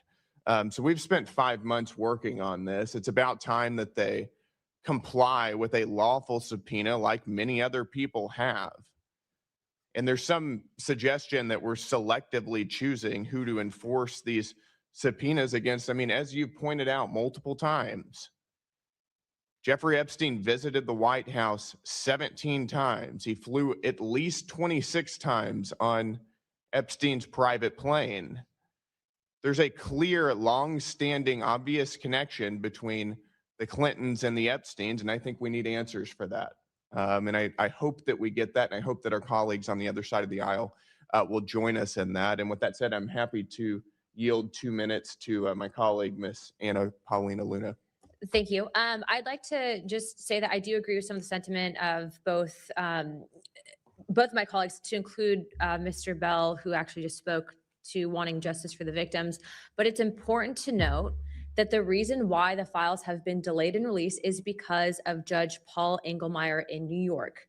This judge specifically ordered the SDNY to do a second review, and for those documents to then be certified by U.S. Attorney Jay Clayton. So if you want to get mad at someone, look no further than Judge Paul Engelmeyer, who then also, at the same time, just denied Massey and Ro Khanna's motion to appoint a special master. So we can argue back and forth all day long about where the files. I want to see the files too. I want everyone to come in and answer questions, but look no further than this person. By the way, this person's not a Democrat or Republican. I think this person actually might be an independent. But if you're wondering where the files are at, that is the truth of the matter. That's it. As soon as those files come out at the DOJ, we're going to get them. And by the way, I will remind people that weren't here earlier, Todd Blanche will get on a phone call with people here. And after this, I'm going to go walk over Todd Blanche's cell phone number to Chairman Garcia and to Chairman Comer so they can both get on a call. I think it's important to open dialogue, okay? But the point is that we have to know the facts, and those are the facts. So look no further than Judge Paul Engelmeyer. Again, he's the one person that appointed the review, a second review, and then once those documents are then reviewed, then it goes to the DOJ. But you can't fast track the process. Ask a question? Yes. Okay. Are you suggesting that the reason for not receiving 99% of these files is this judge? Not 20% of the files, 30%, half of them, 99% of the files, some of which are already public? From what I've been told, and this is why I would encourage you guys to talk directly to the DOJ on this, is that there was a second review ordered. I don't know who all is in charge over in New York specifically doing that second review, but I do know that at least with the DOJ, they're officially done reviewing all the documents that they had left, right? They had 500 attorneys. I actually said this earlier, that NSC, Southern District of Florida, SDNY, and the FBI, there's 500 lawyers working on this to review all the documentation. They're officially done with that. Now, I don't know what the second review process is because I'm not internally at the DOJ, but what I will tell you is when you have this judge then also turning around and denying Ro Khanna and Massey's motion to appoint a special master, which I think Mr. Khanna can probably speak on, I think that that's shady. And I think that it's really terrible that we're sitting here arguing at each other, pointing fingers, when it's this one guy who no one seems to be mentioning that's actually stonewalling it. So I'm here for it. I want all the documents, and I do think that we're going to get those documents. Do I think it's going to be rushed? Absolutely not. I don't want to rush the process, but I will also encourage you guys, just as I did this morning, I got a victim's specific information. The DOJ has said that they will release whatever files they have pertaining to her directly, and she had not up until recently been able to, I think up until today, get that because frankly, a lot of these victims' portals go to just, I think, empty inboxes. But the point is that it's important for context. So I yield my time. A question for the chair. Well, you're Rex. Before I begin, I have a question for the chair. I just want to clarify, when you said Pam Bondi is coming on February 11th, is she coming to this committee? She's coming to the Judiciary Committee. So is she coming to this committee at all? Well, we'll see how the Judiciary. Is she scheduled to come to this committee at this point? I said she's not scheduled to come to the committee. She's coming in front of the Judiciary Committee. Okay. Chairman, Chair, you're recognized, Mr. I'd like to yield 30 seconds to Ranking Member Garcia. Thank you. Just really briefly, I appreciate Representative Luna's interest, I know, in the survivors. So I do appreciate that. I just want to be very clear and clarify. Judge Engelmeyer has nothing to do, his rulings have nothing to do with the legal subpoena passed by the Oversight Committee last July. Pam Bondi and Todd Blanche and the DOJ have been in defiance of a legal subpoena of this committee that has nothing to do with the Khanna-Massey law that keeps getting referred to. And so when you're saying that Judge Engelmeyer is the reason, that is actually not the case as it relates to the subpoena. And so they're still violating the law and have been since July, to be clear. Thank you, Mr. Min. Thank you. And I just want to begin by echoing the comments of my colleagues on both sides of the aisle. As someone who spent my career as a lawyer, as a prosecutor, as a law professor, the rule of law is important. No one should be above the law, including presidents and former presidents, and congressional subpoenas are an important part of that rule of law. And I think the Clintons should be here. I think it's very shameful that they're not. But I also have to admit, I'm very troubled by this criminal contempt motion. As a lawyer, I know that I don't know this area of law, criminal contempt. So what I did is what any decent lawyer does. I asked people who do know this area. I called a number of colleagues, former colleagues, people who are former DOJ attorneys, experts in this area. And it's hard to get 10 lawyers to agree on anything, but they all agreed that this was unprecedented, that under a normal administration, a normal DOJ that's not politicized, they would never bring criminal contempt charges in these circumstances. And I say non-politicized DOJ because many of us are very concerned that this Department of Justice has become weaponized under this administration. Under Pam Bondi, we have seen them go after Trump's political enemies, including people like Adam Schiff and Latifah James with bankrupt charges. We've seen them refuse to investigate an ICE agent who clearly shot and killed a woman at point blank. We've seen them fire line attorneys who refuse to go along with indictments that they describe as political and illegal. Now, the closest comparison to this particular criminal contempt case is Steve Bannon. And there's well-established precedent here. Steve Bannon refused to answer, saying he would only answer questions from this committee if Trump told him to do so. That wasn't like delaying or obfuscating. That is willful defiance. And that's what the courts found, and that's why he went to jail. And again, while I think that the Clintons should be here, what we're proposing here is a very serious matter, bringing criminal charges against a former president of the United States. And I listened to you very carefully, Chair Comer, for the last hour, and I heard you describe them as delaying, as dragging their feet, negotiating for 5 months. But I never once heard you say they just outright refused to comply with the subpoena. And dragging your feet is not the same as noncompliance. It's not the same as contempt. And so if we think they're dragging their feet or obfuscating, there are lesser things we can do, including civil contempt. And I have to ask, like, why are we not thinking about alternative measures rather than bringing criminal contempt against a former president?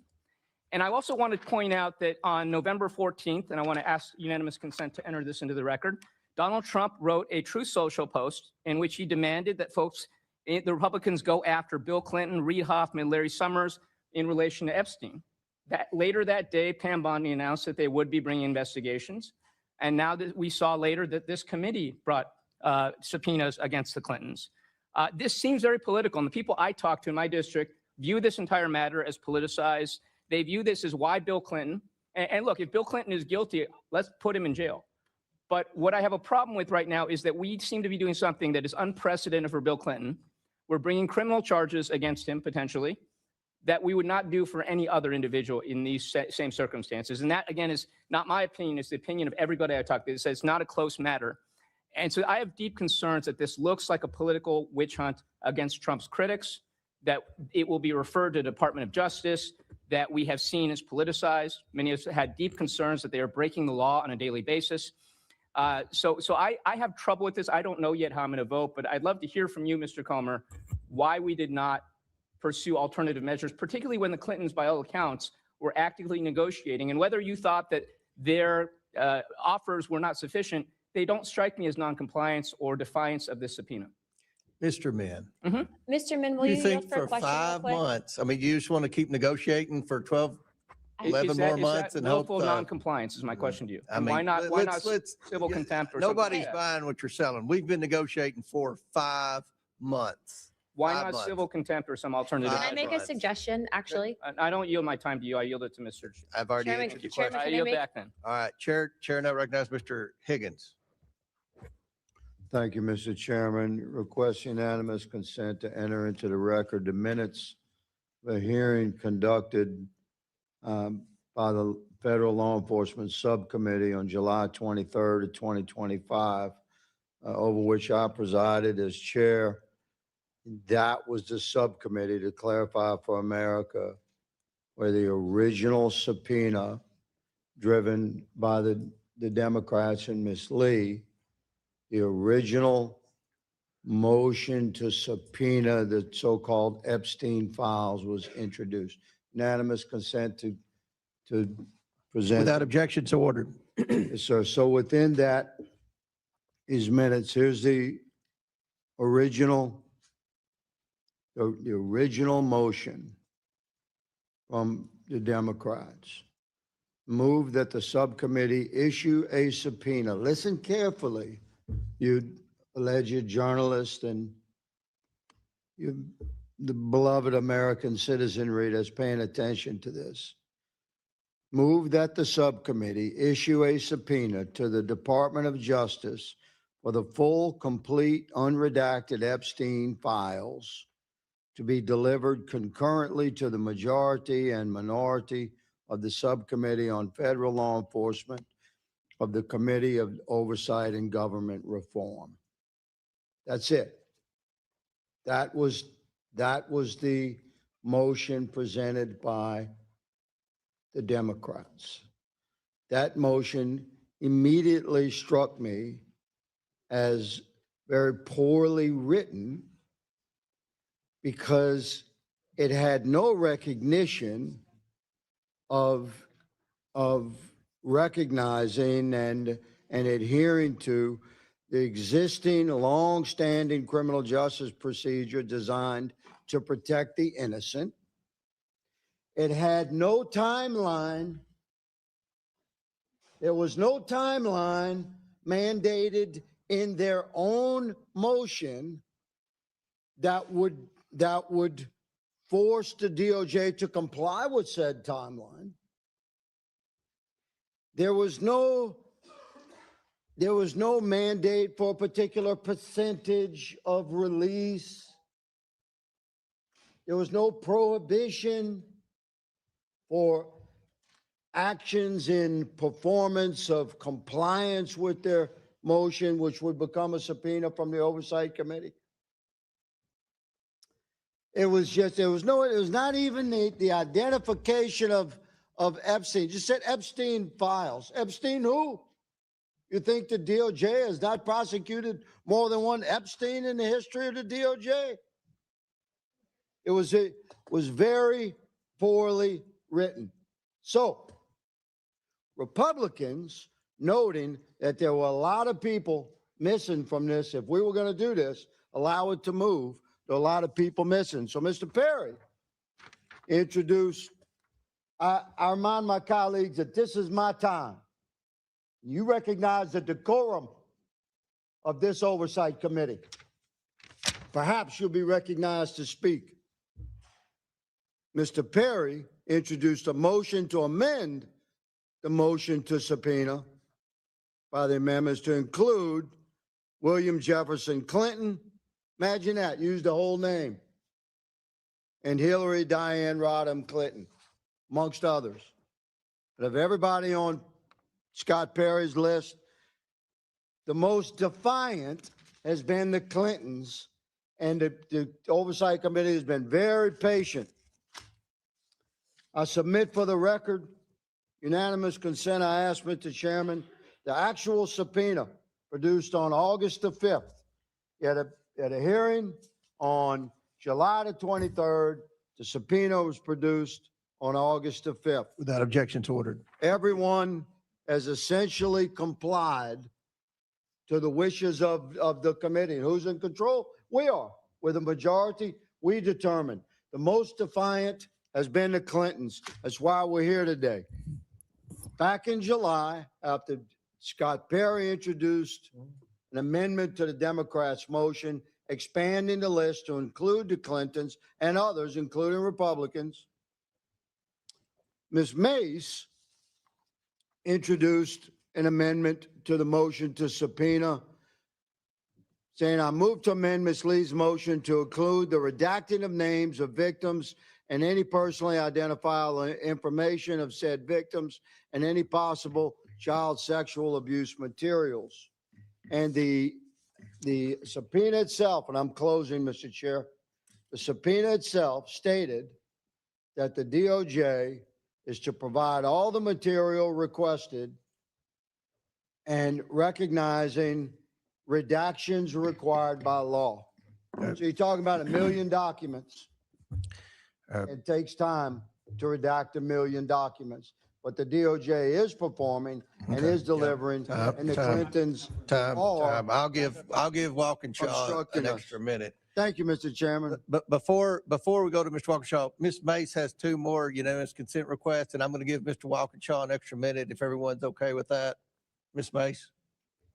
Thank you, Mr. Chairman. I want to thank my colleagues too. The whole Epstein saga and working with people on both sides of the aisle on the Epstein files and then working with the victims has been extremely enlightening. Yeah. This doesn't sound like unanimous consent. You see, can you present the unanimous consent? Oh, here's the unanimous consent. Okay. Through the Epstein thing, this is a tweet that I did about judges. I learned that, not all the judges have been forthcoming with information and files. I tweeted out Without on November objections ordered. 28th, impeach corrupt judges, especially South Carolina judges. I've done this about a dozen times or more. I'm guilty as charged. Last week, an attorney named Robert Murding, I would like to enter his image into the record too. Without objection to order. He is trying to hold me in contempt and told a judge should be thrown in jail for, among other things, tweeting out that judges should be held in, that judges should be impeached. This is what happens to survivors. This is what happens to victims. And I'm sorry. I would like to enter my predator bill into unanimous consent as well. Without objection to ordered. And Thank you. all right, thank you. Chair recognizes Mr. Walkinshaw for 6 minutes. Thank you, Mr. Chairman. I'll restate what others have said, which is that anyone who has information relevant to our investigation, including President Clinton, should talk to the committee. And I'm glad that he's agreed to do so. I have read, Mr. Chairman, that one of the sticking points in the negotiation between you and the Clintons' lawyers has been your demand that questions be asked about non-Epstein related issues. And it surprised me because I'm sitting here today listening to your intense interest in understanding more about the Clintons and their relationship with Epstein. So I'm curious why you have for 5 months demanded that you and other members of this committee be able to ask questions unrelated to our investigation of the Epstein files and Epstein's sex trafficking. And I'm happy to yield, Mr. Chairman. I don't know what you're talking about. Everything that we've pertained to with respect to the deposition pertains to the Epstein files. Okay, so you haven't demanded that the conversation, the questions be limited to it's the the Epstein staff files. attorneys. The staff attorneys are communicating with the Clinton attorneys. That's the communication going back and forth. This investigation is about the Epstein files. Okay, so you're willing, and you'll say here publicly, you're willing to have that conversation that limits the conversation, the questions just to the Epstein issue and files. Okay. Yes. All right. I think the Clintons' lawyers have been under a different impression, so we made a little progress. The Clinton lawyers are full of Made a little crap. progress on the negotiation here today. Thank you, Mr. Chairman. We're 32 days past the statutory deadline and months since this committee's subpoena, and Congress has received, as we've heard, just 1% of the files.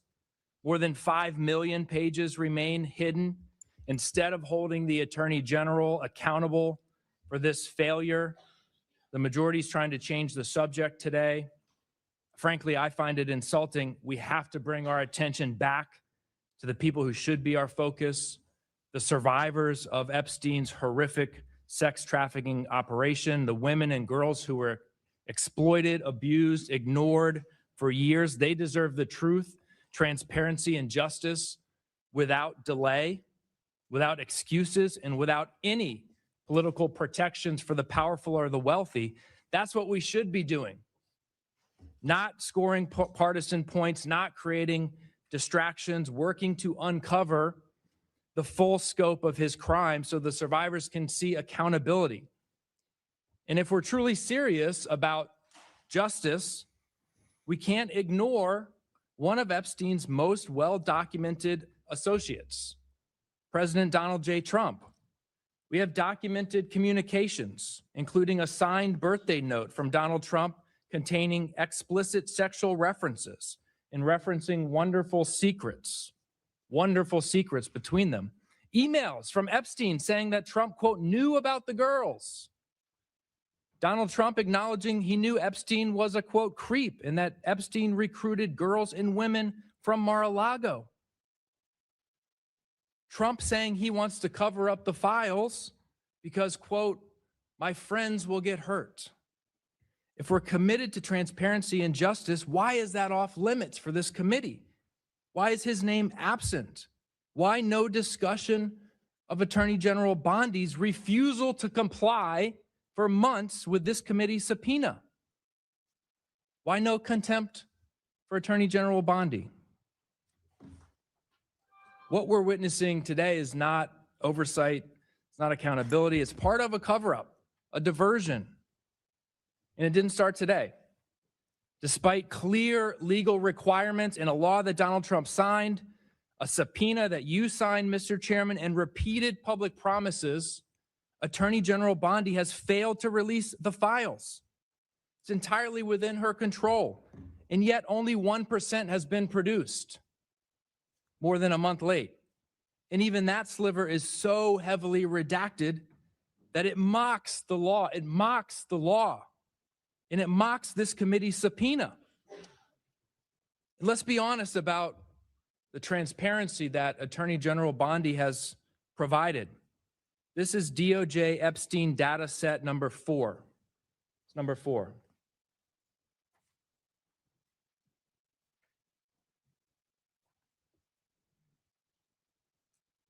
Data set number 4.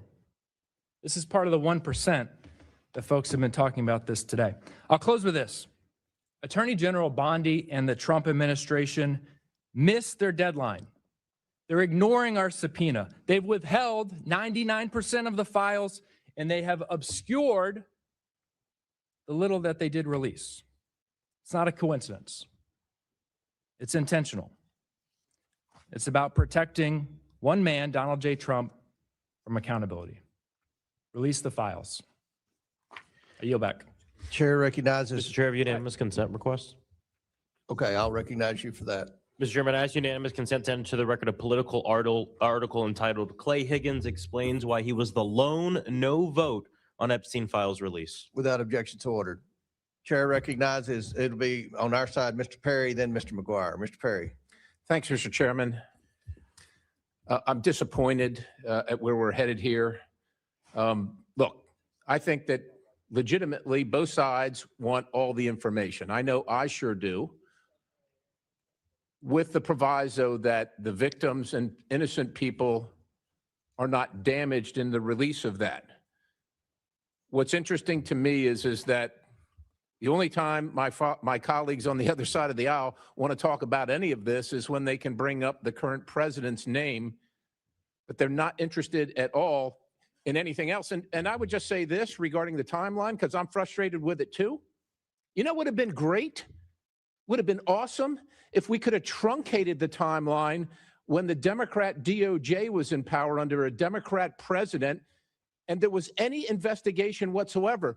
Ladies and gentlemen, my friends on the other side of the aisle weren't interested in these victims at all when they could have done something about it. Nary a word was said, and certainly nothing was done. All this advance work could have been done by them had they cared. But this is not about caring about anybody. This is all political theater because they hate the current president of the United States. I get it. It's disappointing to me. These victims should have their day, and they should, all this information, regardless of who it touches, should be out, with the proviso that the innocent are protected. I know that's not of any interest to you. I get it. That's unfortunate. I yield the balance of my time to the gentleman from Louisiana. I thank the gentleman for yielding.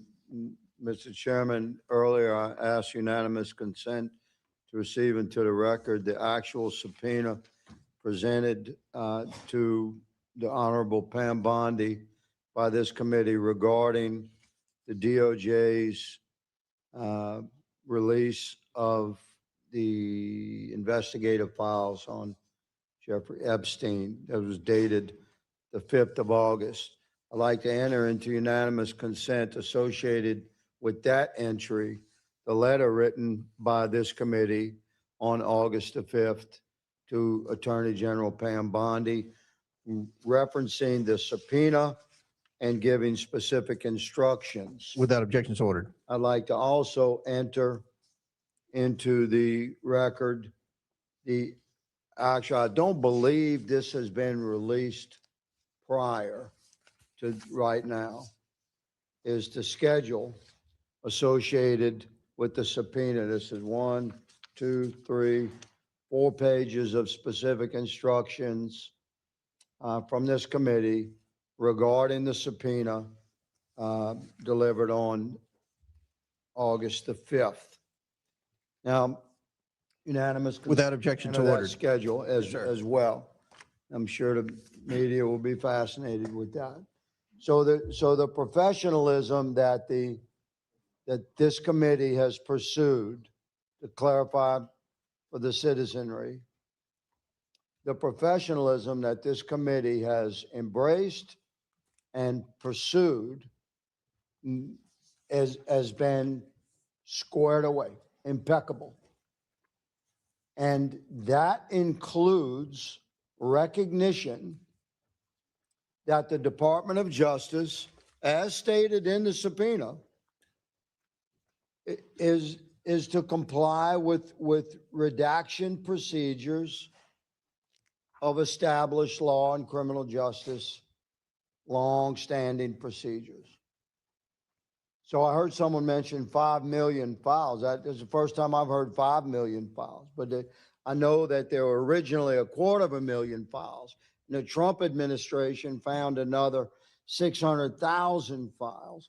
So we were talking about, to round it off, 1 million files. Every one of those individual documents has to be reviewed by agents of the DOJ and their supervisors before they can be officially approved for release. That's the law.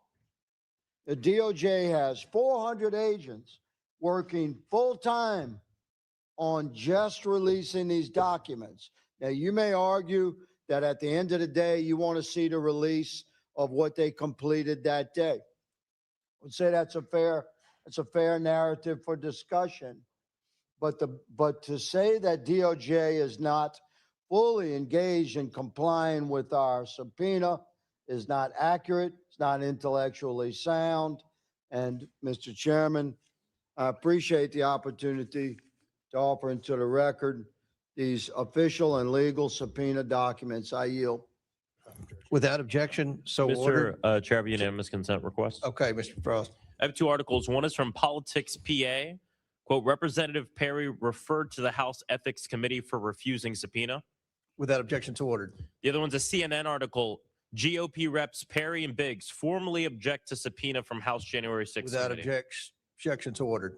Chair recognizes Ms. Crockett from Texas.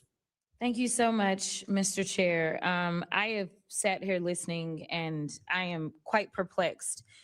It does take me back to my legal days. And so when I think about a subpoena, one of the things that we normally look at when we are trying to determine whether or not contempt is going to be ushered into the conversation is whether or not there's been substantial compliance and what it means to actually look like you have substantially complied. It means that you're taking reasonable steps to follow a court order, that you're acting in good faith, and typically that serves as a defense. So if we are still crafting the parameters of said subpoena, for instance, my colleague, Mr. Walkinshaw, just asked whether or not this would be limited to the Epstein subject matter. For me, if they responded at all, then there is some sort of compliance, which they did. They didn't just throw the bird. They didn't just say, forget it. But more importantly, I just want to point out that we are living in an age of hypocrisy, because my other colleague just pointed out that Mr. Perry sits here and somehow sits in judgment of others. Frankly, that is what people are kind of getting annoyed by, is the hypocrisy, because Mr. Perry still has an outstanding subpoena that was never complied with. In addition to that, he talked about we need to care for the victims. Somebody correct me if I'm wrong, and I will yield my time. But I don't believe that Mr. Perry ever signed off on the discharge petition in the first place. So I don't know if he is just doing what he believes is politically expedient. But I will tell you this. I refuse to be a puppet, because Democrats tend to be of goodwill. We always want to do the right thing. We are always trying to follow the rules and follow the law. Unfortunately, we are living with an administration that does not care. We just want some type of parity. So for instance, we all want to hear from President Clinton. If for some reason you said, we will give you, say, Pam Bondi, and then we've got President Clinton with it, or say maybe President Trump and President Clinton, two presidents, because we know that both presidents actually had a relationship with Jeffrey Epstein. But what looks political and looks like one can get away with everything, especially since that's what the Supreme Court has stated, that's why it looks like it's just gamesmanship. You only care about following the rules so long as you can invoke those rules on what is typically perceived as your political enemies. This is why we are falling apart in this country. We are supposed to be about checks and balances. It should not matter whether or not you're associated with the Democratic Party, the Republican Party, independent, or whomever, whether you're rich, whether you're poor, whether you're middle class, whether you're a Black immigrant or whatever. But it seems like we only have a political agenda in this committee, and that's why everything goes off the rails. You only love law enforcement when they're going after Black, brown, immigrants, that kind of folk, right? But on January 6th, you didn't care about law enforcement because they still don't have their plaques up. We continue to do the right thing and say, yes, apply the rules equally across the board. And then y'all play in our faces and you only apply it to one side. I am asking for one commitment and then I will yield to the ranking member. Mr. Chair, will you commit to me as the chair of probably the most important committee in this Congress, especially in this moment where people are concerned about the level of corruption that exists within this committee? Will you promise me that you are good for doing whatever is right and following the evidence, no matter who is on the other side of that evidence? Yes, Yes, and that is why I subpoenaed the estate. And we had no idea what was, nobody knew. Nobody knew I what was in the understand, but estate documents. And I, without hesitation, subpoenaed the estate. We've subpoenaed the Department of Justice. and that's where we got the birthday letter. We subpoenaed Because the of estate. Hold on, the Mr. Chair. subpoena, right. Okay, we got the birthday letter, but we can't just get the evidence and then not follow up on the evidence that we actually get. I will relinquish the rest of my time to the chair. Thank you. I just want to just really clarify I mean, one. Riker. Thank you very much, Representative Crockett.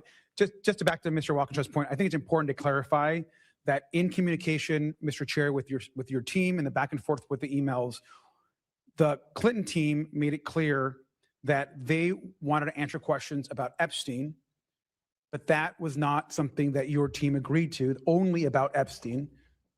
And so that's, I just want to make sure to clarify, and I appreciate you clarifying, Mr. Comer, that you said that you would limit the questions to only Epstein. Is that correct? That is correct. I And think what the that's- Clinton said that is not true. What their lawyer said is a complete lie. Well, I'm glad that you clarified for them because it's been their impression that I'm just telling you, it's been their impression. He's paid them too much money then over the last 5 And months. sir, I'm just reading emails and I'm just reading that back and forth between them and your team. It's been their impression that those questions were going to be beyond just Epstein. And so I'm glad that's been clarified. So thank you, Mr. Walkinshaw. Chair recognizes Mr. McGuire from Virginia. Thank you, Mr. Chairman. I agree with you. 5 months is plenty of time. The Clintons are doing everything they can to avoid questioning. And the American people want to hear from the Clintons. You know, Bill Clinton brought Epstein to the White House 17 times. He had him on, and Bill Clinton was on the Epstein airplane 26 times. So the American people want to hear from them. I don't understand why our friends on the left can't understand that. They support these crazy policies like open borders, 20 million people coming to our country. They've been robbing, raping, and killing the American people. You know, Lake and Rowley would still be alive. And instead of protecting law-abiding citizens, they defend the criminals, and they want to have a defund the police movement. It makes no sense. These criminals they put back on the street, recommit the same crime, and they're like, why did they commit the same crime? All Americans have the same goal, the same American dream. We want to live, work, and raise our family in peace. We just might disagree on how to get there, but the Democrats seem to always be wrong. The American people don't want boys undressing in girls' locker rooms, but for some reason, the Democrats support that. 5 months is plenty of time. The American people want to hear from the Clintons. and they said they had no relationship, but they definitely did. And with that, I yield the remainder of my time back to Ms. Luna. Thank you. I just kind of wanted to point out, first of all, specifically to the letter, the hand sketch that was allegedly the president's. I believe there's a $10 billion lawsuit that was filed that, according to the president, the organization that published that is actually trying to currently settle. So just to clarify. But aside from that, I wanted to actually ask Mr. Min a question, if he's here still, if he would be willing to vote for a contempt in the Clintons if they refuse to come in and testify on a fine of about $1,000 a day until they comply with the subpoena. But I don't know if he's here. Is he still here? No. Okay. Well, I think that that's just something to consider. You know, we have the ability to do those fines, and I think that that needs to be considered, especially if, you know, optically there is reason for pause for Democrats not wanting to vote for that based on the fact that President Clinton was a former president. I understand the optics of that, and I also understand re-elections. However, nonetheless, the Clintons are defying a subpoena. So sometimes financially, people can be motivated, especially if there's a fine. And that's something that we actually all reserve the right to vote on. And I think that that's actually a very good option, especially being that most Americans would go to jail for defying subpoenas. And so I do not think that there needs to be any special accommodations made, especially given the nature of this. But I do think that that can be a tool to motivate. So I'd like to suggest that to you, Chairman Comer, also to you, Ranking Member Garcia, that would be a good method that we specifically reserve if we choose to use alternative means of contempt. Representative, would you yield to me for a question? Yes. So it seems like you're open to changing this, what we're voting on today, so that way we can get to a place where we actually hear from them. Is that right? Is that what I'm hearing? What I want, yes, I would like to have the Clintons coming into Congress to give a transcribed deposition. I think that Chairman Comer has made that clear, but I also think having just Garcia and Comer drive all the way up to New York without that, I think that optically that sends a very bad message as the separation of powers and authorities Congress has. And then I also too think that, you know, it's kind of a slap in the face to people that typically would not have those accommodations made for them. Yeah. With that also, you know, being a part of this, I think that, you know, Bill Clinton specifically said he wants the files to be released. And I think that we also need to consider the fact that there is a judge. I know Mr. Garcia disagrees with me on this, but based on the email that I have seen on Judge Paul Engelmeyer, you know, if you have someone that is ordering the DOJ to do a second scan of the files, if it's politically motivated, that's impeding an investigation. And I'm tired of judges, if they get involved in investigations in Congress, trying to obstruct. And so I just putting this out there, I'm going to be trying to impeach that judge unless he can basically give a waiver, let the DOJ release the files immediately. Yeah, and just real quick, I just want to say on the general thing, I agree. I mean, I think it would be best if the ranking member and chair can huddle and figure out how we can change it so we can actually hear from them. Because my concern too, and the other thing is, there is no faster way to make sure that we never actually hear from them in person than moving forward a criminal contempt that says put them in jail. I mean, we're just not going to hear from them for our investigation. And so, I mean, I agree if they can come to something to figure out how can we move forward in a way where we're actually, there's a pathway to hear from them. I'm for that. So to be clear, I do not agree with what the Clintons are doing. Okay. And I think that they need to come in here to explain. But I do think that when you go after someone's pocketbook, I think that they quickly change their tune. And I think that they might be compelled to come in. I also don't want to set the precedence, though, that, you know, just because you're a president means you're outside of this, you know, justice. And that's basically what it would be doing. And so, Chairman, I will let you direct the ship on this, but that is my suggestion. Thank you. Chair recognizes Ms. Ansari. Thank you. I'm going to start by yielding to the ranking member. Thank you. And I want to just respond to Ms. Luna and Mr. Maxwell as well. Just to be clear, I think two things can be true. It can be true that we want to hear from the Clintons and that it's important that we hear from them and that we want to enforce our subpoena. I think it can also be true that they have also begun clearly making efforts to answer questions by declaration, to negotiate coming in, to give testimony. They've made offers to obviously be in, their initial offer was to do that testimony outside of Washington, D.C. with the leadership of the committee and staff. They have been open to a transcription. And so I just want to re-emphasize that I think there is room here to continue to negotiate and get the testimony that we need. In addition, I am incredibly thankful that we're finally moving forward on ensuring that Ghislaine Maxwell come before this committee, that we're going to get Pam Bondi finally in front of this Congress. We need to release the files, get that testimony, and of course, ask the questions that this committee has of President Clinton. I think that is all fair, and I hope that's the direction that we end up moving in. Thank you. Ms. Ansari. Thank you. Given much of what we've heard today, and especially in light of some of the hypocrisy that we've heard today, I just want to walk through the timeline of Donald Trump's cover-up of the Epstein files, because I think it's important for folks to remember how we got to this point. This was a series of deliberate decisions made at the highest levels in the White House and the Department of Justice to keep the truth hidden from the American public and the survivors of Jeffrey Epstein and his allies' abuse. Let's start with what the president said during his campaign trail repeatedly. At multiple points in 2024, when running for office, Donald Trump said he would, quote, declassify the Epstein files, use it as a rallying cry to win over voters. In October 2024, J.D. Vance said, quote, seriously, we need to release the Epstein list. But the moment Trump and Vance had power in the White House to act, that commitment disappeared. That's when the cover-up began. On February 27th, 2025, Pam Bondi said that she was releasing the Epstein files with her statement, quote, this Department of Justice is following through on President Trump's commitment to transparency and lifting the veil on the disgusting actions of Jeffrey Epstein and his co-conspirators. Then it became clear, very clear, that Donald Trump did not, in fact, want information about Jeffrey Epstein and his crimes revealed to the public. Starting in July 2025, Donald Trump began to gaslight the public. He said, quote, are you still talking about Jeffrey Epstein? This guy's been talked about for years. This is the point when Congress stepped up. On July 23rd, Congresswoman Summer Lee moved in this very committee to subpoena the full and unredacted Epstein files. And just to be clear, because of that subpoena, the Department of Justice and Pam Bondi have been required by law to provide the Epstein files to this committee since the summer of 2025. They have been in gross illegal violation of the subpoena this entire time. To my Republican colleagues on this committee, do you remember that subpoena, the lawful congressional oversight subpoena from July 23rd? Pam Bondi has been in violation of that for 6 months now. At the same time, members on both sides of the aisle filed a discharge petition that would have put a vote on the floor for the Epstein Files Transparency Act. For a moment, the petition was one signature away from forcing a vote in the full House.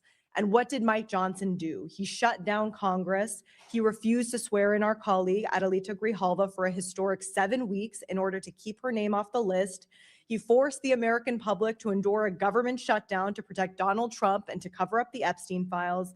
And when it finally came to the floor and it became clear that the bill would pass overwhelmingly, only then did he endorse and then sign the bill so that he wouldn't lose. This required the DOJ to release the unredacted Epstein files publicly by December 19th. The DOJ has blown past that deadline, releasing only 1% of the files, which is patently absurd. And the files they did release were heavily redacted, which is completely illegal according to the law. On December 23rd, the DOJ said they miraculously discovered over 1 million files related to Epstein. All of these patterns are an attempt to slow down the release and fail to meet the lawful deadlines are consistent and coordinated. This is all part of an intentional cover-up, which leads to the unavoidable question, who is the president protecting when we know he only cares about one person? Guys, I'll end with my question to the chairman.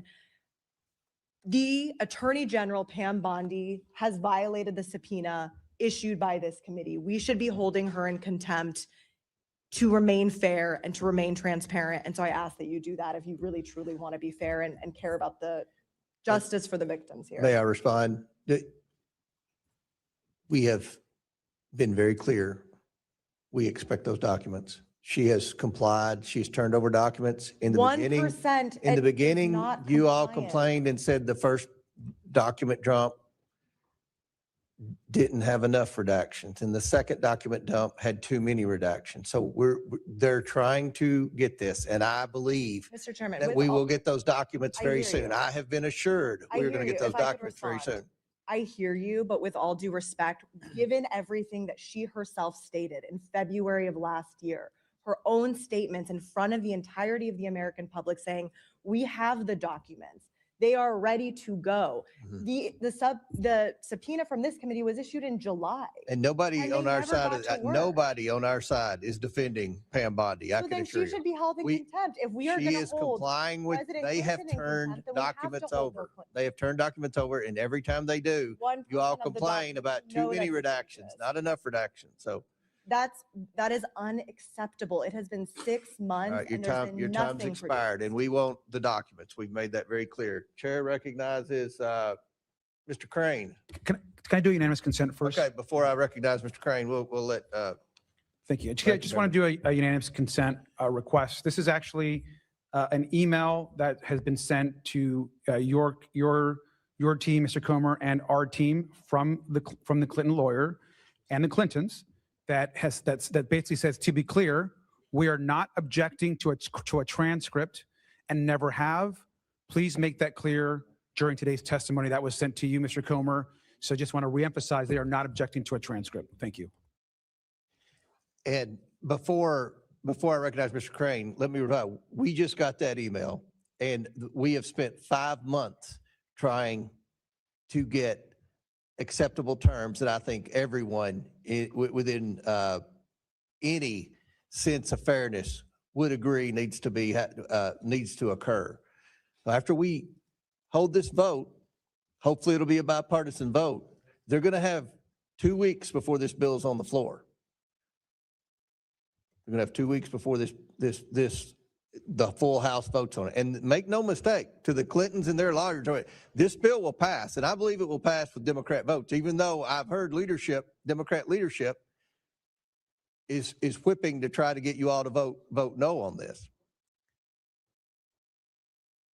They have had 5 months to comply with this, and to defend the indefensible and try to act like Bill Clinton's a victim here, I think is a stretch.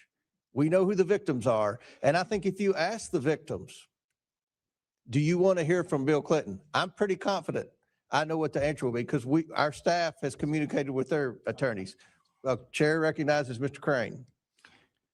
Thank you, Mr. Chairman. Obviously, this committee hearing is about whether or not we're going to hold the Clintons in contempt of Congress. I strongly recommend that we do, especially in pertaining to the release of the Epstein files and trying to get to the bottom of what exactly went on there and how Jeffrey Epstein was allowed to continue doing what he was doing and abusing so many people for so long. It's interesting when I look at the history of the Congress and look at the fact that Peter Navarro, former Trump trade advisor, who defied the January 6th committee subpoena, was sent to prison for 4 months. Steve Bannon, also a former Trump advisor, defied the January 6th committee subpoena. He was sent to prison for 4 months, and several others. So it's going to be really telling to see how my Democrat colleagues vote on this one. Mr. Comer, how many times, Mr. Chairman, how many times did Mr. Epstein go to the White House in your recollection, sir? According to the evidence that we've obtained, it appears he went 17 times during the Clinton presidency. Is that more times than you've gone to the White House, Chairman? I've been member of Congress for 9 years, and fairly high up on the pecking order. I've been to the White House, I believe, 9 times in 9 years. So he went to the Clinton White House double the number of times that I've been to the White House in my entire congressional career. Mr. Chairman, how many times did Mr. Clinton fly on Mr. Epstein's plane? At least 26 times, according to the flight logs that were subpoenaed from the estate. Right. Point of order, Mr. Chairman. Those were 4 different trips, 4 trips, and every time they regassed the plane, they counted that as another trip. But it was Asia, Africa, and they had to refuel. So every time they stopped to refuel, they counted that as another leg of the trip. There are 4 trips, not 27. That's almost like I didn't inhale. Reclaiming my time. That's still enough trips for us to want to be able to ask the Clintons questions about their involvement with Epstein. Is that true, Mr. Chairman? Yes, sir. Right. So like I said, I hope that my Democrat colleagues who all of a sudden have found religion, this Congress, and now they want the Epstein files, even though over the last 4 years when they had control of Washington, D.C., you didn't hear a peep about Jeffrey Epstein out of any of them. And so I think it's going to be real telling, how my Democrat colleagues who claim to be all about the victims, how they actually vote on these contempt charges for the Clinton family. And I just think it's interesting too that, Mr. Chairman, my understanding is you've been working for the last 4 or 5 months to get the Clintons in here. Is that correct? 5 months, yes, sir. Did they tell you that they would come in over December 24th and 25th, Christmas Eve and Christmas Day? They have implied that they would come in, yes. Okay, so that just goes to show that they're trying to dodge suggesting dates that they know none of us are in session. And I think that's pretty despicable. The other thing I believe that they said is that you and the ranking member could fly up to New York, but you couldn't record any of the conversations. Is that correct? That is correct. Does that sound like any congressional deposition you've ever heard of, sir? No, and it would be my word against Mr. Garcia's, and I'm pretty confident I know whose side the New York Times would take, and the Washington Post would take, and MSNBC would take. And look, an investigation, you have to have transcripts, and the media wants transcripts. Well, you have to have transcripts. We don't do the notes. And the Clintons have already accused us of lying, and they accused us of saying this was an unlawful subpoena, which I appreciate Mr. Garcia admitting that it is a lawful subpoena. So I yield back.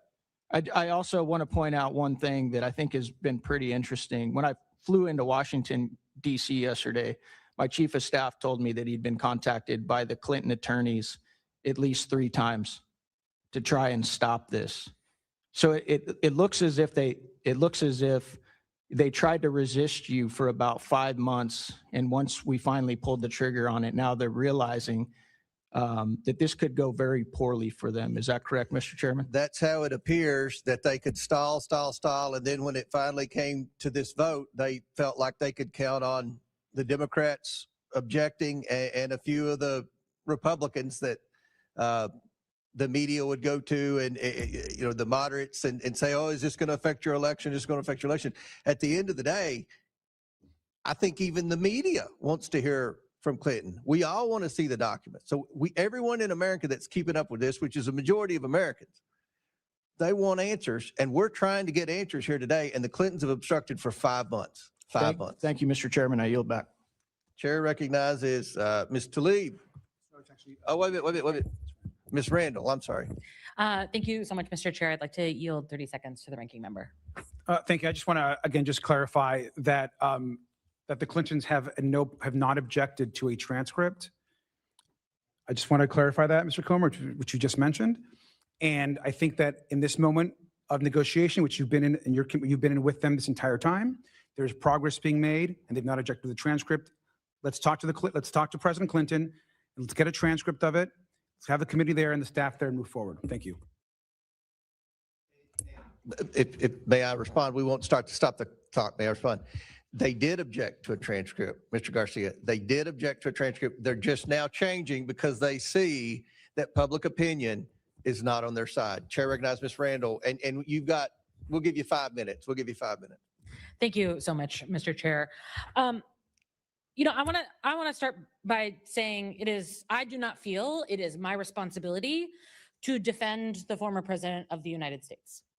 As a member of Congress in a separate and co-equal branch of government from the executive branch, and as a individual person who is responsible to my constituents, it is not my job to defend the former president of the United States, just like it is not your responsibility, Chair Comer, to carry out the political retribution of the current president of the United States. It is also not this committee's job to yield to the Judiciary Committee to question the subjects of our subpoenas. It is not our job to defer to anyone else's interest. And in fact, we have the opportunity at any time to amend the rules of our committee should you choose to take action that our rules keep us from taking. Like that is a tool that you as committee chair and we as a committee have. And I also want to say, I'm not a lawyer. I'm a regular person. I'm 1 year into this job, and contrary to attempts by my Republican colleagues to put the burden of decisions made by Congresses of the past on our shoulders, I was sent here by my constituents just a year ago, and it's to them, to my neighbors, who I am accountable, not to party leadership, not to anybody else, but to my constituents. So I want to talk about what they are seeing and hearing right now. They are seeing, just as Ms. Ansari previously said, Donald Trump and JD Vance and Pam Bondi switch allegiances, decide they no longer want to pursue accountability and full release, unredacted release of the Epstein files. But they're also seeing a system that has failed survivors and regular people over and over, that privileges the powerful and well-connected over regular people. Regular people who don't have the luxury of saying, I'm not going to come to court and I want to be free of any accountability. Regular people who see us acting and carrying out the demands of the president, former presidents, rich people, people who come to lobby us, folks who have access to power in a way that regular people don't. And I think we've all made very clear, all of us on both sides of this dais, that we want to hear from the former president of the United States about any information that he has related to Epstein's ring of trafficking and assault of women and girls. But we also, and Chair Comer, you have said over and over, that it's been 5 months that you've been in negotiations with the Clintons. It has been 6 months since this committee subpoenaed the Department of Justice for full release of the files. And I'm down to hold anybody accountable. I'm down for us to enforce our congressional subpoenas, to uphold our power as a separate and co-equal branch of government.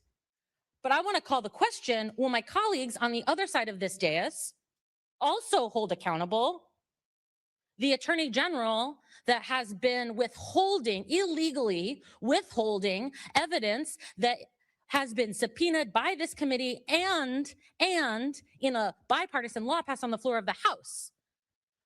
Is it just political theater? Are you just trying to point fingers and say, like, it's you, it's not us, it's them? Or are we here to do the work of holding accountable people who have committed heinous crimes against women and girls and people who might know about them? Are we doing that work, or are we just pointing fingers and trying to consolidate our own political power?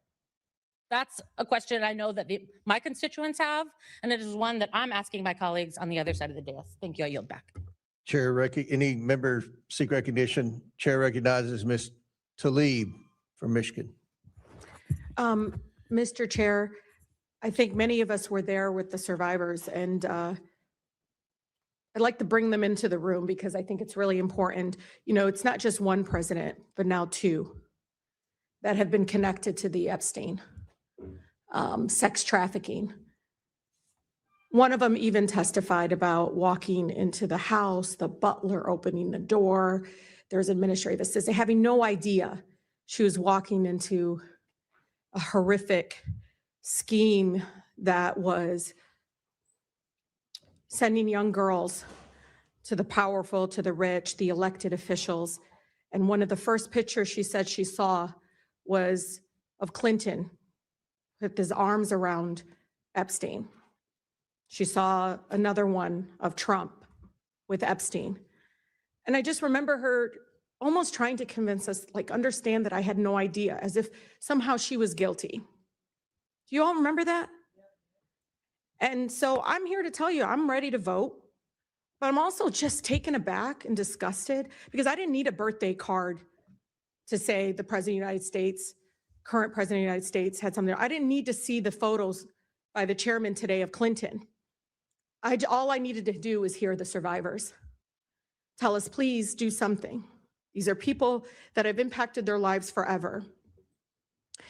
What I just don't understand, Mr. Chair, and this is with all due respect, I just don't get why Bondi cannot be held in contempt, why we're not for, I don't care if she says that she wants to plead the fifth. So what? Do it in front of the American people. Same thing with Maxwell. She's telling the committee she's going to plead the fifth. Fine. Have her come before this committee to do it in front of the American people.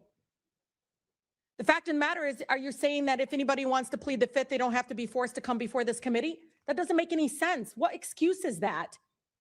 That doesn't make any sense. The fact that I continue to tell you all, what is the most consistent thing survivors have asked us to do? Follow the money. How come we haven't forced JP Morgan Chase before this committee?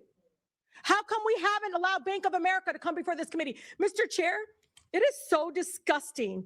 And this is why everybody's so distracted by this whole thing of like, oh, you know, the Clintons, Trump and everything.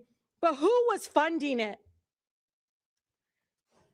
Literally, JP Morgan turned a blind eye to evidence of sex trafficking even after his 2008 conviction. Hear me out. After he was convicted, they still hid suspicious activity reports that should have been reported. You know, you see the fact that continuing them saying, well, in 2028, agreed to pay what, $290 million to settle a lawsuit. I don't care. You come here, and because it's the truth, y'all. You guys got to realize Epstein's not the last person. There's probably another Epstein out there right now doing sex trafficking right now. We should hold everybody in contempt that had anything to do to cover this up, including bank executives that still have their jobs. The fact of the matter is, we know what this is. You want to talk about Bill Clinton, Hillary Clinton, but talk about everybody involved. Because it does look like you're only doing this to distract everyone when we know not one, but two presidents were involved. And those young ladies shaking when they were testifying in front of them because they didn't know if they could trust us. Some of them literally said, we had no idea what we were walking into. But they were connected to the rich. They were connected to the presidents. You heard them say that over and over again. But one of the things they continue to say is follow the money. Because, Mr. Chair, Bill Clinton, Donald Trump, JP Morgan, all these people, they will not be the last folks that allowed a sex trafficker to harm young women, children. And so we have to set a very good precedent that we will not sit back and say, well, Maxwell's going to plead the fifth. Bondi's going to plead the fifth. I don't care. You're a public servant. Come before this committee. Maxwell, you were directly involved. How many times did the survivors mention her? How many times? Saying that she lured them in. She was primarily involved. And Mr. Chair, you and I had conversations. And you said, give us names. They gave us names. And you know it. So why are y'all focused only on them? And let me tell you, you know where I stand. I will hold anybody in contempt that will not give us information. I don't care how many lawyers they bounce up on us. But I'll tell you, Mr. Chair, shame on us for not forcing Bondi before this committee. Shame on us for not forcing Maxwell before this committee. Shame on us for not forcing JP Morgan Chase to answer questions that many of us have of $1.5 billion in suspicious activity. Because somebody had to fund this madness, this horrific actions by these men. With that, Mr. Chair, I yield. Ms. Tlaib, if I may respond to some of that before I recognize Ms. Bobert's next. Okay. I believe with all my heart, you are as sincere as anyone on this committee about wanting to get answers about the truth. And I believe your heart is pure. Maxwell is coming in front of this committee. And But we've tried. when? No, let us decide that today when, like Well, when. it's nailed down. February what day? The 9th. She's February coming 9th. and you'll be able to ask her questions. That's one of the things Clinton wanted was only me and Garcia. Maxwell's coming. Anyone who wants to ask her questions on this committee will be able to. So that's, No, I think the that's nailed American down. people want answers from President And Clinton. I'm not trying to argue with you, Mr. Lee. I just want to respond to Pam Bondi is coming before Congress in 2 weeks. I am confident she is going to be grilled by both parties on the discharge petition. If you didn't want, I don't want to, and Ms. Randall, you mentioned something about the Judiciary Committee. Believe me, I don't want to work with the Judiciary Committee on any investigation. Okay. But when we passed that discharge petition, that got them involved. But we So had an I know, outstanding but subpoena. just let me explain. Pam Bondi's going to be in front of the Judiciary Committee. We'll see how that goes. We'll see if there's been a document dumped Mr. Chair, we can't after that. forget the And then banking institutions the either. last thing, this is the most important thing.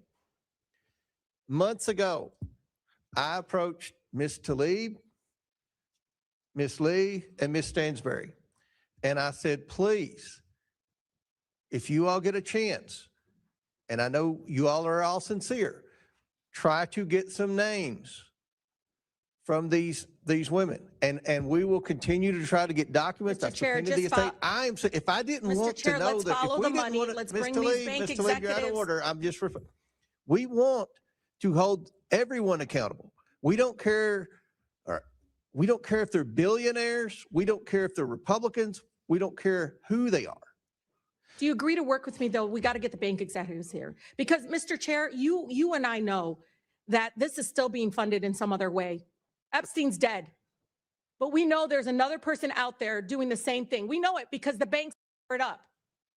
These suspicious activity forms were literally these reports that had to be filed. They were there for a reason. So we can stop. And last thing, and then I'm going to open it, I think, to see if there's any other members, but we are going in looking at suspicious activity reports, both Republicans and Democrat staffs going in looking at suspicious activity reports as we speak. I'm all about looking at suspicious activity reports. Now, time's expired. Does any other member seek recognition? Mr. Fallon from Texas. Thank you, Mr. Chairman. I'd like to share a quote with you. I thought it was interesting. No one is above the law and no one should be escaping accountability. And Hillary Clinton said that. And according to the LA Times, there's another quote. No man in this country is so high that he's above the law. I agree with both of these quotes. Al Gore said that when he was a member of this chamber, Bill Clinton's own vice president. I hope every member of this committee agrees with those quotes. So we have to ask ourselves, are we a rule of law nation or are we not? When a citizen of these United States is subpoenaed by this Congress, they should comply, plain and simple, regardless of who they are. We all get accused of things, and we should do everything we can to, because accusation is nothing but that, to prove it false if it's untrue. Jeffrey Epstein was a rapist, pedophile, sex trafficker. In street parlance, he was a scumbag, lowlife, and slimeball. And some of the things that I've read in these files, he was evil incarnate. He's also dead. I didn't even know who he was until he wasn't. So why are we here talking about a dead guy? Because he was associated with powerful people, some of which are highly likely to have participated with him in some of the worst kind of criminal activity. And if they did, they should pay. They should face justice, whether they're rich or poor, famous or anonymous, mighty or meek. So is that what we're doing today? Are we pursuing justice and transparency? Because transparency makes an easier and shorter path to the truth. We should be pursuing the truth. But some on this committee and in this Congress are pursuing fame and campaign fortune and exploiting this issue, not in the pursuit of justice, but in the pursuit of raising hundreds of thousands of dollars using a false premise as a battering ram. Jeffrey Epstein, and here's the false premise, that Epstein was a creature of the political right and they're protecting him, and he was pounding around with Donald Trump and those in his orbit. And that's why the Republicans won't release the files. Now that's incendiary, but is it true? Or is it just a cheap, woke fantasy? Well, here's the facts, and the facts matter. So let's look at tail of the tape. How many confirmed visits to the White House? Under Bill Clinton, there were 17. Jeffrey Epstein visited the Clinton White House 17 times. How many times did he visit the Donald Trump White House? 0. How about documented political donations? 21,000 to the Clintons, 0 to Trump. Documented non-Clinton political contributions, 118,000 to the Dems, 18,000 to the GOP, for a total of 89% to the Democrats and the Clintons, 11% to the GOP. Now to the matter at hand. Epstein files released by the oversight Democrats from 2019 to 2023 when they were in charge of this committee, 0. Epstein released files by the oversight Republicans from 2023 to present, 53,000 pages. Epstein files released by the Biden Department of Justice in the 4 years he was in office, again, 0. Epstein files released by the Trump DOJ, 2025 to present, 125,000 pages. And a member of this committee completely jumped the shark again. And right after Charlie Kirk was assassinated by a left-wing loon, and it was a time where we really need to turn down the temperature and practice some civility, said, and I quote, "Republicans have been so busy protecting pedophiles and rapists that they forgot what this committee is supposed to be about." Well, I tell you what this committee is supposed to be about, Mr. Chairman, about transparency and truth. And on this matter, the Republicans have led, and we produced results, and the Democrats have done squat and bumpkiss. For the record, you know, that kind of incendiary rhetoric, while it may make headlines and make people famous, or perhaps better stated infamous, and raise loads of woke cash, maybe even get you invited to Hollywood parties. But at what cost? Those kind of lies create division and damage, and they're ludicrous, absurd, lazy, and perhaps worst of all, unoriginal. And I don't think it's going to translate much to journey to the upper chamber. I hope it doesn't translate to that. The Trump administration and Republicans on this committee and on this issue have served Lady Justice by a count of about 178,000 to 0. So the Clintons should come in, honor the subpoena, and testify. And you know why, Mr. Chairman? In the pursuit of truth. Mr. Chairman, I yield back. Gentleman yields back. Chair recognizes Ms. Stansberry from New Mexico. Thank you, Mr. Chairman. You'll have to forgive me if I do not give a slow clap to our colleague across the aisle for his Academy Award-winning appearance just now in front of the committee. But I want to just address some of the things that I heard here today and to talk about why we're here. What I've heard here this morning in front of this committee is exactly why the American people hate politics. Because the American people don't care if you're a Republican, if you're a Democrat, if you're an independent, whether you vote or you don't. They want the Epstein files and they want justice and accountability. And they don't give a damn whether or not it's Democrats or Republicans or who is implicated. They want accountability. And that is what the survivors are asking us for. They are asking us to do our jobs, to make good on the promises that we made them when they came and met with us, and to actually, in good faith, conduct an investigation. Now, I always think it's important to pull back the curtain for the American people about what happens in these committees. And I was not shocked and surprised, but you know, I think it's important to note that when I stepped out of the committee a few moments ago, the press were huddled on the Republican side of this committee room to take statements from the Republicans. They're not out in the kind of like neutral area. They're standing outside the Republican door so that after this vote is taken, our Republican colleagues can walk out and make a statement to the press. Now, I think that that's important to note for the public here, because this is not about true accountability. Because if this was actually about getting to the bottom of this case and actually holding individuals accountable for the crimes that were committed by Jeffrey Epstein, by Ghislaine Maxwell, by the associates, and the many, many people who are implicated in this case, what would be happening right now in this committee is that Pam Bondi and DOJ officials would be sitting right there on the witness panel answering questions under oath because they are breaking the law. They are not complying with our subpoena. They are not complying with the Epstein Transparency Act. And on the day, the final deadline that they were supposed to release their final explanation about why they may have redacted some files, and in fact they have, as has been stated many times, only released less than 1% of the files, Donald Trump used the United States military to invade a foreign country and steal their oil. And while we're sitting here and our colleagues are trying to create a spectacle for the media, every single newspaper in the United States and the world's headline is about how Donald Trump right now is in Europe, embarrassing the United States. How he is threatening our NATO allies to invade Greenland. Humiliating the United States. And I have to say, I was home over the weekend for Dr. Martin Luther King Jr. celebrations to honor the life and legacy of Dr. King. And the question that I got over and over again from my constituents is what is in those files that is so bad that President Trump is invading Venezuela, threatening our NATO allies, and sending thousands of armed paramilitary troops onto our streets to create violence and chaos in American cities. That is what the American people are actually asking us. And so I will be honest, Mr. Chairman, I am deeply troubled that the individuals who are the subject of today's hearing did not appear on their scheduled date. No one is above the law. But I do know, based on the correspondence, that they have been corresponding with you regularly to try to resolve this issue.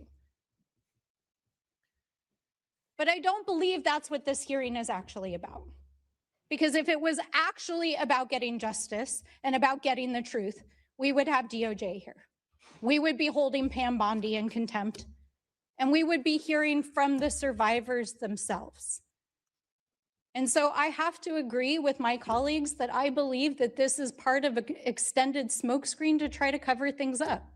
And so I do ask my colleagues across the aisle, if you are earnest about getting to the truth and getting to justice, then bring DOJ in here and hold them accountable, because that is actually what the American people want. I yield back. And lady yields back. Before I recognize Mr. Biggs, I want to point out again for the umpteenth time, Pam Bondi is coming in front of Congress under oath, and there'll be lots of opportunities to ask her questions about the Epstein files. But Chair sir, recognizes she's Mr. Biggs. Mr. Chair, can I violated a ask a subpoena. question? She's violated a subpoena from this committee, and From she this should be held in committee. contempt for that. That's a fact. Here's the difference. They have been turning over documents. Now, I've said it 100 times. It's not as quick as we would like, but they're turning over documents. And I've been very clear today and in hundreds of interviews. You can't be serious we that expect the 1% is document. turning over documents. What's the deadline for them? When do you expect the full Well, document? in our subpoena, there was no deadline. And then we there voted for the was. discharge petition, and there's a deadline. The discharge petition's in judiciary. She's coming in front of judiciary. Now, that is a irrelevant to fact. this Don't try to investigation from the and oversight Bill committee. Clinton's not a victim here, and the media is not I going do to not take think Bill Republican Clinton is a side on victim, anything. but I don't So think let's Pam just Bondi's a be victim. right. I think Pam Bondi. Chair recognizes Mr. Biggs. It's Mr. Biggs, 5 minutes. Thank you, Mr. Chairman. And I would just point out, the previous speaker was talking about peeling back so the public can see what goes on in a committee. I mean, I just came from another committee where we were talking about massive fraud around the country and in particular in Minnesota. And I'm glad that 2 Democrats could find time out of their busy schedule to even attend that hearing. What a shame. What a shame. So when someone says, what is in the files is so bad, I'll ask this question. What is in the files that's so bad that the Democrats for 4 years, when they had control of this committee, didn't release a single document, didn't call a single witness, didn't make any motion. In fact, for those 4 years, go back and look. Did they ever say anything about Epstein? No, they didn't. But wanting to make wanting to get it on the press, that's why you're making the issue today. Because let's talk about why we need to talk with, do this contempt is because former President Clinton and former Secretary of State Hillary Clinton basically strung us along as we were bending over backwards trying to accommodate their schedule. They didn't show up after we finally had to get a subpoena for them. And I have right here, this is just interesting to me. This is a little note written by Mr. Clinton, former President Clinton, to Jeffrey Epstein's 50th birthday. Jeffrey, happy 50th. It's reassuring, isn't it, to have lasted as long across all the years of learning and knowing, adventures and no illegible word, and also to have your childlike curiosity, the drive to make a difference, and the solace of friends. He rode on that plane many times. He was apparently close friends with him. Jeffrey Epstein claims that, and I don't know if we should believe anything Epstein says for sure, but I mean, Epstein says that he helped set up and fund the Clinton Foundation, and former President Clinton in his note, I mean, this is what he wants. He doesn't want to come in and testify. He wants to do the same thing that he did in previous times. Just, okay, we're going to send a little note that ought to do it. He says something to the effect that he spent significant time in the Clinton Foundation after he left the presidency. Well, if Jeffrey Epstein set it up, then there's some reason to ask questions of both he and the former Secretary of State. They were given a subpoena. It was a lawfully issued subpoena by a standing committee. By the way, I happened to be at that subcommittee hearing. I was there when every Democrat voice voted that out. Nobody objected and said they didn't want him to be subpoenaed. But he was subpoenaed and he didn't show up. So here we are. And with Mr. Chairman, I'll yield time to you if you need it. I appreciate it. I think that everything that needs to be pointed out, we've pointed out. So I will. Then I'll yield, sir. Okay. Chair, any other members seek recognition? Chairman. Mr. Mfume. Thank you, Mr. Chairman. I want to thank you and the ranking member, and I particularly want to underscore the ranking member's opening statement, and that was that oversight Democrats want the truth about Jeffrey Epstein's crimes and accountability for everyone involved. He said, and I agree, we want transparency, we want the facts, and above all, we want this committee to use its oversight tools in a serious and responsible way. I would be remiss if I did not thank on behalf of all of us the efforts of Representative Rokana of this committee and Representative Massey. Thank God they stood in the way of things and took the heat to get the discharge petition up and voted on. And I want to also point out something that I think is important, and that is consistencies, Mr. Chairman. The action that the majority has been proposing today departs from this committee's established practices, including its long-time standing acceptance of written testimony and the level of accommodation this committee has traditionally required before proceeding to criminal contempt, not civil, criminal contempt. I'm glad, as the ranking member has stated, that the Clintons have agreed to testimony and to a transcript and to meet.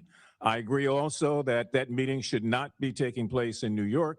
It sends the wrong reason for anybody that gets something from this committee. They should come to the committee. It's just that plain and simple. But it departs in many instances with the way this committee has moved on. And I say that because we never know this time next year who might hold that gavel and who on either side may want to go after the current president, his sons, his wife, his family, and anybody connected to him as a department head. I'm just pointing out the fact that it's a slippery slope. Now, does Bill Clinton have to defend himself? Absolutely, yes. It is a bit curious, however, why we are going after Mrs. Clinton. I've not seen anything, as the gentleman from Massachusetts said earlier, that suggests that she ought to be a part of this in any way or has done something wrong or is complicit in this matter. And I would hope that there's some consideration, Mr. Chairman, to withdrawing at the very least that particular resolution. That just makes me think that this is a fishing expedition and that we want to dust her up a bit if we get her before this committee. Now, a couple of quick things. We're being asked to move forward holding a former president of the United States, again, not in civil contempt, in criminal contempt of Congress. And I'm going to tell you why it's an extraordinary step. Not that it's unprecedented, it's extraordinary, but it is unprecedented in the fact that we did not do that with Richard Nixon. We did not do that with Donald Trump.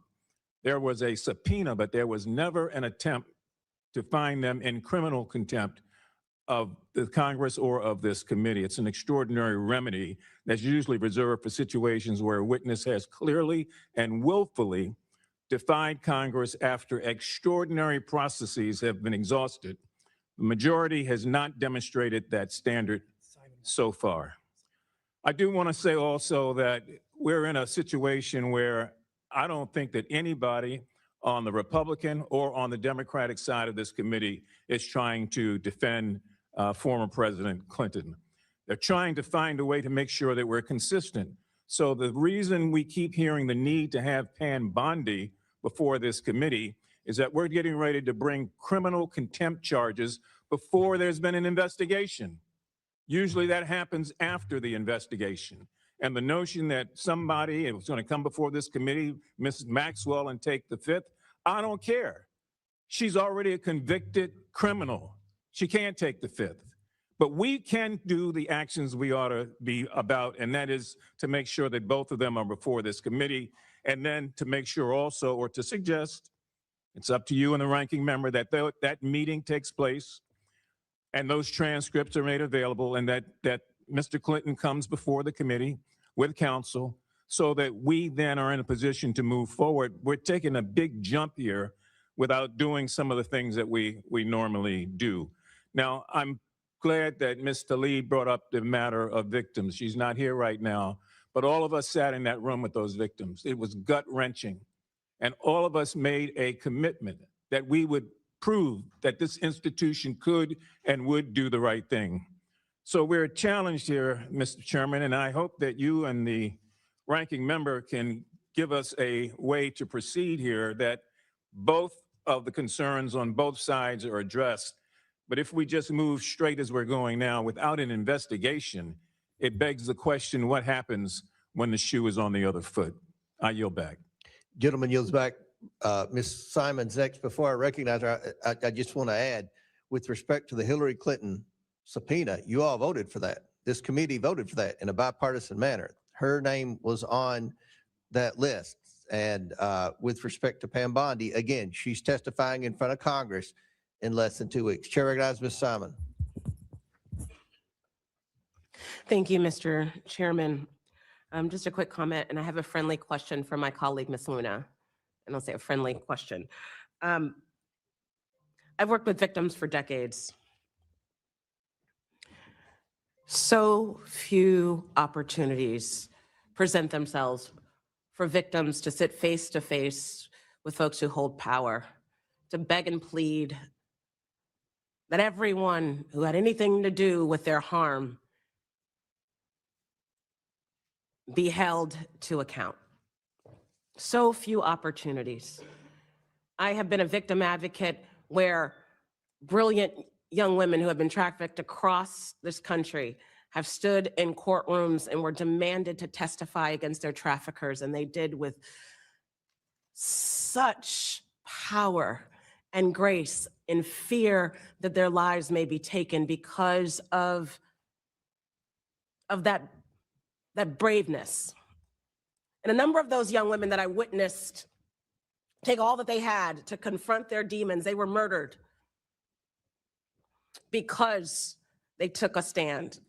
And so when we did stand in front and sit in front of those victims and they gave us their all, I hope that this is not the only opportunity, Mr. Chair, to speak on their behalf. From our president to everyone in those files. Forget all the political games.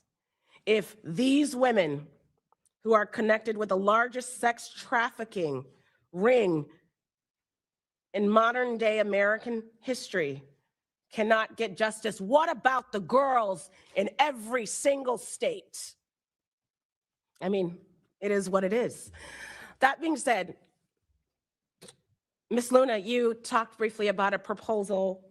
She's not in. She's out. That's over. There was a proposal put on the table to rethink how we might have a conversation about the Clintons or President Clinton coming in and having a conversation with this body.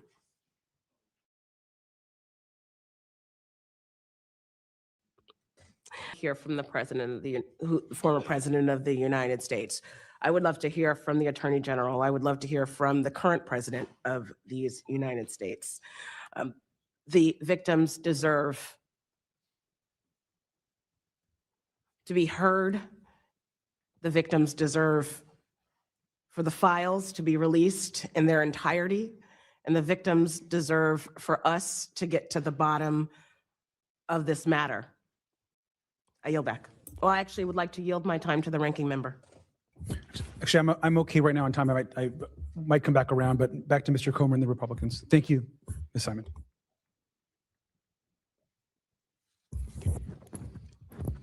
Okay. Do any other members seek recognition? Seeing none, we are going to, there's an amendment at the desk. Well, let's, Ms. Lee, what purpose do you seek recognition? I have an amendment at the desk. Will the clerk distribute the amendment to all members? The clerk will designate the amendment. An amendment to the amendment in nature of a substitute to the William J. Clinton contempt report as offered by Ms. Lee of Pennsylvania. Without objection, the amendment is considered as read. I reserve a point of order. The gentlewoman is recognized for 5 minutes to explain her amendment. Thank you, Mr. Chair. I think that even listening to this debate throughout our hearing today, our markup today, I think it's really clear that at the heart of this effort to release the Epstein files are very real human beings who have experienced unimaginable harm. They have been repeatedly victimized by the indifference of the US government and the injustice that they face. They deserve peace and healing and justice. When my motion to subpoena the Epstein files passed, this committee resolved to get that justice for those survivors. And I thank Chairman Comer for pushing this effort forward by issuing additional subpoenas for the Epstein estate and the banks. And we know that without the full files from the DOJ, that is just not enough. That's why I'm introducing this amendment, which holds Attorney General Pam Bondi in civil contempt for failing to comply with the August 5th subpoena. And I urge my colleagues to support it. And we believe that we should start with civil contempt because we are serious about this investigation. We want these files and we want to hear from them. And we must start there. The Department of Justice needs to be the priority. We can move to non-compliance by anyone else, including Ghislaine Maxwell, after we have received those files. It has been 5 months, and we're still missing over 5 million pages of documents purportedly. The Department of Justice has only released 1% of those files. They have stonewalled this committee since August, and they have failed to provide even the most basic updates. How is that not an insult both to the authority of this committee and the survivors? Without the full files, how can we know who might have legitimate knowledge or who might be culpable? We wouldn't have to speculate on the Clintons or anyone else's involvement if we had all of those files. And to be clear, I'm certainly not opposed to the President and Secretary Clinton being held accountable for violating the subpoena. But the fact that this effort to hold the Clintons in contempt was fast-tracked and is happening before any action against the Justice Department is just evidence that the Republicans on this committee are not taking this investigation seriously. It is an unequal application of law. And again, it is a bit ironic that these contempt resolutions empower the Justice Department to imprison possibly 2 people for defying the exact same subpoena that they themselves are defying. If this committee wants to be taken seriously, we would be addressing all the bad actors in this investigation, not cherry picking them for political points. The Justice Department needs to be held accountable for their non-compliance and lack of transparency. They have been selectively producing information, shielding powerful people, and obstructing any efforts for oversight. And if we don't hold them accountable, Mr. Chair, we are too. Just this past Friday, Attorney General Bondi asked a New York federal judge to deny an appointment of a special master to monitor the release of the Epstein files. They don't want a neutral third party making sure they follow the law. I think all of us should be questioning what the Justice Department is doing that they don't want the American people to see. We can't just take them at their word that they'll eventually get around to releasing the files. Quite frankly, they have put up the same, if not far less of an action as the Clintons have. What little information they've released so far has either already been made public or has been a mess of just sketchy redactions. A group of survivors sent a letter to the Justice Department's Inspector General complaining that the redactions had been, quote, selective. They pointed out that multiple times the names of alleged abusers appeared to be redacted, yet some survivors' names and identifying information were released. To be clear, the subpoena I moved to secure does not allow for redactions unless it would protect the identity of a survivor or contains child sex abuse materials. They have had plenty of time to work with this committee to protect survivors' identities. This is bigger than one case. It's about rich and powerful people being protected by each other and institutions. It's about a system that has enabled Jeffrey Epstein and Ghislaine Maxwell and whoever their co-conspirators are to buy favors and silence from our government. This effort is the one time we could get some real accountability and reclaim the power of the system. Republicans, don't drop the ball by allowing Pam Bondi and the Department of Justice to play us for fools. Mr. Chair, you are setting a precedent that non-compliance with this committee will result in immediate contempt proceedings. So I challenge you and my Republican colleagues to put your money where your mouth is and pass this amendment and holding Pam Bondi in contempt. I yield back. Gentlelady yields back. I'll recognize myself just for amendment. Look, I oppose this amendment, and I hope everyone on the committee opposes this. That's because Attorney General Bondi and the Department of Justice, they have released documents. Again, not at the speed or pace that any of us want, but they are complying with our subpoena. That is a fact. I oppose your amendment, Ms. Lee, because you amend the criminal to civil. And I think that most of what I'm hearing from my colleagues on the other side of the aisle is everyone wants to hear from the Clintons. They've had an opportunity for 5 months. They will have another opportunity between today's vote and the floor to come in and answer questions. Pam Bondi is coming in front of Congress in less than 2 weeks to answer questions. Your colleague, Ms. Crockett, I don't want to speak for Ms. Crockett, but I'm pretty confident Ms. Crockett's going to grill Pam Bondi, right? You agree with me? I would have won that bet. Well, we'll see. I think that's a good, she may.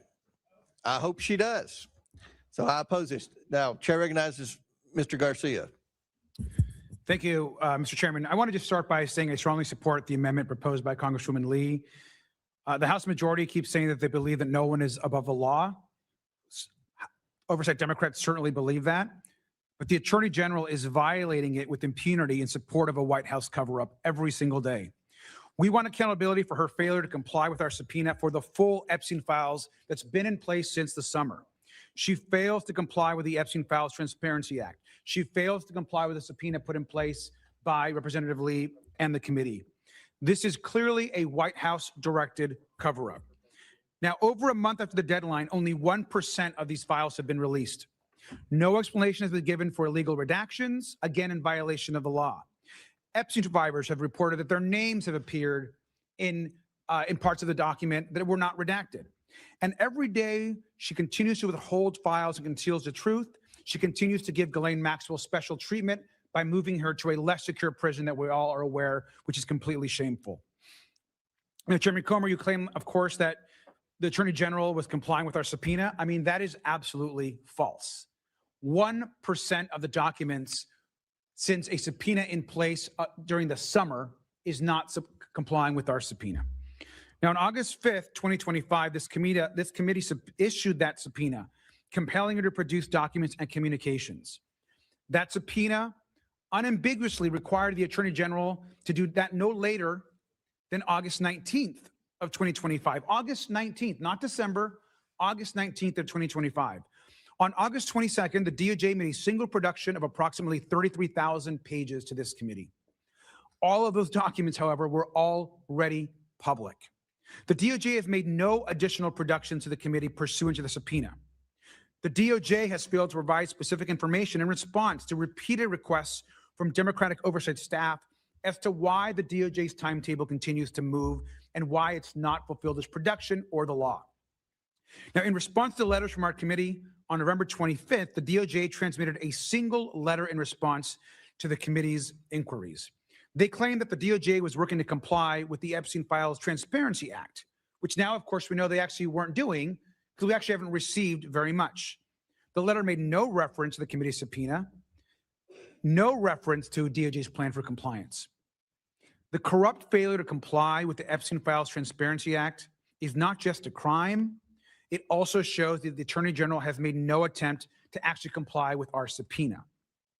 Now, oversight Republicans might be happy to give President Trump and Pam Bondi a free pass to break the law, but this committee shouldn't do so. This amendment will allow us to go to court to force Pam Bondi to comply with our subpoena and to finally bring the Epstein files to light. I urge adoption and I yield back. Gentleman yields back. Any other members seek recognition? Who's next on your side? Lynch, Mr. Lynch from Massachusetts. Yeah, thank you, Mr. Chairman. Look, as the ranking member pointed out, we've got about 1% of the documents. I take exception to the declaration by the chairman that Pam Bondi and the Department of Justice is actually producing documents, is cooperating. So we've got the 30,000 documents that they sent us in August. It was a dump, and it was largely already made public. It wasn't prepared. I'll give you a comparison. We've got a handful of attorneys that work for the estate of Jeffrey Epstein, and they have given us more in the same amount of time than the Department of Justice has given. I want to point out that there are 100,000 employees at the Department of Justice. And I know very recently, the U.S. Attorney for the Southern District of New York has now put a considerable number of people on the case redacting documents. But that was 6 months after he started to do that. Clayton started to do that 6 months after we had originally requested the documents. So this is a stall tactic. They haven't given us any of the documents. Remember, back in February of 2025, Pam Bondi said publicly that she had a client list of the perpetrators in the client list was sitting on her desk right now to review. That was back in February of 2025. She went on later on in March 3rd, 2025. She told Sean Hannity that a truckload of evidence had arrived, that FBI Director Kash Patel is going to get me and himself really a detailed report as to why all these documents and evidence had been withheld, close quote. However, in July 2025, Bondi and the FBI released an unsigned memorandum concluding that the review found no evidence, no evidence that Epstein had a client list or that he blackmailed prominent associates.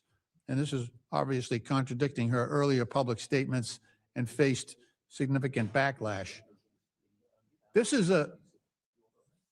clearly obstruction of justice on the part of Pam Bondi.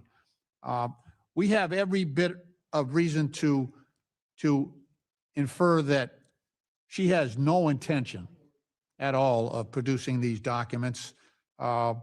She has made a mockery out of this whole process, including allowing witness tampering and having Ghislaine Maxwell, convicted of trafficking in this instance, removed from one jail to a much more comfortable position. Why is that not witness tampering? We should ask her questions about that.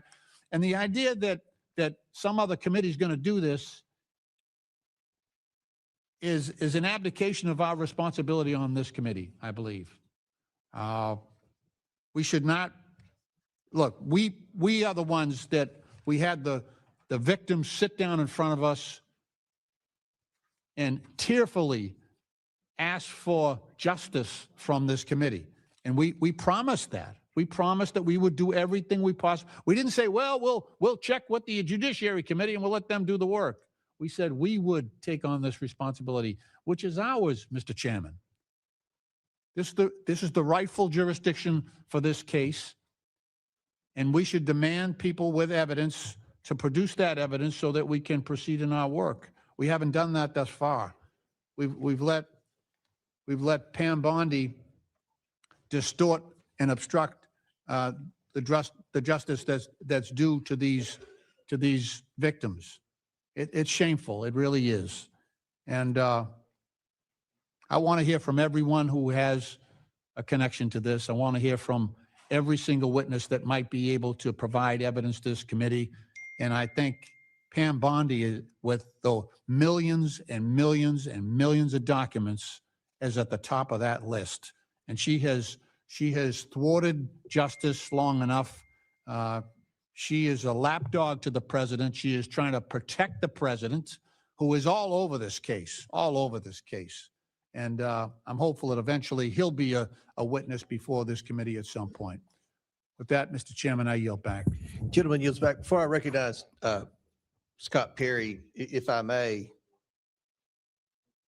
this committee has done everything that the victims asked that day in that hearing. They asked that we subpoena the estate. We had no idea what was in that estate documents. Could have been all Republicans, had no idea. Could have been billionaires, could have been donors to the Republican Party, could have been donors to the Democrat Party. Had no idea. Without hesitation, I signed that subpoena for the estate. And then with respect to your criticism of Bondi, I don't disagree with anything you said in your criticism of the current Attorney General. And I think she's going to have to answer those questions in front of Congress, in front of the American people in 2 weeks. And I'm confident she's going to be asked those questions, and I expect to hear answers from the criticism that you leveled against her. No one's defending her. Again, we expect to get the documents. They have produced some. We aren't satisfied with the pace, and she's going to be in front of Congress in 2 weeks to answer that exact criticism. Chair recognizes Mr. Perry from Pennsylvania. Thank you, Mr. Chairman. I appreciate the opportunity to address the unjustified and cowardly claims made against me by members of this committee after I left. And maybe they were afraid to face me while I was here, but I'm here now and I'm going to face you. Just to be clear, if you have this job, you should know that any subpoena from another Congress is invalid in the next Congress. It dies with the last Congress. That's minimum information that you should know if you're going to serve in Congress. So just let me inform you of that if you didn't know that. Regarding the so-called subpoena, it is unjust and it is immoral to get a group of your friends together who have a predetermined outcome, put them together in a room, and then use the power of the federal government to prevail on your political enemies. The subpoena that was served to me or my counsel was not valid because there was no valid committee serving it. I did not violate any law, and I reject the claims or the averance that I did. The Democrat Party sought to, by use of the awesome and just the grand power of the federal government, to destroy my reputation as a person who was not charged with anything, was not accused of anything, was not the target of investigation. You wish to dirty me up and bankrupt me so you could get rid of me. It is outrageous, and I have not mentioned that at all. But since you brought it up, I felt it was appropriate at this time to clear my good name. And as the years have gone by, more information has come out to prove what I just said was absolutely accurate. What happened during that period of time when you were in the majority was you set up a star chamber with predetermined outcomes and then sought to destroy in any way possible your political enemies by fashioning lies and then repeating them over and over again, which you do to this day, which you do to this moment. Now, when I spoke earlier, I didn't mention the subpoena. I mentioned the truth, and that's what this committee should be all about, wherever it comes from and whoever it touches. And I believe that to my soul, which is why I have been on this bandwagon long before you have ever been on it, and much more than you have ever done. Much more than you have ever done, legitimately and sincerely. So I thank the chairman for allowing me this opportunity to set the record straight. And hopefully that won't happen in the future. Now, regarding the Clintons, as you know, I offered the amendment, the resolution to bring everybody in, attorneys general from both sides of the aisle. But with the Clintons in particular, because of their particular knowledge of Mr. Jeffrey Epstein and his exploits with underage women. It is horrific. As a father of two young daughters, I would just say that the perpetrators of whatever happened ought to be thankful that their fathers don't know about it. But I sure hope that they do know soon. And I sure hope that there is justice for all the victims and that we don't seek to destroy the lives of those uninvolved for political purposes, which is what, quite honestly, this whole theater, this whole charade has been about. This should have been easy. Is Mr. Clinton an American citizen? We appreciate that he was the president, but according to his wife, he's not above the law, and neither is she. This is a lawful subpoena with plenty of time. The committee has been, and the chairman has been more than generous trying to work it out. But it's pretty obvious to anybody with eyes in their head that the Clintons feel like they're above the law and they're going to get special treatment, as Secretary Clinton did the last time she was subpoenaed. I'll remind everybody that she worked out a deal to come in with her so-called attorney, but was her aide behind closed doors on a Saturday without any transcript.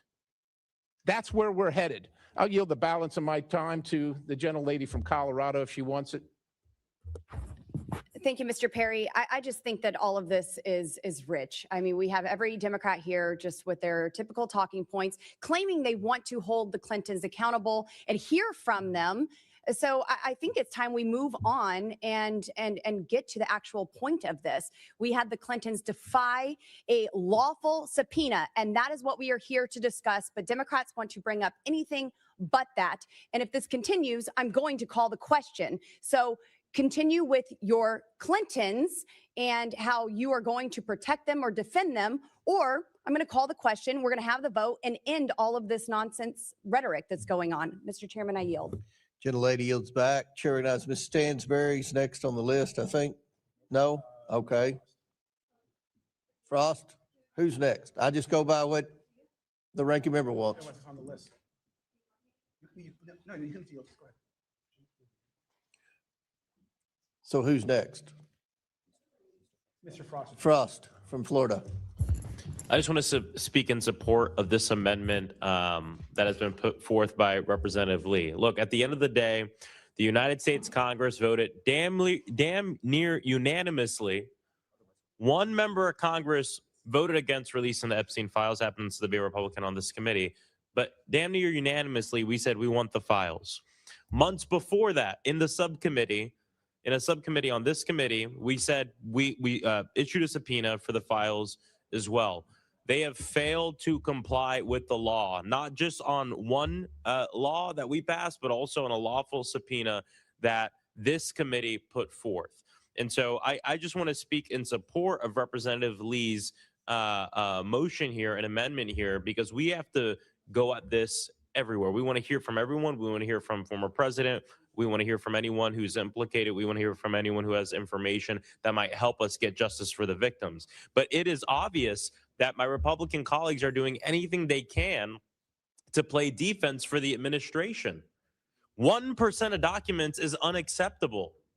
1% of documents is unacceptable when you've had months and months and months since June or July of last year to produce these documents when we sent a lawful subpoena to the Department of Justice. 1% of documents is unacceptable for a bill passed by the United States Congress that they are in violation of. They're breaking the law right now as we speak. And all we're asking for is accountability here for everyone. And so this amendment, I think, is very simple. I know the chairman keeps bringing up the fact that Pam Bondi is going to come to the Judiciary Committee. The Judiciary Committee is not the committee that is leading the investigation on this. We are the Oversight Committee.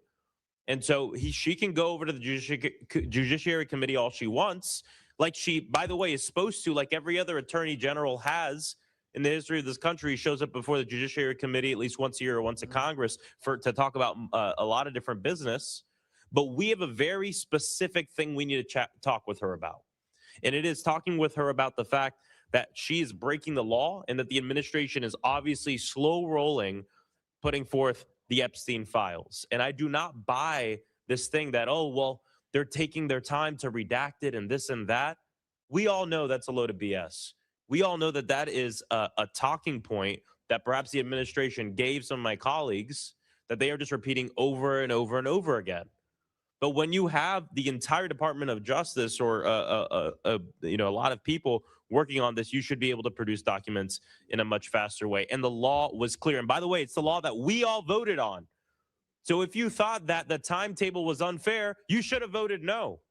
But you voted yes. We all voted yes, except one. And so I think this is a very sensible amendment that everyone should vote yes on. Because it is important that we have accountability across the board, no matter who you are. I will yield, you want my time, ranking member? I'll yield the balance of my time to the ranking member. Thank you. Thank you again, Mr. Frost. Just to conclude, we obviously have and support Representative Lee's amendment. We think it's important. It's important to get Pam Bondi to actually produce the files. And it's certainly important to move this debate forward. And so I just, again, want to reiterate and reinforce our support as we wrap up this debate on this amendment. And so thank you, Mr. Coomer. Thank you. We have one more speaking request on our side, and that's Mr. Biggs from Arizona. Thank you, Mr. Chairman. And turns out, apparently, I was mentioned as well. When I was conducting that hearing that on Minnesota fraud and other fraud that the Democrats were so interested in that only 2 of them bothered to show up. That was interesting. Well, so let's talk about the illicit subpoenas, because I think some of my colleagues may not remember this, but the resolution that we all passed, that passed out of here to install the J6 committee, gave to then Minority Leader Kevin McCarthy specific authority to name the members from the Republican side that would sit on the J6 committee. So he named them. But Speaker Pelosi didn't like those guys. So she said, no, they can't be on the committee. So she booted them and replaced them with people that she felt would be more amenable to accomplish the desired political outcome that she wanted the J6 committee to have. And that was, so she put 2 individuals, you'll remember Liz Cheney and Adam Kinzinger on there, having removed and no other Republicans were on there. And so not only did she violate the resolution, but the resolution all called for a certain number to be on there, and there were not that number. So the committee itself was illicit. It was not a standing committee like this is, where you have jurisdictional authorities. That committee, by that point, was no longer a committee. It was an effort to railroad people, including myself. And things have been said about me repeatedly that have been debunked. Everything has been debunked that was said about me. but here we have it today. And Mr. Perry was right. This was designed to go after certain specific people. I'm still not quite sure why I was one, but I was one. And bringing it up today is actually kind of an abhorrent tactic, because it was an illicit committee, didn't have authority to issue an illicit subpoena, whereas this committee issued a legitimate subpoena. Not only did it provide the subpoena, but it actually worked for months trying to get the Clintons and accommodate their schedule, including continuing this at least once so the Clintons would find it more convenient to come and respond to the deposition. Leaving all other deflection aside, if you really want the Clintons to come in and answer these questions, then this would be the appropriate time to vote to hold them in contempt. And with that, Mr. Chairman, I'll yield back to you. Gentleman yields back. The question is now Mr. on the Chairman. amendment offered by Ms. Lee from Pennsylvania. Mr. Chairman, Okay. if I might, this is- Somebody go ahead. so that we know exactly what we're doing here, because this has gone way off of where we started with Ms. Lee's amendment. So that members of the committee know, this resolves itself that the Committee on Oversight and Government Reform shall initiate judicial proceedings in any federal court of competent jurisdiction on behalf of the Committee on Oversight and Government Reform to seek declaratory judgments affirming the duty of Patricia or Pamela J. Bondi, Attorney General of the United States, to comply with the subpoena duly issued to her by the chairman of the Committee on Oversight and Government Reform as a part of investigating and the investigation into federal government's enforcement of sex trafficking law generally, and specifically its handling of the investigation and prosecution of Jeffrey Epstein and Ghislaine Maxwell. How we vote on this will be very telling. I support this amendment. I would urge other members of the committee to do so also, if we are serious about equal practice and holding everyone accountable. I yield back, sir. Gentleman yields back. The question is now on the amendment offered by Ms. Lee from Pennsylvania. All those in favor of the Lee amendment signify by saying aye. Aye. All those opposed, no. No. In the opinion of the chair, the noes have it, and the amendment is not agreed to. Recorded vote, please, sir. A recorded vote is ordered as previously announced. Further proceedings on the question will be postponed. For what? Mr. Chair, I have an amendment at the desk. The clerk will distribute the amendment to all members. The clerk will designate the amendment. Amendment to the amendment in the nature of a substitute to the William J. Clinton contempt report is offered by Mr. Min of California. Without objection, the amendment is considered as read. I reserve a point of order. The gentleman from California is recognized for 5 minutes to explain his amendment. Chair Comer, I motion to amend your amendment in the nature of a substitute to authorize the House Oversight Committee to do three things. First, pursue federal court action to enforce a subpoena against former President Bill Clinton related to the sex trafficking investigation. Two, require the committee to report back any resulting litigation. And three, direct the House General Counsel to represent the committee with the Speaker's approval. Now, I have, as mentioned previously, spent my career trying to enforce the rule of law. I started as an SEC enforcement attorney, went on to become a law professor. I very strongly believe in the rule of law, but the rule of law is not just about not having anyone above the law. It is also about not targeting people simply because you don't like them, or because they're in a different political party, or because they've done things you don't particularly care for. Going after an individual uniquely because of how they're positioned is also a gross violation of our powers and of the rule of law. And if you look at the precedent of how Congress has operated, we have three inherent powers when it comes to contempt. Inherent contempt, civil enforcement, and criminal contempt. Now, since we initiated criminal contempt back in the 1930s, we have rarely, if ever, used criminal contempt as a charge, and we have almost never leapt from civil enforcement to criminal contempt. The decision here to go from civil enforcement and to ignore that step, jumping to criminal contempt, is, in my view, a gross imposition, a gross abuse of power on our part, It is also counterproductive because if we launch criminal contempt proceedings, I think my colleague, Mr. Biggs, pointed out that we want the Clintons to testify. If we launch criminal contempt proceedings, we will not hear from the Clintons. That is a fact. They will be tied up in court. We have no guarantee that they will ever testify before this committee. Civil enforcement will achieve the goal we want of getting the Clintons out here before this committee. Now, I just think this is problematic. We talked earlier, Mr. Comer, and I still have not heard you to this point in time say anything about the Clintons defying the subpoena. I've heard you say obfuscate, delay, drag their feet. We've had 5 months. But at no point in time did they say we're not complying with the subpoena. And to me, civil enforcement is an appropriate intermediate step. It makes sense because it allows a court to step in, secure compliance with the committee's subpoena in a nonpartisan, orderly way that follows the rule of law. Court would be empowered to impose fines and actual imprisonment if the individual or entity refuses to comply with us. If we break from precedent, this is going to start potentially a chain reaction of partisan warfare with criminal charges. That is not a road I believe we want to go down in this committee or in this Congress. I think civil contempt will achieve our goals, and it will do so in a way that is consistent with the rule of law. With that, I yield back. Gentleman yields back. I'll recognize myself for a few minutes. The committee's consulted with the House Office of General Counsel as well as committee counsel, who have expressed significant concern with shifting from criminal contempt to civil contempt because it would likely result in extended litigation that would go beyond this term. As Mr. Perry said, a subpoena is only good for a congressional term. He is already 5 months past his subpoena.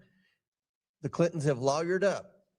There's no question in my mind that if we do this, they will ride this out and hope that the House flips and that you all are in control and you all just let them get by without answering any questions, which I think is terrible. So I cannot support this amendment. I ask my colleagues to oppose this amendment. Chair recognizes the ranking member.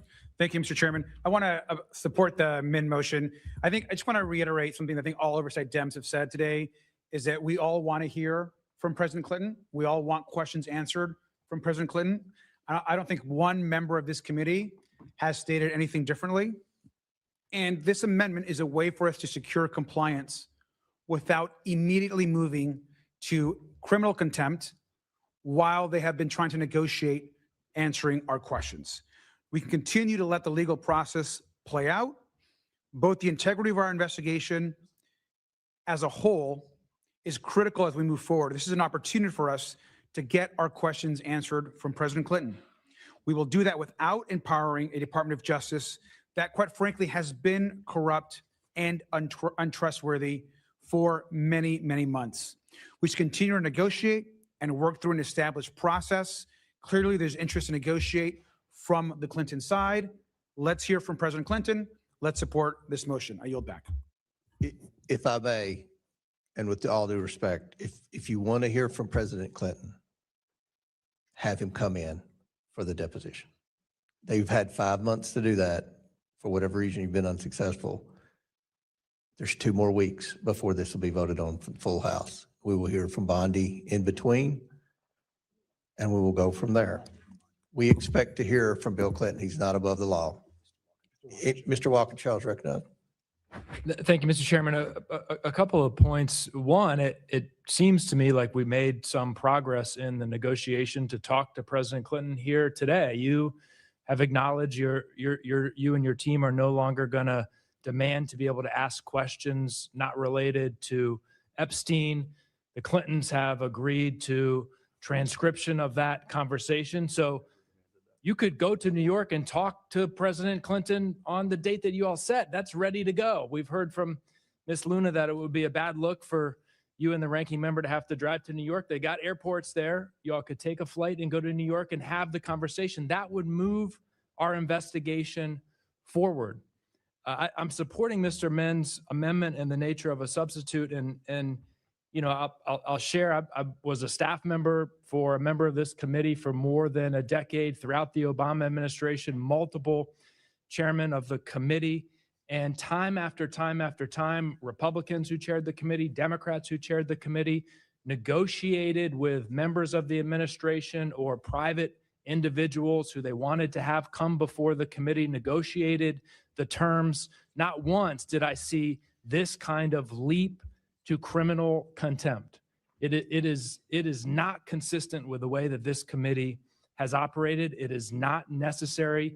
Mr. Min's amendment, or you and the ranking member going to New York and having the transcribed under oath conversation with President Clinton would move our investigation forward. Either of those are better options than pursuing criminal contempt, which would not get us a conversation with President Clinton, would not move our investigation forward, and would not get the survivors the transparency that they're demanding. Thank you, Mr. Chairman. If I may, Mr. Walker, to reply to that, one reason that your counteroffers today don't hold a lot of weight with me is the fact that we never demanded to their attorneys that we ask questions outside the realm of the Epstein investigation. That was never a thing. They have just made that up. So their dishonesty, we've already admitted one lie when they said this wasn't a lawful subpoena. That was in the letter from Bill Clinton and Hillary Clinton to me. They said this is not a lawful subpoena. It is a lawful subpoena. Does anybody disagree with that? It is a lawful subpoena. So, number two, we've never asked to ask questions outside of this. And I'll give you an example. When we were negotiating with Hunter Biden's attorneys, or judiciary was negotiating, we agreed when Hunter Biden came in to talk about the Biden influence peddling and the money that they were receiving from foreign countries, we wouldn't ask about the stuff on the laptop. We wouldn't ask about the stuff in the suspicious activity reports about human trafficking and other things with Hunter Biden. We only asked about the influence peddling, which was what the investigation was. And it's been the same with the Clintons. So if their attorneys are trying to spin out with the media that we wanted to talk about Monica Lewinsky or anything else, that is not true. All we want to talk about is Epstein. That has always been the deal. And for them to say otherwise is a complete 100% lie by the Clinton attorneys. Well, I'm glad to hear that, Mr. Chairman, and I'm glad that the Clintons have agreed to have the conversation transcribed. So it seems to me that the only remaining barrier of the barriers you have identified is you don't want to go to New York. And from my view, this investigation I'm going to New York this enough. weekend. That's not a barrier. Go to the moon. Let's have the conversation. You can do it. Chair recognizes who's next. Ms. Stansberry. Thank you. Honestly, I just want to get some clarification because I've heard so many different things here this morning. So, Mr. Chairman, you just said you're willing to go to New York. In fact, you're going to New York this weekend. Is that correct? The committee has released the emails, so No, you can see the communication I'm not between trying the to staff. be difficult. I really just want to understand. Are you willing to go to New York to conduct this interview and deposition? With the committee, with the staff, it's not going to just be. We have negotiated this for 5 months, Ms. Stansberry, No, I'm just asking and simple you're questions. all So are the speaking, question- and they've had 5 So months. is the answer a yes? It sounds like it's a yes. My other question for you is, so it's my understanding that you guys have received both correspondence by phone, email, and from a written letter from the attorneys from the Clintons offering to do this on the record with you, with the staff, with the attorneys. Is that correct? I wasn't paying attention to your question. Okay, we're here pursuant to a motion you brought for contempt, and the claim is that you have made reasonable accommodations and that they have not been responsive, but they have transmitted correspondence to all of the members of the committee, including yourself and all of the members, basically including a letter from their attorneys stating that they have offered by phone, that they have offered by email, and they have offered in a written letter from both themselves and the attorneys to meet with you on the record with the staff to give sworn statements. Is that correct? We have Yes, it's just negotiated for yes 5. or no. You Have all they? are trying to create a false narrative. You've had I'm 5 months. You should have gotten to the Clintons am before the asking- contempt vote. All I'm asking you is if that's true. And if they weren't losing public opinion, Ms. Stansberry, they would be But define Mr. this now. That's the Chairman- only reason there's negotiations at the last But minute. Mr. Chairman, I'm just asking They don't get to if make those the are the rules. We make facts. the rules. The chairman of the committee, we make the rules. But Mr. Chairman, is that the fact? That's all I'm asking. Is that factual? Just to be clear for the public, his staff are advising the chairman to not answer that question. Okay, No, the staff said they couldn't understand what the hell you were saying because you've blabbered for 3 minutes, but go ahead. okay, Mr. Chairman, let me say it again.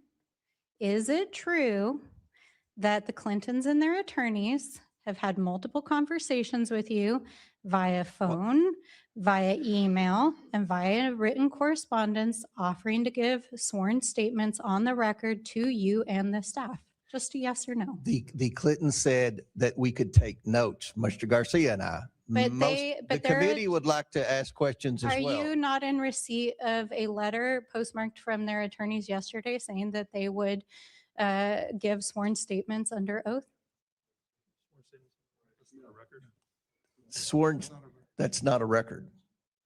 You're not in possession of the letter that their attorneys sent yesterday to the entire committee. What their letter is stating isn't what you're stating. Okay, well, I'm not going to read the letter. We'll make sure it's available to the public. Although I'm sure But they'll in make any sure case- anything's available to the public. The problem is they've not been truthful and But Mr. Chairman, the legal standard for contempt is non-cooperation.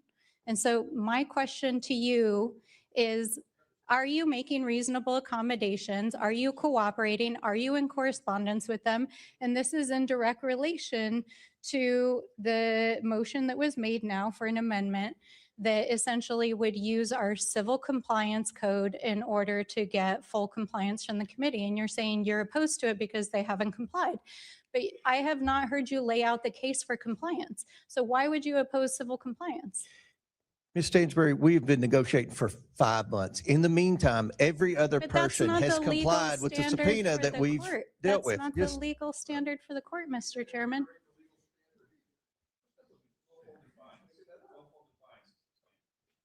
Okay. Well, I see we have a lot of armchair lawyers here. I am not one, but Mr. Min, I do support your amendment. And I think that while the chairman refused to answer questions on the record, I think we established that there has been ongoing correspondence and that it does not meet the standard.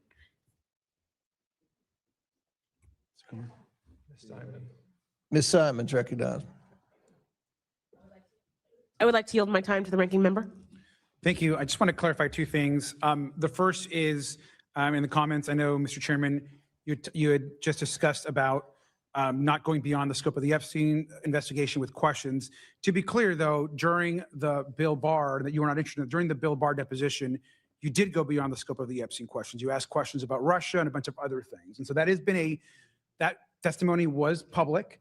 That has been a pattern that has been in the public realm. And so the reason the Clintons have pushed back on that is because you actually have gone beyond the scope of the Epstein investigation in depositions on this investigation with folks you have subpoenaed. I just want to be clear about that because you just mentioned that right now in your comments. And the second thing I want to say, just to Ms. Stansbury's point, to reiterate, is regardless of when it was done, it's false to say that the Clintons haven't agreed to a transcript of the deposition. They have agreed to a transcript. They've done it and they've reiterated that position in an email that they sent today.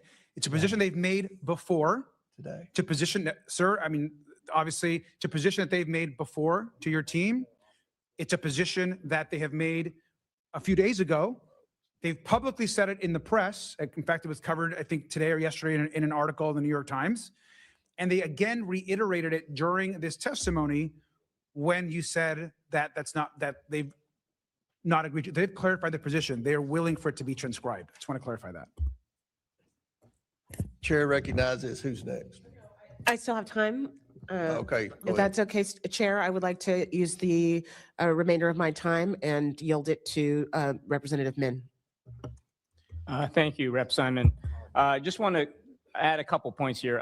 First, I just want to note something that I think has been a little bit conflated today. This vote today on the contempt proceeding is not about whether Bill and Hillary Clinton were involved with the Epstein sex trafficking ring. If either or both of them were involved, they deserve to be prosecuted to the fullest extent of the law. The survivors deserve justice. But the vote that we are about to take later today is about whether the Clintons' actions in negotiating through their lawyers on the particulars of how, when, and where they might appear before this committee, whether that constitutes a willful defiance, and that is the legal standard, a willful default of the subpoena issued to them. And again, I want to point out that Chair Comer has repeatedly talked about negotiating for 5 months, delaying and trying to run out the clock. I do not believe that that is willful defiance of the subpoena. That's not just my opinion. It's the opinion of every serious lawyer in this space that I've talked to that actually knows this area of the law. I think we are going far afield here and going straight to criminal contempt. I would also just point out and rebut what the chair said about criminal contempt leading to the Clintons testifying here. If we issue criminal contempt proceedings, I don't know if you've followed how courts work. A civil enforcement of a subpoena can take place very quickly. Criminal trials will take a very long time, months, if not years. That will definitely run out the clock. We will never hear from the Clintons before this committee. And so I would urge you all to consider this amendment to the amendment in the nature of a substitute, because it will actually allow us to hear from the Clintons, maybe get the answers we want from them. And particularly since, Chair Comer, you've repeatedly said there is no basis in your mind. The committee is not accusing them of any wrongdoing. We're just simply seeking answers. If we want answers, if we want more information to get to the bottom of what happened with Epstein and this horrific child sex trafficking ring, we should be looking to civil contempt, civil enforcement, because that will actually get them before us, not criminal. With that, I yield back to Chair Rep. Simon. I would like to yield my time to Ms. Stansberry. Ms. Stansberry says no. I would like to yield my time to the ranking member. I think we've made our case. I think that we support the amendment. It's the right way to go, and civil contempt is the right next action if we're going to go in this route. Thank you. I'd like to yield my time back to the chair. Thank you. Chair yields back. We did called votes. Mr. Biggs wants to be recognized, and I think we're going to vote on the Min amendment. Yeah, I'll be pretty quick. So when you take into the correct legal standard and you talk about willful and defiance, so you have a culpable middle state and you have the act. The act took place here when they didn't show up. That's the defiance. They didn't show up. Now the question is, was it willful? Well, the other piece of evidence you have that it was willful is they sent a little note saying, this is all we're going to say.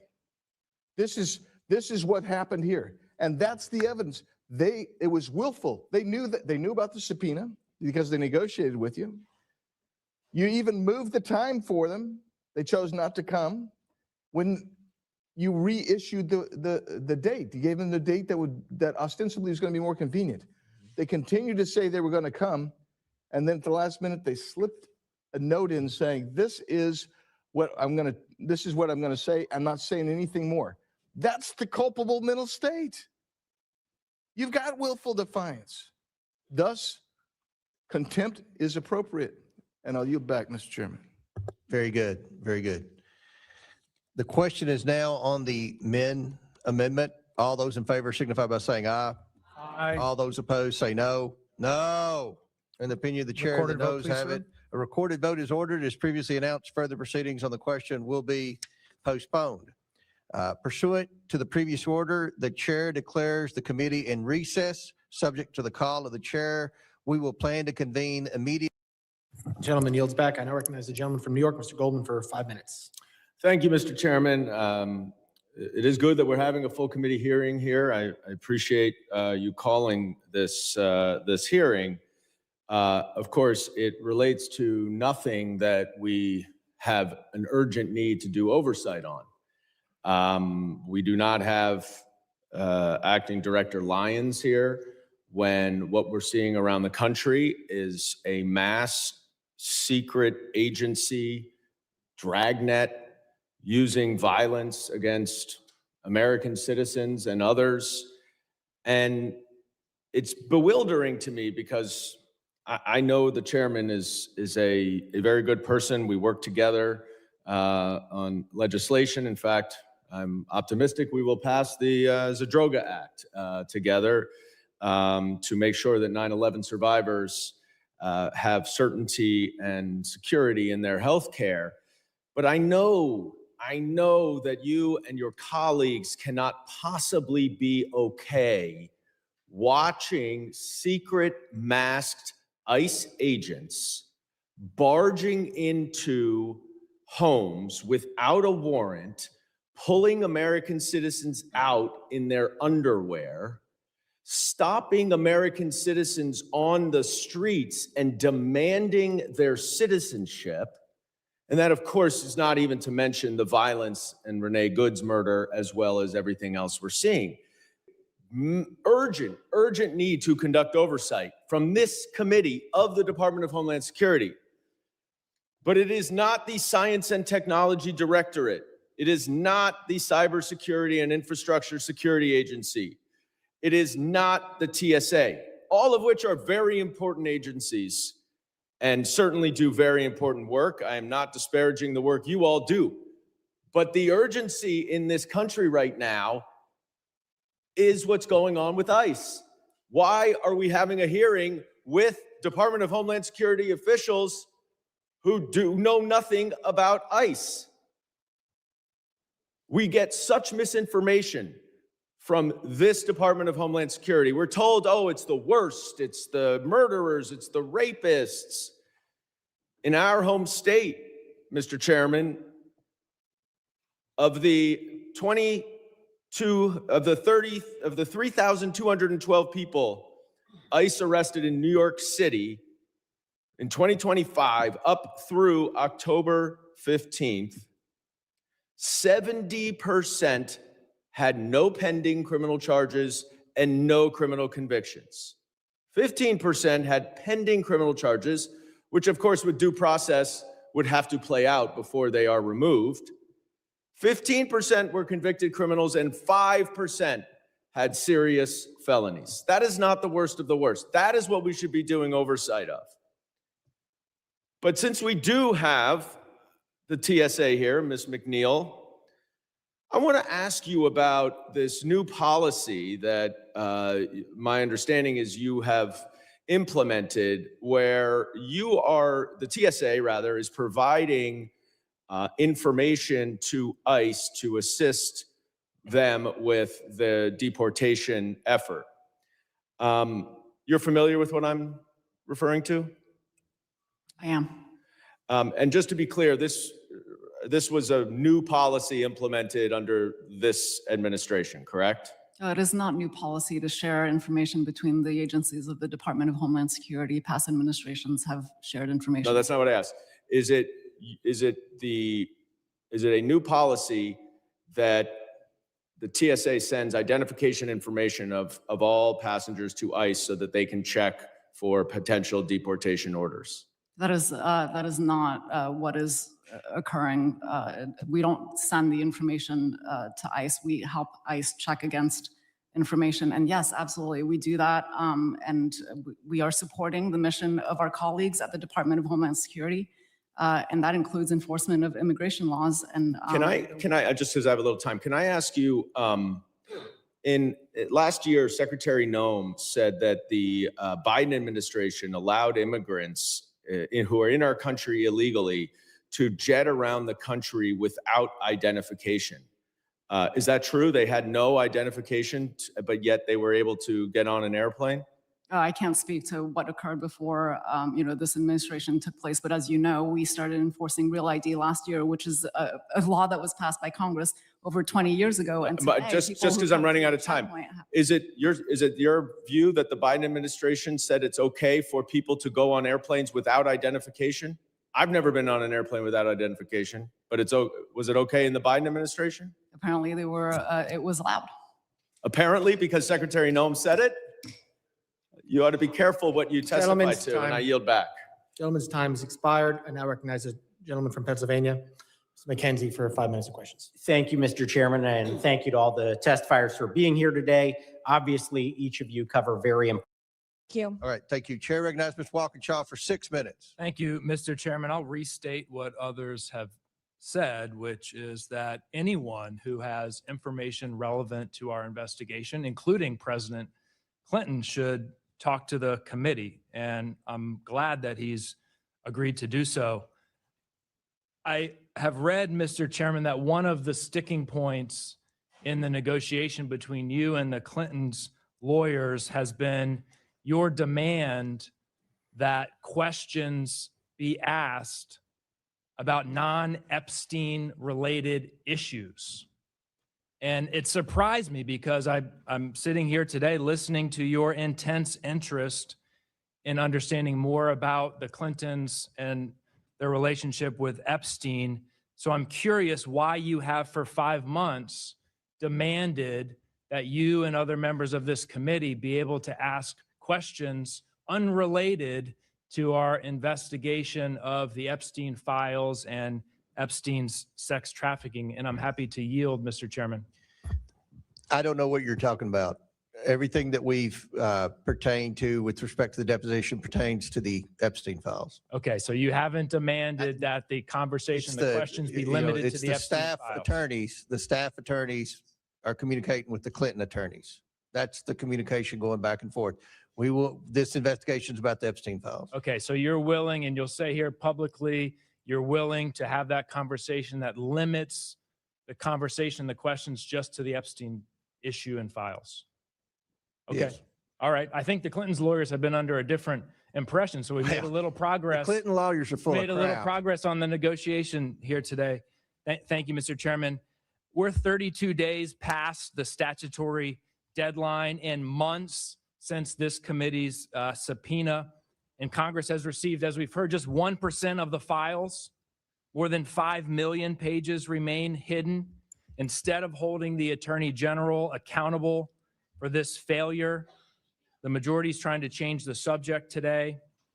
Frankly, I find it insulting. We have to bring our attention back to the people who should be our focus, the survivors of Epstein's horrific sex trafficking operation, the women and girls who were exploited, abused, ignored for years. They deserve the truth, transparency, and justice without delay, without excuses, and without any political protections for the powerful or the wealthy. That's what we should be doing. Not scoring partisan points, not creating distractions, working to uncover the full scope of his crime so the survivors can see accountability. And if we're truly serious about justice, we can't ignore one of Epstein's most well-documented associates, President Donald J. Trump. We have documented communications, including a signed birthday note from Donald Trump containing explicit sexual references and referencing wonderful secrets between them. Emails from Epstein saying that Trump, quote, knew about the girls. Donald Trump acknowledging he knew Epstein was a, quote, creep and that Epstein recruited girls and women from Mar-a-Lago. Trump saying he wants to cover up the files because, quote, my friends will get hurt. If we're committed to transparency and justice, why is that off limits for this committee? Why is his name absent? Why no discussion of Attorney General Bondi's refusal to comply for months with this committee's subpoena? Why no contempt for Attorney General Bondi? What we're witnessing today is not oversight, it's not accountability, it's part of a cover-up, a diversion. And it didn't start today.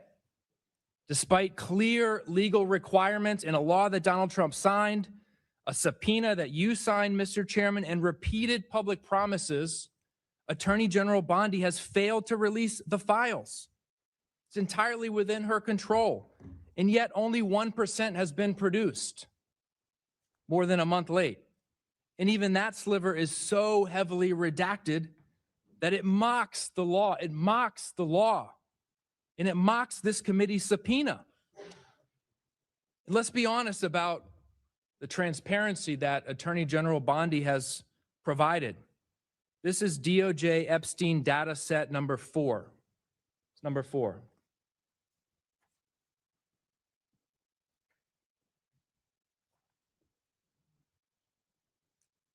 Data set number 4. This is part of the 1% that folks have been talking about this today. I'll close with this. Attorney General Bondi and the Trump administration missed their deadline They're ignoring our subpoena. They've withheld 99% of the files, and they have obscured the little that they did release. It's not a coincidence. It's intentional. It's about protecting one man, Donald J. Trump, from accountability.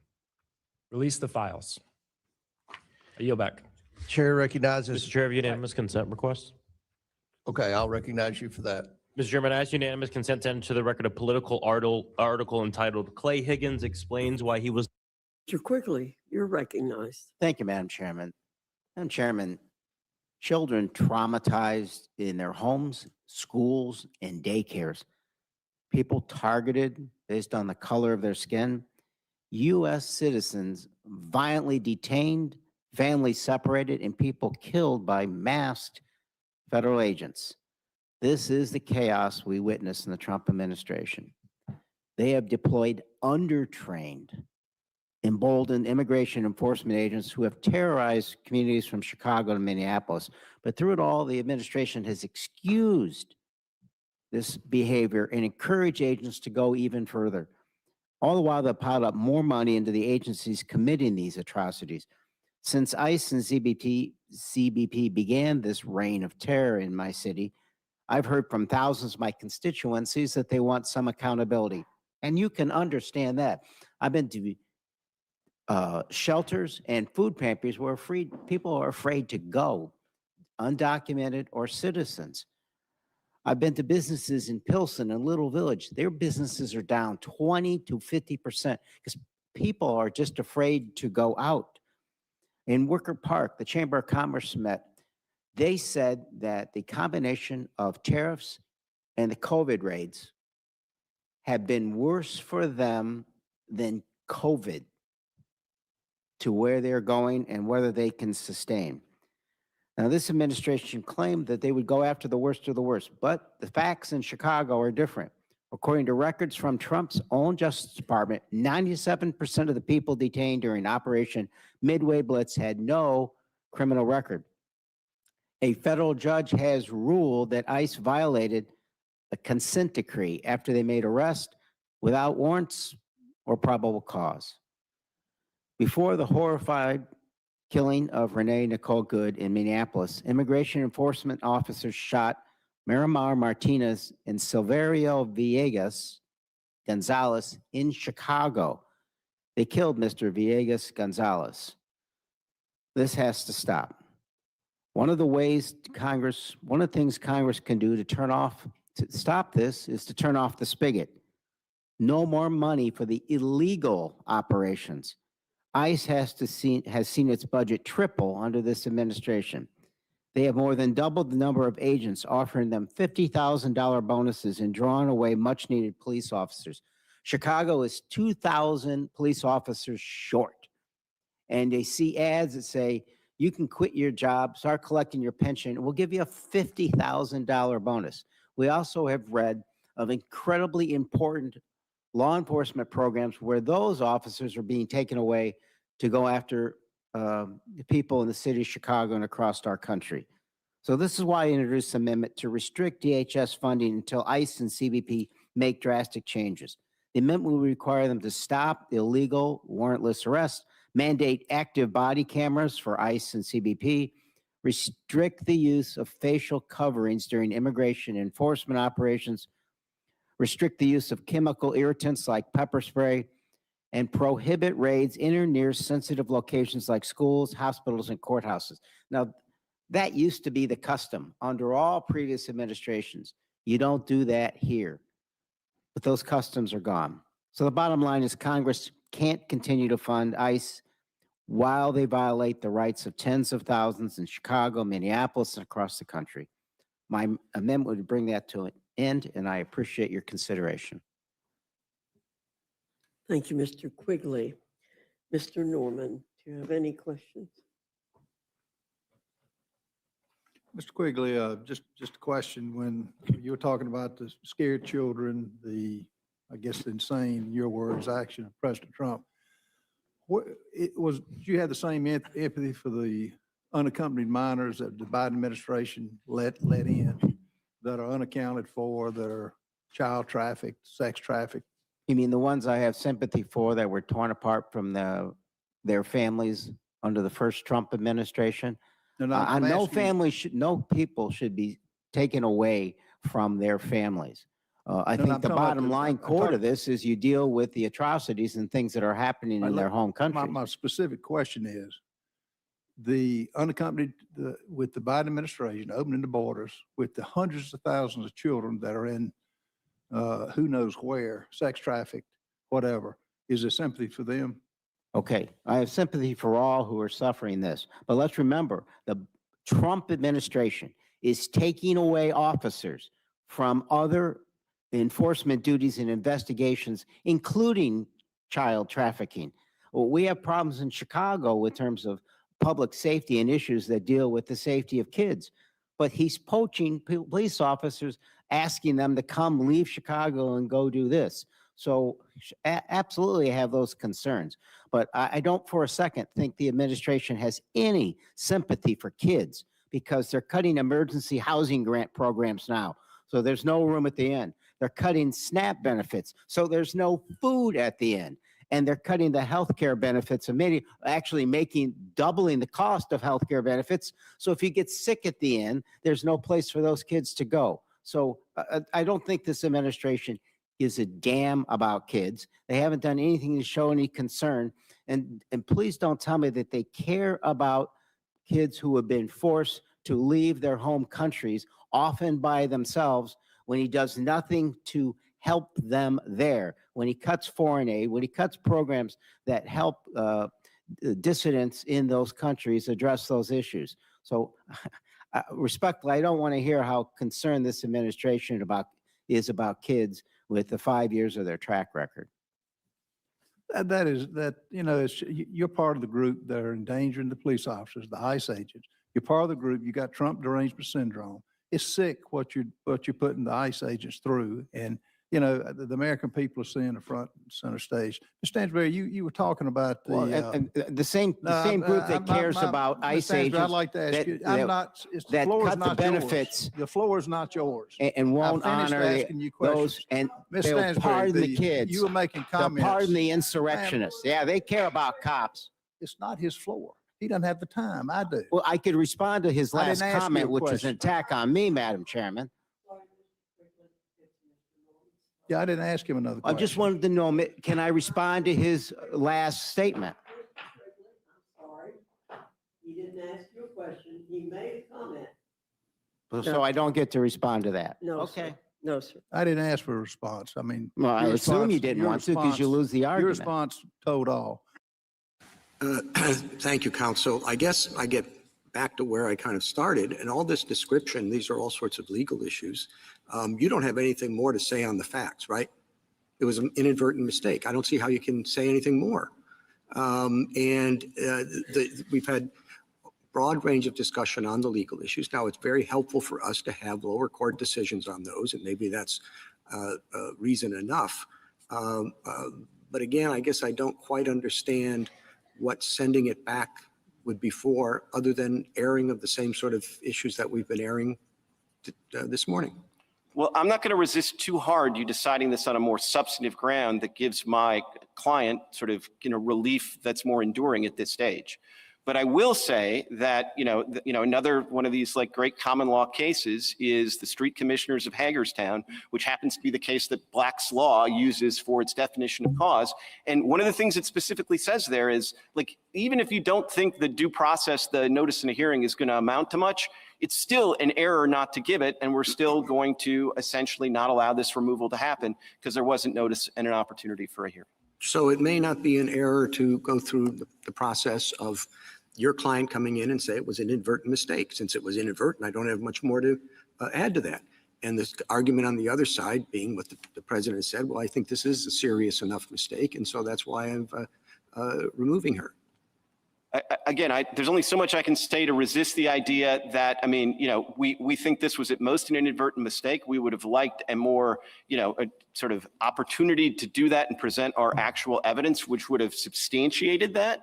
But we also think at the end of the day, inadvertent mistake isn't like very close to for cause, particularly when you understand the unique nature of this institution. What is your actual evidence that would substantiate the fact that it was an inadvertent mistake?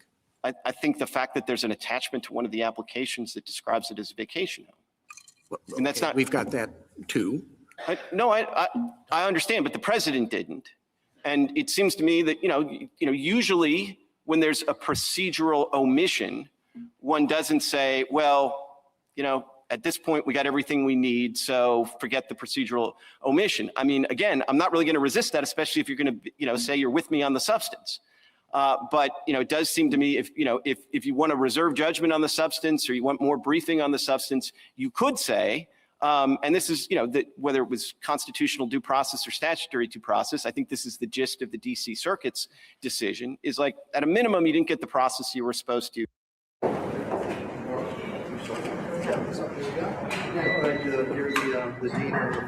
Okay. All right. Good afternoon to all of you. Thank you for being here.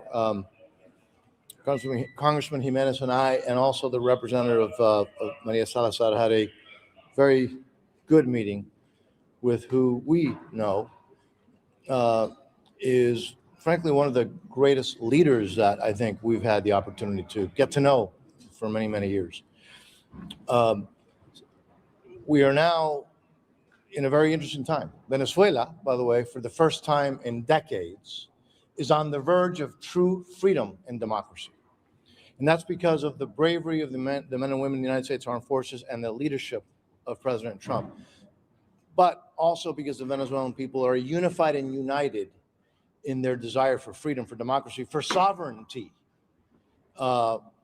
and because they have a leader who has been willing to sacrifice, to work hard, to risk it all, and who has received the support of the Venezuelan people.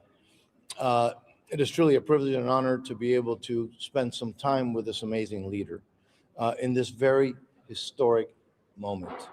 And es un privilegio, give me a second, we'll do it in Spanish. Es un profundo honor poder habernos reunido con María Corina Machado, una de las líderes más grandes que yo he tenido el privilegio de conocer en mi vida.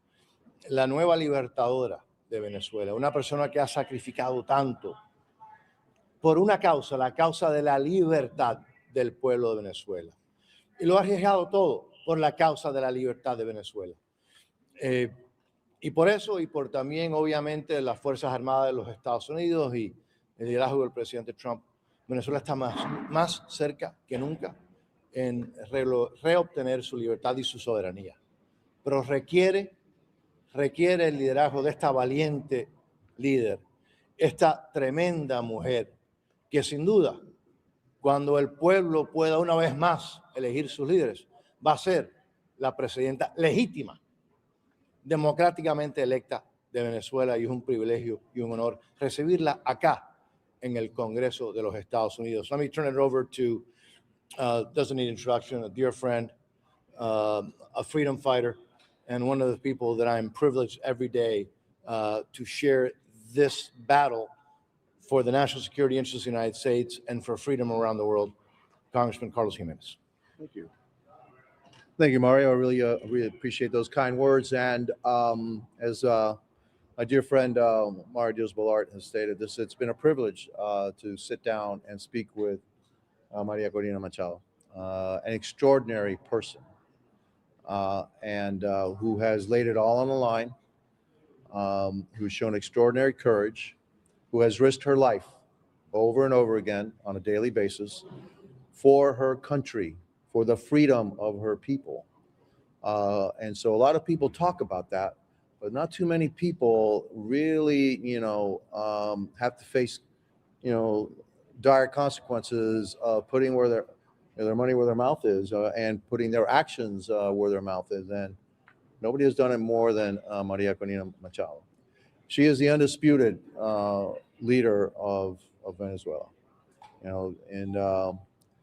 Polls have shown that if there were an election held today, she would be the clear-cut winner to these elections. And so it's our privilege to have her here, privileged to listen to her.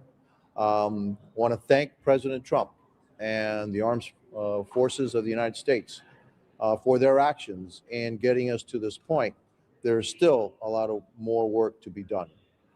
This is not going to be an easy task, but it's a task that must be accomplished. We must get this done. We must have a free, a democratic Venezuela, because this hemisphere needs to be the hemisphere of freedom and democracy. Why? Because freedom and democracy is the clearest path to peace in our hemisphere. And so, we hope that this is the beginning of democracy and freedom in this hemisphere. It starts with Venezuela. We hope, we know it will not end with Venezuela, but Venezuela is the place we have to start. And because we have to start with Venezuela, and we are starting with Venezuela, it's just, it's really, it's great to have a leader like Maria Corina Machado.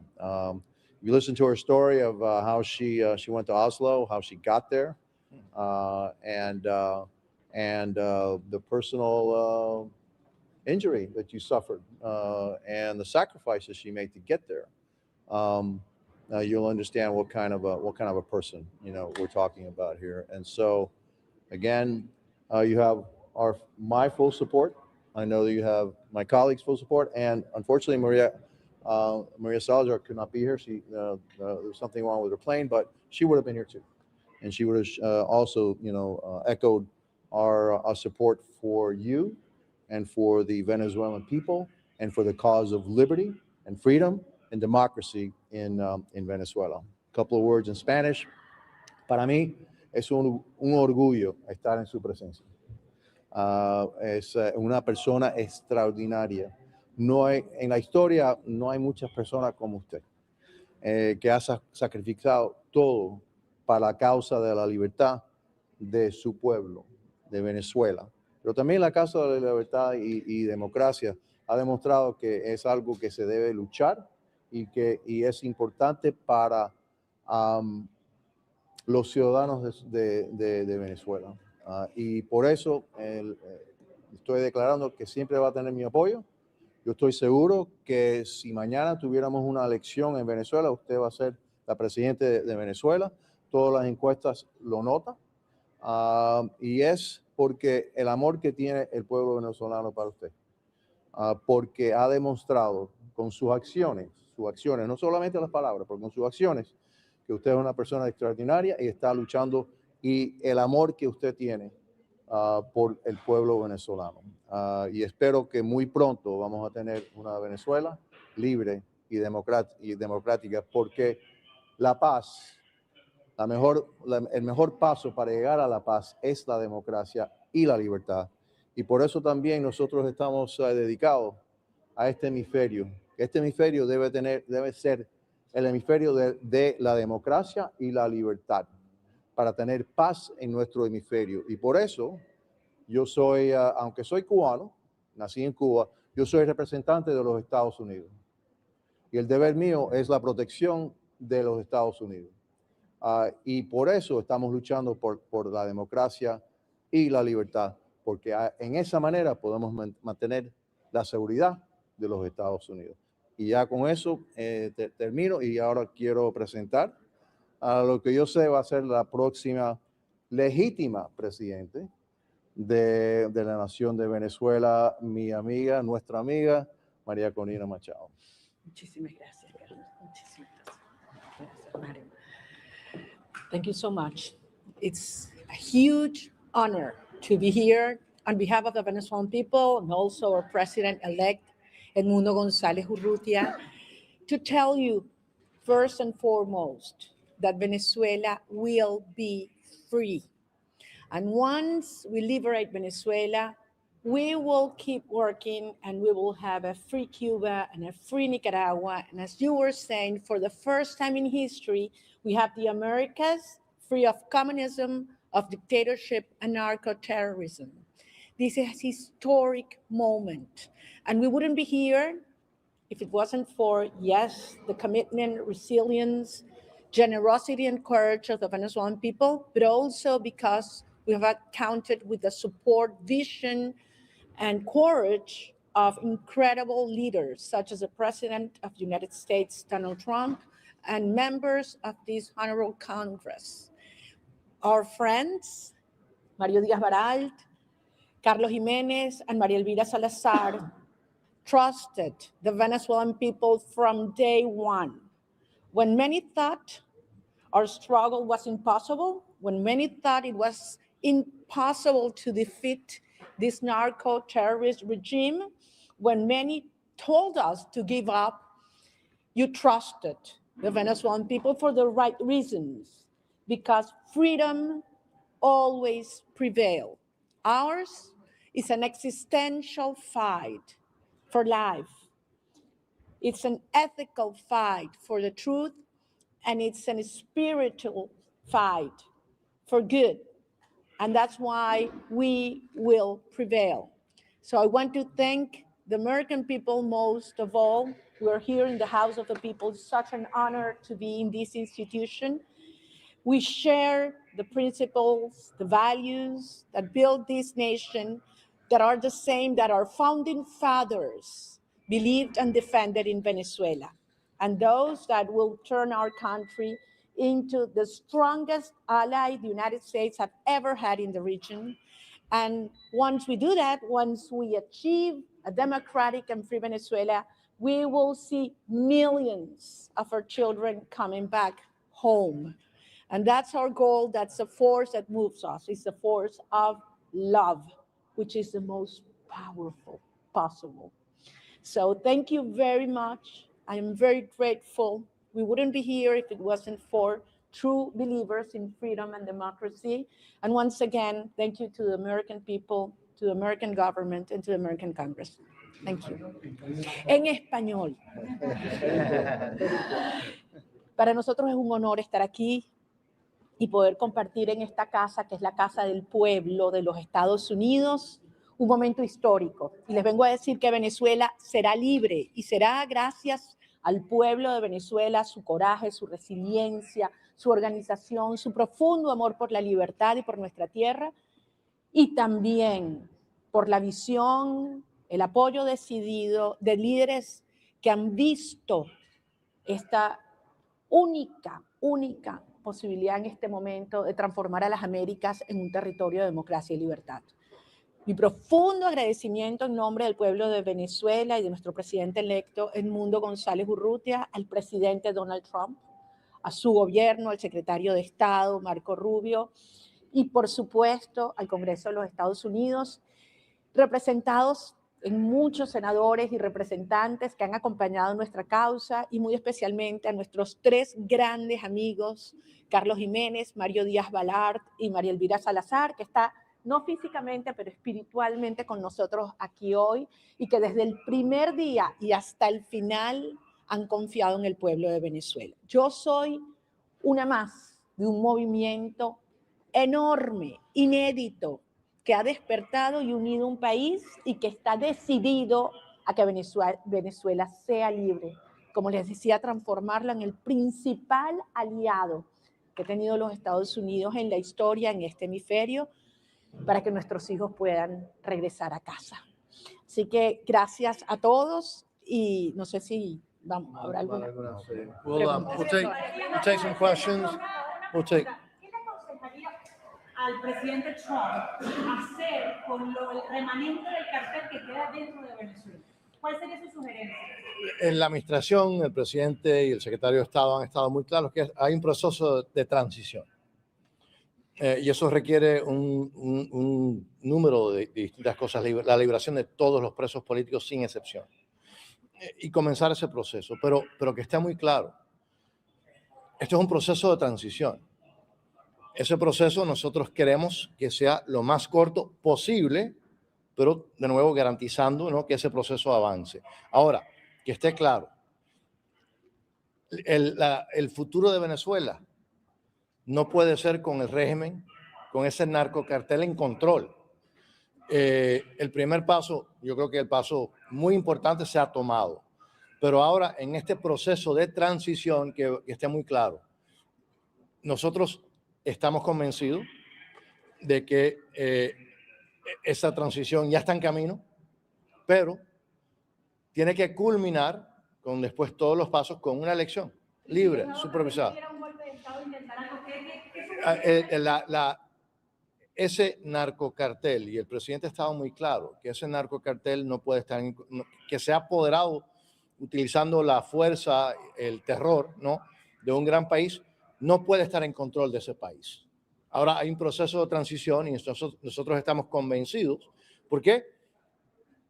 Que cuando haya ese proceso de transición y hay una posibilidad que tiene que venir, y no en años, tiene que venir lo antes posible, que cuando el pueblo pueda elegir a su próximo presidente legítimo, sabemos quién va a ser.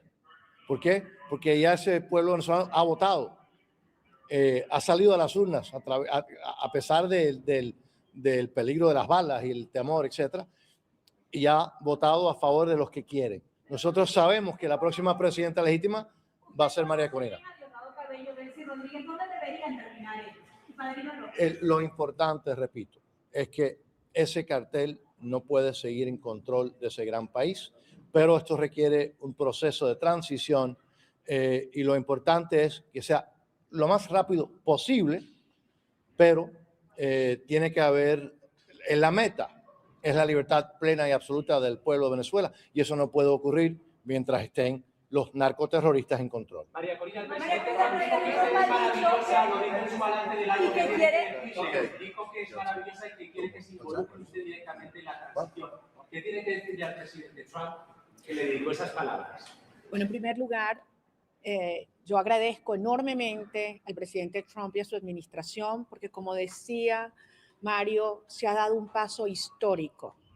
El 3 de enero comenzó un proceso de desmontaje de una estructura criminal que no solamente le ha cobrado miles y miles y miles de vidas de venezolanos, sino también de ciudadanos norteamericanos y de otros países, estadounidenses y de otros países.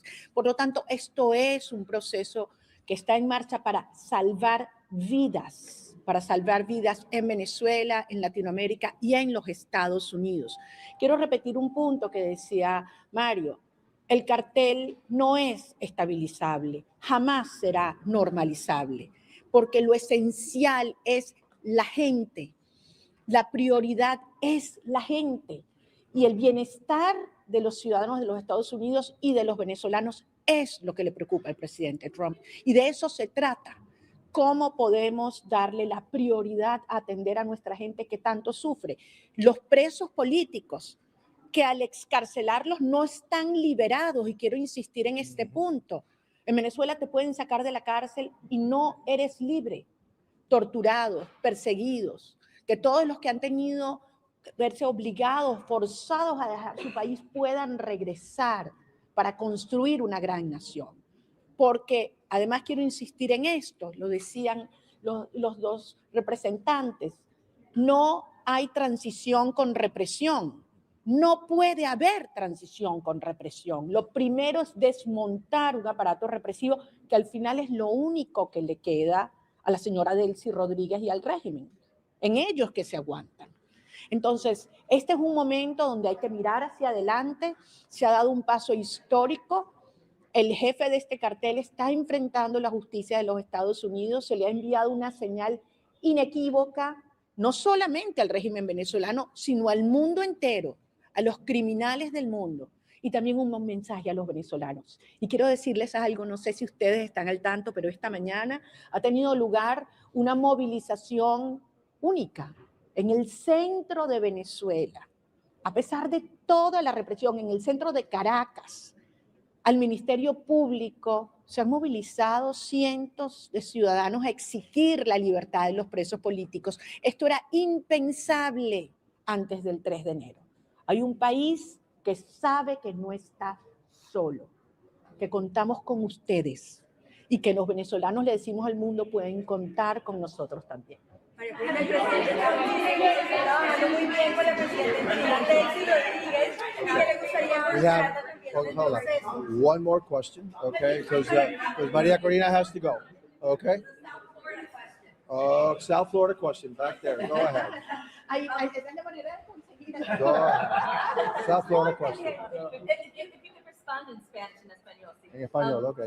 Have you tried to advocate with lawmakers here on the Hill regarding the immigration status of Venezuelans who are here in the United States? And also, do you have any plans to meet with the Venezuelan diaspora in South Florida? Okay, that's for you.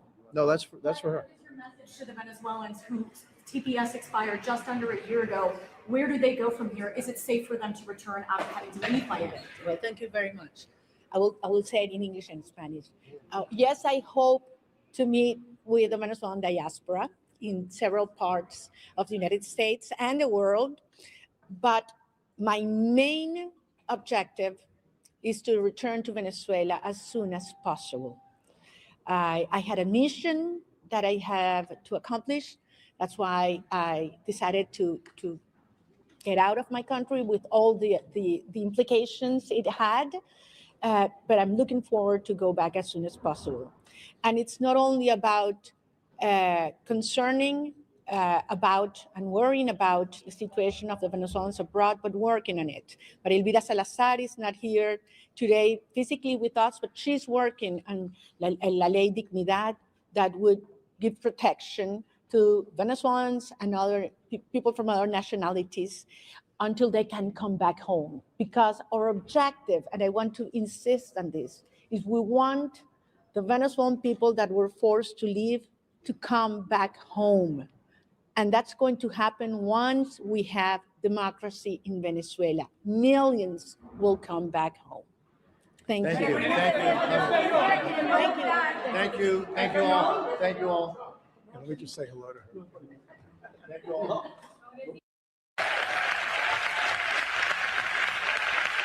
And that when we stand together, not only will we defeat Trumpism, we're going to create the kind of nation and government that the American people deserve.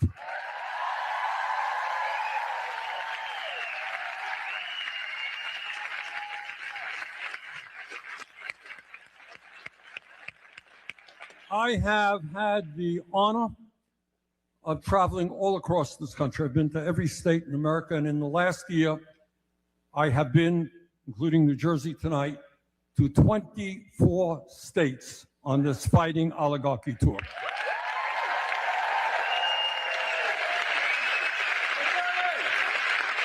And we have spoken to over 300,000 Americans in blue states, in red states, and in purple states.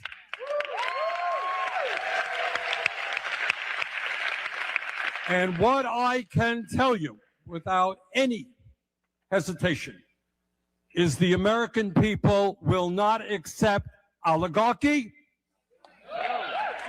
will not accept authoritarianism, will not accept masked ICE agents terrorizing communities.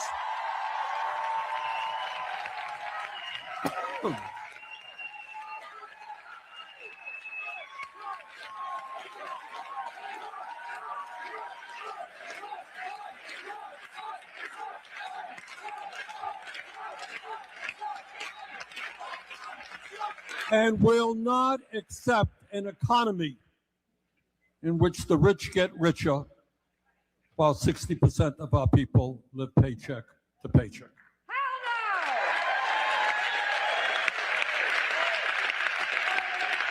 So let me just say a few words that you don't hear much on TV, and you're not going to hear from my colleagues in the U.S. Congress. Number one, you have more income and wealth inequality right now than has ever existed in the history of America. If you can believe it, the top 1% in American society now owns more wealth than the bottom 93%. Got that?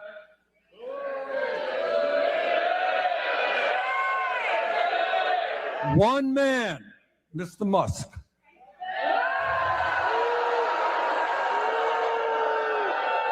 owns more wealth. This is really quite unbelievable. You don't hear it much talked about. One guy owns more wealth than the bottom 52% of American households. One guy.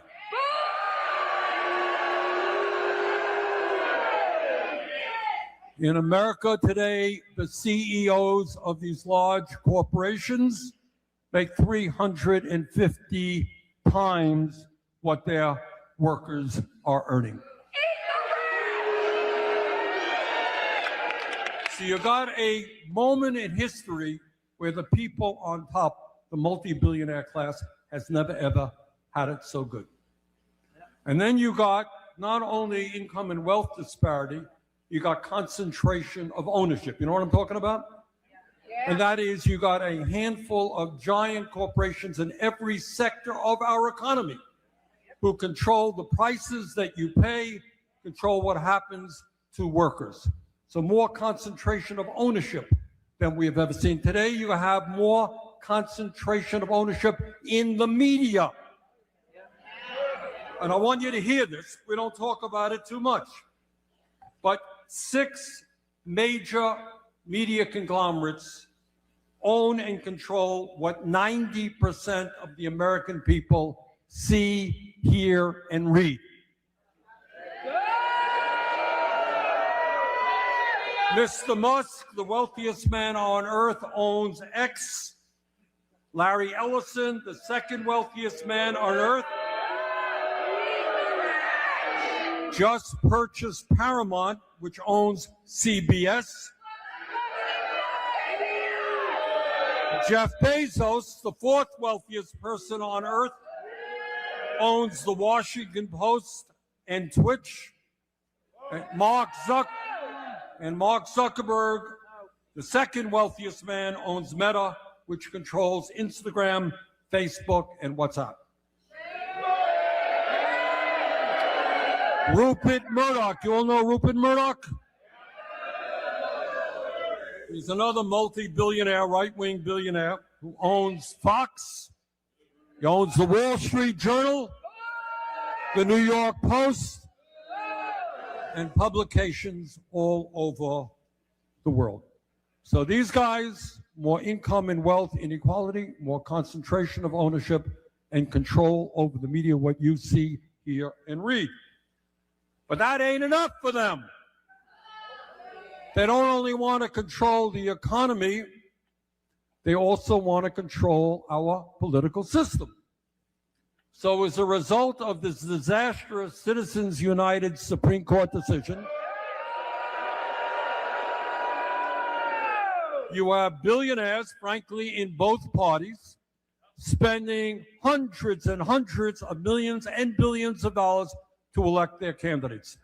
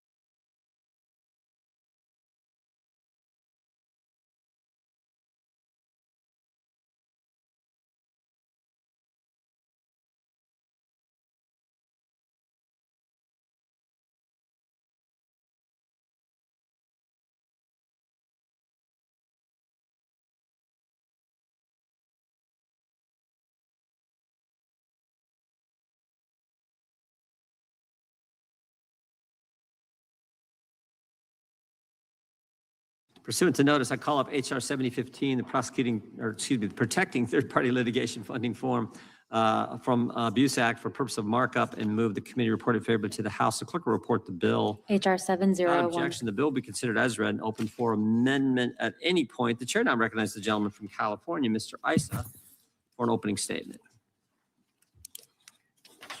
Mr. Chairman, I will have an amendment. However, as an introduction to the bill, we've made virtually all the amendments that were possible in from the previous version of the bill. We've reached out to every group on the left and the right and satisfied everyone we could satisfy.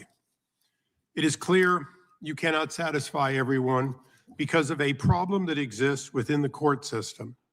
In some courts, Mr. Chairman, a judge will routinely ask for the source and information for third-party funders of litigation, because clearly the third-party funder has at least some likely influence on whether or not the product can be settled. And in most cases, particularly cases that involve intellectual property, they absolutely need to be known if you're going to write a protective order that covers whether or not they should be excluded. Having said that, currently it's inconsistent. In Delaware, where one judge began doing it routinely, he simply doesn't get the cases anymore. In others, where they do it periodically, they will probably be avoided. Those who never ask are the favorites of trolling organizations and plaintiffs' lawyers who are using third-party funding that for some reason they are unwilling to divulge their source. Having said that, there were legitimate concerns brought up in this legislation early, and we have addressed those. The first and foremost, the amendment, not mine, but that was offered that made the most sense was that in all cases, the judge will start with an in-camera review, thus determining whether or not the defendant has a reasonable need to know it, but at the same time letting the judge know whether or not there's a need for this to affect protective order and other activities. You might ask, what is the problem with this bill then, if we've met at all? The problem is there's dark money. And when I say dark money, I mean sources that people are ashamed to say where they're getting it from.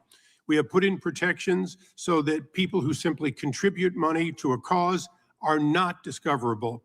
We've put in additionally that you are not discoverable if in fact you do not share in the profits, meaning that if an organization or group simply backs the cost of the bill, including the return of their original investment, they still are exempt from this. The only way to actually be discoverable and potentially that information turned over to the defendant is if in fact you are effectively the plaintiff, meaning you share in the profits and likely share in the ability to settle or not settle. That means that when there's a request for a mediation conference, there's an expectation that the person coming has the right to make a settlement and not in fact simply to arrive and go back to an unknown source for those settlements.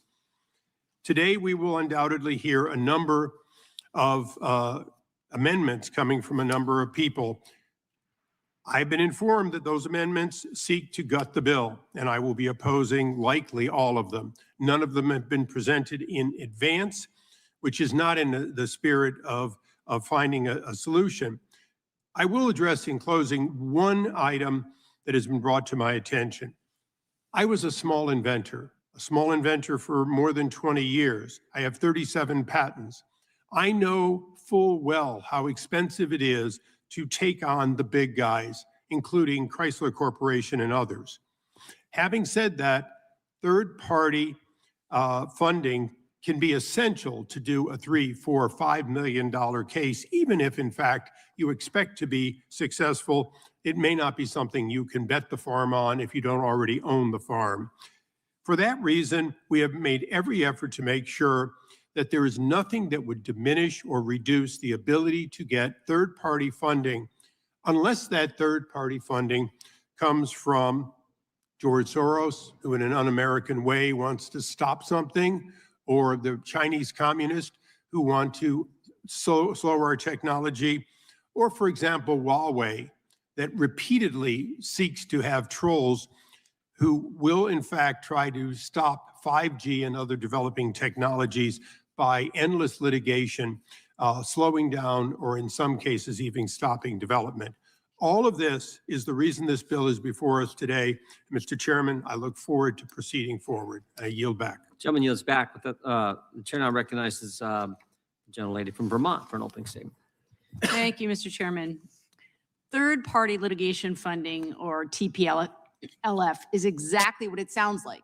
third parties invest in litigation in return for a share of the contingency fee or the damages awarded should the party they've invested in win.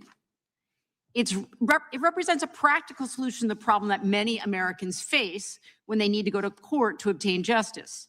Litigation is often prohibitively expensive, and third-party litigation funding helps ensure that no person is denied their day in court because of financial barriers. Third-party litigation funding levels the playing field for ordinary Americans who face powerful corporations, which is exactly why major business interests are now working to discredit it. These corporate interests want you to believe that TLPF agreements are nefarious. They suggest that third-party funding is somehow giving ordinary people an unfair advantage against these large and powerful corporations. They have proposed this bill that they say brings transparency to the system. Less than 2 months ago, we were scheduled to consider a bill just like this very proposal, one that promised to bring again, quote, transparency to litigation. But groups representing the people and organizations who rely on TPLF, Republicans and Democrats alike, told us how the bill might end this form of litigation altogether. And the bill was pulled from markup. For a moment, it appeared that this bad idea was finally behind us, yet today we're presented with largely the same text under a different name. Some of our colleagues across the aisle say this is a negotiated text. Well, I know the ranking member certainly was not asked for his opinion, and if he'd been asked, he would have said that the minuscule change that they're touting as a grand compromise was already necessary to comply with the Constitution. That's right, in 1960, the Supreme Court unanimously agreed in Bates v. Little Rock that requiring the NAACP to disclose its contributors unjustly interfered with the members' freedom of association, which is protected by the Due Process Clause of the 14th Amendment from invasion by the states. So this new text suggests that member and donor lists of TPLF funders don't have to be disclosed in some situations, is simply a restatement of governing law. In any agreement where the members and donors have a financial interest in the outcome, which happens frequently with TPLF, would still require full disclosure under this bill. All of the risk is still there. And for all practical purposes, this bill remains unchanged. Whether we call it protecting TPLF or encouraging transparency, Americans can see the truth. All today's bill does is advance powerful corporations' ability to escape responsibility for the harm that they cause communities. The fact is that this bill is not about fairness. Opponents of third-party litigation funding haven't suddenly seen the light and want to protect TPLF. And this bill is certainly not about transparency. If it were, my colleagues would at least acknowledge that both state and federal judges already have the power to demand this information from litigants. If more transparency is necessary in any of these cases, courts are free to demand it. Instead, these bills are about stacking the deck in favor of big business so corporations that break the law can drag out cases and dodge accountability. By forcing plaintiffs to reveal their backers, these bills will let the deep-pocketed defendants stall, intimidate, and drive up costs until the plaintiff is forced to give up. And increasing the disclosures needed to file a claim in court makes third-party funding more cumbersome and expensive. And it is an attack on the litigation victories that third-party litigation funding has enabled. For example, the famous 1993 lawsuit brought by Aaron Brockovich against Pacific Gas and Electric Company for dumping a carcinogen into the water supply of Hinckley, California, which was partially funded by an outside provider. The women in small law firms who sued Pfizer to prove their drug caused a breast cancer epidemic could not have done so without TPLF.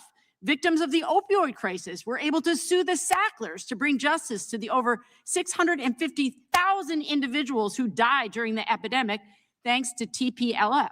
These are just a few examples of people who never could have gotten their day in court without outside funding. Everyday Americans cannot afford basic health insurance or groceries or housing, yet my colleagues across the aisle suggest that if they're harmed by a major manufacturer or corporation, they should just pay for it themselves. The bill stacks the deck in favor of corporate interests and against the people, and I intend to vote no. And I also want to bring up the point that opposition to the abusive transparency measures in this bill is actually, in fact, bipartisan. When some Senate Republicans tried to all but end TPLF in the big ugly bill earlier this year, other Republicans stood on principle to say that ending it was wrong. And this past June, Laura Loomer posted on X, quote, litigation finance is a critical weapon for the little guy, empowering consumers, whistleblowers, and small inventors to take on corporate titans. And last week, Gene Hamilton of American First Legal wrote that he is continuing to oppose the bill. He wrote this on X. Now, American First Legal and I don't agree on much, but we have common ground in the opinion that, as he wrote, quote, the bill only serves the interests of the Chamber of Commerce and not the American people. So again, I plan to vote no. I urge my colleagues to vote with me, and I yield back. Gentleman yields back without objection. All other opening statements will be included in the record. The chair now recognizes the gentleman from California to offer an amendment in the nature of a substitute. Mr. Chairman, I have an amendment to the deck. Clerk will report the amendment. Amendment in the nature of a Without substitute. objection, the amendment in the nature of a substitute will be considered as read and shall be considered base text for the purposes of amendment. The chair now recognizes the gentleman from California to explain the amendment. Chairman, the amendment is not substantive in nature, but simply as a substitute changes the year and title of the bill. It does not change the substance of the base bill.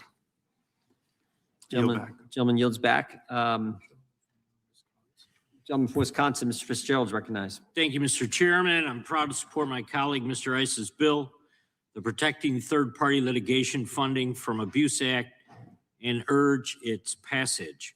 Third-party litigation funding, or TPLF, has grown quietly but explosively over the last decade. According to a 2022 GAO report, TPLF was estimated to be a $12 billion industry in 2021, although some sources now put it upwards of $18 billion today.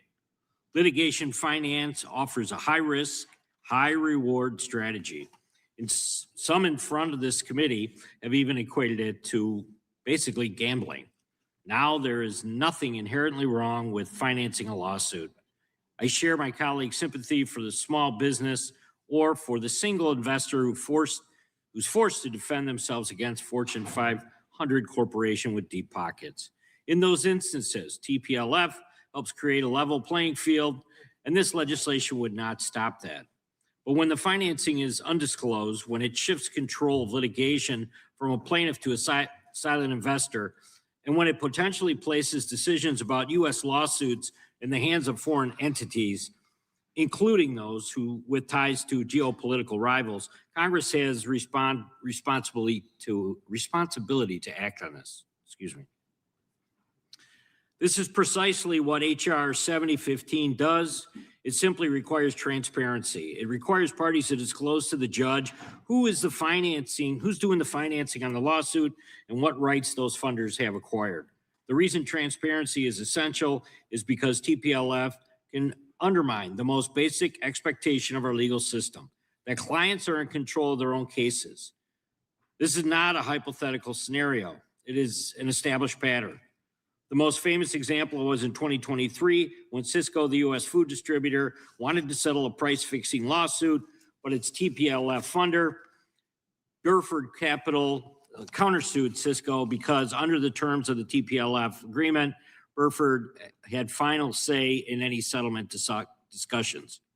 In other words, Cisco wanted to settle, but Burford wanted a higher return on investment. In several instances, funding contracts have given investors veto power over strategic decisions, such as which lawyer to hire, whether and when to settle, whether to appeal, or whether to pursue certain claims. And because these arrangements are usually secret, courts are left unable to access conflicts of interest or other ethical issues that arise from these arrangements. Transparency is not only important for protecting a client's interest, but also critical for protecting national security. We know that foreign adversaries are increasingly sophisticated in using economic and legal tools to influence U.S. institutions. TPLF offers a direct avenue for foreign actors to inject capital into U.S. litigation and potentially shape legal outcomes affecting strategic industries, intellectual property, or sensitive technologies.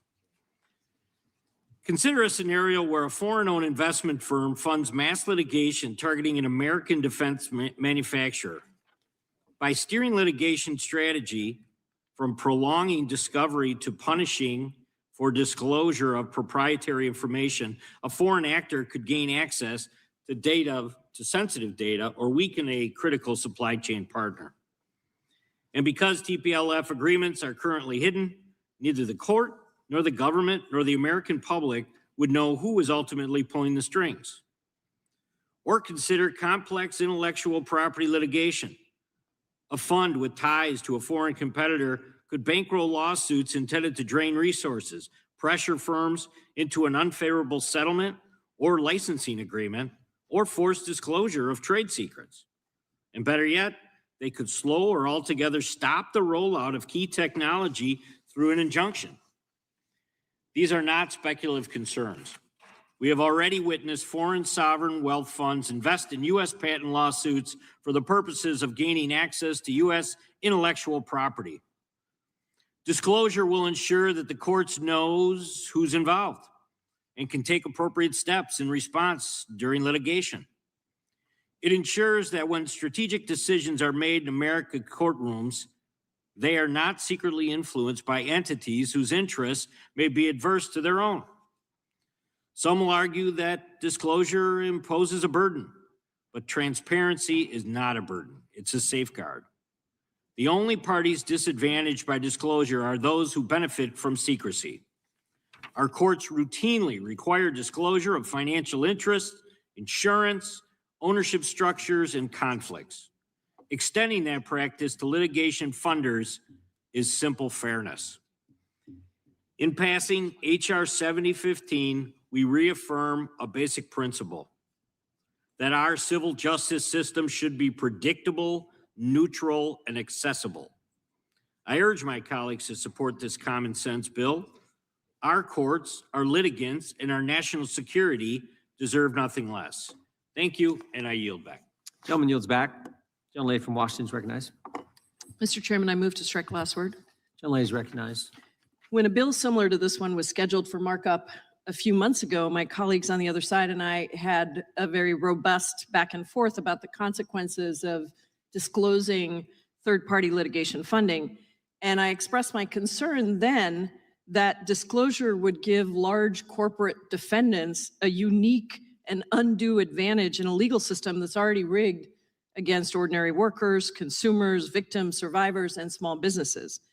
It would do this by arming corporate defendants with knowledge about how much money the victim has to prove and sustain their case, and it would allow the corporation to bury the victim in costs and draw out the case until it becomes financially impossible for the victim to continue pursuing the case. Now, these weren't just Democratic concerns. Conservative groups like America First Legal, co-founded by Stephen Miller, the Oversight Project, a spinoff of the Heritage Foundation, also strongly opposed the legislation because disclosure would discourage funders from investing in litigation for fear of negative exposure or harassment, likely in violation of their First Amendment freedom of association. So when I learned that the bill text had changed, I was hopeful that maybe these changes were going to address some of those concerns.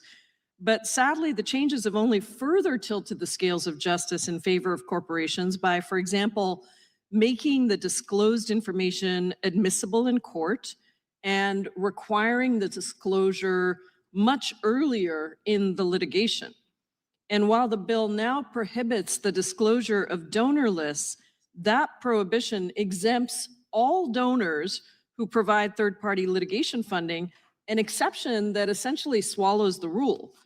So it shouldn't be surprising that there are conservative groups as well as liberal groups that still oppose this bill. Access to justice is the backbone of any democratic society, and in today's economy, there are just too many people who are priced out of the very system that exists to protect them. Working class Americans with very few resources are being harmed by massive giant corporations that are responsible for all kinds of wrongdoing. These include mothers suing a pharmaceutical company for its cancerous baby powder, families of victims of school shootings suing a gun manufacturer for marketing AR-15s to teenagers, small inventors suing large companies for stealing their creations, and female employees suing an insurance company for discriminating against them through lower pay and fewer promotions. These vulnerable Americans are facing massive corporations. They're armed with a lot of money, plenty of money, and they're not afraid to use it as a bludgeon to make sure that any challenge to their agenda is bludgeoned down before it even gets started. Litigation is incredibly expensive, and that cost barrier alone can determine who wins and who never gets heard. Third-party litigation funding gives working-class Americans a fighting chance at holding corporations accountable. This bill is not just harmful, it's also unnecessary in the sense that under current law, judges already have the power to review litigation, financing agreements, and ensure that those agreements are fair and ethical and compliant with the law. Judges are already trusted to supervise the relationship between attorneys, clients, and third parties when it comes to attorney fees and class actions and bankruptcy settlements. And there's no reason that they can't continue to be trusted to oversee litigation financing agreements. With this bill, you would block ordinary consumers, workers, mom and pop shops from holding big corporations accountable for causing cancer, for contributing to mass shootings, for stealing inventions, for discriminating against their workers. And so I hope that my colleagues on both sides will vote no, reflecting the opinion that's coming from both conservative groups and liberal groups in this particular situation. I urge my colleagues to vote no, and I yield back. Gentlelady yields back. Move to strike the last word. Gentleman from Kentucky is recognized.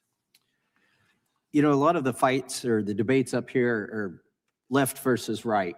And there are a few of them that aren't left versus right. This is one of those. This is the big guys versus the little guys. And we don't have enough people up here speaking for the little guys, which could include patent holders who've taken a beating legislatively in the courts over the last decade or 2 decades and are struggling. This is just another effort to keep them from getting their day in court.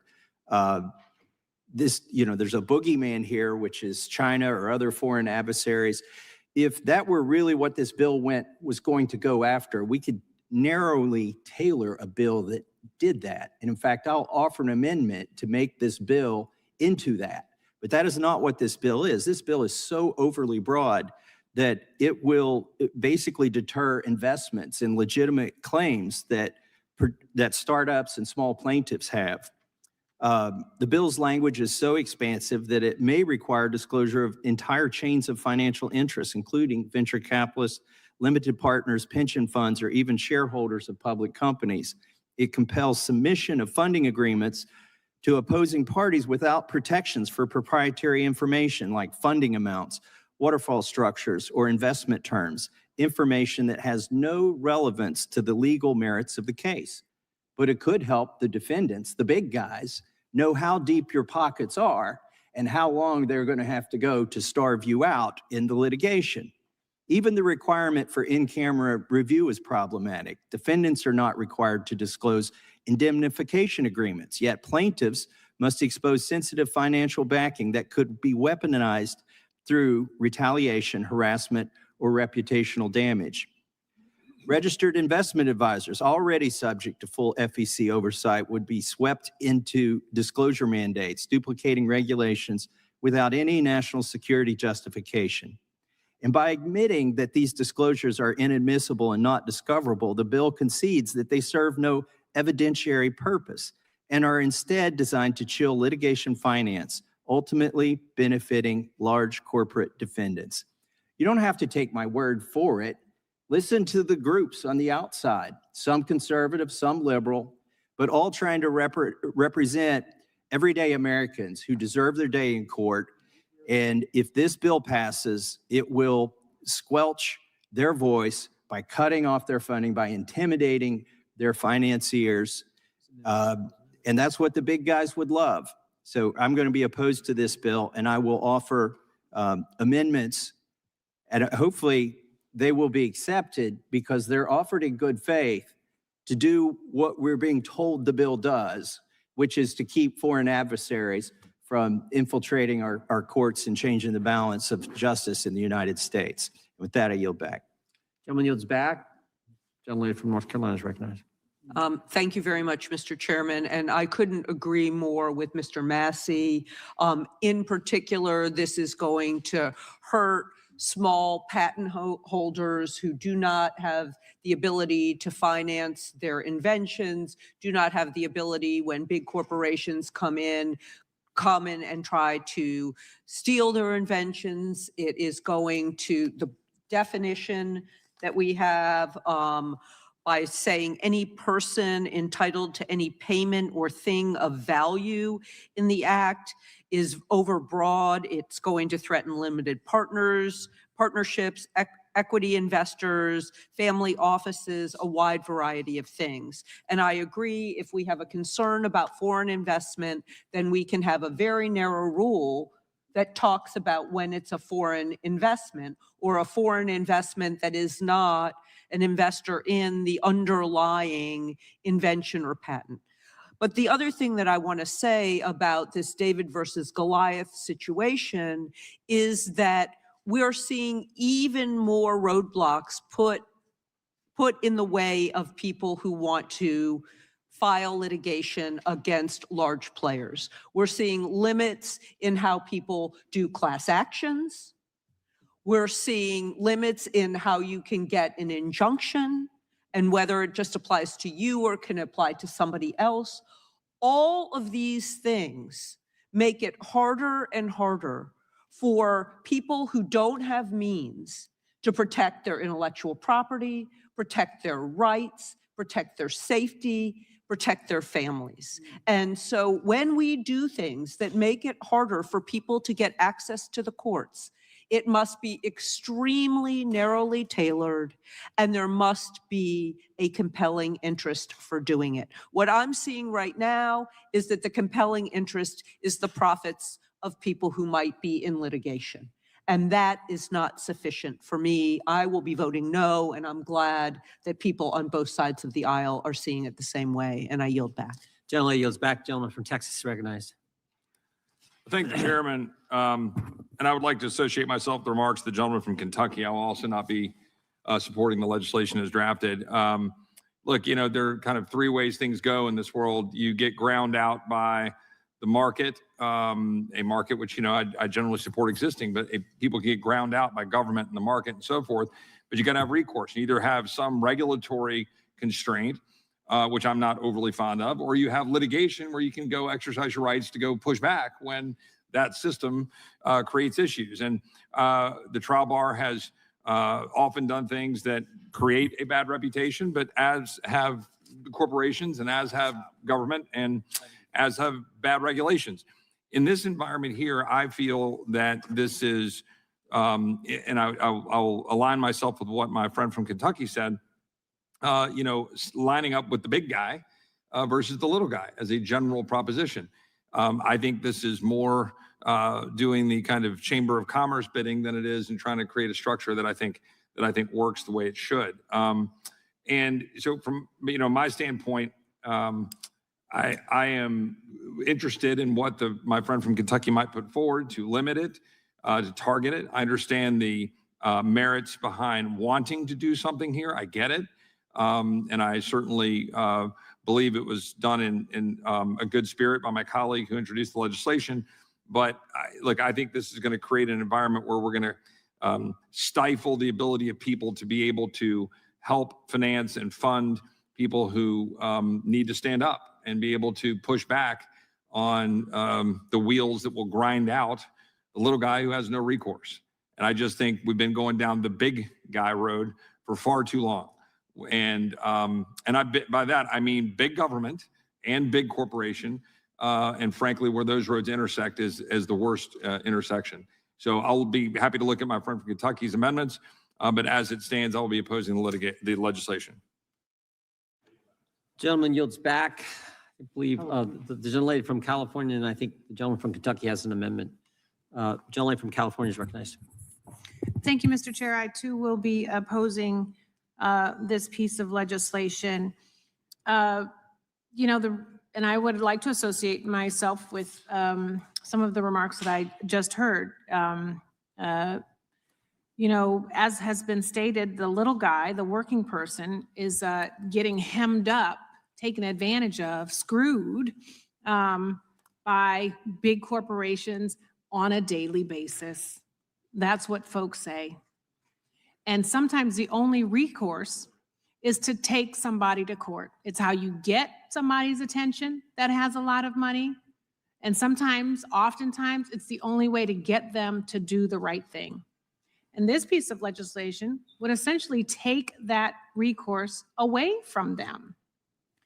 Disclosure to a judge is already part of the law, but forced disclosure to a corporate defendant is really about sharing and exposing your strategy, which only hurts the little guy, who oftentimes is trying to find a lawyer that they can afford who will ride with them to try to get them the justice that they need. I think it's a shame that it is so expensive to sue, but that's where we are.